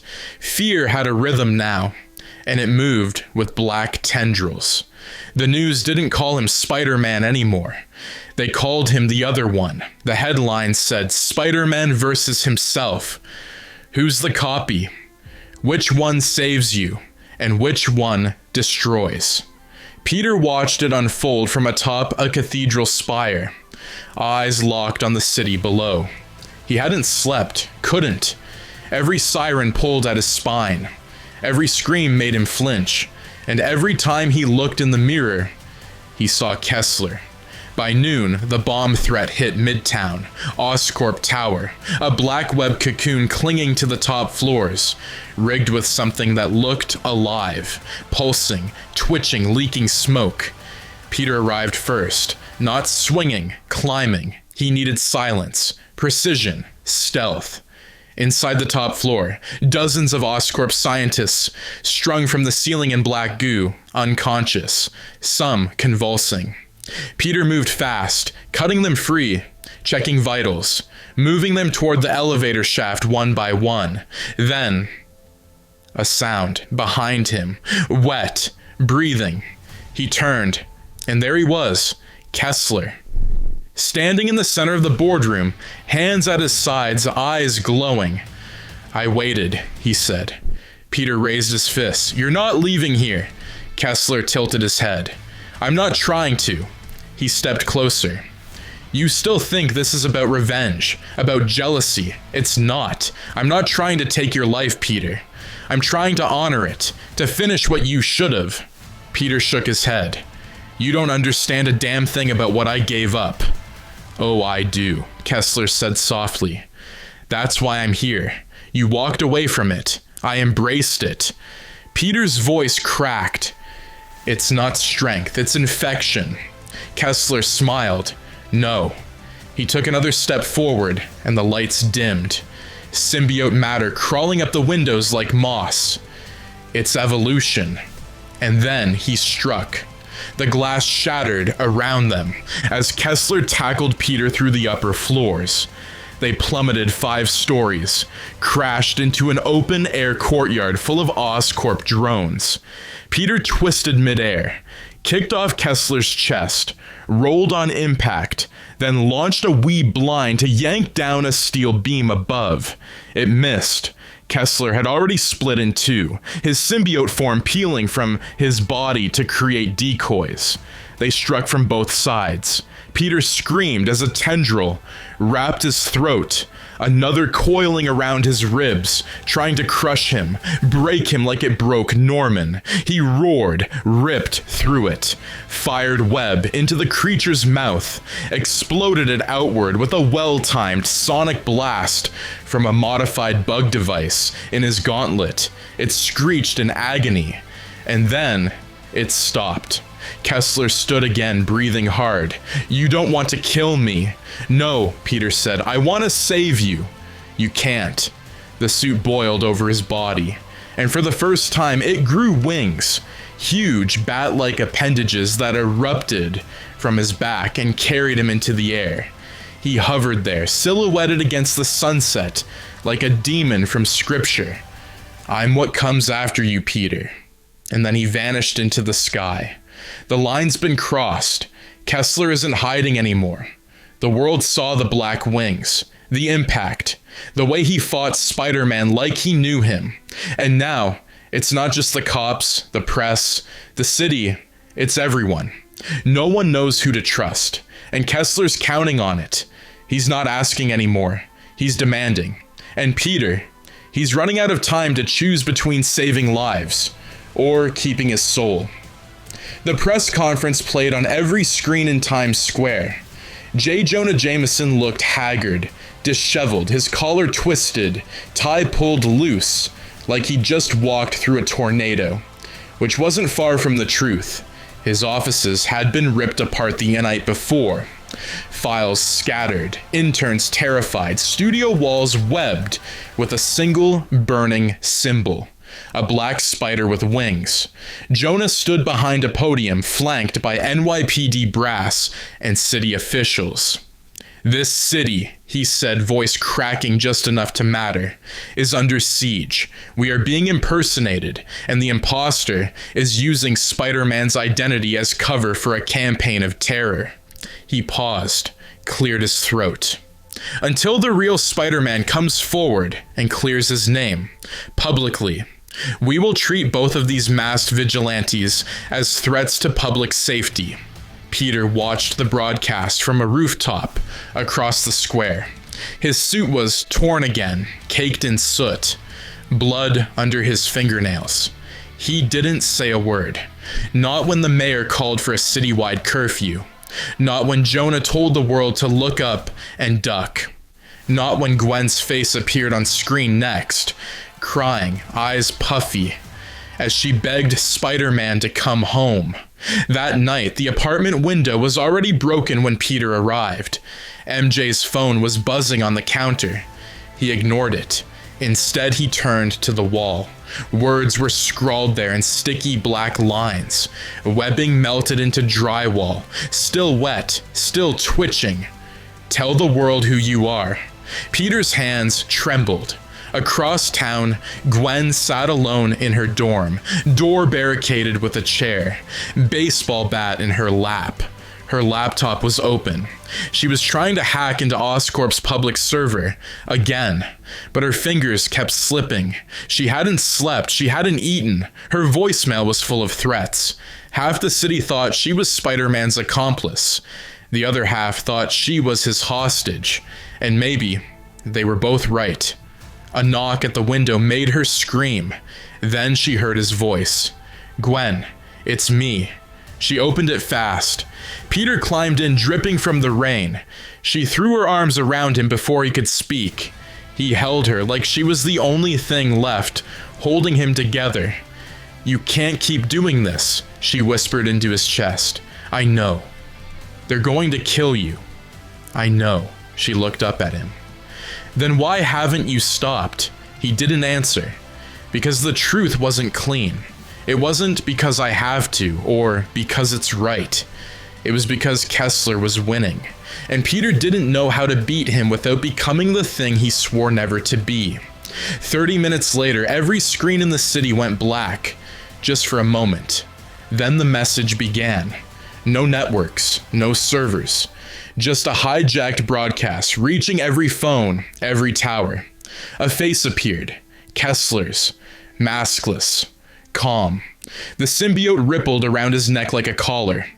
He looked into the camera and smiled. "I'm not here to destroy Spider-Man," he said. "I'm here to finish him." The screen flickered. Cuts of Gargan unconscious. Norman Osborn crushed and comatose. Black web snapping police cruisers into dust. "I'm not hiding anymore. And neither should he." He leaned in. "You want your hero? You want your truth?" The screen went dark, then flashed with 3 words. "Parker, come home." 2 Spider-Men, 1 city. And a question burning in every alley, every rooftop. Who's the real one? Kessler's campaign has shaken faith in the symbol Peter built. But tonight, it's not fists that matter. It's ideology, purpose. Peter doesn't come to fight. Not at first. He comes to reason, to reach into the mind of a man twisted by loss and the suit Peter once wore. But symbiosis isn't just about merging powers. It's about merging beliefs. And the suit is listening to both of them now. The roof of the Daily Bugle was empty except for 2 figures. One stood still. Kessler, the black suit dancing like flame along his shoulders. The other approached from above, silently. Spider-Man, red and blue. Peter landed behind him, slow and deliberate, feet touching down with no sound. No pose, no bravado, just tired breath. The wind howled between the towers. Kessler didn't turn.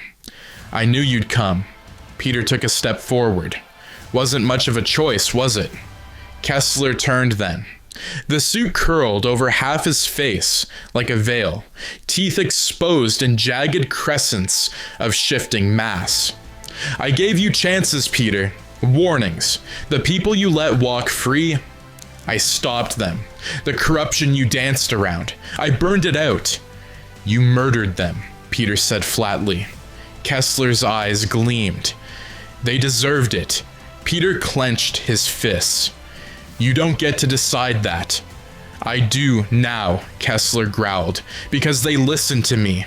They're afraid. They obey. They know I'll never fail them the way you did. Peter took another step. No, they don't know you at all. They only see the suit, the spectacle, but they don't see the kid underneath, the one Oscorp left behind. Kessler flinched. You're trying to psychoanalyze me now. Peter didn't flinch. I'm trying to remind you who you were before it touched you. Elias Kessler, intern, lab rat, human. I read your file. You had a sister. You used to sketch buildings for fun. You were real. I still am, Kessler hissed. No, Peter said. Now you're part of it, and it's not making you stronger. It's eating you.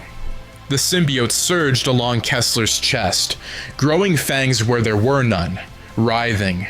Peter watched it, quiet, then said, You think it loves you, but it doesn't. It just remembers me. It's trying to be me, and you're letting it. Kessler's snarl faded, just slightly. He looked down at his hand. The fingers stretched into claws, then retracted. Why did you give it up? He asked. Why wouldn't you want this? Peter didn't blink. Because I started to like it. I started to believe.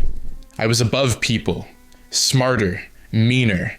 And then one day I caught myself laughing while someone begged me not to hit them again. That's when I knew it wasn't power. It was rot. The air pulsed. The suit listened. Both of them could feel it. The thing in the middle, the parasite, aware of the conversation like a sleeping beast, slowly waking between its two possible hosts. Kessler's shoulders trembled. He looked back toward the city. They still don't believe in you, he said. They think I'm you. Peter stepped beside him. They don't have to believe in me. He looked out over the streets. I just need to be the one who doesn't give up. Kessler closed his eyes, and for a moment, the suit receded, revealing his face, young, confused, just a kid. And then, the scream. It came from the suit, a furious screech that rattled the glass of the tower and echoed through the night sky. It wasn't Kessler's voice, it was the symbiote. Peter felt his chest tighten. The suit rejected the hesitation. Black tendrils slammed into Kessler's back, reasserting control, flooding his limbs with twisted muscle and fury. The wings unfurled again, larger now, monstrous. Kessler's voice became warped. You should have joined us, Parker. Peter turned, web shooters raised. I never needed you. The tower exploded into motion. There's no more talking, no more warnings. The tower splits beneath them, and the battle begins. Not between good and evil, but between two truths. One built on rage, one built on guilt. The symbiote no longer hides what it wants. It wants Peter back, and if it can't have him, it will bury him, alongside the boy it already owns. The rooftop exploded in black sinew and shattering glass as Kessler launched forward, wings crashing down like guillotine blades. Peter dodged just in time, his shoulder clipped by a tendril that felt like a concrete whip, hurling him across the roof. He landed hard, concrete buckling beneath him, ribs screaming. The lights from the tower blinked and died one by one, plunging them into shadows broken only by the pulsing white of the symbiote's eyes. Kessler didn't wait. He was on Peter before the air could even settle, claws slashing in a frenzied rhythm, black strands stretching with each movement like spider silk dipped in oil. Peter blocked, ducked, countered, a fluid dance of instinct and pain, webs flying in tight arcs, snagging wing membranes and forcing Kessler to crash through a ventilation shaft. Sparks flew, smoke rose. Peter spun midair, launching a high-powered sonic grenade, gift from Connors, one use only. He braced.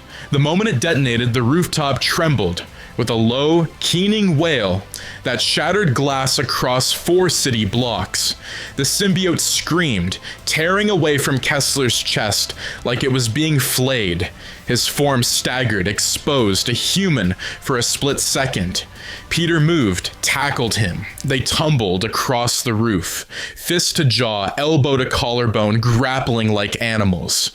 Peter held him down, fist raised, the rage pulsing behind his eyes like a second heart beat. You still think you're saving people? Kessler coughed. Peter's hand trembled. You think they'll forgive you if you beat me down? You think it'll be over? Peter stared. No, he said, but maybe it'll save you.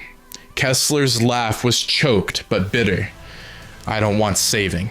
I want to finish what you were too scared to. The symbiote surged again, answering his will, launching him backward and up, dragging Peter with it into the air. They crashed through the bugle's radio antenna, tumbling over the edge of the tower and into freefall. The city spun below. Wind tore at them. Peter fired a web hooked to the antenna stump, pivoted midair, and slammed Kessler into the glass windows of the floor below. The whole panel cracked. Kessler groaned, dazed. Peter landed, pulled him free, and stared into the boy's bleeding, flickering eyes. You're not me, he said. You never were. And for just a breath, Kessler didn't fight. But the suit did. It screeched, bursting from his chest and striking out, trying to leap from host to host. It surged toward Peter's neck like a black bullet, and he let it hit him. The rooftop blacked out as Peter went still. The suit wrapped him, crawled over his spine, his ribs, his skull. For a moment, it was like coming home. The strength, the silence, the way the world bent to his every thought. Then, Peter screamed. He fell to his knees, hands clutched around his head. Images poured into him. Gwen in danger. Ben dying again. The moment he let the killer go. Visions wrapped in venom, in violence, showing him everything he hated about himself. But he didn't break. He fought. Inside the suit, inside his own mind. He gripped the rage like a leash and pulled. You don't control me anymore, he whispered.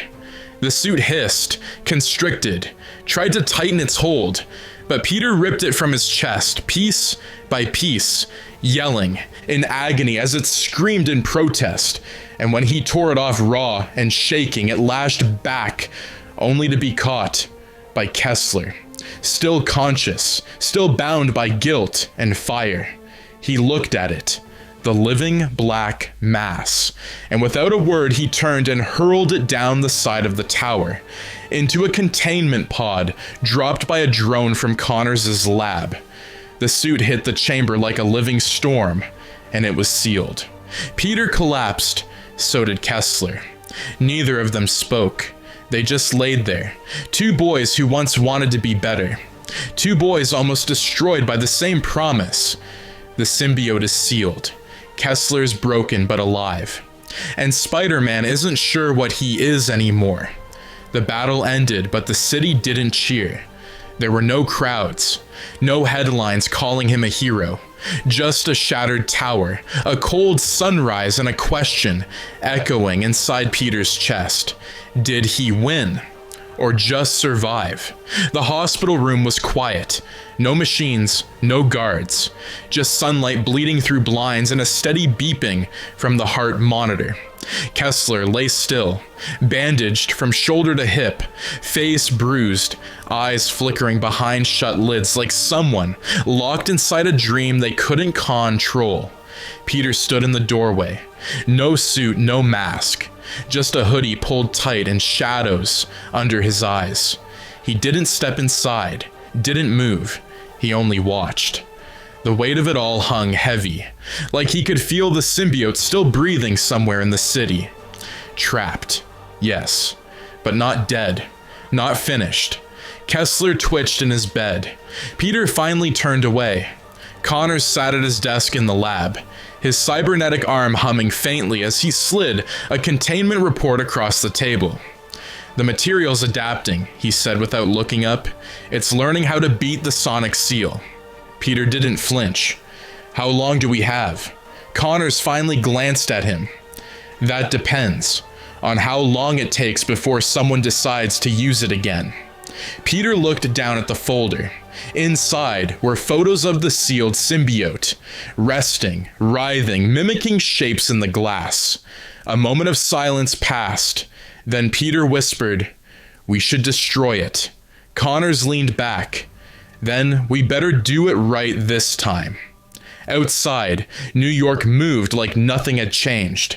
The bridge that burned last week was already under repair. The news was pushing a new headline: "Masked Vigilante Leaves Trail of Chaos." They didn't say his name. They didn't even know who they were talking about anymore.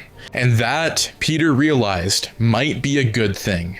He swung across the skyline at dusk, low, quiet, careful not to be seen.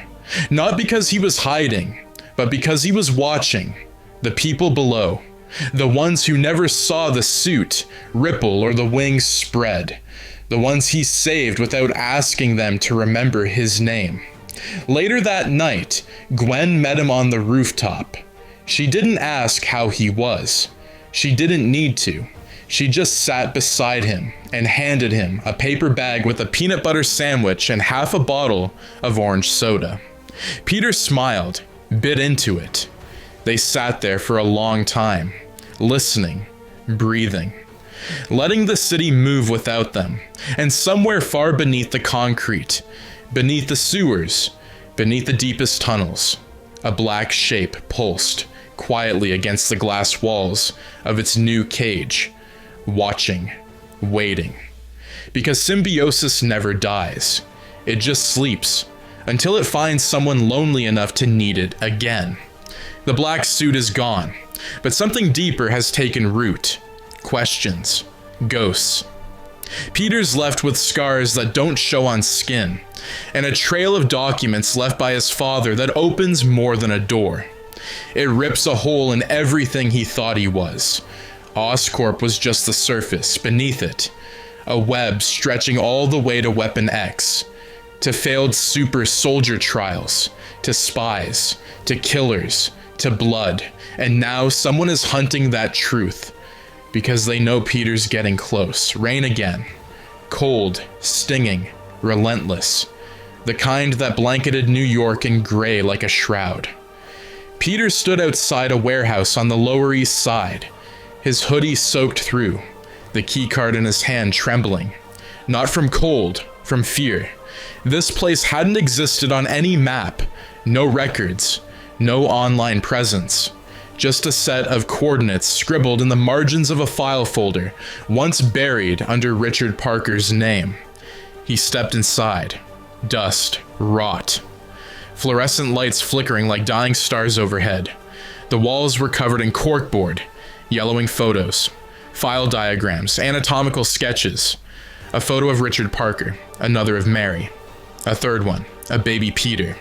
A red stamp across the page. Project A-13. Subject viability. Pending. Peter's throat locked. He backed away, right into a metal desk. And that's when he saw it. A folder marked Xenogene Trials. Unsuccessful hosts. The first page, a black and white photo. The man's face was younger, but unmistakable. Logan. Codename. Weapon X. Back at Connors' lab, the files were spread across the table like a battlefield. Gwen hovered near the monitors. MJ leaned over his shoulder, Harry pacing. Peter spoke without looking up. My parents weren't just scientists. They were spies? Harry asked. Peter nodded. For S.H.I.E.L.D., or something adjacent. They were working on a new kind of bioadaptive serum. Not a super soldier serum. Something smarter.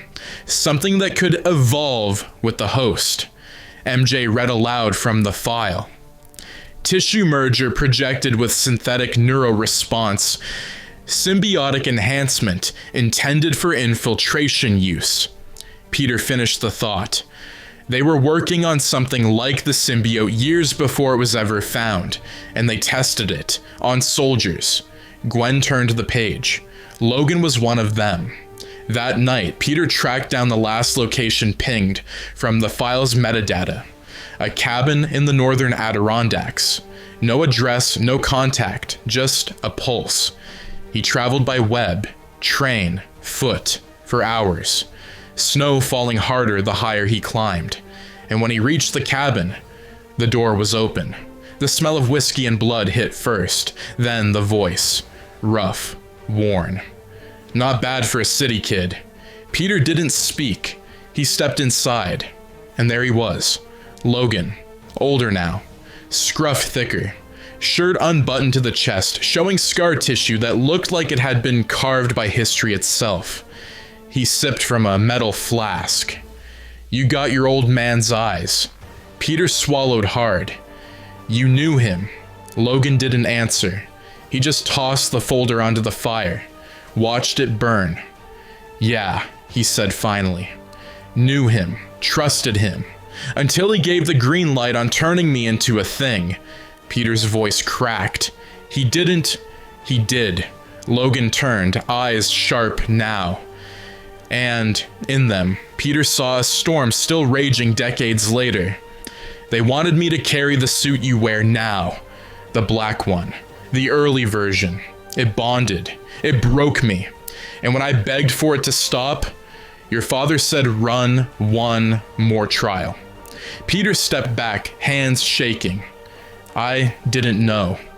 I believe you, Logan said. But I also don't care. He popped his claws. 3 metal knives screamed from his knuckles. You opened this door. You came looking. So now, he pointed one claw at Peter's chest. We finish what they started. It begins with a question. It ends with a scream. Peter came searching for answers about his parents, about himself. What he found was Logan, Weapon X, and the brutal legacy of what happens when science tries to rewrite nature. There's no room for calm here, no time to reason. Just 2 killers made by the same machine, one trying to bury his past, the other still digging through it. The snow crunched like glass beneath their feet as Peter stared at the claws gleaming in the firelight. No city noise, no sirens, just wind and cold, and the low guttural growl in Logan's throat. I didn't come here to fight you, Peter said slowly. You didn't come here not to, Logan muttered, stepping into the moonlight. You wanted answers. This is what they cost. And then he moved. No warning, just blur and rage. Peter barely dodged the first strike. The claws sliced through the wooden wall behind him, like it was paper. He ducked low, swept Logan's legs, webbed his arm to the railing, but Logan tore through it like thread, landing a brutal elbow to Peter's chin that snapped his head sideways. The world blurred. Peter staggered back, spit flying from his mouth. He struck with a low kick, springing off the cabin wall, webbing a tree behind Logan to slingshot into a punch. But Logan caught his fist mid-air and twisted hard. Bones groaned. Peter flipped backward out of the hold, landing in the snow, breathing heavy. You're fast, Logan said. Faster than I thought. Then stop testing me, Peter snapped. I'm not here to take your past from you. Logan spat blood into the snow. You already did. He charged again. This time, Peter didn't dodge. He grabbed Logan's shoulders, let the momentum carry them both through the cabin wall and into the dark woods outside. They hit the snow hard, Peter on top. He pressed his forearm to Logan's throat, knee on his wrist. I didn't ask to be made, Peter yelled. I didn't know any of this. Logan's voice was a snarl. But you wear the damn symbol. You walk in their shadow. You act like that suit didn't come from this. Peter's mask was torn now, one lens cracked. His breath smoked in the air. You want to hit someone, he growled. Fine. He pulled the last sonic pulse device from his belt, the same tech he used to drive the symbiote out of Kessler, and pressed it to his own chest. Let's hear what it sounds like when the next generation screams. He triggered it, not high enough to knock them out, but enough to bring them down. Logan collapsed beside him, hands clutching his ears. Peter rolled away, panting. The device died out. Silence again. When Logan sat up, his claws were gone. He looked tired, older than the bones in his body. Peter didn't speak. He just waited. Logan ran a hand through his hair. The trial I went through, it was based on your parents' designs. They wanted something that could hide, adapt, blend with flesh. He looked down at his arms.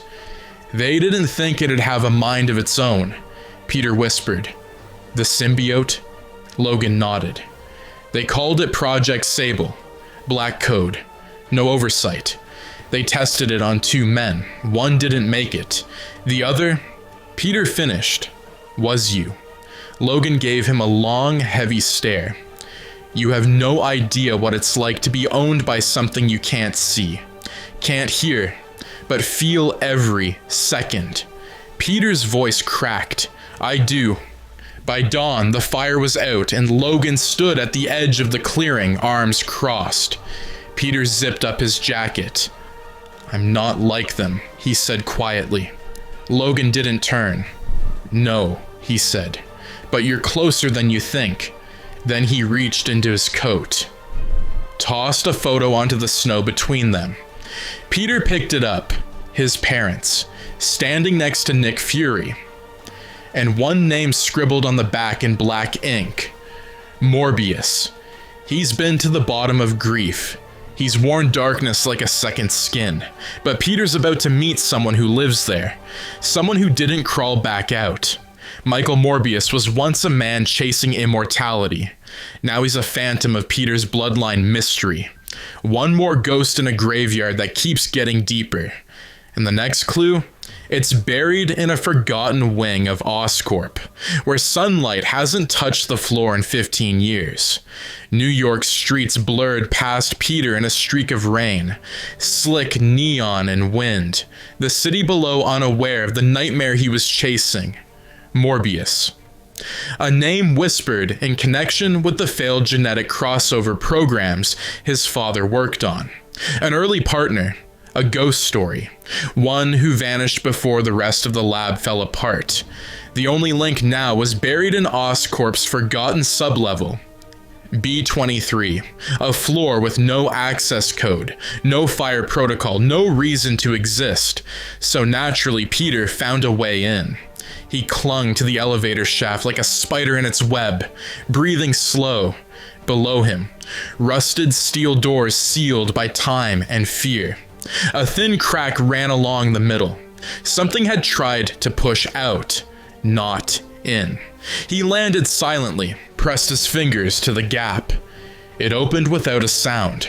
What lay beyond wasn't a lab. It was a mausoleum.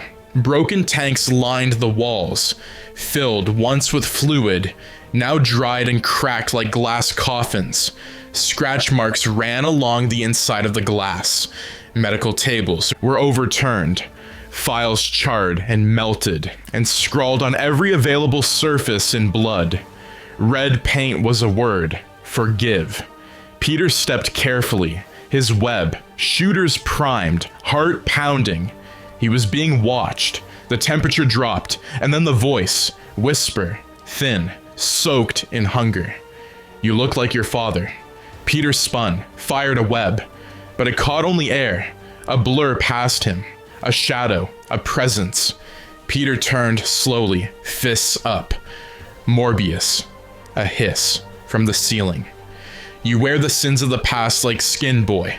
And then he dropped. Not like a man, like a thing, long limbs, gaunt face, fangs glinting from behind cracked lips. The only light in the room was the flicker of Peter's spider signal against those pale, sunken eyes.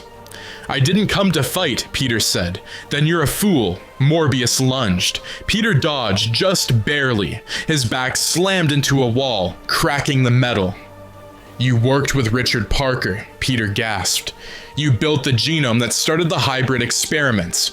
You were supposed to save lives. Morbius grabbed him by the throat, lifted him. I was supposed to live. His breath stank of blood and antiseptic. They promised me I'd be whole. Your father, Osborn, Connors. They gave me hope. Then they left me in the dark with a mutation that ate my soul. Peter fired a web straight into Morbius's mouth, kicked off his chest, flipped backward, and landed low. I'm sorry that happened to you, he said. But if you want to blame someone, blame the ones who lied, not the son they left behind. Morbius staggered, chest heaving. The rage in his eyes was hot, but behind it, a flicker, recognition, regret. He collapsed to his knees. The hunger retreated. You don't know what it's like, he whispered, to crave warmth and never feel it, to live in the shadows of their mistakes. Peter crouched beside him. I do, every day. Silence. Then Morbius looked up, his voice calmer now. There's one file left. They kept it off the books, hidden behind firewall after firewall. It's not about me or the symbiote. It's about you, and why you were always going to end up like this. Peter's blood went cold. Morbius reached into the floor vent, pulled out a drive coated in dust and dried blood. Take it, Peter did. Morbius turned away. If you ever find a cure, don't bring it here. I don't deserve it. You thought it was the spider, a freak accident, a 1 in a million chance. But the truth is darker, deeper. Peter Parker's powers weren't an accident. They were an outcome. The final chapter of his parents' work wasn't about saving the world. It was about shaping one. And somewhere, someone else has been waiting to reclaim what Peter was never meant to keep. The lab was silent except for the slow tick of the decryption program. Peter hadn't moved in hours. His fingers hovered over the keyboard, eyes locked to the progress bar blinking on the screen. Gwen sat across the room, arms wrapped around her knees, watching him. MJ leaned against the wall, pale from the story Peter told about Morbius. No one spoke until the drive unlocked, and everything changed. Lines of data scrolled, blueprints, medical records, embedded video logs. Peter's voice caught as he clicked on the first file, labeled simply for Peter. The video loaded. His father appeared on screen. Richard Parker, disheveled, nervous, eyes rimmed with exhaustion.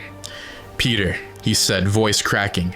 If you're watching this, it means you found what I buried, which means they found you, and I'm sorry for all of it. Peter couldn't breathe. I tried to protect you. Your mother and I. We didn't just study the genome. We altered it, designed it. The spider wasn't random, son. It was coded to your DNA. A key made for a lock that only exists inside you. Gwen whispered. Oh my God, Richard continued. You're not a mutation. You're not an accident. You're a prototype. The first stable subject of something we called Project A-13. Adaptive resilience. Genetic elasticity. We didn't mean to turn you into a weapon, but we did. The screen flickered, and his voice dropped.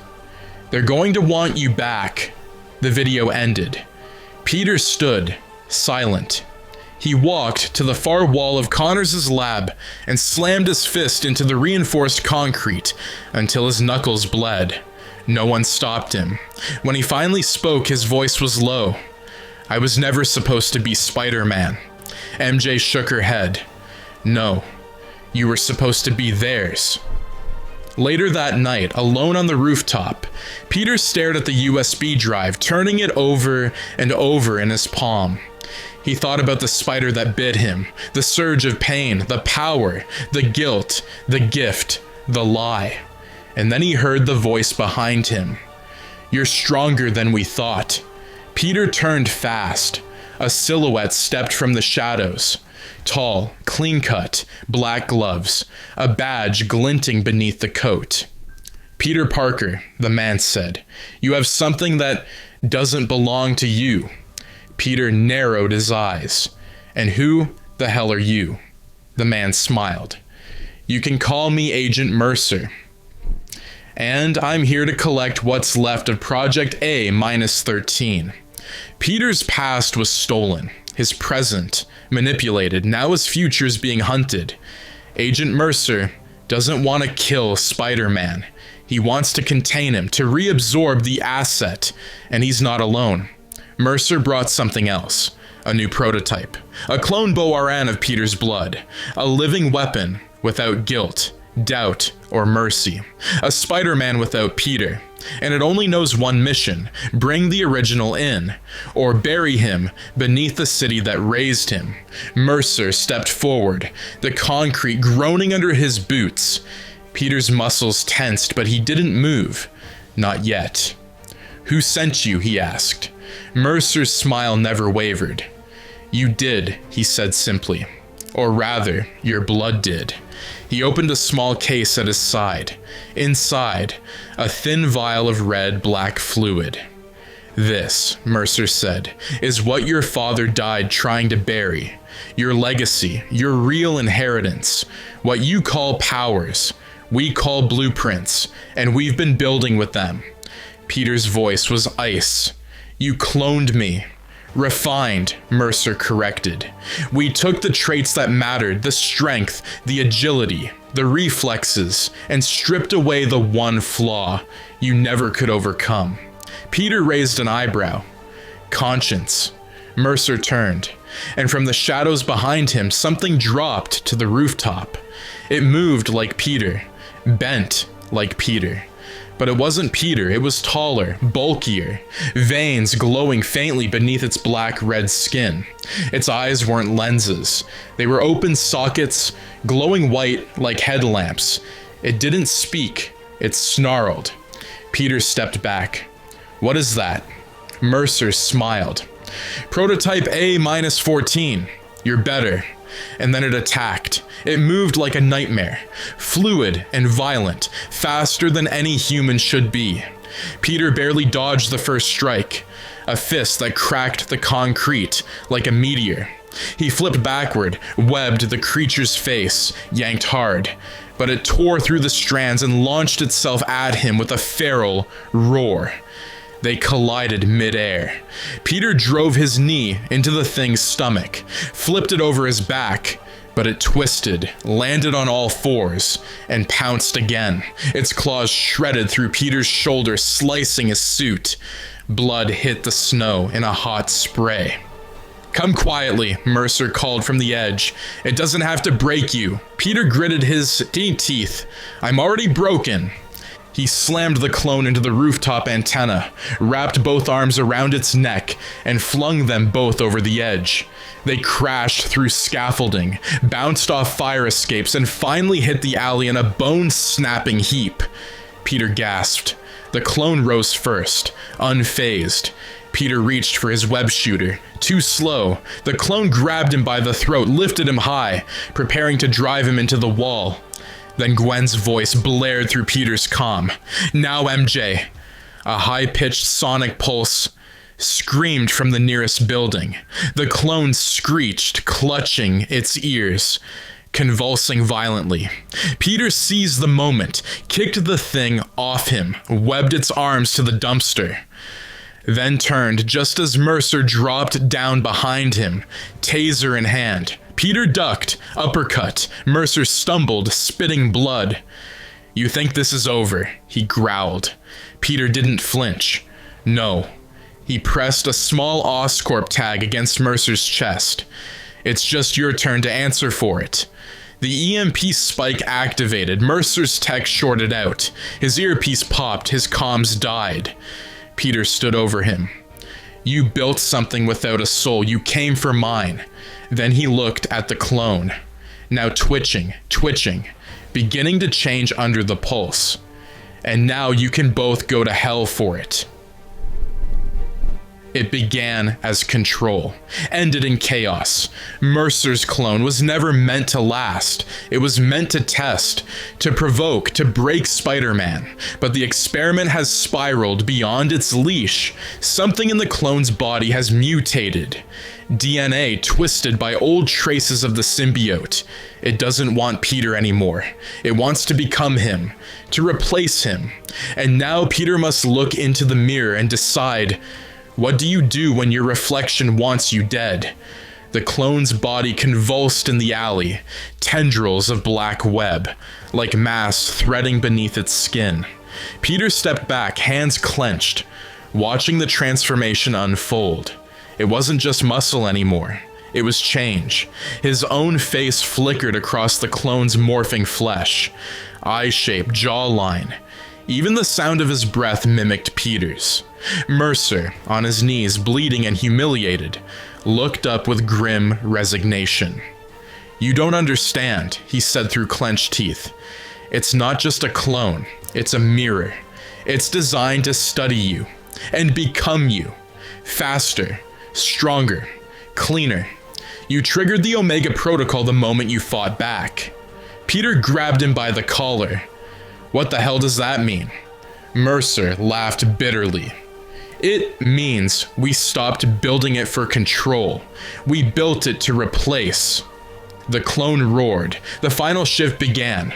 Bones reconfiguring, black strands swirling across the face, forming a near-perfect copy of Peter's suit, but with warped eyes, jagged teeth stretching across the mask, and claws now visibly part of its fingers. It spoke, not like a beast, like a voice learned through stolen memory. "I am Spider-Man."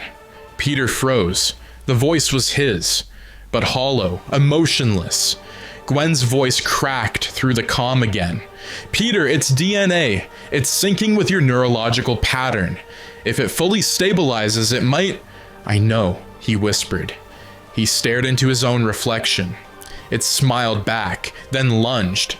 The fight wasn't like the one with Kessler. There was no rage here, no emotion, just execution. The clone anticipated Peter's every move, matched every swing, dodged every kick. Every web line was countered, every trick already known. It was fighting himself, but one that didn't hold back. Peter was losing, fast. A rib cracked, his leg buckled. He slammed into a dumpster, breath torn from his lungs. "You don't belong here," the clone said, stepping forward. "You are guilt, hesitation, weakness. I am your purest form." Peter dragged himself up, looked it dead in the eyes. "No," he said, "you're just noise." And then he webbed the water tower above the alley and yanked hard. It crashed down in a torrent of steel and ice water, slamming the clone against the brick wall, shorting its body with enough force to stun it. But only for seconds. Peter leapt in, planting both fists into the clone's face, hammering down with every ounce of frustration, pain, and identity he had left. "You don't get to wear this suit," he snarled. "You didn't earn this." The clone roared, tossed him off, but this time Peter was ready. He webbed a cable, slammed it into the exposed power junction. Lightning surged down the line, arcing straight into the clone's core. It screamed, glitched, flickered between forms. Peter turned away, watched as it collapsed, jerking, spasming, then finally going still. Mercer was gone. Peter searched the alley. Only blood and a broken comm remained. The clone twitched again, its body beginning to melt. Peter crouched beside it, watched as the face shifted one last time, into his own, and whispered, "Am I me?" Peter whispered back, "No, you were almost worse." Back at Connors' lab, the clone was sealed in stasis. Gwen and MJ monitored its fading vitals. Oscorp had no record of the Omega Protocol. The last Mercer file self-erased when accessed. Peter stood on the balcony, alone, looking at the city. Not for justice, not for danger, just for proof he was still real, still him. Because now he knew the truth. He wasn't just Spider-Man by fate, he was Spider-Man by design. And someone out there still wanted to finish the blueprint. How? The city sleeps, but its past doesn't rest. Peter hungers for answers, for peace, yet the sins of his parents and the ones he's inherited loom like specters in the shadows. This is the moment everything comes full circle.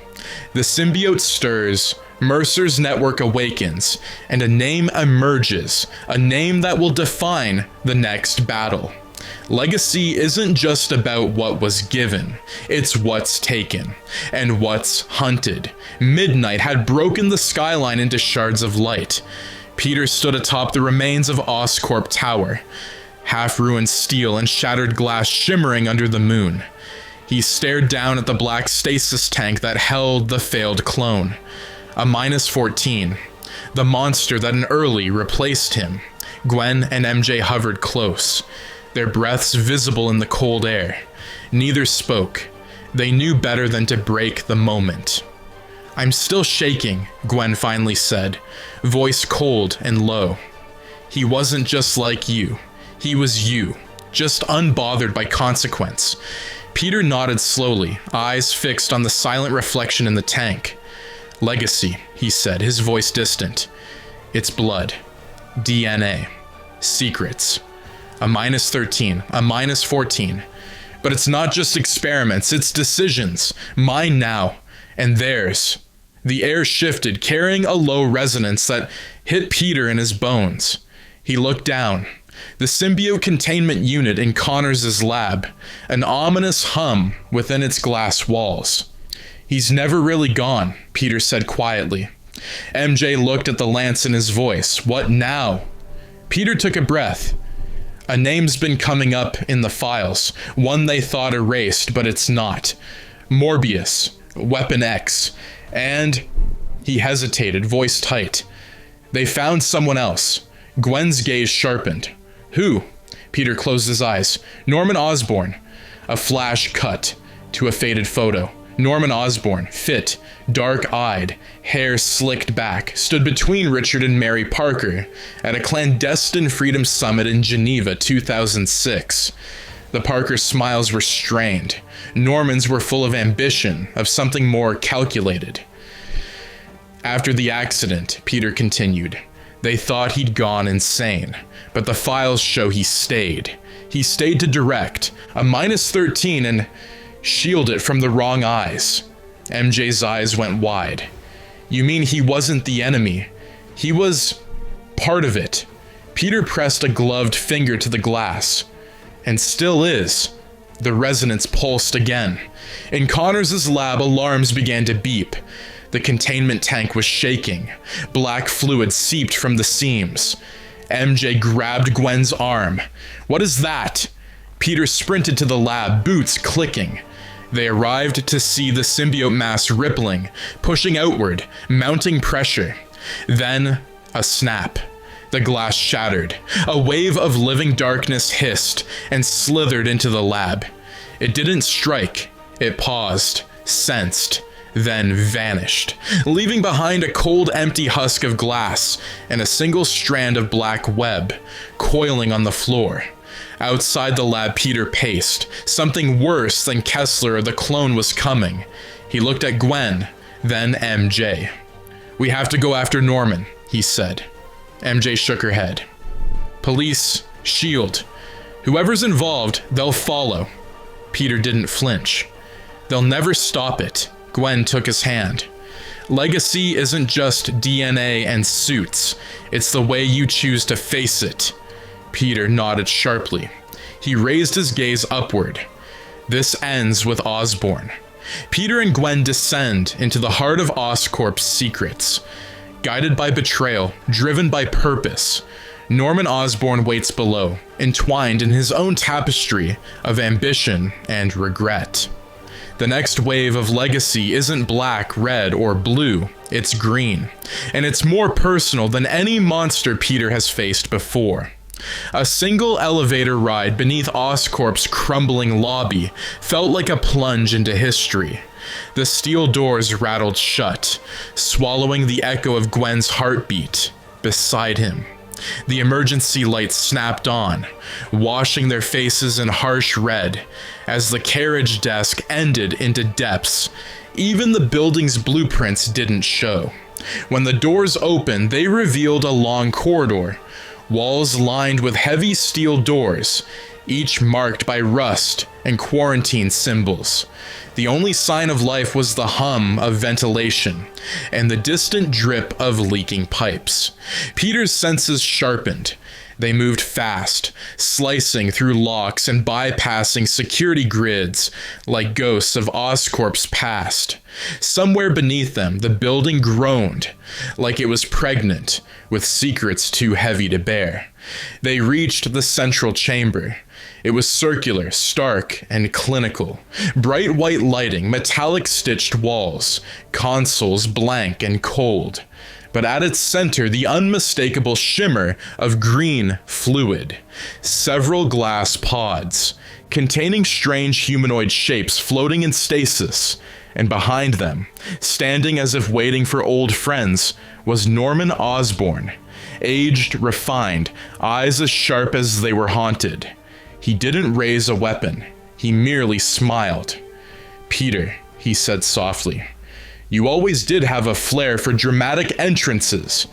Peter whispered through clenched teeth. "What is this, Osborn?" Norman gestured to the pods, running a finger along the thick pane of one. "Project Verdant."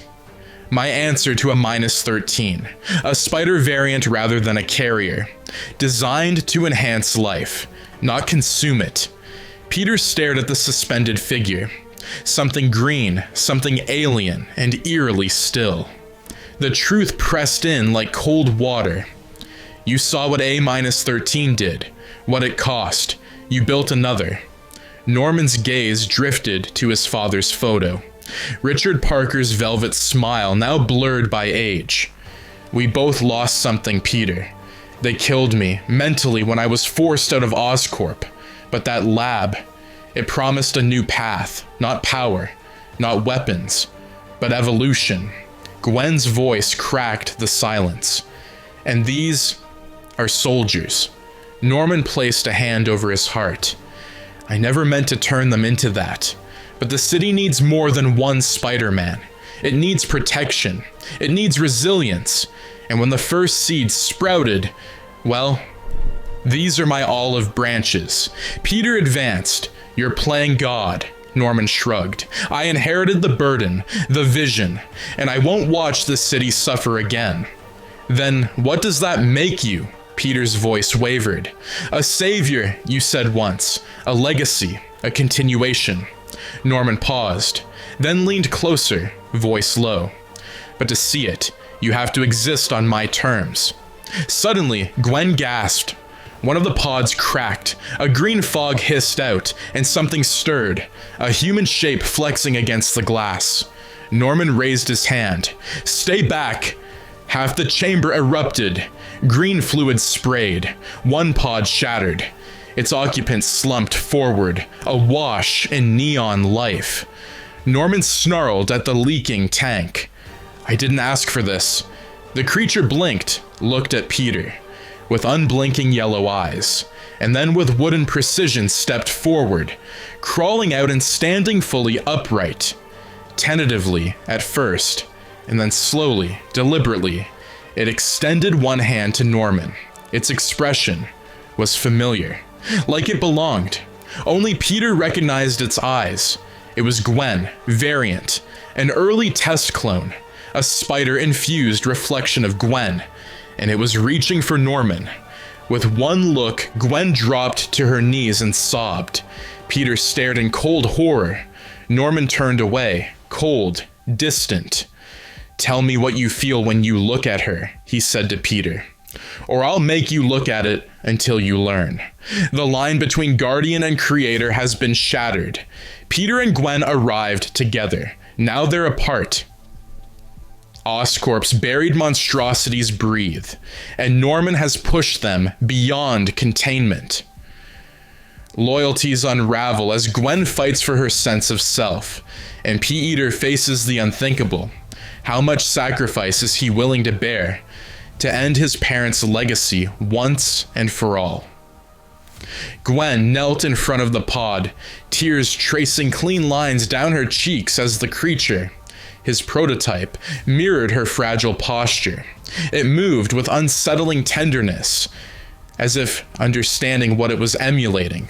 Her voice trembled. Don't touch him." The green-clad figure paused, fingertips brushing the glassy surface of Norman's test tube.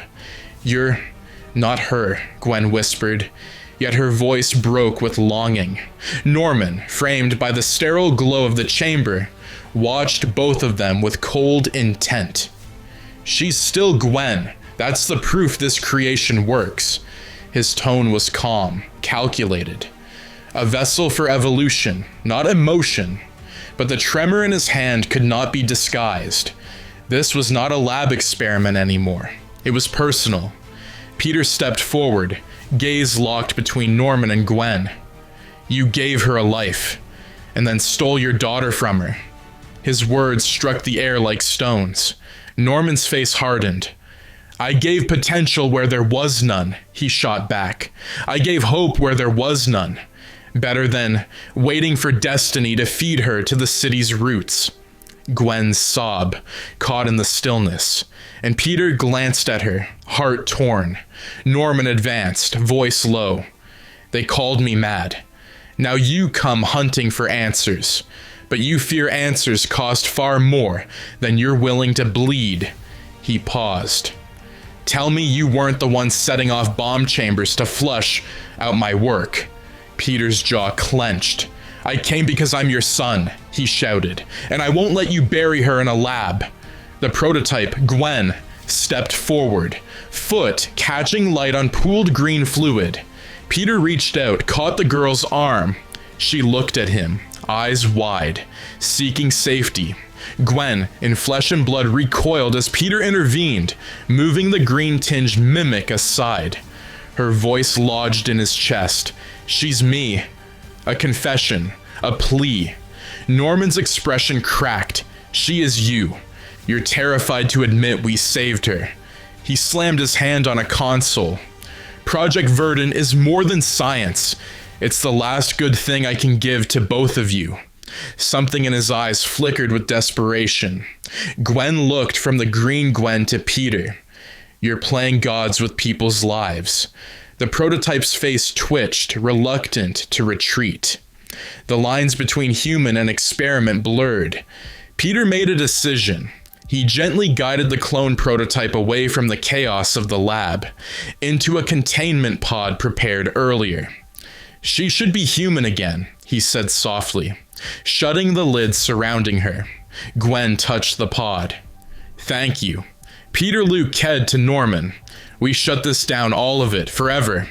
Norman's expression twisted in a wildfire of betrayal, hurt, and pride. "You'll do this. Gain enemies," Norman growled, "because I'll finish what you started." His eyes glowed with resolve as he pushed a console button. Alarms began to shriek. Green hatches locked and needle ports rose. Chemicals began pumping in. Peter grabbed Gwen. "Run!" They bolted, just as Norman spun toward a control panel. But Gwen's hand lingered on the pod, her voice a quiet echo. Will she even survive? Peter took her hand, looked forward. "We'll find out." And together they sprinted into the red, tinged corridor past the doors that slammed shut behind them. Sirens trailed them. Trapped in the underbelly of Oscorp's secret corridors, Peter and Gwen confront a maze designed to protect secrets and punish intruders. With alarms blaring, every turn reveals the lineage of deception, the fractures in the past, and the tools built to imprison hope itself. Their only chance is to find the truth before Norma's legacy kills their chance at a future. They raced down the hallway, Gwen's breath rattling in her throat like a loose gear in an engine. The flashing red security lights carved their faces into strobe-lit specters of fear. Peter's hand found the keycard dangling from Gwen's neck, swiped it against the reader. No response. The sealed doors around them whispered threats of entrapment. "I'm locked out," Gwen panted. The access codes changed. Peter knelt, scanning the digital lock with a portable bypass device he'd pulled from Connors' kit. Wires uncoiled like snakes across the panel. Sparks. The lock clicked open. Behind it, a massive stairwell descending deeper into concrete. The air grew heavier, colder, laced with the hum of unfinished power conduits. They moved cautiously, flashes of past betrayals pulsating in their ears. At the bottom, they discovered a vault door, sleek, biometric, locked, guarded by a cylindrical scanner etched with a spider logo faded to a ghost. Gwen placed her palm over it. Nothing happened. Peter touched her arm. "You have to think like him." She closed her eyes, remembered Norman's tremor, his desperation when faced with his own creation. The scanner whispered, accepted. The vault door slid open. Inside, monitors flickered to life, each screen a testament to Norman's ambition. DNA helixes, spiraling into green and black. Files with names that chilled the soul. A13, adaptive spider host. Xenogene proxies. Protocol, mental override. A chamber of nightmares built on human history. Peter stepped forward, scanning the logs. He wasn't just creating weapons. His voice shook. He was engineering obedience. Gwen looked at him, eyes wide. "This isn't evolution, it's control." He nodded, voice gathering strength. "We need to stop this before any of it escapes again." The monitors shifted. A diagram illustrated neural linkages, how Norman intended to broadcast a command wave through the city via green-hued web emitters, bending the prototype creatures to his will, turning them into his silent army. Gwen swallowed. He planned to make us into weapons too. Peter pressed his hand into the data. Not today. He yanked a tablet off the console. Inside, a folder called Vault Overrides, a kill switch for everything above. With trembling fingers, Peter triggered it. The hum of machines stuttered. Sirens shifted pitch. Down the hall, the locked vault door began to close, with a grinding finality. They sprinted out as alarms roared, the corridor lights flickering between white and red. Their only guide was the fading glow of the staircase. Peter paused at the top of the stairs, looking back once. The vault doors gutted the hallway with a low thump as they hydro-locked shut. Behind them, Oscorp's secrets lay buried, or detonating themselves into ruin. He turned to Gwen. "It's not over, but we've dismantled his command." She nodded, breathless. "We stopped him, for now."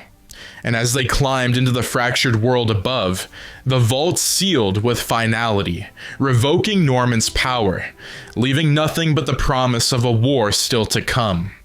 The vault is sealed, the mass control arrays offline, but Oscorp's legacy echoes through empty chambers and fractured minds. As the dust settles underground, the real battle erupts above.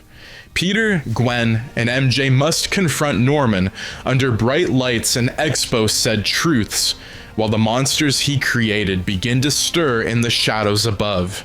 Legacy isn't dormant, it's assembled, and they're walking into a trap of their own making. The emergency exit burst open with a rush of stale, chemical air. Peter and Gwen spilled out into the abandoned maintenance corridor. Hallways slick with spilled coolant, fluorescent lights sputtering overhead. Their breaths shook, matching the distant rum-lee of arriving guards. Gwen pointed ahead. MJ was waiting, flanked by Connors and Harry, carrying the green-hued containment pod. All of them wore grim expressions. "What happened?" MJ asked. "Is everything shut down?" Peter's voice was low. "For the moment. But Norman's not just gone terrified. He's gathered. He's gonna face us." They emerged into the main lobby, where floodlights turned the shattered floor into a cathedral of ruin. Norman Osborn stood under the center of the grand chandelier, dressed in a sharp, dark suit, his presence like venom dripping into the room. "I bet the spider told you about me," he said, stepping forward with slow menace. "That I was trying to save this city, that I was giving it hope." Peter looked up, voice steady. "You built weapons and probes and clones. You nearly killed her." He nodded at the containment pod Gwen carried, eyes soft with empathy. Norman paused. "Yes, perhaps I lost my way." He looked over the group. Gwen, MJ holding the pod, Connors, Harry. "But it's easy to lose your way when you begin alone, isn't it?" "You chose to do this alone," Gwen said firmly. "You didn't have to." Norman closed his eyes. "No. But if nobility meant anything, I'd still be dead." He opened his eyes, glinting with intent. "The world doesn't know how many were saved in advance. The monsters you see today legally exist. The ones we put on hold, I warn you, they will judge the sins of those who failed them too." Harry took a half step forward, voice sharp. "They already made their choice. You're done." Norman's eyes hardened. "Then let them face the consequences." Under the broken chandelier, kinescope scanners flickered to life. Green sensor lights targeting faces. Hidden doors burst open. The living prototypes from the vault, twisted green clones, emerged into the lobby. Their stances were dead set and aching with purpose. Peter took a deep breath and stepped in front of Gwen. "MJ, get us out. Connors, help her." MJ picked up the prototype pod with trembling hands and made a slow, careful retreat. The green clones split into two groups, advancing. Peter pulled his mask on. "What do they want, Norman?" A prototype lifted its chin at him. "Your legacy." Peter's jaw clenched. Norman spread his arms. "He speaks the truth, but you misunderstand. These aren't just tools. They are guardians. I made them to defend, not destroy. Tonight they defend me." Peter's voice edged with steel. "They defend you because you built them to obey you, not because they choose." One clone blinked, tilted its head, and then, for a breath, hesitated, mirroring a spark of doubt. Gwen's voice came over the rising chaos. "Peter?" The green monsters surged. So did law enforcement, guns raised. Shots rang out and caught prototypes in the chest. They went still, but didn't fall. They staggered back, reloading their weapons with synthetic reflexes. Peter dashed forward, grappling behind the onslaught. He locked eyes with the prototype in front of him. It looked exactly like Gwen, but with empty wonder in its eyes. He fired a precise web line, wrapping around its head, and dragged it down. The lights flickered and caught the wire. The prototype twitched, then it still cracked, its body shutting off as the override kicked in. The others followed. The prototypes halted mid-step, gas lit by Norman's overriding command broadcast. Norman's mask cracked. He sank to his knees. I'm sorry." And in that moment, Gwen screamed, "No more!" She stepped forward and smashed the neural control pendant Norman wore around his neck, breaking the signal. Every prototype froze, then dropped to the floor like marionettes whose strings were cut. A single moment of stillness, and then chaos. A green clone at the front lunged at Norman. Peter caught it midair, then dropped at it, ready for action. But Norman intercepted. He knelt in front of the clone, words softer than a whisper. They don't have to remember. He reached out. The clone locked eyes with him. Tears formed, rushed. Then trails ran down its cheeks. It looked at Peter, and then it chose. It stayed kneeling beside Norman. Others followed. A hush swept the room. Peter rose. The hard fight of survival pressed down on him, but he spoke with quiet authority. We're shutting this down, permanently, but mercy isn't forgetting. Norman looked at him, eyes haunted. Peter continued softly, "You want legacy? Make a new one. Honor the people you resurrected." Norman closed his eyes and nodded. The room held its breath. The world has watched Norman's fall. Now he must choose whether to rise again. In the rubble of Oscorp's underbelly, the wounded legacy finally shows its true face. This is the moment of reckoning, where justice meets accountability, and mercy meets purpose. Emergency sirens screeched as police and SHIELD agents flooded Oscorp's grand lobby. Weapons trained on Norman and the fallen prototypes, their hands still slick with green ichor and mechanical hum. The lead agent, shield gleaming under the broken chandelier, stepped forward to arrest Norman. Norman stood steady, sweat and tears mingling on his cheeks, his posture undone by penance instead of defiance. Peter lowered his mask, eyes locked on the man he once feared. "He didn't escape," Peter said quietly. "He chose to surrender." Instead of shackles, the agent nodded. "Set conditions. No harm to the prototypes. They're unstable and different." That's when Gwen emerged from the shadows, stepping toward the prototype kneeling at Norman's side. The one who had paused, hesitated, remembered. They called to her with unspoken recognition. Silently, Gwen knelt, gently cradling the prototype's hand. A hush fell. Elsewhere in the chaos, MJ helped Connors gather scattered silence tech. Police officers lowered their weapons as Gwen embraced the figure, tears streaming down both their pale faces.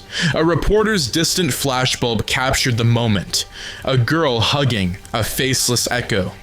A world changed in a second. Out of ruin comes rebuilding. Oscorp's darkest secrets are exposed.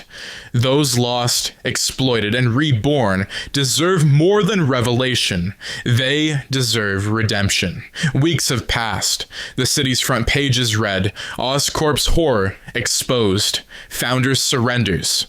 Mystery prototypes released into care program. Norman's imprisoned, but granted limited access. He's cooperating with investigations, and the prototypes are in safe, guarded rehabilitation under Gwen and Connor's care. In a secure high-rise meeting room, Norman sits across from Gwen, Peter, masked, MJ, Connors, and officials' representatives. Printed copies of Norman's Project Verdant data cover the table. He's contrite, frank. They deserved more, all of them. Gwen speaks softly. "This isn't forgiveness, it's a beginning." She holds out the first signed contract for the rehabilitation program, titled Project Second Bloom. Steely eyes soften. Norman nods, determination returning. He inks his signature, silently committing to rebuild from the ashes. Outside, SHIELD sleeps in shifts. Connors quietly consults on the therapy protocols, and Peter sits beside MJ on the rooftop, watching the sunset turn city silhouettes pink and gold. He doesn't speak. She rests her head on his shoulder. They don't need words. They've survived. The city whispers in the distance, silent hope. In the ashes of ambition and science gone too far, a garden blooms. This is new territory, a fragile truce between science, power, and conscience. Legacy isn't just what's inherited, it's what's chosen. And tonight, under this city's lights, 3 spiders pin a thread of hope. A crowd gathers in Midtown, A bare stage, a few hundred hopefuls, Oscorp survivors, lawmakers, scientists, patient advocates, and some of the released prototypes living quietly among the crowd. The only Spider-Man present isn't on stage, but perched on a L-amp post. Peter Parker, silent, masked, watching. Norman Osborn steps forward, voice steady and clear. Today we begin Project Second Bloom. It offers care, redemption, dignity, and second chances. He pauses, scanning the prototypes and families present. I take responsibility for everything I've done. I promise this time, I will grow with you, not above you. The prototype Gwen, who hesitated, steps forward and places a green silk flower at Norman's feet. An unspoken olive branch. The crowd exhales, tears, applause. Peter swings down, lands softly beside Gwen, MJ, and Norman. No grand stunt, just quiet presence. He steps forward, raises a hand to the crowd, removes his mask, gasps, echo. His face is tired, battle, scarred, human. I'm here because Spider-Man is the person behind the mask. He speaks clearly. I made mistakes. I walked through grief, rage, science gone wrong. But I'm choosing hope now. Not just for me, but for everyone who deserves a second chance. Silence washes across the crowd. Then the green flowers bloom into cheers. Later on a rooftop far away, Peter resumes web, swinging under starlight. His phone buzzes, a text from an unknown number. Project Omega Phase 2 online. Target Parker, Risk, City. Peter's jaw tightens. He doesn't flinch. He shoots a web, leaps into the night. Legacy never sleeps.